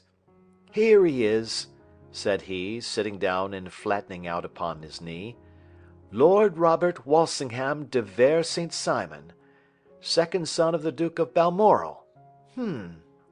Arms, azure, 3 caltrops in chief over a fess sable. Born in 1846. He's 41 years of age, which is mature for marriage. Was Under-Secretary for the Colonies in a late administration. The Duke, his father, was at one time Secretary for Foreign Affairs. They inherit Plantagenet blood by direct descent, and Tudor on the distaff side. Ha! Well, there is nothing very instructive in all this. I think that I must turn to you, Watson, for something more solid." "I have very little difficulty in finding what I want," said I, "for the facts are quite recent, and the matter struck me as remarkable. I feared to refer them to you, however, as I knew that you had an inquiry on hand and that you disliked the intrusion of other matters." "Oh, you mean the little problem of the Grosvenor Square furniture van. That is quite cleared up now, though indeed it was obvious from the first. Pray give me the results of your newspaper selections." "Here is the first notice which I can find. It is in the personal column of the Morning Post and dates, as you see, some weeks back. A marriage has been arranged, it says, and will, if rumour is correct, very shortly take place between Lord Robert St. Simon, second son of the Duke of Balmoral, and Miss Hattie Doran, the only daughter of Aloysius Doran, Esquire, of San Francisco, California, USA. That is all." "Terse and to the point," remarked Holmes, stretching his long thin legs towards the fire. There was a paragraph amplifying this in one of the society papers of the same week. Ah, here it is. There will soon be a call for protection in the marriage market, for the present free trade principle appears to tell heavily against our home product. One by one the management of the noble houses of Great Britain is passing into the hands of our fair cousins from across the Atlantic. An important addition has been made during the last week to the list of the prizes which have been borne away by these charming invaders. Lord St. Simon, who has shown himself for over 20 years proof against the little god's arrows, has now definitely announced his approaching marriage with Miss Hattie Doran, the fascinating daughter of a California millionaire. Miss Doran, whose graceful figure and striking face attracted much attention at the Westbury House festivities, is an only child, and is currently reported that her dowry will run to considerably over the 6 figures, with expectancies for the future. As it is an open secret that the Duke of Balmoral has been compelled to sell his pictures within the last few years, and as Lord St. Simon has no property of his own save the small estate of Birchmoor, it is obvious that the Californian heiress is not the only gainer by an alliance which will enable her to make the easy and common transition from a Republican lady to a British peeress. "Anything else?" asked Holmes, yawning. "Oh, yes, plenty. Then there is another note in the Morning Post to say that the marriage would be an absolutely quiet one, that it would be at St. George's, Hanover Square, that only half a dozen intimate friends would be invited, and that the party would return to the furnished house at Lancaster Gate which has been taken by Mr. Aloysius Doran. 2 days later, that is, on Wednesday last, there is a curt announcement that the wedding had taken place, and that the honeymoon would be passed at Lord Backwater's place, near Petersfield. Those are all the notices which appeared before the disappearance of the bride." "Before the what?" asked Holmes with a start. "The vanishing of the lady." "When did she vanish, then?" "At the wedding breakfast." "Indeed! This is more interesting than it promised to be.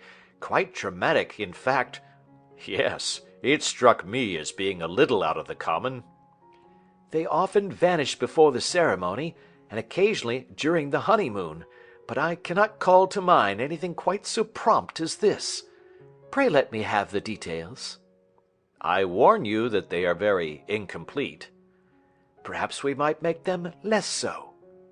"Such as they are set forth in a single article of a morning paper of yesterday, which I will read to you. It is headed, 'Singular Occurrence at a Fashionable Wedding.' The family of Lord Robert St. Simon has been thrown into the greatest consternation by the strange and painful episodes which have taken place in connection with his wedding. The ceremony, as shortly announced in the papers of yesterday, occurred on the previous morning, but it is only now that it has been possible to confirm the strange rumors which have been so persistently floating about. In spite of the attempts of the friends to hush the matter up, so much public attention has now been drawn to it that no good purpose can be served by affecting to disregard what is a common subject for conversation. The ceremony, which was performed at St. George's, Hanover Square, was a very quiet one, no one being present save the father of the bride, Mr. Aloysius Doran, the Duchess of Balmoral, Lord Backwater, Lord Eustace and Lady Clara St. Simon, the younger brother and sister of the bridegroom, and Lady Alicia Whittington. The whole party proceeded afterwards to the house of Mr. Aloysius Doran at Lancaster Gate, where breakfast had been prepared. It appears that some little trouble was caused by a woman, whose name has not been ascertained, who endeavoured to force her way into the house after the bridal party, alleging that she had some claim upon Lord St. Simon. It was only after a painful and prolonged scene that she was ejected by the butler and the footman. The bride, who had fortunately entered the house before this unpleasant interruption, had sat down to breakfast with the rest, when she complained of a sudden indisposition and retired to her room. Her prolonged absence having caused some comment, her father followed her, but learned from her maid that she had only come up to her chamber for an instant, caught up an ulster and bonnet, and hurried down to the passage. One of the footmen declared that he had seen a lady leave the house thus apparelled, but had refused to credit that it was his mistress, believing her to be with the company. On ascertaining that his daughter had disappeared, Mr. Aloysius Doran, in conjunction with the bridegroom, instantly put themselves in communication with the police, and very energetic inquiries are being made, which will probably result in a speedy clearing up of this very singular business. Up to a late hour last night, however, nothing had transpired as to the whereabouts of the missing lady. There are rumors of foul play in the matter, and it is said that the police have caused the arrest of the woman who had caused the original disturbance, in the belief that, from jealousy or some other motive, she may have been concerned in the strange disappearance of the bride. And is that all? Only one little item in another of the morning papers, but it is a suggestive one. And it is that Miss Flora Millar, the lady who had caused the disturbance, has actually been arrested.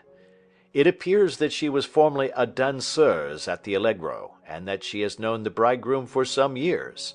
There are no further particulars, and the whole case is in your hands now, so far as it has been set forth in the public press. And an exceedingly interesting case it appears to be. I would not have missed it for worlds. But there is the ring at the bell, Watson, and as the clock makes it a few minutes after 4, I have no doubt that this will prove to be our noble client. Do not dream of going, Watson, for I very much prefer having a witness, if only as a check to my own memory. Lord Robert St. Simon, announced our page boy, throwing open the door. A gentleman entered, with a pleasant, cultured face, high-nosed and pale, with something perhaps of petulance about the mouth, and with the steady, well-opened eye of a man whose pleasant lot it had ever been to command and to be obeyed. His manner was brisk, and yet his general appearance gave an undue impression of age, for he had a slight forward stoop and a little bend of the knees as he walked. His hair, too, as he swept off his very curly-brimmed hat, was grizzled round the edges and thin upon the top. As to his dress, it was careful to the verge of foppishness, with high collar, black frock coat, white waistcoat, yellow gloves, patent leather shoes, and light-colored gaiters. He advanced slowly into the room, turning his head from left to right, and swinging in his right hand the cord which held his golden eyeglasses. "Good day, Lord St. Simon," said Holmes, rising and bowing. "Pray take the basket chair. This is my friend and colleague, Dr. Watson. Draw up a little to the fire, and we will talk this matter over." "A most painful matter to me, as you might most readily imagine, Mr. Holmes. I have been cut to the quick. I understand that you have already managed several delicate cases of this sort, sir, though I presume that they were hardly from the same class of society." "No, I am descending." "I beg pardon?" "My last client of the sort was a king." "Oh, really? I had no idea. And which king?" "The king of Scandinavia." "What? Had he lost his wife?" "You can understand," said Holmes suavely, "that I extend to the affairs of my other clients the same secrecy which I promised to you in yours." "Of course. Very right. Very right. I'm sure I beg pardon. As to my own case, I am ready to give you any information which may assist you in forming an opinion." "Thank you. I have already learned all that is in the public prints, nothing more. I presume that I may take it as correct, this article, for example, as to the disappearance of the bride?" Lord St. Simon glanced over it. "Yes, it is correct, as far as it goes." "But it needs a great deal of supplementing before anyone could offer an opinion. I think that I may arrive at my facts most directly by questioning you." Pray do so." "When did you first meet Miss Hattie Doran?" "In San Francisco, a year ago." "You were traveling in the States?" "Yes." "Did you become engaged then?" "No." "But you were on a friendly footing?" "I was amused by her society, and she could see that I was amused." "Her father is very rich?" "He is said to be the richest man on the Pacific slope." "And how did he make his money?" "In mining. He had nothing a few years ago. Then he struck gold, invested it, and came up by leaps and bounds." "Now, what is your own impression as to the young lady's, your wife's, character?" The nobleman swung his glasses a little faster and stared down into the fire. "You see, Mr. Holmes," said he, "my wife was 20 before her father became a rich man. During that time she ran free in a mining camp, and wandered through woods or mountains, so that her education has come from nature rather than from the schoolmaster. She is what we call in England a tomboy, with a strong nature, wild and free, unfettered by any sort of traditions. She is impetuous, volcanic, I was about to say. She is swift in making up her mind and fearless in carrying out her resolutions. On the other hand, I would not have given her the name which I have the honor to bear," he gave a little stately cough, "had I not thought her to be at bottom a noble woman.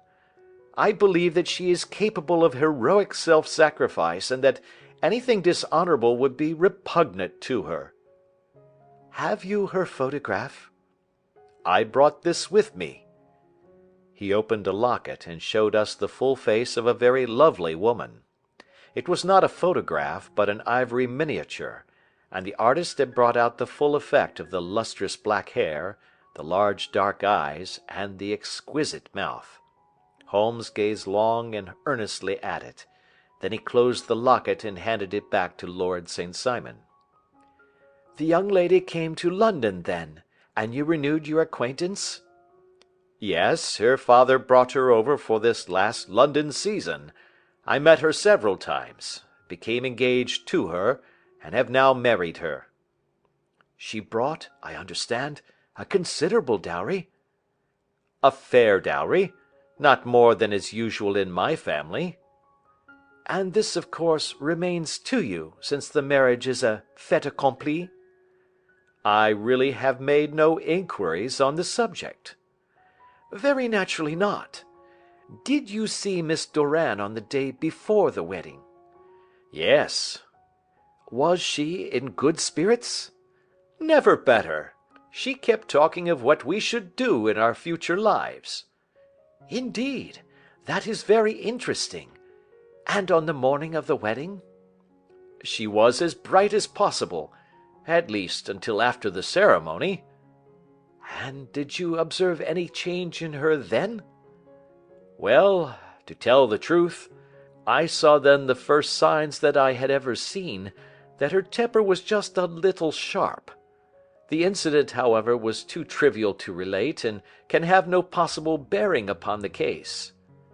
"Pray let us have it for all that." "Oh, it is childish. She dropped her bouquet as we went towards the vestry.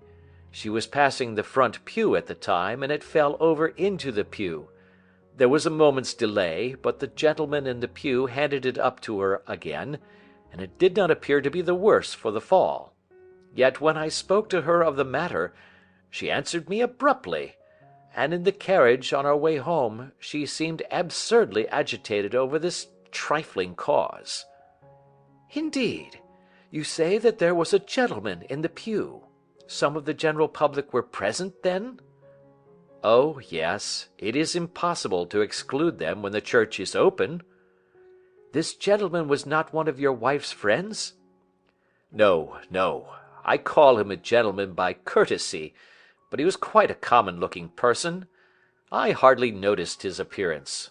But really I think that we are wandering rather far from the point." "Lady St. Simon, then, returned from the wedding in a less cheerful frame of mind than she had gone to it. What did she do on re-entering her father's house?" "I saw her in conversation with her maid." "And who is her maid?" "Alice is her name. She is an American and came from California with her." "A confidential servant?" "A little too much so. It seemed to me that her mistress allowed her to take great liberties.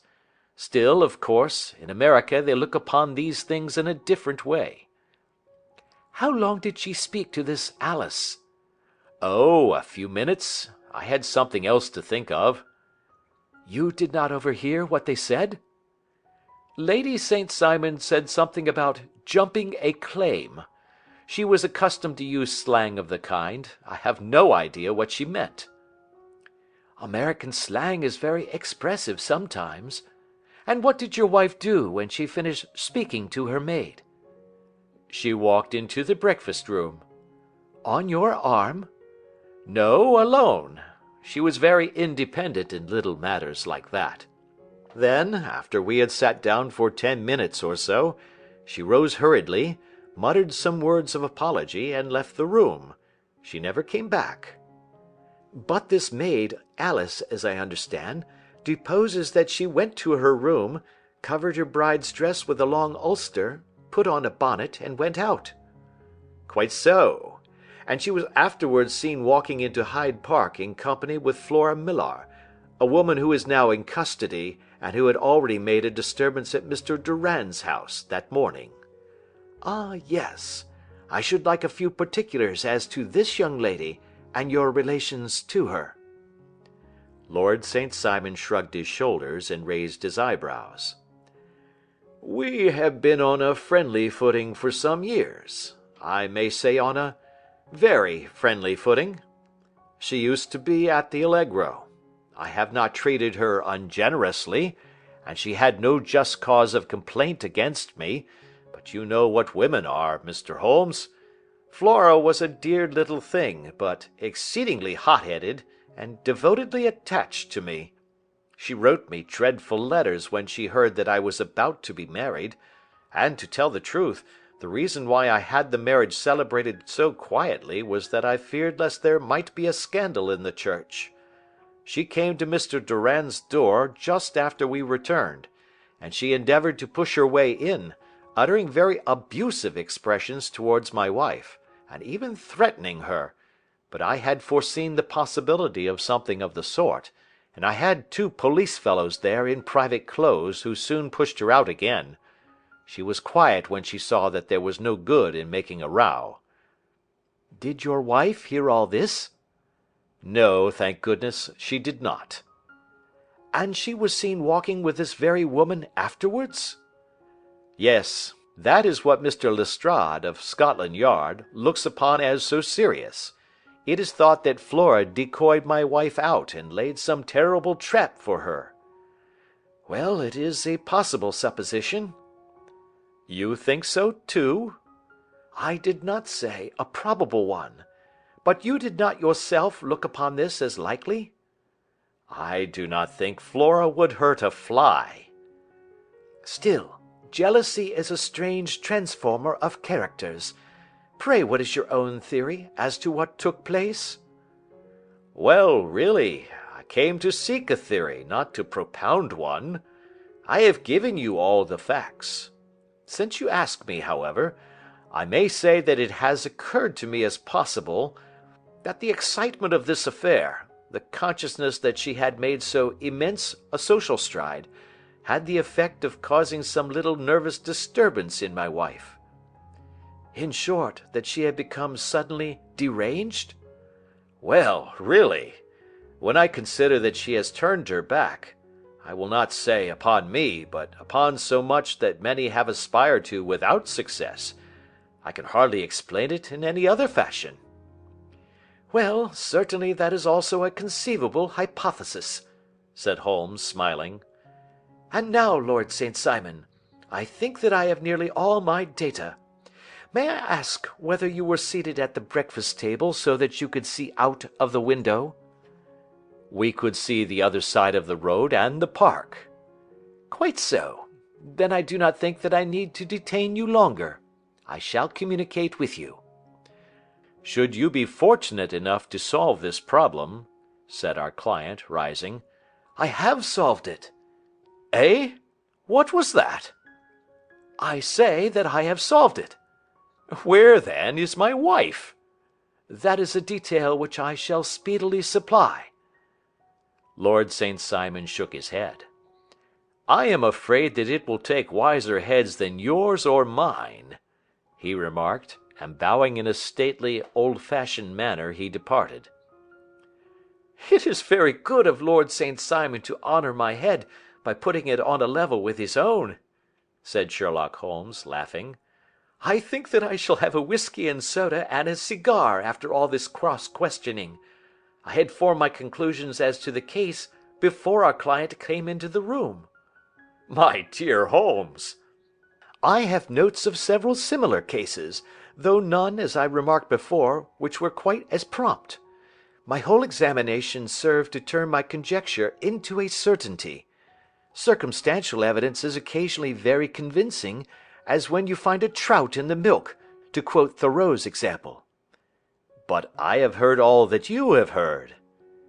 "Without, however, the knowledge of pre-existing cases which serves me so well. There was a parallel instance in Aberdeen some years back, and something on very much the same lines at Munich the year after the Franco-Prussian War. It is one of these cases.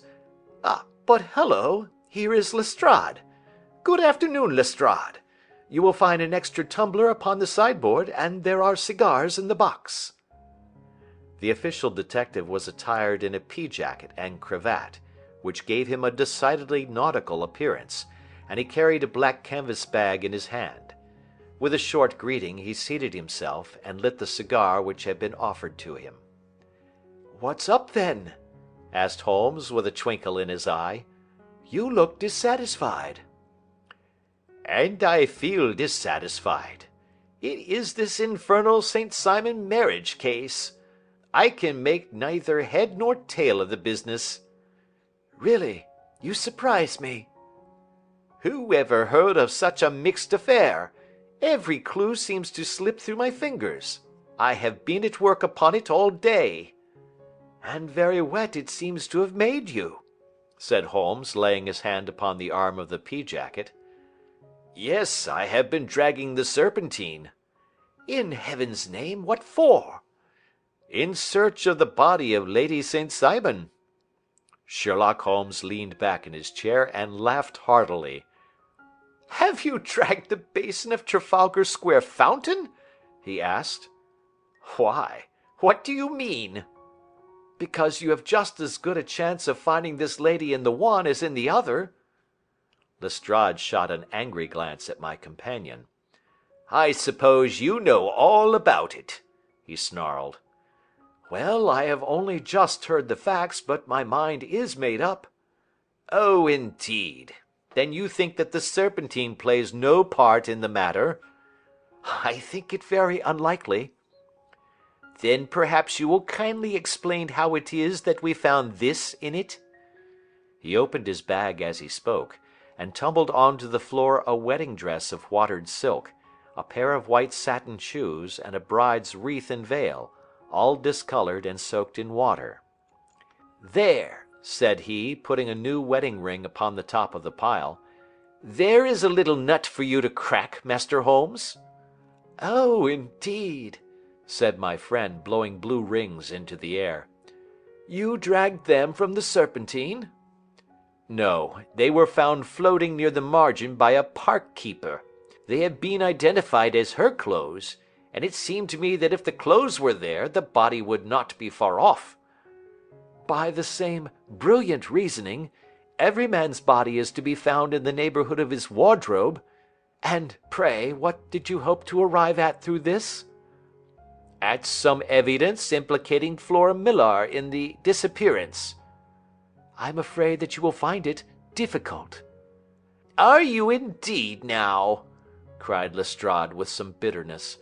"I am afraid, Holmes, that you are not very practical with your deductions and your inferences. You have made 2 blunders in as many minutes. This dress does implicate Miss Flora Millar." "And how?" "In the dress is a pocket. In the pocket is a card case. In the card case is a note. And here is the very note." He slapped it down upon the table in front of him. "Listen to this. 'You will see me when all is ready. Come at once. F.H.M.' Now, my theory all along has been that Lady St. Simon was decoyed away by Flora Millar, and that she, with confederates no doubt, was responsible for her disappearance. Here, signed with her initials, is the very note which was no doubt quietly slipped into her hand at the door, and which lured her within their reach." "Very good, Lestrade," said Holmes, laughing. "You really are very fine indeed. Let me see it." He took up the paper in a listless way, but his attention instantly became riveted, and he gave a little cry of satisfaction. "This is indeed important," said he. "Ha! You find it so?" "Extremely so. I congratulate you warmly." Lestrade rose in his triumph and bent his head to look. "Why," he shrieked, "you're looking at the wrong side." "On the contrary, this is the right side." "The right side? You're mad. Here is the note written in pencil over here." "And over here is what appears to be the fragment of a hotel bill, which interests me deeply." "There's nothing in it. I looked at it before," said Lestrade. "October 4th, rooms 8 shillings, breakfast 2 shillings 6 pence, cocktail 1 shilling, lunch 2 shillings 6 pence, glass sherry 8 pence. I see nothing in that." "Very likely not. It is most important all the same. As to the note, it is important also, or at least the initials are, so I congratulate you again." "I've wasted time enough," said Lestrade, rising. "I believe in hard work and not in sitting by the fire spinning fine theories. Good day, Mr. Holmes, and we shall see which gets to the bottom of the matter first." He gathered up the garments, thrust them into the bag, and made for the door. "Just one hint to you, Lestrade," drawled Holmes before his rival vanished.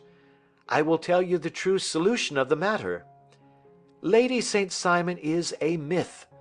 There is not, and there never has been, any such person." Lestrade looked sadly at my companion. Then he turned to me, tapped his forehead 3 times, shook his head solemnly, and hurried away. He had hardly shut the door behind him when Holmes rose to put on his overcoat. "There is something in what the fellow says about outdoor work," he remarked. "So I think, Watson, that I must leave you to your papers for a little." It was after 5 o'clock when Sherlock Holmes left me, but I had no time to be lonely, for within an hour there arrived a confectioner's man with a very large flat box. This he unpacked with the help of a youth whom he had brought with him, and presently, to my very great astonishment, a quite epicurean little cold supper began to be laid out upon our humble lodging-house mahogany. There were a couple of brace of cold woodcock, a pheasant, a pâté de foie gras pie with a group of ancient and cobwebby bottles. Having laid out all these luxuries, my 2 visitors vanished away, like the genii of the Arabian Nights, with no explanation save that the things had been paid for, and were ordered to this address. Just before 9 o'clock, Sherlock Holmes stepped briskly into the room. His features were gravely set, but there was a light in his eye which made me think that he had not been disappointed in his conclusions. "They have laid the supper, then," he said, rubbing his hands. "You seem to expect company. They have laid for 5. "Yes, I fancy we may have some company dropping in," said he. "I am surprised that Lord St. Simon has not already arrived. Ha! I fancy that I hear his step now upon the stairs." It was indeed our visitor of the afternoon who came bustling in, dangling his glasses more vigorously than ever, and with a very perturbed expression upon his aristocratic features. "My messenger reached you, then?" asked Holmes. "Yes, and I confess that the contents startled me beyond measure. Have you good authority for what you say?" "The best possible." Lord St. Simon sank into a chair and passed his hand over his forehead. "What will the duke say," he murmured, "when he hears that one of the family has been subjected to such humiliation?" "It is the purest accident. I cannot allow that there is any humiliation." "Ah, you look on these things from another standpoint." "I fail to see that anyone is to blame. I can hardly see how the lady could have acted otherwise, though her abrupt method of doing it was undoubtedly to be regretted. Having no mother, she had no one to advise her at such a crisis." "It was a slight, sir, a public slight," said Lord St. Simon, tapping his fingers upon the table. "You must make allowance for this poor girl, placed in so unprecedented a position." "I will make no allowance. I am very angry indeed, and I have been shamefully used." "I think that I heard a ring," said Holmes. "Yes, there are steps on the landing. If I cannot persuade you to take a lenient view of the matter, Lord St. Simon, I have brought an advocate here who may be more successful." He opened the door and ushered in a lady and gentleman. "Lord St. Simon," said he, "allow me to introduce you to Mr. and Mrs. Francis Hay Moulton. The lady, I think, you have already met." At the sight of these newcomers, our client had sprung from his seat and stood very erect, with his eyes cast down and his hand thrust into the breast of his frock coat, a picture of offended dignity. The lady had taken a quick step forward and had held out her hand to him, but he still refused to raise his eyes. It was as well for his resolution, perhaps, for her pleading face was one which it was hard to resist. "You're angry, Robert," said she. "Well, I guess you have every cause to be." "Pray make no apology to me," said Lord St. Simon bitterly. "Oh, yes, I know that I have treated you real bad and that I should have spoken to you before I went, but I was kind of rattled, and from the time when I saw Frank here again, I just didn't know what I was doing or saying. I only wonder I didn't fall down and do a faint right there before the altar. Perhaps, Mrs. Moulton, you would like my friend and me to leave the room while you explain this matter?" "If I may give an opinion," remarked the strange gentleman, "we've just had a little too much secrecy over this business already. For my part, I should like all Europe and America to hear the rights of it." He was a small, wiry, sunburnt man, clean-shaven, with a sharp face and alert manner. "Then I'll tell our story right away," said the lady. "Frank here and I met in '84, in McQuire's camp near the Rockies, where Pa was working a claim. We were engaged to each other, Frank and I, but then one day Father struck a rich pocket and made a pile, while poor Frank here had a claim that petered out and came to nothing. The richer Pa grew, the poorer was Frank, so at last Pa wouldn't hear of our engagement lasting any longer, and he took me away to Frisco. Frank wouldn't throw up his hand, though, so he followed me there, and he saw me without Pa knowing anything about it. It would only have made him mad to know, so we just fixed it all up for ourselves. Frank said that he would go and make his pile too, and never come back to claim me until he had as much as Pa. So then I promised to wait for him to the end of time, and pledged myself not to marry anyone else while he lived. 'Why shouldn't we be married right away then?' said he, 'and then I will feel sure of you, and I won't claim to be your husband until I come back.' Well, we talked it over, and he had fixed it all up so nicely, with a clergyman all ready and waiting, that we just did it right there, and then Frank went off to seek his fortune, and I went back to Pa. The next I heard of Frank was that he was in Montana, and then he went prospecting in Arizona, and then I heard of him from New Mexico. After that came a long newspaper story about how a miners' camp had been attacked by Apache Indians, and there was my Frank's name among the killed.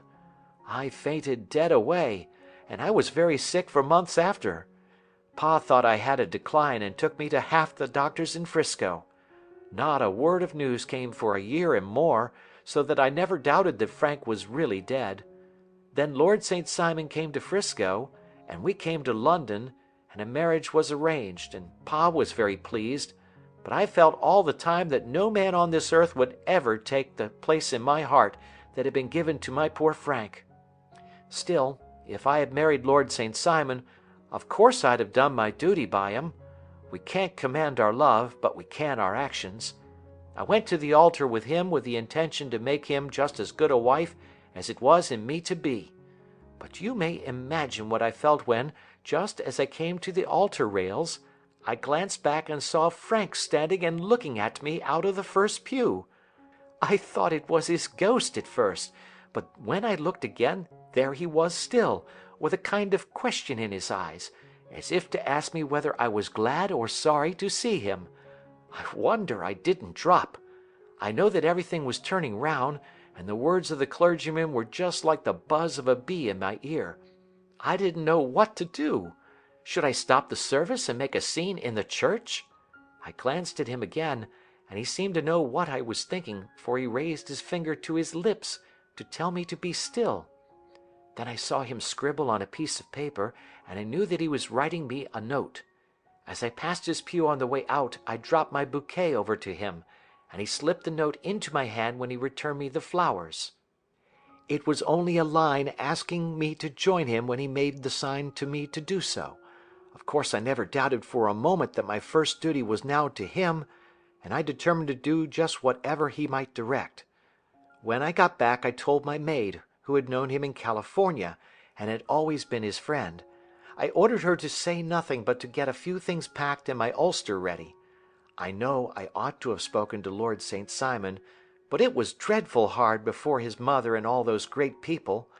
I just made up my mind to run away and explain afterwards. I hadn't been at the table 10 minutes before I saw Frank out of the window at the other side of the road. He beckoned to me and then began walking into the park. I slipped out, put on my things, and followed him. Some woman came talking something or other about Lord St. Simon to me. Seemed to me from the little I heard as if he had a little secret of his own before marriage also. But I managed to get away from her, and soon overtook Frank.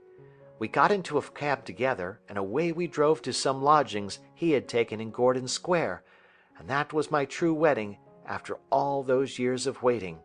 Frank had been a prisoner among the Apaches, had escaped, come on to 'Frisco, found that I had given him up for dead and had gone to England, followed me there, and had come upon me at last on the very morning of my second wedding. I saw it in a paper, explained the American.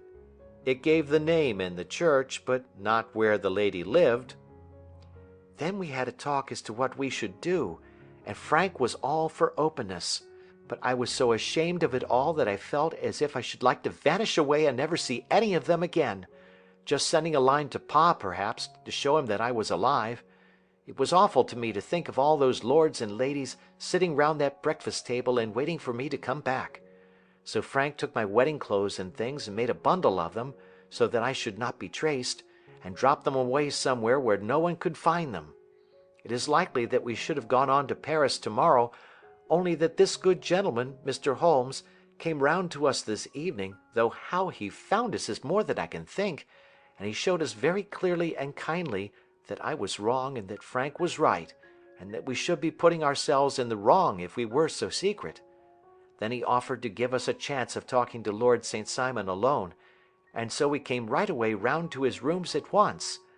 Now, Robert, you have heard it all, and I am very sorry if I have given you pain, and I hope that you do not think very meanly of me." Lord St. Simon had by no means relaxed his rigid attitude, but had listened with a frowning brow and a compressed lip to this long narrative. "Excuse me," he said, "but it is not my custom to discuss my most intimate personal affairs in this public manner." "Then you won't forgive me? You won't shake hands before I go?" "Oh, certainly, if it would give you any pleasure." He put out his hand and coldly grasped that which she extended to him. I had hoped, suggested Holmes, that you would have joined us in a friendly supper. I think that there you ask a little too much, responded his lordship. I may be forced to acquiesce in these recent developments, but I can hardly be expected to make merry over them. I think that with your permission I will now wish you all a very good night. He included us all in a sweeping bow and stalked out of the room. Then I trust that you at least will honor me with your company, said Sherlock Holmes. It is always a joy to meet an American, Mr. Moulton, for I am one of those who believe that the folly of a monarch and the blundering of a minister in far gone years will not prevent our children from being some day citizens of the same world-wide country under a flag which shall be a quartering of the Union Jack with the stars and stripes.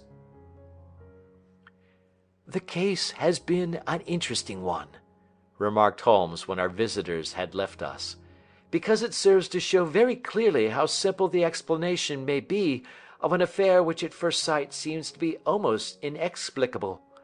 Nothing could be more natural than the sequence of events as narrated by this lady, and nothing stranger than the result when viewed, for instance, by Mr. Lestrade of Scotland Yard.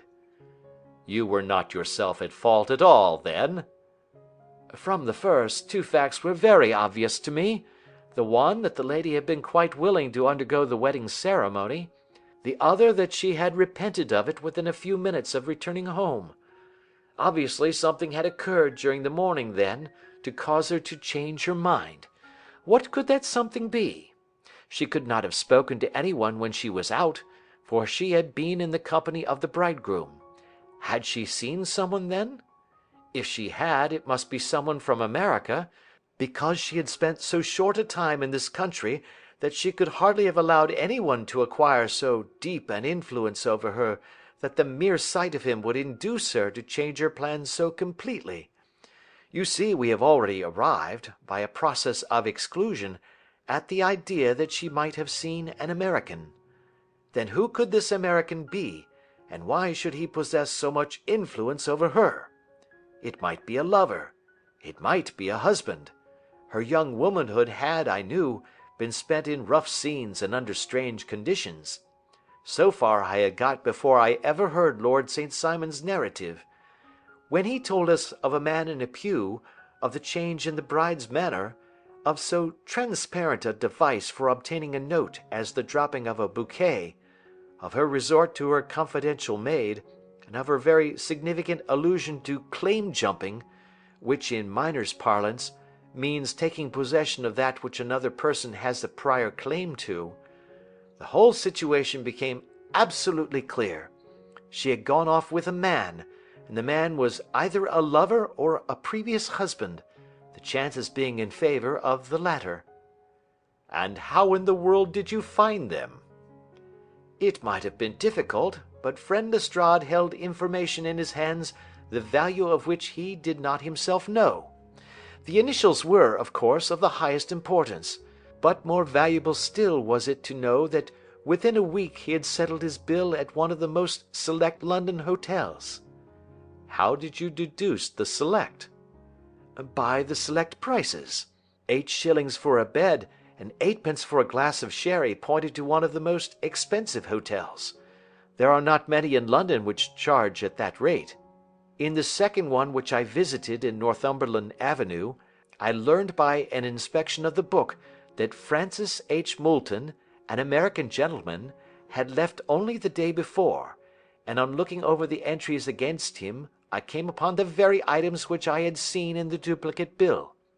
His letters were to be forwarded to 226 Gordon Square, so thither I travelled, and being fortunate enough to find the loving couple at home, I ventured to give them some paternal advice, and to point out to them that it would be better in every way that they should make their position a little clearer both to the general public and to Lord St. Simon in particular. I invited them to meet him here, and, as you see, I made him keep the appointment. But with no very good result, I remarked. His conduct was certainly not very gracious. Ah, Watson, said Holmes, smiling, Perhaps you would not be very gracious either, if, after all the trouble of wooing and wedding, you found yourself deprived in an instant of wife and of fortune.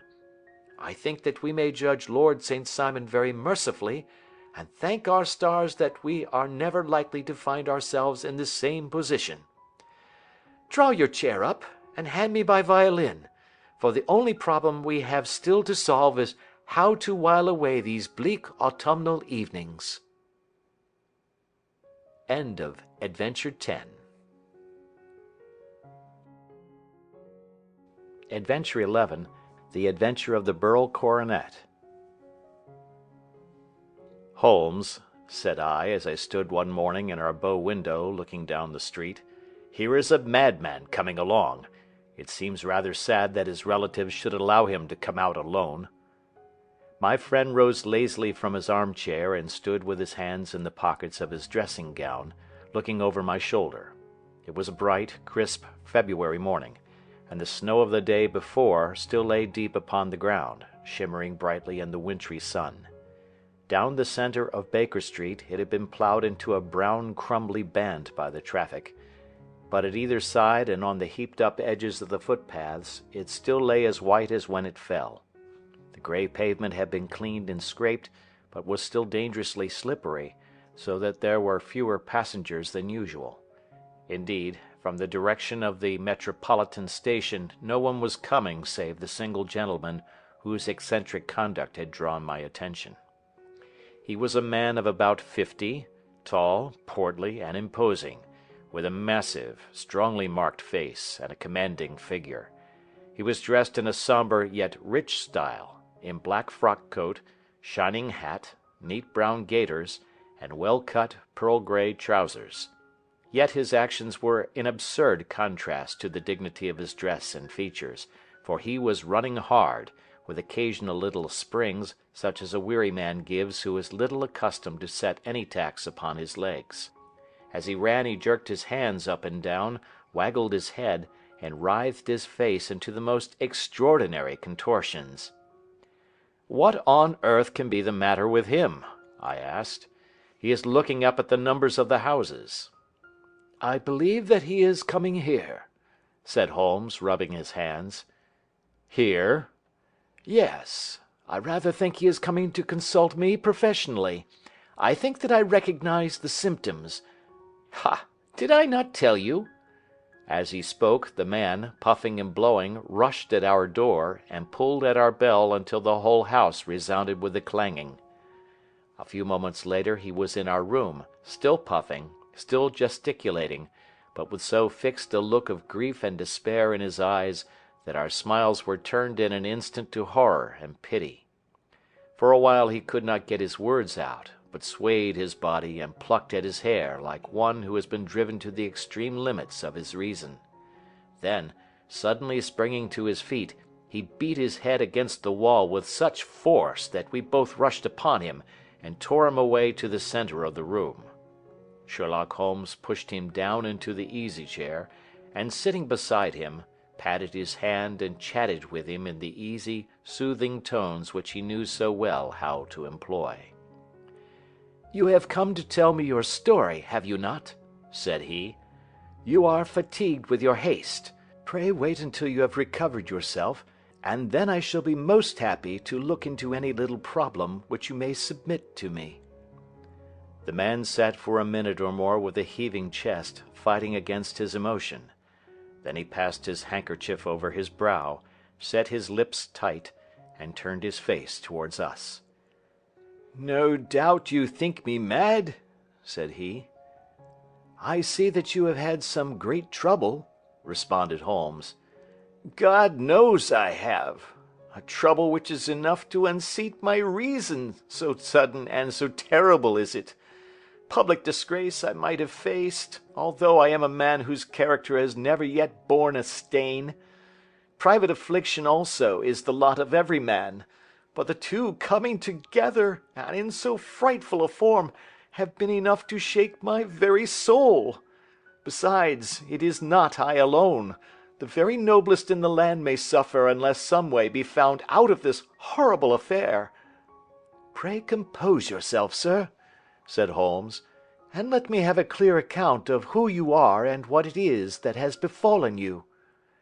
"My name," answered our visitor, "is probably familiar to your ears. I am Alexander Holder, of the banking firm of Holder and Stevenson, of Threadneedle Street."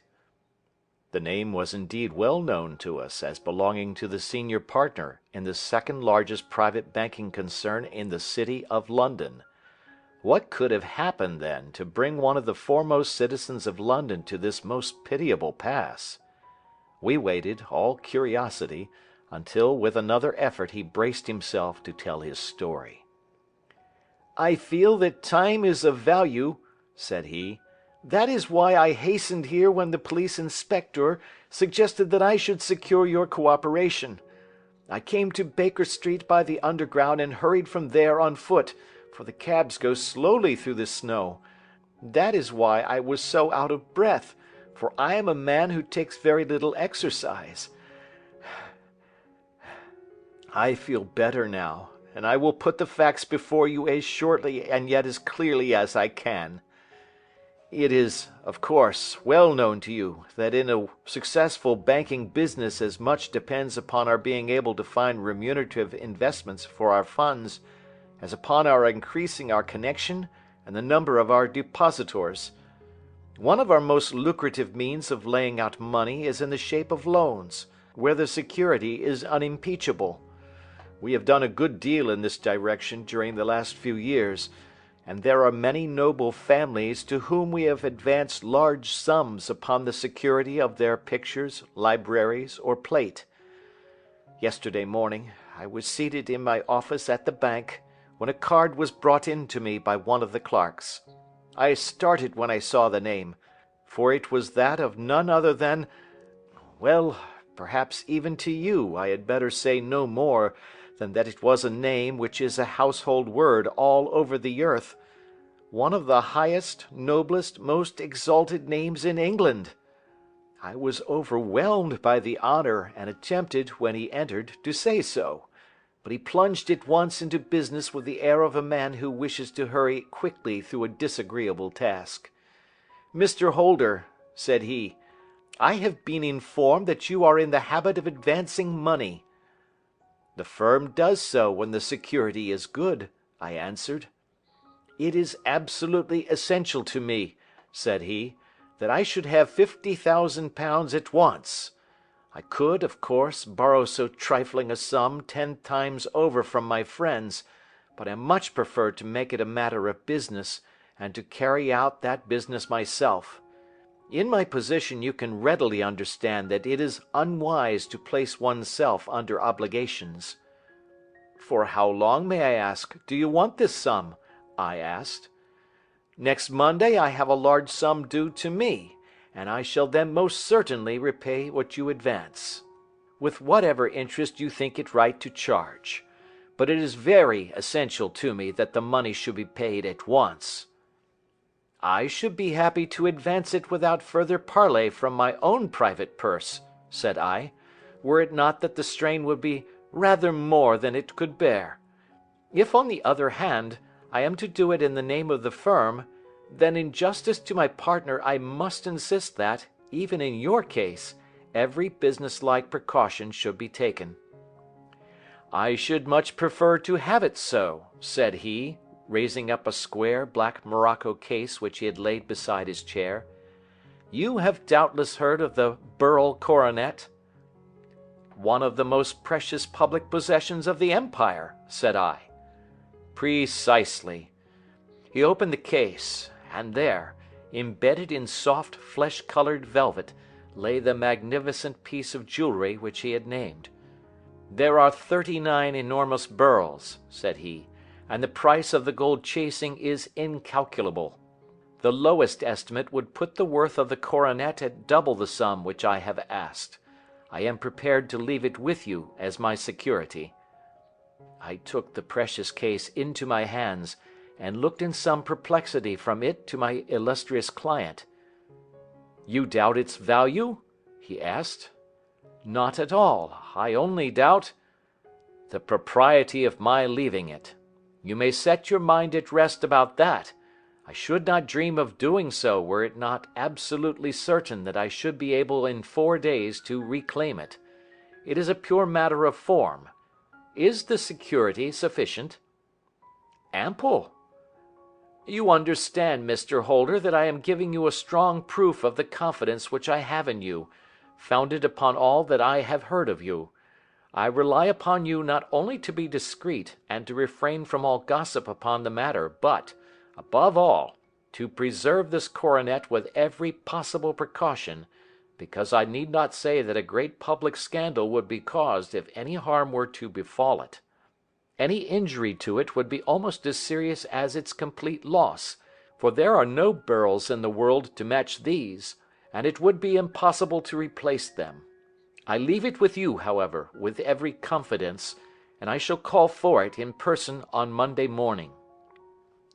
Seeing that my client was anxious to leave, I said no more, but, calling for my cashier, I ordered him to pay over 50 £1,000 notes.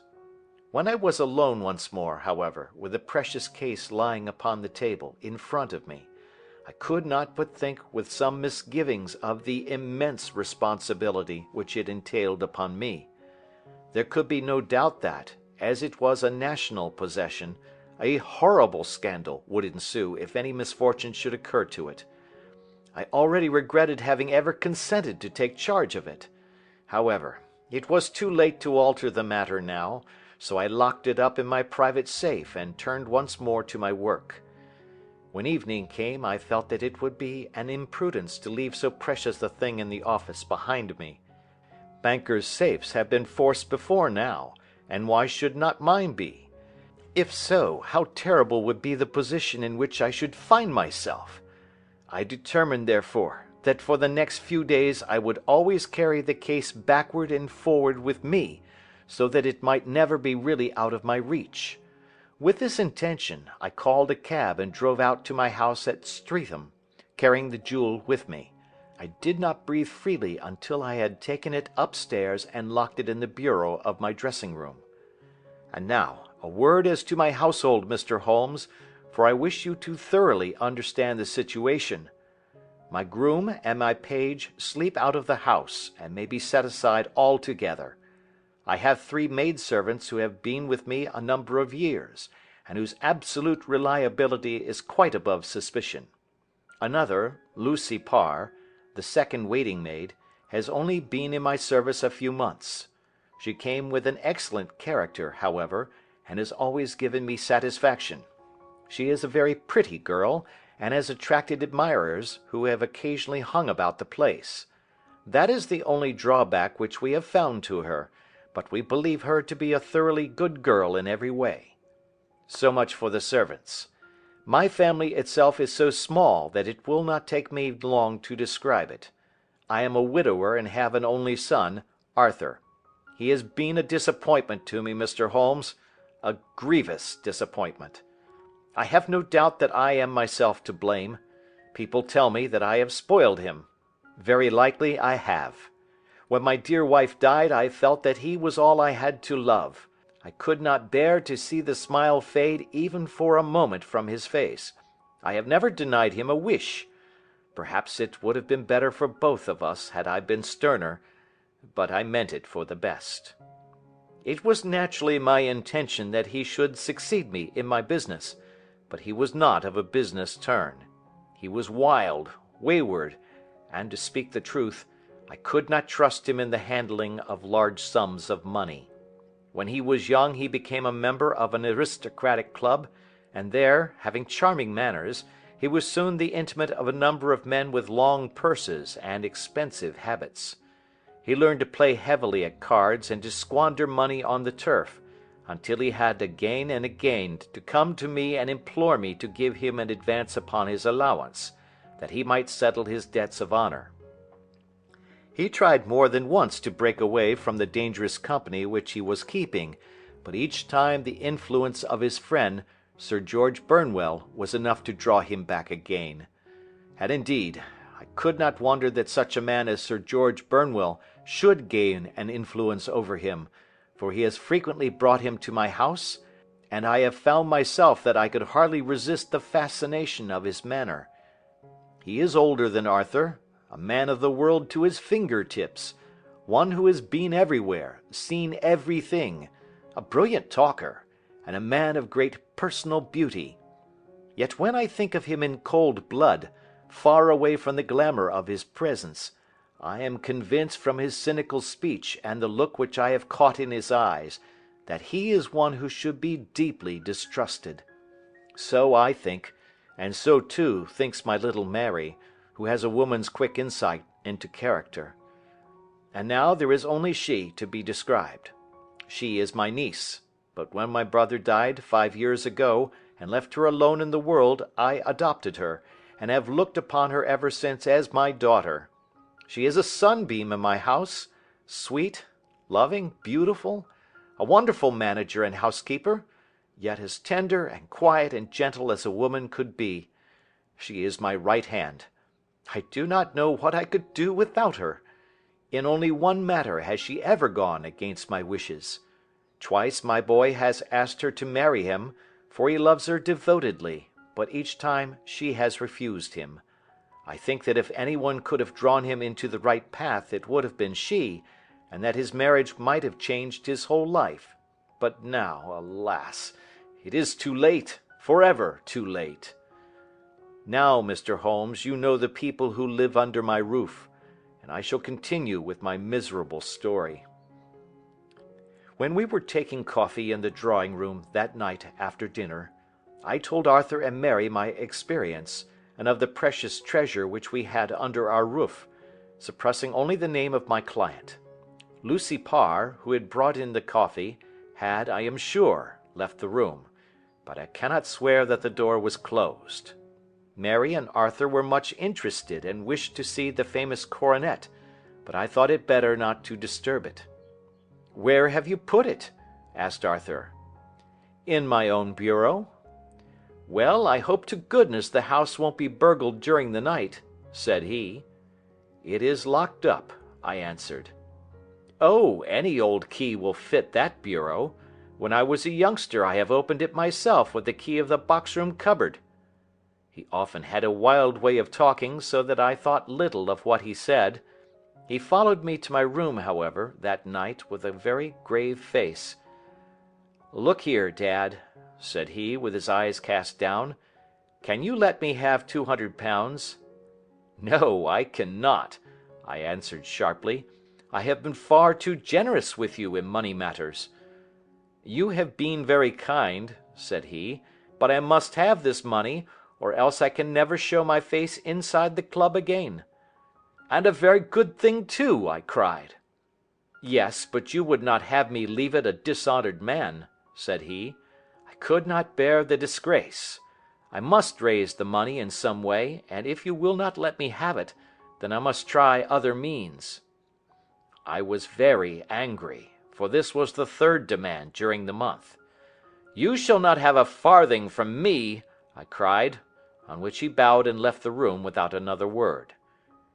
When he was gone, I unlocked my bureau, made sure that my treasure was safe, and locked it again.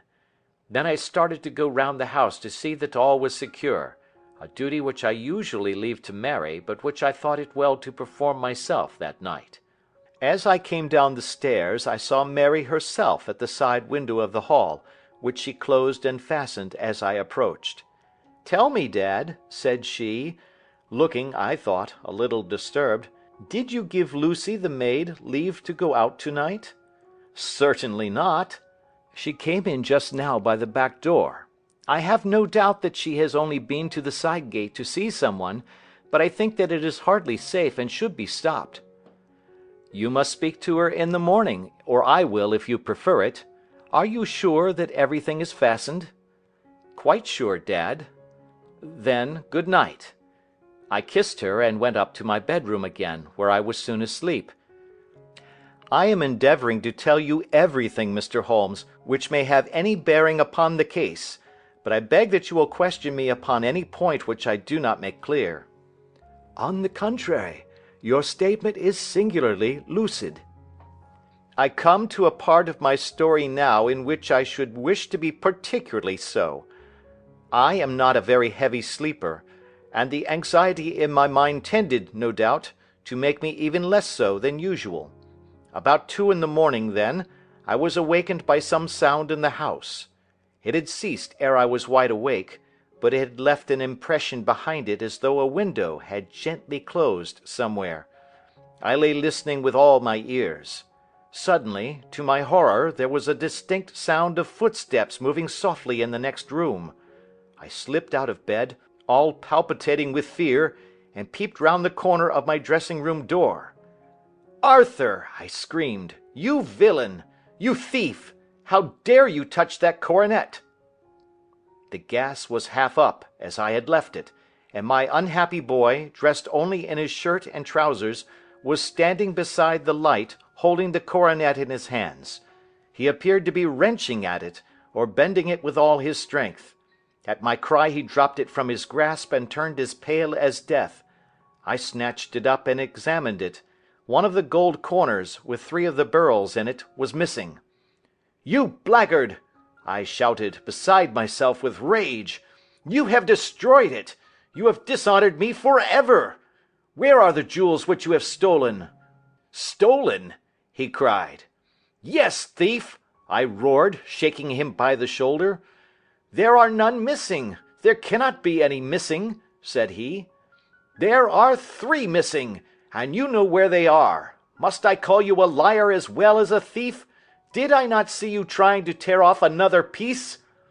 "You have called me names enough," said he. "I will not stand it any longer. I shall not say another word about this business, since you have chosen to insult me. I will leave your house in the morning, and make my own way in the world." "You shall leave it in the hands of the police!" I cried, half mad with grief and rage. "I shall have this matter probed to the bottom." "You shall learn nothing from me," said he, with a passion such as I should not have thought was in his nature. "If you choose to call the police, let the police find what they can." By this time the whole house was astir, for I had raised my voice in my anger. Mary was the first to rush into my room, and at the sight of the coronet and of Arthur's face, she read the whole story, and with a scream, fell down senseless on the ground. I sent the housemaid for the police, and put the investigation into their hands at once. When the inspector and a constable entered the house, Arthur, who had stood sullenly with his arms folded, asked me whether it was my intention to charge him with theft. I answered that it had ceased to be a private matter, but had become a public one, since the ruined coronet was national property. I was determined that the law should have its way in everything. "At least," said he, "you will not have me arrested at once. It would be to your advantage as well as mine if I might leave the house for 5 minutes." "That you may get away, and perhaps that you may conceal what you have stolen," said I. And then, realizing the dreadful position in which I was placed, I implored him to remember that not only my honor but that of one who was far greater than I was at stake, and that he threatened to raise a scandal which would convulse the nation. He might avert it all if he would but tell me what he had done with the 3 missing stones. "You may as well face the matter," said I. "You have been caught in the act, and no confession could make your guilt more heinous. If you but make such reparation as is in your power, by telling us where the beryls are, all shall be forgiven and forgotten." "Keep your forgiveness for those who ask for it," he answered, turning away from me with a sneer. I saw that he was too hardened for any words of mine to influence him. There was but one way for it. I called in the inspector and gave him into custody. A search was made at once, not only of his person but of his room, and of every portion of the house where he could possibly have concealed the gems, but no trace of them could be found, nor would the wretched boy open his mouth for all our persuasions and our threats. This morning he was removed to a cell, and I, after going through all the police formalities, have hurried round to you to implore you to use your skill in unravelling the matter. The police have openly confessed that they can at present make nothing of it. You may go to any expense which you think necessary. I have already offered a reward of £1,000. My God, what shall I do? I have lost my honor, my gems, and my son in one night. Oh, what shall I do?" He put a hand on either side of his head, and rocked himself to and fro, droning to himself like a child whose grief has got beyond words. Sherlock Holmes sat silent for some few minutes, with his brows knitted and his eyes fixed upon the fire. "Do you receive much company?" he asked. "None save my partner with his family, and an occasional friend of Arthur's. Sir George Burnwell has been several times lately. No one else, I think." "Do you go out much in society?" "Arthur does. Mary and I stay at home. We neither of us care for it." "That is unusual in a young girl." "She is of a quiet nature. Besides, she is not so very young. She is 24. "This matter, from what you say, seems to have been a shock to her also." "Terrible! She is even more affected than I." "You have neither of you any doubt as to your son's guilt?" "How can we have, when I saw him with my own eyes with the coronet in his hands?" "I hardly consider that a conclusive proof. Was the remainder of the coronet at all injured?" "Yes, it was twisted." "Do you not think, then, that he might have been trying to straighten it?" "God bless you! You are doing what you can for him and for me. But it is too heavy a task. What was he doing there at all? If his purpose were innocent, why did he not say so?" "Precisely. And if it were guilty, why did he not invent a lie? His silence appears to me to cut both ways. There are several singular points about the case. What did the police think of the noise which awoke you from your sleep?" "They considered that it might be caused by Arthur's closing his bedroom door." "A likely story. As if a man bent on felony would slam his door so as to wake a household. What did they say then of the disappearance of these gems?" "They are still sounding the planking and probing the furniture in the hope of finding them." "Have they thought of looking outside the house?" "Yes, they have shown extraordinary energy. The whole garden has already been minutely examined." "Now, my dear sir," said Holmes, "is it not obvious to you now that this matter really strikes very much deeper than either you or the police were at first inclined to think? It appeared to you to be a simple case. To me, it seems exceedingly complex. Consider what is involved by your theory. You suppose that your son came down from his bed, went, at great risk, to your dressing room, opened your bureau, took out your coronet, broke off by main force a small portion of it, went to some other place, concealed 3 gems out of the 39, with such skill that nobody can find them, and then returned with the other 36 into the room in which he exposed himself to the greatest danger of being discovered. I ask you now, is such a theory tenable?" "But what other is there?" cried the banker, with a gesture of despair. "If his motives were innocent, why does he not explain them?" "It is our task to find that out," replied Holmes. "So now, if you please, Mr. Holder, we will set off for Streatham together, and devote an hour to glancing a little more closely into details." My friend insisted upon my accompanying them in their expedition, which I was eager enough to do, for my curiosity and sympathy were deeply stirred by the story to which we had listened. I confess that the guilt of the banker's son appeared to me to be as obvious as it did to his unhappy father, but still I had such faith in Holmes's judgment that I felt there must be some grounds for hope, as long as he was dissatisfied with the accepted explanation. He hardly spoke a word the whole way out to the southern suburb, but sat with his chin upon his breast and his hat drawn over his eyes, sunk in the deepest thought. Our client appeared to have taken fresh heart at the little glimpse of hope which had been presented to him, and he even broke into a desultory chat with me over his business affairs. A short railway journey and a shorter walk brought us to Fairbank, the modest residence of the great financier. Fairbank was a good-sized, square house of white stone, standing back a little from the road. A double carriage sweep, with a snow-clad lawn, stretched down in front to two large iron gates which closed the entrance. On the right side was a small wooden thicket, which led into a narrow path between two neat hedges stretching from the road to the kitchen door, and forming the tradesmen's entrance.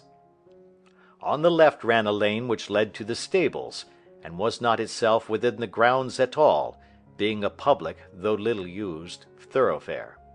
Holmes left us standing at the door, and walked slowly all round the house, across the front, down the tradesmen's path, and so round by the garden behind into the stable lane. So long was he that Mr. Holder and I went into the dining room and waited by the fire until he should return. We were sitting there in silence when the door opened, and a young lady came in.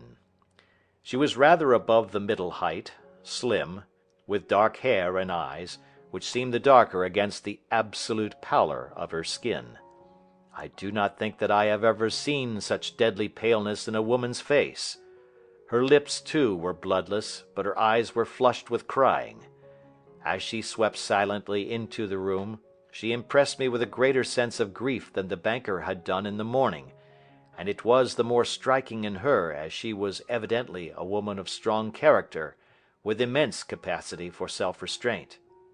Disregarding my presence, she went straight to her uncle and passed her hand over his head with a sweet womanly caress. "You have given orders that Arthur should be liberated, have you not, Dad?" she asked. "No, no, my girl, the matter must be probed to the bottom." "But I am so sure that he is innocent. You know what women's instincts are. I know that he has done no harm, and that you will be sorry for having acted so harshly." "Why is he silent, then, if he is innocent?" "Who knows? Perhaps because he was so angry that you should suspect him." "How could I help suspecting him, when I actually saw him with the coronet in his hand?" "Oh, but he had only picked it up to look at it. Oh, do take my word for it, that he is innocent. Let the matter drop and say no more. It is so dreadful to think of our dear Arthur in prison." "I shall never let it drop until the gems are found. Never, Mary. Your affection for Arthur blinds you as to the awful consequences to me. Far from hushing the thing up, I have brought a gentleman down from London to inquire more deeply into it." "This gentleman?" she asked, facing round to me. "No, his friend. He wished us to leave him alone. He is round in the stable lane now." "The stable lane?" She raised her dark eyebrows. "What can he hope to find there? Ah, this, I suppose, is he. I trust, sir, that you will succeed in proving what I feel sure is the truth, that my cousin Arthur is innocent of this crime." "I fully share your opinion, and I trust, with you, that we may prove it," returned Holmes, going back to the mat to knock the snow from his shoes. "I believe I have the honour of addressing Miss Mary Holder. Might I ask you a question or two?" "Pray do, sir, if it may help to clear this horrible affair up." "You heard nothing yourself last night?" "Nothing, until my uncle here began to speak loudly. I heard that, and I came down." "You shut up the windows and doors the night before. Did you fasten all the windows?" "Yes." "Were they all fastened this morning?" "Yes." "You have a maid who has a sweetheart. I think that you remarked to your uncle last night that she had been out to see him?" "Yes, and she was the girl who waited in the drawing-room, and who may have heard uncle's remarks about the coronet." "I see. You infer that she may have gone out to tell her sweetheart, and that the two may have planned the robbery." "But what is the good of all these vague theories?" cried the banker impatiently, "when I have told you that I saw Arthur with a coronet in his hands?" "Wait a little, Mr. Holder. We must come back to that. About this girl, Miss Holder. You saw her return by the kitchen door, I presume?" "Yes. When I went to see if the door was fastened for the night, I met her slipping in. I saw the man, too, in the gloom." "Do you know him?" "Oh, yes. He is the greengrocer who brings our vegetables round. His name is Francis Prosper." "He stood," said Holmes, "to the left of the door. That is to say, farther up the path than is necessary to reach the door?" "Yes, he did." "And he is a man with a wooden leg?" Something like fear sprang up in the young lady's expressive black eyes. "Why, you are like a magician," said she. "How do you know that?" She smiled, but there was no answering smile in Holmes's thin, eager face. "I should be very glad now to go upstairs," said he. "I shall probably wish to go over the outside of the house again. Perhaps I had better take a look at the lower windows before I go up." He walked swiftly round from one to the other, pausing only at the large one which looked from the hall onto the stable lane. This he opened, and made a very careful examination of the sill with his powerful magnifying lens. "Now we shall go upstairs," said he at last. The banker's dressing room was a plainly furnished little chamber, with a grey carpet, a large bureau, and a long mirror. Holmes went to the bureau first and looked hard at the lock. "Which key was used to open it?" he asked. "That which my son himself indicated, that of the cupboard of the lumber room." "Have you it here?" "That is it on the dressing table." Sherlock Holmes took it up and opened the bureau. "It is a noiseless lock," said he. "It is no wonder that it did not wake you. This case, I presume, contains the coronet. We must have a look at it." He opened the case, and taking out the diadem he laid it upon the table. It was a magnificent specimen of the jeweller's art, and the 36 stones were the finest that I have ever seen. At one side of the coronet was a cracked edge, where a corner holding 3 gems had been torn away. "Now, Mr. Holder," said Holmes, "here is the corner which corresponds to that which has been so unfortunately lost. Might I beg that you will break it off?" The banker recoiled in horror. "I should not dream of trying," said he. "Then I will." Holmes immediately bent his strength upon it, but without result. "I feel it give a little," said he, "but though I am exceptionally strong in the fingers, it would take all my time to break it. An ordinary man could not do it. Now, what do you think would happen if I did break it, Mr. Holder?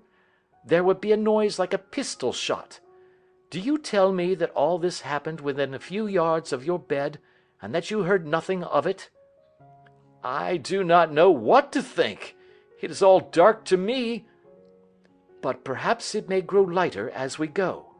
What do you think, Miss Holder?" "I confess that I still share my uncle's perplexity." "Your son had no shoes or slippers on when you saw him?" "He had nothing on save only his trousers and shirt." "Thank you.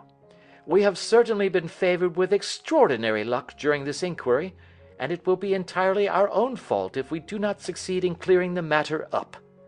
With your permission, Mr. Holder, I shall now continue my investigations outside." He went alone at his own request, for he explained that any unnecessary footmarks might make his task more difficult. For an hour or more he was at work, returning at last with his feet heavy with snow, and his features as inscrutable as ever. "I think that I have seen now all that there is to see, Mr. Holder," said he. "I can serve you best by returning to my rooms." "But the gems, Mr. Holmes, where are they?" "I cannot tell." The banker wrung his hands.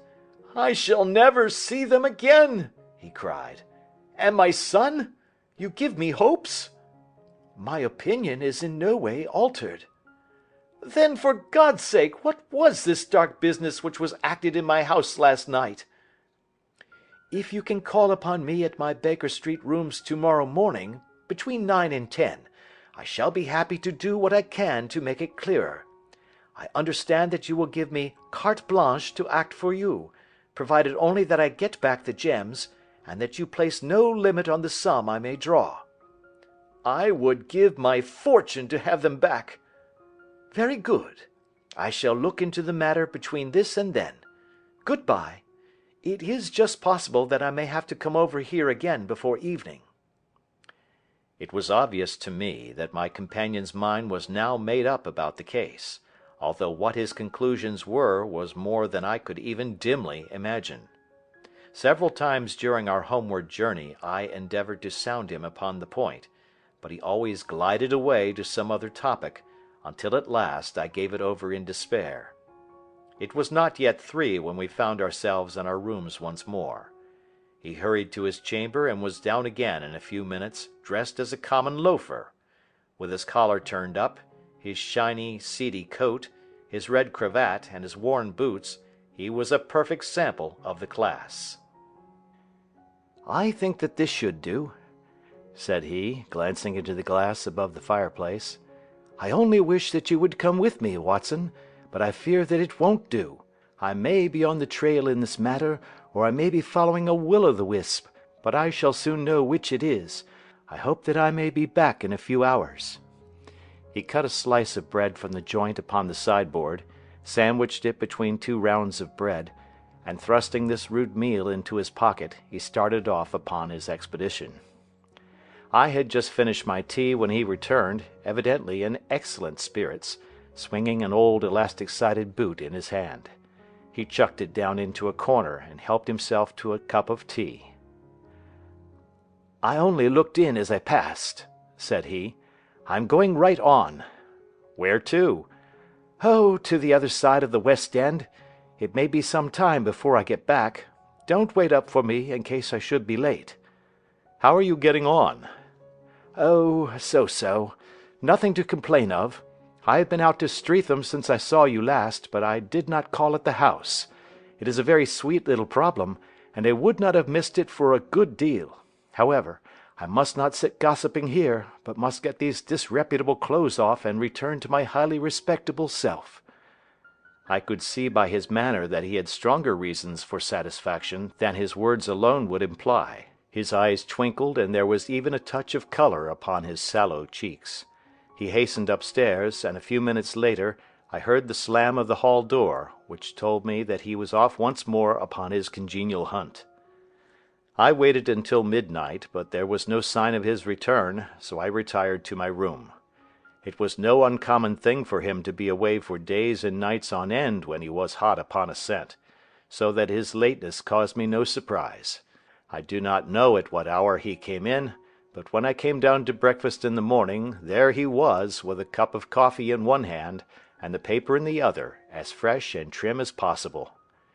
"You will excuse my beginning without you, Watson," said he, "but you remember that our client has rather an early appointment this morning." "Why, it is after 9 now," I answered. "I should not be surprised if that were he. I thought I heard a ring." It was, indeed, our friend the financier. I was shocked by the change which had come over him, for his face, which was naturally of a broad and massive mould, was now pinched and fallen in, while his hair seemed to me at least a shade whiter. He entered with a weariness and lethargy which was even more painful than his violence of the morning before, and he dropped heavily into the armchair which I pushed forward for him. "I do not know what I have done to be so severely tried," said he. "Only 2 days ago I was a happy and prosperous man, without a care in the world. Now I am left to a lonely and dishonored age. One sorrow comes close upon the heels of another. My niece, Mary, has deserted me." "Deserted you?" "Yes. Her bed this morning had not been slept in. Her room was empty, and a note for me lay upon the hall table. I had said to her last night, in sorrow and not in anger, that if she had married my boy all might have been well with him. Perhaps it was thoughtless of me to say so. It is to that remark that she refers in this note. My dearest uncle, I feel that I have brought trouble upon you, and that if I had acted differently this terrible misfortune might never have occurred. I cannot, with this thought in my mind, ever again be happy under your roof, and I feel that I must leave you forever. Do not worry about my future, for that is provided for. And above all, do not search for me, for it will be fruitless labor and an ill service to me.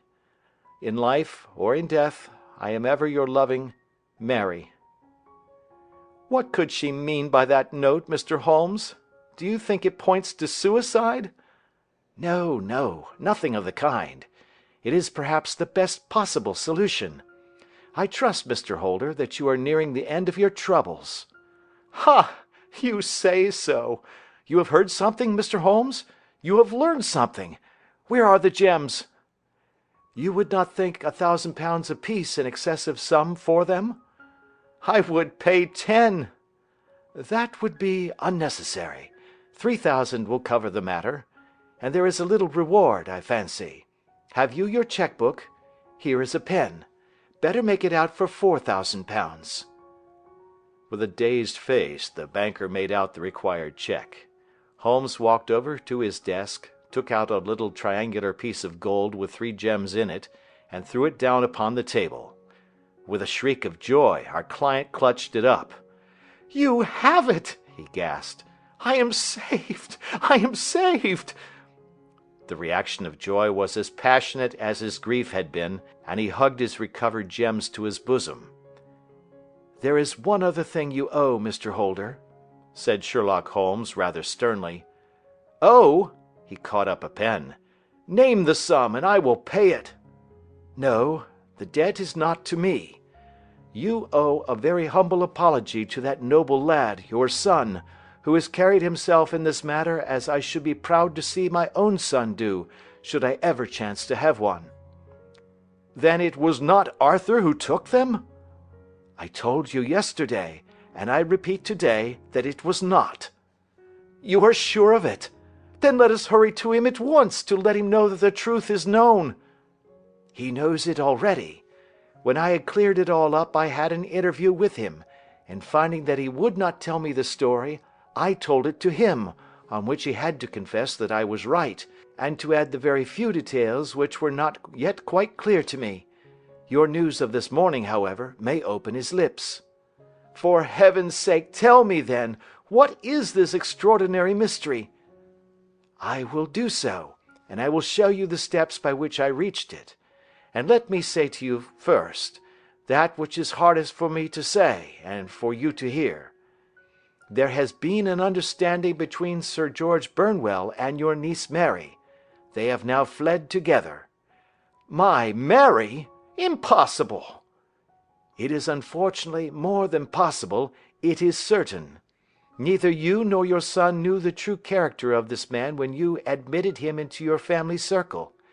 He is one of the most dangerous men in England, a ruined gambler, an absolutely desperate villain, a man without heart or conscience. Your niece knew nothing of such men.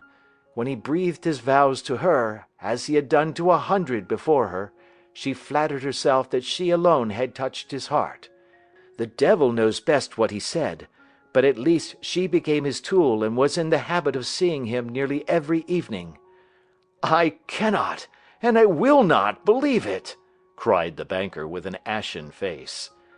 "I will tell you then what occurred in your house last night. Your niece, when you had, as she thought, gone to your room, slipped down and talked to her lover through the window which leads into the stable lane. His footmarks had pressed right through the snow, so long had he stood there. She told him of the coronet. His wicked lust for gold kindled at the news, and he bent her to his will. I have no doubt that she loved you, but there are women in whom the love of a lover extinguishes all other loves, and I think that she must have been one. She had hardly listened to his instructions when she saw you coming downstairs, on which she closed the window rapidly, and told you about one of the servants' escapades with her wooden-legged lover, which was all perfectly true. Your boy, Arthur, went to bed after his interview with you, but he slept badly, on account of his uneasiness about his club debts. In the middle of the night, he heard a soft tread pass his door, so he rose, and looking out, was surprised to see his cousin walking very stealthily along the passage, until she disappeared into your dressing-room. Petrified with astonishment, The lad slipped on some clothes and waited there in the dark to see what would come of this strange affair. Presently she emerged from the room again, and in the light of the passage lamp your son saw that she carried the precious coronet in her hands. She passed down the stairs, and he, thrilling with horror, ran along and slipped behind the curtain near your door, whence he could see what passed in the hall beneath. He saw her stealthily open the window, hand out the coronet to someone in the gloom, and then closing it once more hurry back to her room, passing quite close to where he stood hid behind the curtain. As long as she was on the scene he could not take any action without a horrible exposure of the woman whom he loved. But the instant that she was gone, he realized how crushing a misfortune this would be for you, and how all important it was to set it right. He rushed down, just as he was, in his bare feet, opened the window, sprang out into the snow, and ran down the lane where he could see a dark figure in the moonlight. Sir George Burnwell tried to get away, but Arthur caught him, and there was a struggle between them, your lad tugging at one side of the coronet, and his opponent at the other.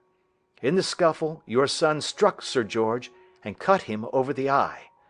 Then something suddenly snapped, and your son, finding that he had the coronet in his hands, rushed back, closed the window, ascended to your room, and had just observed that the coronet had been twisted in the struggle, and was endeavouring to straighten it when you appeared upon the scene. "Is it possible?" gasped the banker. You then roused his anger by calling him names at a moment when he felt that he had deserved your warmest thanks. He could not explain the true state of affairs without betraying one who certainly deserved little enough consideration at his hands. He took the more chivalrous view, however, and preserved her secret. "And that was why she shrieked and fainted when she saw the coronet," cried Mr. Holder. "Oh, my God! What a blind fool I have been! And his asking to be allowed to go out for 5 minutes! The dear fellow wanted to see if the missing piece were at the scene of the struggle. How cruelly I have misjudged him!"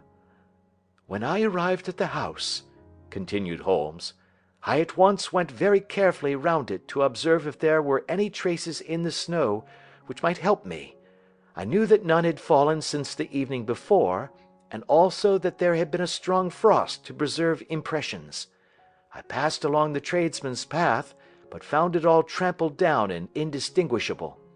Just beyond it, however, at the far side of the kitchen door, a woman had stood and talked with a man, whose round impressions on one side showed that he had a wooden leg. I could even tell that they had been disturbed, for the woman had run back swiftly to the door, as was shown by the deep toe and light heel marks, while Woodenleg had waited a little, and then had gone away. I thought at the time that this might be the maid and her sweetheart, of whom you had already spoken to me, and inquiry showed it was so. I passed round the garden without seeing anything more than random tracks, which I took to be the police. But when I got into the stable lane, a very long and complex story was written in the snow in front of me. There was a double line of tracks of a booted man, and a second double line which I saw with delight belonged to a man with naked feet. I was at once convinced from what you had told me that the latter was your son. The first had walked both ways, but the other had run swiftly, and as his tread was marked in places over the depression of the boot, it was obvious that he had passed after the other.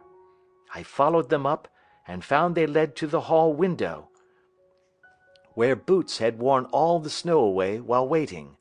Then I walked to the other end, which was 100 yards or more down the lane.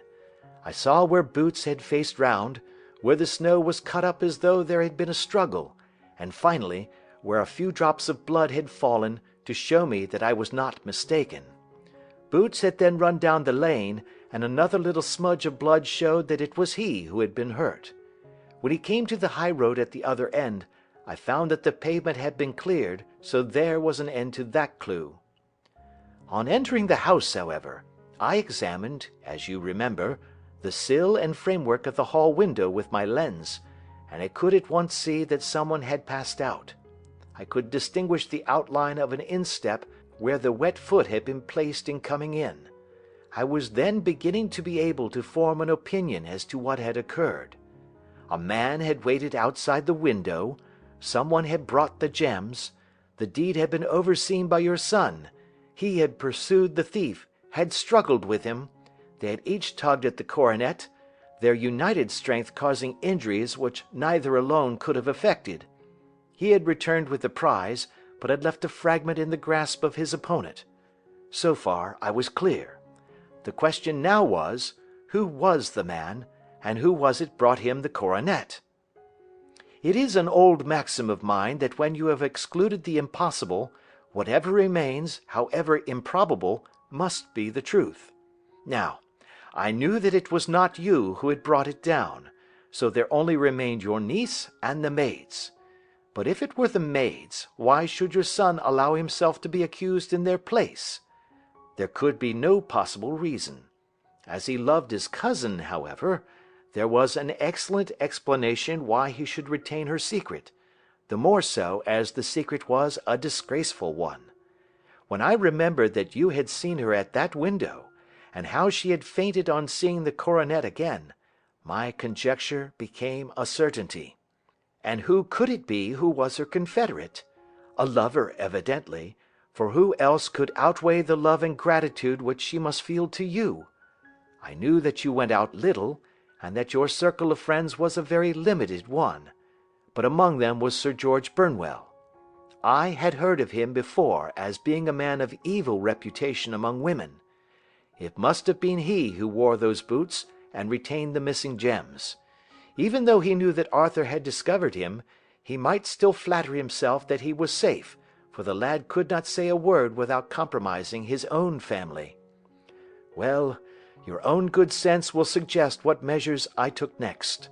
I went in the shape of a loafer to Sir George's house, managed to pick up an acquaintance with his valet, learned that his master had cut his head the night before, and finally, at the expense of 6 shillings, made all sure by buying a pair of his cast-off shoes. With these I journeyed down to Streatham and saw that they exactly fitted the tracks. "I saw an ill-dressed vagabond in the lane yesterday evening," said Mr. Holder. "Precisely. It was I. I found that I had my man, so I came home and changed my clothes. It was a delicate part which I had to play then, for I saw that a prosecution must be avoided to avert scandal, and I knew that so astute a villain would see that our hands were tied in the matter. I went and saw him. At first, of course, he denied everything, but when I gave him every particular that had occurred, he tried to bluster and took down a life-preserver from the wall. I knew my man, however, and I clapped a pistol to his head before he could strike. Then he became a little more reasonable. I told him that we would give him a price for the stones he held, £1,000 apiece. That brought out the first signs of grief that he had shown. 'Why, dash it all,' said he, 'I've let them go at 600 for the 3. I soon managed to get the address of the receiver who had them, on promising him that there would be no prosecution. Off I set to him, and after much chaffering I got our stones at £1,000 apiece. Then I looked in upon your son, told him that all was right, and eventually got to my bed about 2 o'clock, after what I may call a really hard day's work.' 'A day which has saved England from a great public scandal,' said the banker, rising. 'Sir, I cannot find words to thank you, but you shall not find me ungrateful for what you have done. Your skill has indeed exceeded all that I have heard of it. And now I must fly to my dear boy to apologize to him for the wrong which I have done him. And as to what you tell me of poor Mary, it goes to my very heart. Not even your skill can inform me where she is now.' 'I think that we may safely say,' returned Holmes, 'that she is wherever Sir George Burnwell is. It is equally certain, too, that whatever her sins are, they will soon receive a more than sufficient punishment.'" End of Adventure 11. Adventure 12. The Adventure of the Copper Beeches. To the man who loves art for its own sake," remarked Sherlock Holmes, tossing aside the advertisement sheet of the Daily Telegraph, "it is frequently in its least important and lowliest manifestations that the keenest pleasure is to be derived. It is pleasant to me to observe, Watson, that you have so far grasped this truth that in these little records of our cases which you have been good enough to draw up, and, I am bound to say, occasionally to embellish, you have given prominence not so much to the many causes célèbres and sensational trials in which I have figured, but rather to those incidents which may have been trivial in themselves, but which have given room for those faculties of deduction and of logical synthesis which I have made my special province." "And yet," said I, smiling, "I cannot quite hold myself absolved from the charge of sensationalism which has been urged against my records." "You have erred, perhaps," he observed, taking up a glowing cinder with the tongs, and lighting with it the long cherry-wood pipe which was wont to replace his clay, when he was in a disputatious rather than a meditative mood. "You have erred, perhaps, in attempting to put colour and life into each of your statements, instead of confining yourself to the task of placing upon record that severe reasoning from cause to effect, which is really the only notable feature about the thing." "It seems to me that I have done you full justice in the matter," I remarked with some coldness, for I was repelled by the egotism which I had more than once observed to be a strong factor in my friend's singular character. "No, it is not selfishness or conceit," said he, answering, as was his wont, my thoughts rather than my words. "If I claim full justice for my art, it is because it is an impersonal thing, a thing beyond myself. Crime is common, logic is rare. Therefore, it is upon the logic rather than upon the crime that you should dwell. You have degraded what should have been a course of lectures into a series of tales." It was a cold morning of the early spring, and we sat after breakfast on either side of a cheery fire in the old room at Baker Street. A thick fog rolled down between the lines of dun-coloured houses, and the opposing windows loomed like dark, shapeless blurs through the heavy yellow wreaths. Our gas was lit, and shone on the white cloth and glimmer of china and metal, for the table had not been cleared yet.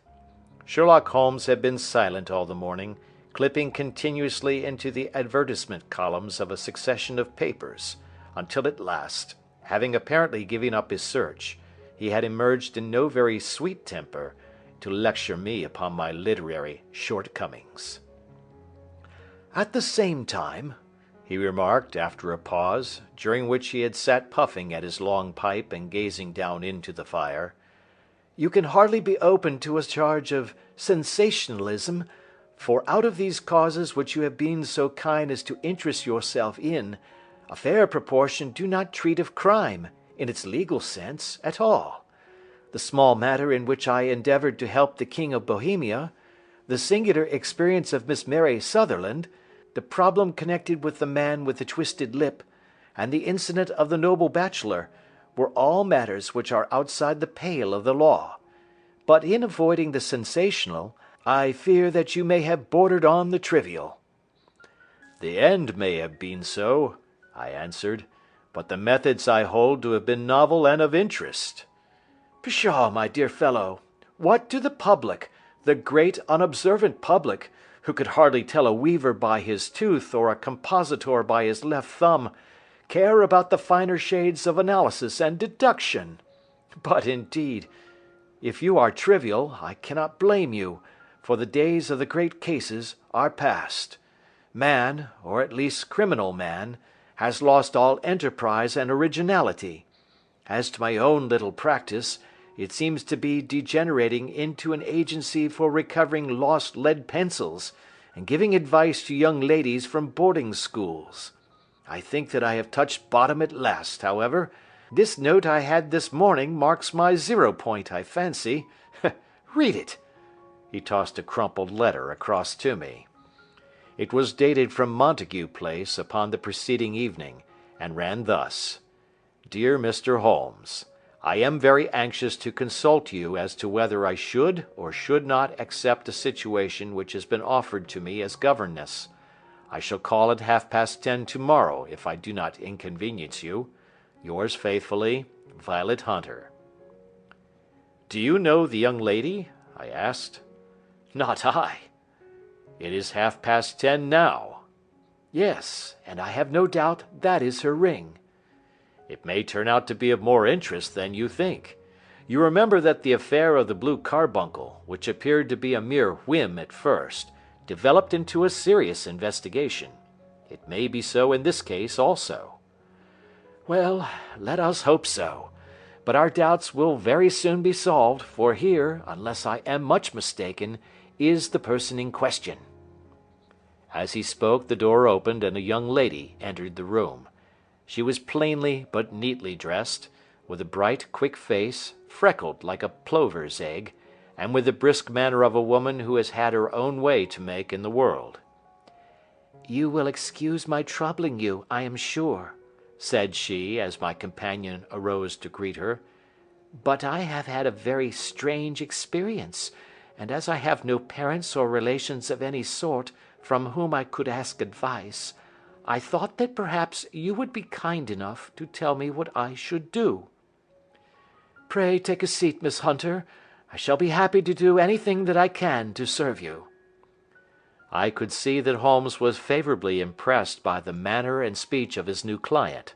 He looked her over in his searching fashion, and then composed himself, with his lids drooping and his finger-tips together, to listen to her story. "I have been a governess for 5 years," said she, "in the family of Colonel Spence Munro, but 2 months ago the colonel received an appointment at Halifax, in Nova Scotia, and took his children over to America with him, so that I found myself without a situation. I advertised, and I answered advertisements, but without success. At last the little money which I had saved began to run short, and I was at my wits' end as to what I should do. There is a well-known agency for governesses in the West End called Westaway's, and there I used to call about once a week in order to see whether anything had turned up which might suit me. Westaway was the name of the founder of the business, but it is really managed by Miss Stoper.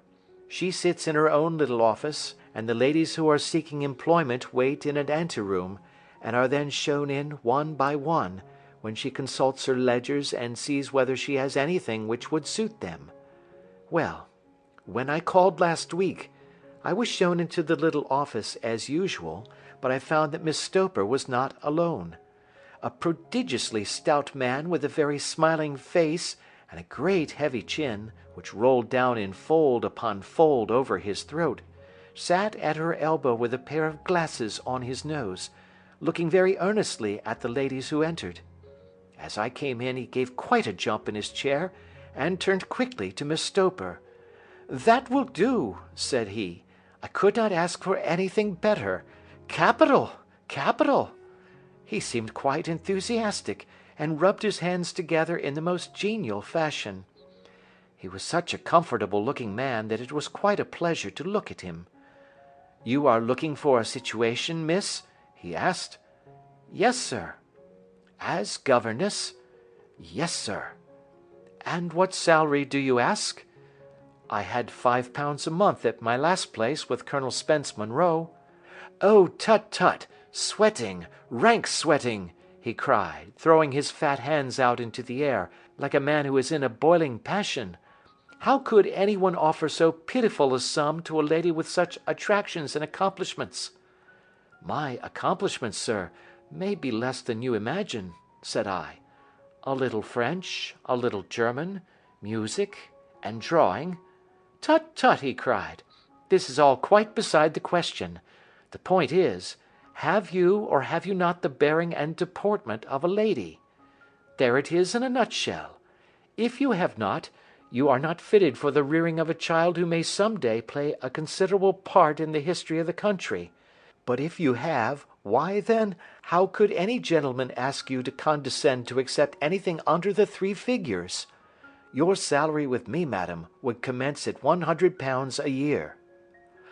You may imagine, Mr. Holmes, that to me, destitute as I was, such an offer seemed almost too good to be true. The gentleman, however, seeing perhaps the look of incredulity upon my face, opened a pocket-book and took out a note.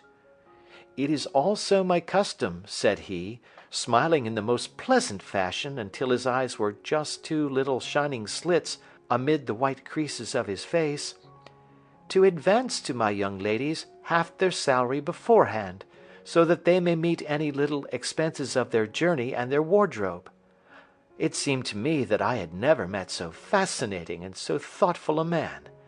As I was already in debt to my tradesmen, the advance was a great convenience, and yet there was something unnatural about the whole transaction, which made me wish to know a little more before I quite committed myself. "May I ask where you live, sir?" said I. "Hampshire. Charming rural place. The Copper Beeches, 5 miles on the far side of Winchester. It is the most lovely country, my dear young lady, and the dearest old country house." "And my duties, sir? I should be glad to know what they would be." "One child, one dear little romper just 6 years old. Oh, if you could see him killing cockroaches with a slipper! Smack, smack, smack!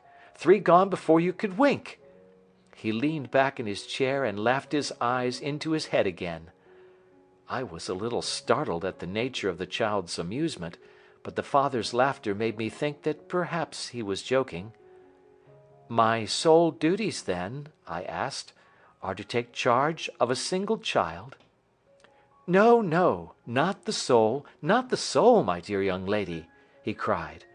"Your duty would be, as I am sure your good sense would suggest, to obey any little commands my wife might give, provided always that they were such commands as a lady might with propriety obey. You see no difficulty, eh?" "I should be happy to make myself useful." "Quite so. In dress now, for example. We are fatty people, you know, fatty but kind-hearted. If you were asked to wear any dress which we might give you, you would not object to our little whim, eh?" "No," said I, considerably astonished at his words. "Or to sit here, or sit there, that would not be offensive to you?" "Oh, no." "Or to cut your hair quite short before you come to us?" I could hardly believe my ears. As you may observe, Mr. Holmes, my hair is somewhat luxuriant, and of a rather peculiar tint of chestnut. It is being considered artistic. I could not dream of sacrificing it in this off-hand fashion. "I am afraid that that is quite impossible," said I. He had been watching me eagerly out of his small eyes, and I could see a shadow pass over his face as I spoke. "I am afraid that it is quite essential," said he. "It is a little fancy of my wife's, and ladies' fancies, you know, madam, ladies' fancies must be consulted. And so you won't cut your hair?" "No, sir, I really could not," I answered firmly. "Ah, very well, then that quite settles the matter. It is a pity, because in other respects you would really have done very nicely. In that case, Miss Stoper, I had best inspect a few more of your young ladies." The manageress had sat all this while busy with her papers without a word to either of us, but she glanced at me now with so much annoyance upon her face, that I could not help suspecting that she had lost a handsome commission through my refusal. "Do you desire your name to be kept upon the books?" she asked. "If you please, Miss Stoper." "Well, really, it seems rather useless, since you refuse the most excellent offers in this fashion," said she sharply. "You can hardly expect us to exert ourselves to find another such opening for you. Good day to you, Miss Hunter." She struck a gong upon the table, and I was shown out by the page. Well, Mr. Holmes, when I got back to my lodgings, and found little enough in the cupboard, and 2 or 3 bills upon the table, I began to ask myself whether I had not done a very foolish thing.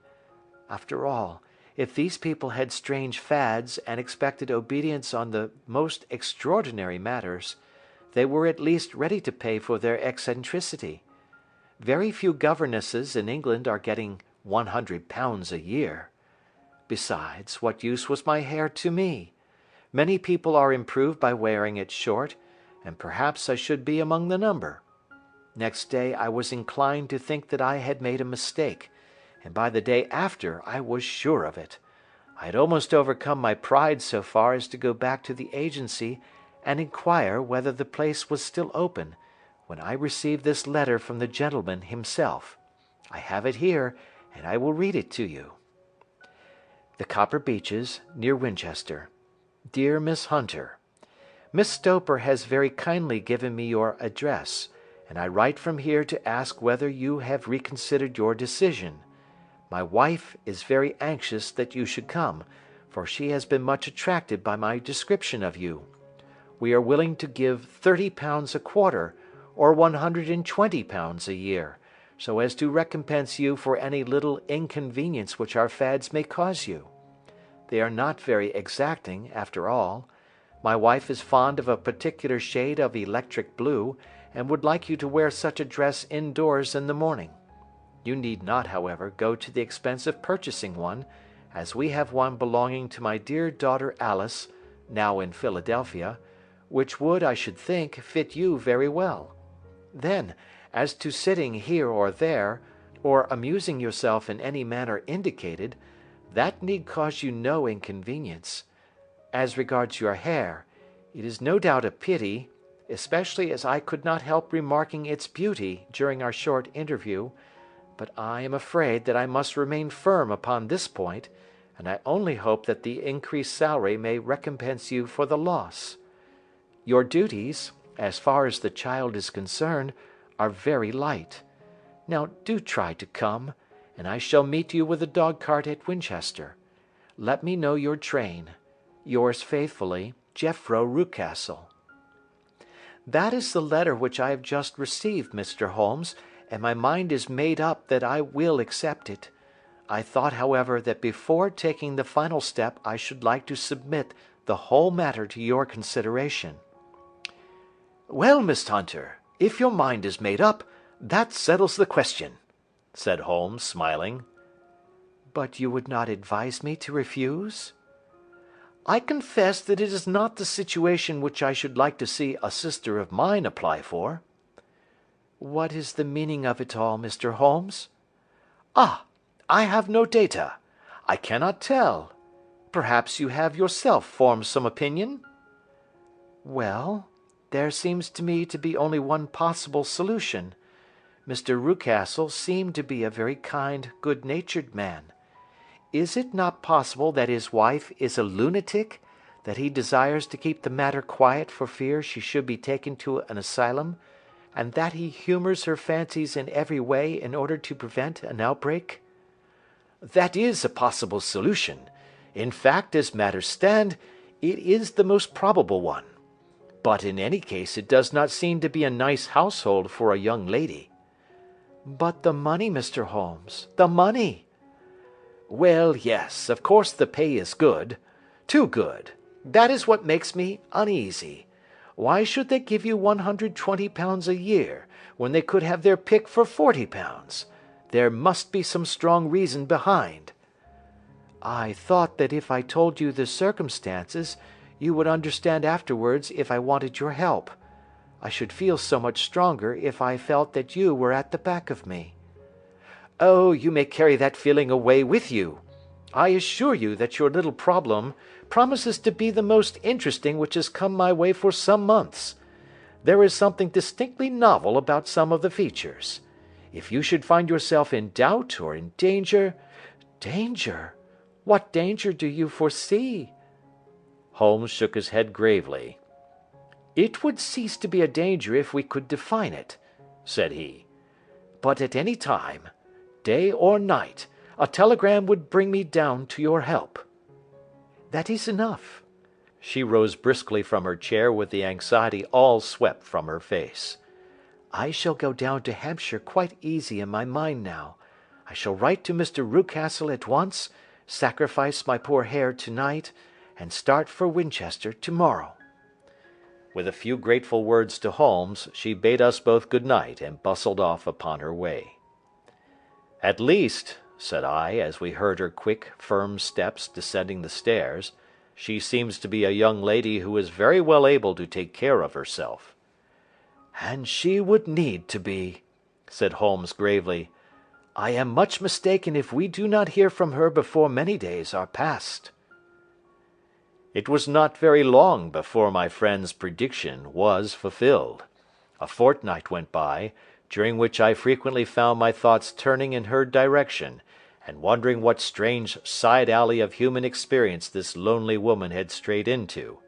The unusual salary, the curious conditions, the light duties, all pointed to something abnormal, though whether a fad or a plot, or whether the man was a philanthropist or a villain, it was quite beyond my powers to determine. As to Holmes, I observed that he sat frequently for half an hour on end, with knitted brows and an abstracted air, but he swept the matter away with a wave of his hand when I mentioned it. "Data, data, data!" he cried impatiently. "I can't make bricks without clay." And yet he would always wind up by muttering that no sister of his should ever have accepted such a situation. The telegram which we eventually received came late one night just as I was thinking of turning in, and Holmes was settling down to one of those all-night chemical researches which he frequently indulged in, when I would leave him stooping over a retort and a test tube at night, and find him in the same position when I came down to breakfast in the morning. He opened the yellow envelope, and then, glancing at the message, threw it across to me. "Just look up the trains in Bradshaw," said he, and turned back to his chemical studies. The summons was a brief and urgent one. "Please be at the Black Swan Hotel at Winchester at midday tomorrow," it said. "Do come. I am at my wits' end. Hunter." "Will you come with me?" asked Holmes, glancing up. "I should wish to." "Just look it up, then." "There is a train at 9:30, said I, glancing over my Bradshaw. "It is due at Winchester at 11:30. "That will do nicely. Then perhaps I had better postpone my analysis of the acetones, as we may need to be at our best in the morning." By 11 o'clock the next day we were well upon our way to the old English capital. Holmes had been buried in the morning papers all the way down, but after we had passed the Hampshire border he threw them down, and began to admire the scenery. It was an ideal spring day, a light blue sky flecked with little fleecy white clouds drifting across from west to east. The sun was shining very brightly, and yet there was an exhilarating nip in the air, which set an edge to a man's energy. All over the countryside, away to the rolling hills around Aldershot, the little red and grey roofs of the farmsteadings peeped out from amid the light green of the new foliage. "Are they not fresh and beautiful?" I cried with all the enthusiasm of a man fresh from the fogs of Baker Street. But Holmes shook his head gravely. "Do you know, Watson," said he, "that it is one of the curses of a mind with a turn like mine, that I must look at everything with reference to my own special subject. You look at these scattered houses, and you are impressed by their beauty. I look at them, and the only thought which comes to me is a feeling of their isolation, and of the impunity with which crime may be committed there." "Good heavens!" I cried. "Who would associate crime with these dear old homesteads?" "They always fill me with a certain horror. It is my belief, Watson, founded upon my experience, that the lowest and vilest alleys in London do not present a more dreadful record of sin than does the smiling and beautiful countryside." "You horrify me." "But the reason is very obvious. The pressure of public opinion can do in the town what the law cannot accomplish. There is no lane so vile that the scream of a tortured child, or the thud of a drunkard's blow, does not beget sympathy and indignation among the neighbours, and then the whole machinery of justice is ever so close that a word of complaint can set it going, and there is but a step between the crime and the dock. But look at these lonely houses, each in its own fields, filled for the most part with poor ignorant folk who know little of the law. Think of the deeds of hellish cruelty, the hidden wickedness which may go on, year in, year out, in such places, and none the wiser. Had this lady who appeals to us for help gone to live in Winchester, I should never have had a fear for her. It is the 5 miles of country which makes the danger. Still, it is clear that she is not personally threatened." "No. If she can come to Winchester to meet us, she can get away." "Quite so. She has her freedom." "What can be the matter, then? Can you suggest no explanation?" "I have devised 7 separate explanations, each of which would cover the facts as far as we know them. But which of these is correct can only be determined by the fresh information which we shall no doubt find waiting for us. Well, there is the tower of the cathedral, and we shall soon learn all that Miss Hunter has to tell." The Black Swan is an inn of repute in the High Street, at no distance from the station, and there we found the young lady waiting for us. She had engaged a sitting room, and our lunch awaited us upon the table. "I am so delighted that you have come," she said earnestly. "It is so very kind of you both, but indeed I do not know what I should do. Your advice will be altogether invaluable to me." "Pray tell us what has happened to you." "I will do so, and I must be quick, for I have promised Mr. Rucastle to be back before 3. I got his leave to come into town this morning, though he little knew for what purpose." "Let us have everything in its due order." Holmes thrust his long, thin legs out towards the fire, and composed himself to listen. "In the first place, I may say that I have met, on the whole, with no actual ill treatment from Mr. and Mrs. Rucastle. It is only fair to them to say that. But I cannot understand them, and I am not easy in my mind about them." "What can you not understand?" "Their reasons for their conduct. But you shall have it all just as it occurred. When I came down, Mr. Rucastle met me here and drove me in his dog-cart to the Copper Beeches. It is, as he said, beautifully situated, but it is not beautiful in itself, for it is a large square block of a house, whitewashed, but all stained and streaked with damp and bad weather. There are grounds round it, woods on 3 sides, and on the 4th a field which slopes down to the Southampton high road, which curves past about 100 yards from the front door. This ground in front belongs to the house, but the woods all round are part of Lord Southerton's preserves. A clump of copper beeches immediately in front of the hall door has given its name to the place.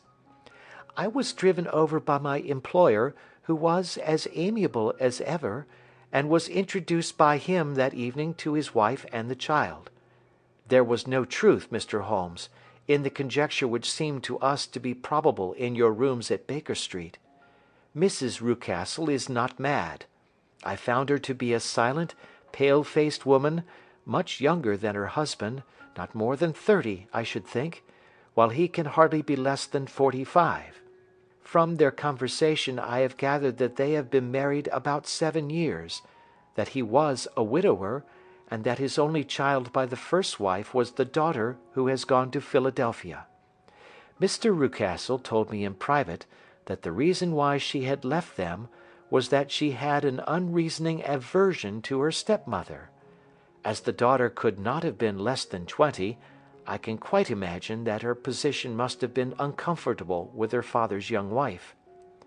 Mrs. Rucastle seemed to me to be colourless in mind as well as in feature. She impressed me neither favourably nor the reverse. She was a nonentity. It was easy to see that she was passionately devoted both to her husband and to her little son. Her light grey eyes wandered continually from one to the other, noting every little want and forestalling it if possible. He was kind to her also in his bluff, boisterous fashion, and on the whole they seemed to be a happy couple. And yet she had some secret sorrow, this woman. She would often be lost in deep thought, with the saddest look upon her face. More than once I have surprised her in tears. I have thought sometimes that it was the disposition of her child which weighed upon her mind, for I have never met so utterly spoiled and so ill-natured a little creature. He is small for his age, with a head which is quite disproportionately large. His whole life appears to be spent in an alternation between savage fits of passion and gloomy intervals of sulking. Giving pain to any creature weaker than himself seems to be his one idea of amusement, and he shows quite remarkable talent in planning the capture of mice, little birds, and insects. But I would rather not talk about the creature, Mr. Holmes, and indeed he has little to do with my story. I am glad of all details, remarked my friend, whether they seem to you to be relevant or not. I shall try not to miss anything of importance. The one unpleasant thing about the house, which struck me at once, was the appearance and conduct of the servants. There are only two, a man and his wife. Toller, for that is his name, is a rough, uncouth man, with grizzled hair and whiskers, and a perpetual smell of drink. Twice since I have been with them he has been quite drunk, and yet Mr. Rucastle seemed to take no notice of it. His wife is a very tall and strong woman with a sour face, as silent as Mrs. Rucastle, and much less amiable. They are a most unpleasant couple, but fortunately I spend most of my time in the nursery and my own room, which are next to each other in one corner of the building. For 2 days after my arrival at the Copper Beeches my life was very quiet. On the third, Mrs. Rucastle came down just after breakfast and whispered something to her husband. "Oh, yes," said he, turning to me, "we are very much obliged to you, Miss Hunter, for falling in with our whims so far as to cut your hair. I assure you that it has not detracted in the tiniest iota from your appearance. We shall now see how the electric blue dress will become you. You will find it laid out upon the bed in your room, and if you would be so good as to put it on, we should both be extremely obliged." The dress which I found waiting for me was of a peculiar shade of blue. It was of excellent material, a sort of beige, but it bore unmistakable signs of having been worn before. It could not have been a better fit if I had been measured for it. Both Mr. and Mrs. Rucastle expressed a delight at the look of it, which seemed quite exaggerated in its vehemence. They were waiting for me in the drawing-room, which is a very large room, stretching along the entire front of the house, with 3 long windows reaching down to the floor. A chair had been placed close to the central window, with its back turned towards it. In this I was asked to sit, and then Mr. Rucastle, walking up and down on the other side of the room, began to tell me a series of the funniest stories that I have ever listened to. You cannot imagine how comical he was, and I laughed until I was quite weary. Mrs. Rucastle, however, who has evidently no sense of humour, never so much as smiled, but sat with her hands in her lap and a sad, anxious look upon her face.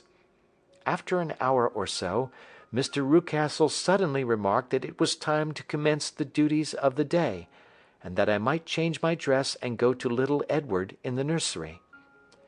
2 days later the same performance was gone through under exactly similar circumstances. Again I changed my dress, again I sat in the window, and again I laughed very heartily at the funny stories of which my employer had an immense repertoire, and which he told inimitably. Then he handed me a yellow-backed novel, and moving my chair a little sideways, that my own shadow might not fall upon the page, he begged me to read aloud to him. I read for about 10 minutes, beginning in the heart of a chapter, and then suddenly, in the middle of a sentence, he ordered me to cease and to change my dress. You can easily imagine, Mr. Holmes, how curious I was as to what the meaning of this extraordinary performance could possibly be. They were always very careful, I observed, to turn my face away from the window, so that I became consumed with the desire to see what was going on behind my back. At first it seemed to be impossible, but I soon devised a means. My hand mirror had been broken, so a happy thought seized me, and I concealed a piece of the glass in my handkerchief. On the next occasion, in the midst of my laughter, I put my handkerchief up to my eyes, and was able with a little management to see all that there was behind me. I confess that I was disappointed. There was nothing. At least, that was my first impression. At the second glance, however, I perceived that there was a man standing in the Southampton Road, a small bearded man in a grey suit, who seemed to be looking in my direction. The road is an important highway, and there are usually people there. This man, however, was leaning against the railings which bordered our field, and was looking earnestly up. I lowered my handkerchief, and glanced at Mrs. Rucastle to find her eyes fixed upon me with a most searching gaze. She said nothing, but I am convinced that she had divined that I had a mirror in my hand, and had seen what was behind me. She rose at once. "Jethro," said she, "there is an impertinent fellow upon the road there who stares up at Miss Hunter." "No friend of yours, Miss Hunter?" he asked. "No, I know no one in these parts." "Dear me, how very impertinent!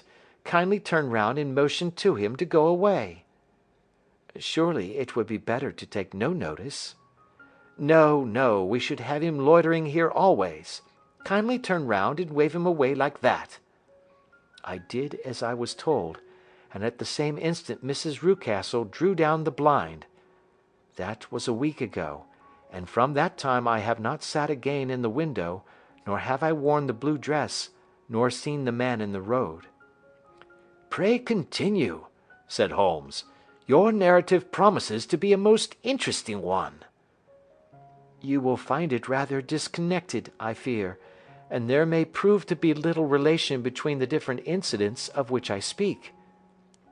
On the very first day that I was at the Copper Beeches, Mr. Rucastle took me to a small outhouse which stands near the kitchen door. As we approached it, I heard the sharp rattling of a chain, and the sound as of a large animal moving about. "Look in here," said Mr. Rucastle, showing me a slit between two planks. "Is he not a beauty?" I looked through and was conscious of two glowing eyes, and of a vague figure huddled up in the darkness. "Don't be frightened," said my employer, laughing at the start which I had given. "It's only Carlo, my mastiff. I call him mine, but really old Toller, my groom, is the only man who can do anything with him. We feed him once a day, and not too much then, so that he is always as keen as mustard. Toller lets him loose every night, and God help the trespasser whom he lays his fangs upon. For goodness sake, don't you ever, on any pretext, set your foot over the threshold at night, for it's as much as your life is worth." The warning was no idle one, for 2 nights later I happened to look out of my bedroom window about 2 o'clock in the morning. It was a beautiful moonlight night, and the lawn in front of the house was silvered over and almost as bright as day. I was standing, wrapped in the peaceful beauty of the scene, when I was aware that something was moving under the shadow of the Copper Beeches. As it emerged into the moonshine, I saw what it was. It was a giant dog, as large as a calf, tawny tinted, with hanging jowl, black muzzle, and huge projecting bones. It walked slowly across the lawn and vanished into the shadow upon the other side. That dreadful sentinel sent a chill to my heart which I do not think that any burglar could have done. And now I have a very strange experience to tell you. I had, as you know, cut off my hair in London, and I had placed it in a great coil at the bottom of my trunk. One evening, after the child was in bed, I began to amuse myself by examining the furniture of my room, and by rearranging my own little things. There was an old chest of drawers in the room, the 2 upper ones empty and open, the lower one locked. I had filled the first 2 with my linen, and as I had still much to pack away, I was naturally annoyed at not having the use of the third drawer. It struck me that it might have been fastened by a mere oversight, so I took out my bunch of keys and tried to open it. The very first key fitted to perfection, and I drew the drawer open. There was only one thing in it, but I am sure that you would never guess what it was. It was my coil of hair. I took it up and examined it. It was of the same peculiar tint and the same thickness. But then the impossibility of the thing obtruded itself upon me. How could my hair have been locked in the drawer? With trembling hands I undid my trunk, turned out the contents, and drew from the bottom my own hair. I laid the two tresses together, and I assure you that they were identical. Was it not extraordinary? Puzzle as I would, I could make nothing at all of what it meant. I returned the strange hair to the drawer, and I said nothing of the matter to the Rucastles, as I felt that I had put myself in the wrong by opening a drawer which they had locked. I am naturally observant, as you may have remarked, Mr. Holmes, and I soon had a pretty good plan of the whole house in my head. There was one wing, however, which appeared not to be inhabited at all. A door which faced that which led into the quarters of the Tollers opened into this suite, but it was invariably locked. One day, however, as I ascended the stair, I met Mr. Rucastle coming out through this door, his keys in his hand, and a look on his face which made him a very different person to the round, jovial man to whom I was accustomed. His cheeks were red, his brow was all crinkled with anger, and the veins stood out at his temples with passion. He locked the door, and hurried past me without a word or a look. This aroused my curiosity, so when I went out for a walk in the grounds with my charge, I strolled round to the side from which I could see the windows of this part of the house. There were 4 of them in a row, 3 of which were simply dirty, while the 4th was shattered up. They were evidently all deserted. As I strolled up and down, glancing at them occasionally, Mr. Rucastle came out to me, looking as merry and jovial as ever. "Ah," said he, "you must not think me rude if I passed you without a word, my dear young lady." I was preoccupied with business matters. I assured him that I was not offended. "By the way," said I, "you seem to have quite a suite of spare rooms up there, and one of them has the shutters up." He looked surprised, and, as it seemed to me, a little startled at my remark. "Photography is one of my hobbies," said he. "I have made my dark room up there. But, dear me, what an observant young lady we have come upon! Who would have believed it? Who would have ever believed it?" He spoke in a jesting tone, but there was no jest in his eyes as he looked at me. I read suspicion there and annoyance, but no jest. Well, Mr. Holmes, from the moment that I understood that there was something about that suite of rooms which I was not to know, I was all on fire to go over them. It was not mere curiosity, though I have my share of that. It was more a feeling of duty, a feeling that some good might come from my penetrating to this place. They talk of woman's instinct. Perhaps it was woman's instinct which gave me that feeling. At any rate, it was there, and I was keenly on the lookout for any chance to pass the forbidden door. It was only yesterday that the chance came. I may tell you that, besides Mr. Rucastle, both Toller and his wife find something to do in these deserted rooms, and I once saw him carrying a large black linen bag with him through the door. Recently he has been drinking hard, and yesterday evening he was very drunk, and when I came upstairs there was the key in the door. I have no doubt at all that he had left it there. Mr. and Mrs. Rucastle were both downstairs, and the child was with them, so that I had an admirable opportunity.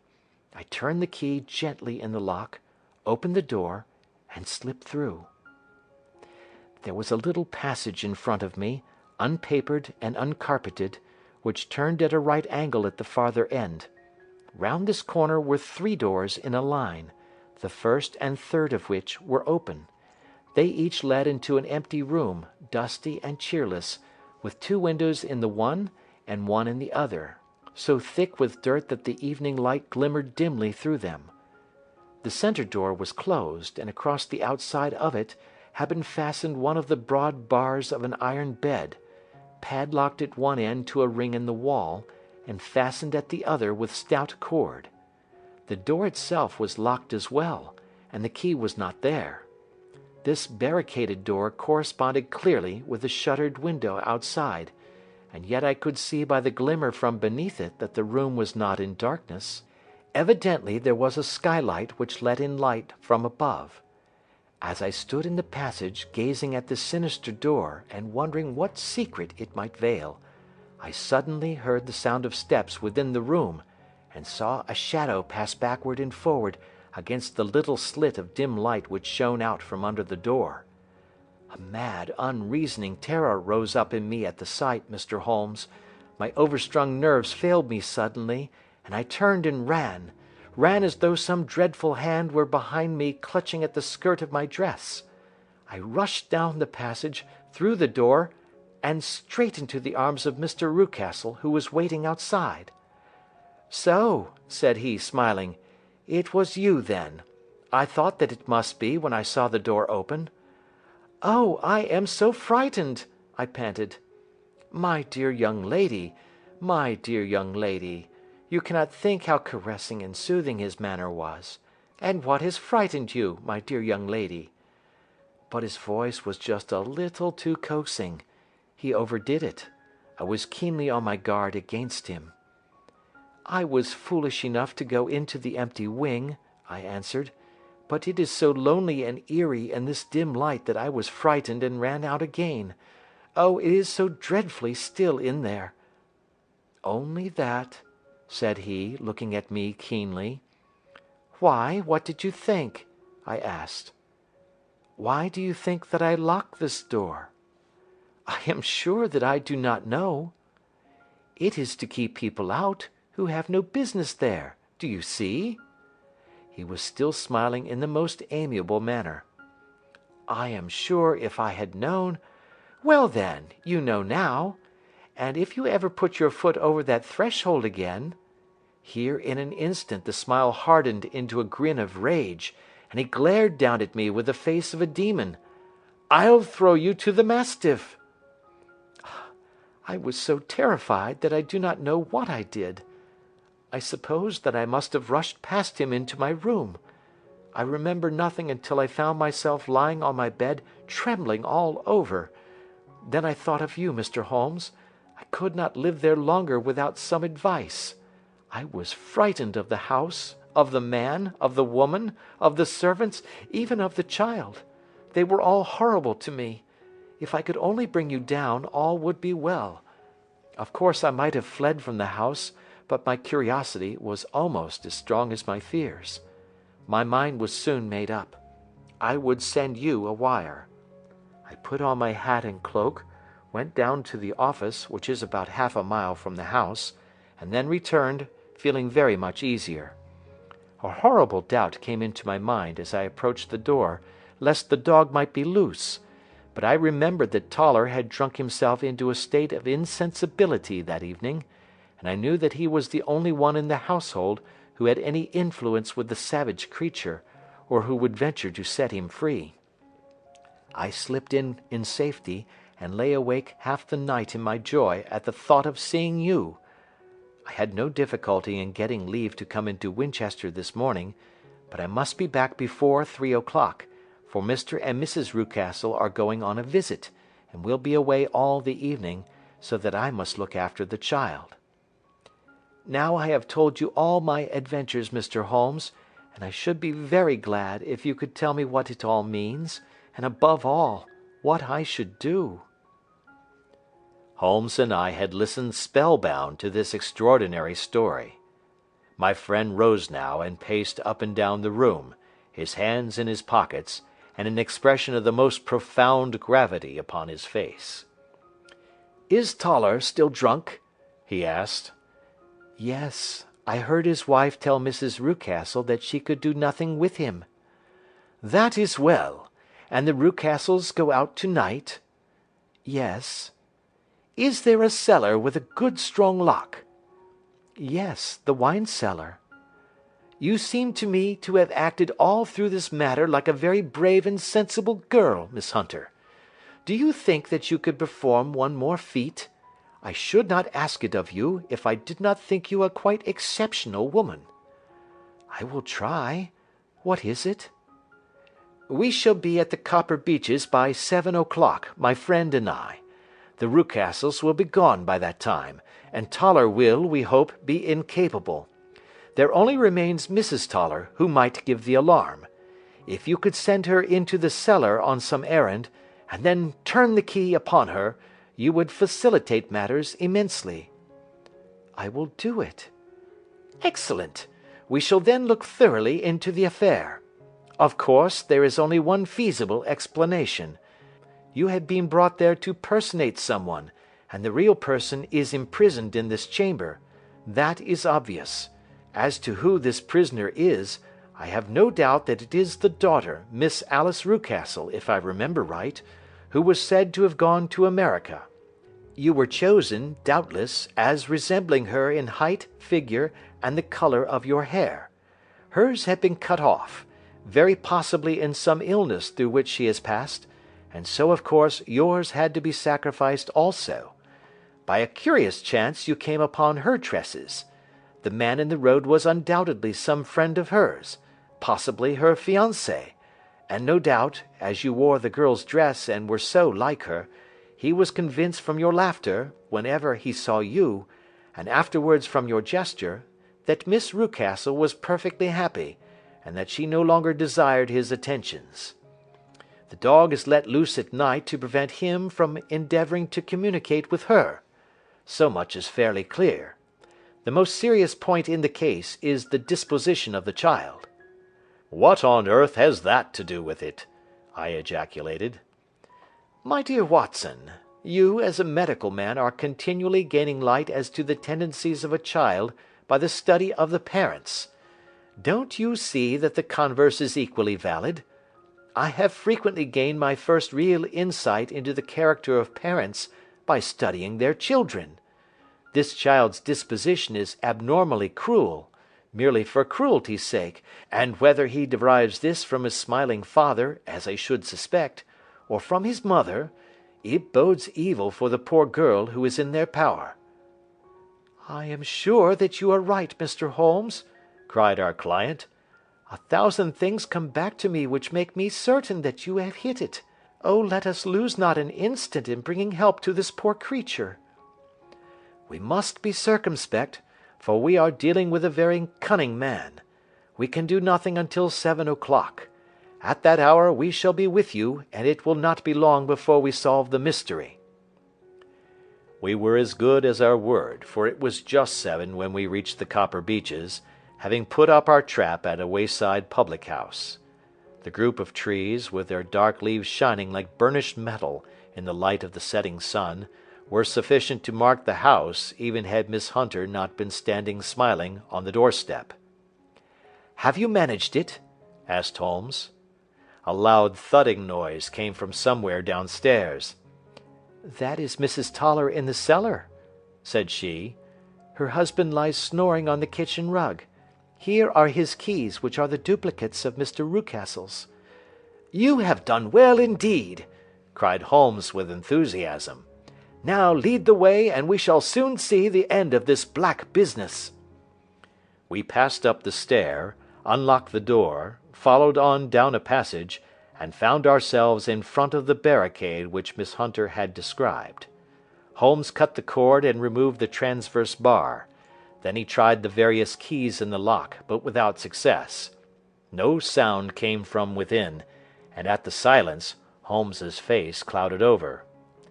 "I trust that we are not too late," said he. "I think, Miss Hunter, that we had better go in without you. Now, Watson, put your shoulder to it, and we shall see whether we cannot make our way in." It was an old rickety door, and gave at once before our united strength. Together we rushed into the room. It was empty. There was no furniture save a little pallet bed, a small table, and a basketful of linen. The skylight above was open, and the prisoner gone. "There has been some villainy here," said Holmes.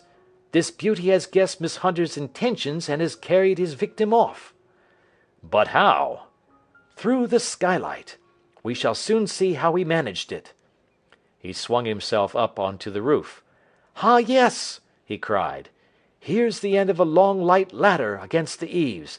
That is how he did it." "But it is impossible," said Miss Hunter. "The ladder was not there when the Rucastles went away." "He has come back and done it. I tell you that he is a clever and dangerous man. I should not be very much surprised if this were he whose step I hear now upon the stair. I think, Watson, that it would be as well for you to have your pistol ready." The words were hardly out of his mouth before a man appeared at the door of the room, a very fat and burly man, with a heavy stick in his hand. Miss Hunter screamed and shrunk against the wall at the sight of him, but Sherlock Holmes sprang forward and confronted him. "You villain!" said he. "Where's your daughter?" The fat man cast his eyes round and then up at the open skylight. "It is for me to ask you that!" he shrieked. "You thieves! Spies and thieves! I have caught you, have I? You are in my power! I'll serve you!" He turned and clattered down the stairs as hard as he could go. "He's gone for the dog," cried Miss Hunter. "I have my revolver," said I. "Better close the front door," cried Holmes, and we all rushed down the stairs together. We had hardly reached the hall when we heard the baying of a hound, and then a scream of agony, with a horrible worrying sound which it was dreadful to listen to. An elderly man with a red face and shaking limbs came staggering out at a side door. "My God!" he cried. "Someone has loosed the dog. It's not been fed for 2 days. Quick, quick, or it'll be too late." Holmes and I rushed out and round the angle of the house, with Toller hurrying behind us. There was the huge famished brute, its black muzzle buried in Rucastle's throat, while he writhed and screamed upon the ground. Running up, I blew its brains out, and it fell over with its keen white teeth still meeting in the great creases of his neck. With much labour, we separated them and carried him, living but horribly mangled, into the house. We laid him upon the drawing-room sofa, and having dispatched the sobered Toller to bear the news to his wife, I did what I could to relieve his pain. We were all assembled round him when the door opened, and a tall, gaunt woman entered the room. "Mrs. Toller!" cried Miss Hunter. "Yes, miss. Mr. Rucastle let me out when he came back before he went up to you. Ah, miss, it is a pity you didn't let me know what you were planning, for I would have told you that your pains were wasted." "Ha!" said Holmes, looking keenly at her. "It is clear that Mrs. Toller knows more about this matter than anyone else." "Yes, sir, I do, and I am ready enough to tell what I know." "Then pray sit down, and let us hear it, for there are several points on which I must confess that I am still in the dark." "I will soon make it clear to you," said she, "and I'd have done so before now if I could have got out of the cellar. If there's police court business over this, you'll remember that I was the one that stood your friend, and that I was Miss Alice's friend too. She was never happy at home, Miss Alice wasn't, from the time that her father married again. She was slighted like and had no say in anything, but it never really became bad for her until after she met Mr. Fowler at a friend's house. As well as I could learn, Miss Alice had rights of her own by will, but she was so quiet and patient, she was, that she never said a word about them but just left everything in Mr. Rucastle's hands. He knew he was safe with her, but when there was a chance of a husband coming forward who would ask for all that the law would give him, then her father thought it time to put a stop on it. He wanted her to sign a paper, so that whether she married or not, he could use her money. When she wouldn't do it, he kept on worrying her until she got brain fever, and for 6 weeks was at death's door. Then she got better at last, all worn to a shadow, and with her beautiful hair cut off, but that didn't make no change in her young man, and he stuck to her as true as men could be." "Ah," said Holmes, "I think that what you have been good enough to tell us makes the matter fairly clear, and that I can deduce all that remains. Mr. Rucastle, then, I presume, took to the system of imprisonment?" "Yes, sir." "And brought Miss Hunter down from London in order to get rid of the disagreeable persistence of Mr. Fowler?" "That was it, sir. But Mr. Fowler, being a persevering man, as a good seaman should be, blockaded the house, and having met you, succeeded by certain arguments, metallic or otherwise, in convincing you that your interests were the same as his."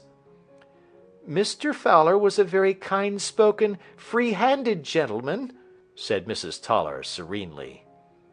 "And in this way he managed that your good man should have no want of drink, and that a ladder should be ready at the moment when your master had gone out. You have it, sir, just as it happened." "I am sure we owe you an apology, Mrs. Toller," said Holmes, "for you have certainly cleared up everything which puzzled us. And here comes the country surgeon and Mrs. Rucastle, so I think, Watson, that we had best escort Miss Hunter back to Winchester, as it seems to me that our locus standi now is rather a questionable one." And thus was solved the mystery of the sinister house with the copper beeches in front of the door. Mr. Rucastle survived, but was always a broken man, kept alive solely through the care of his devoted wife. They still live with their old servants, who probably know so much of Rucastle's past life that he finds it difficult to part from them.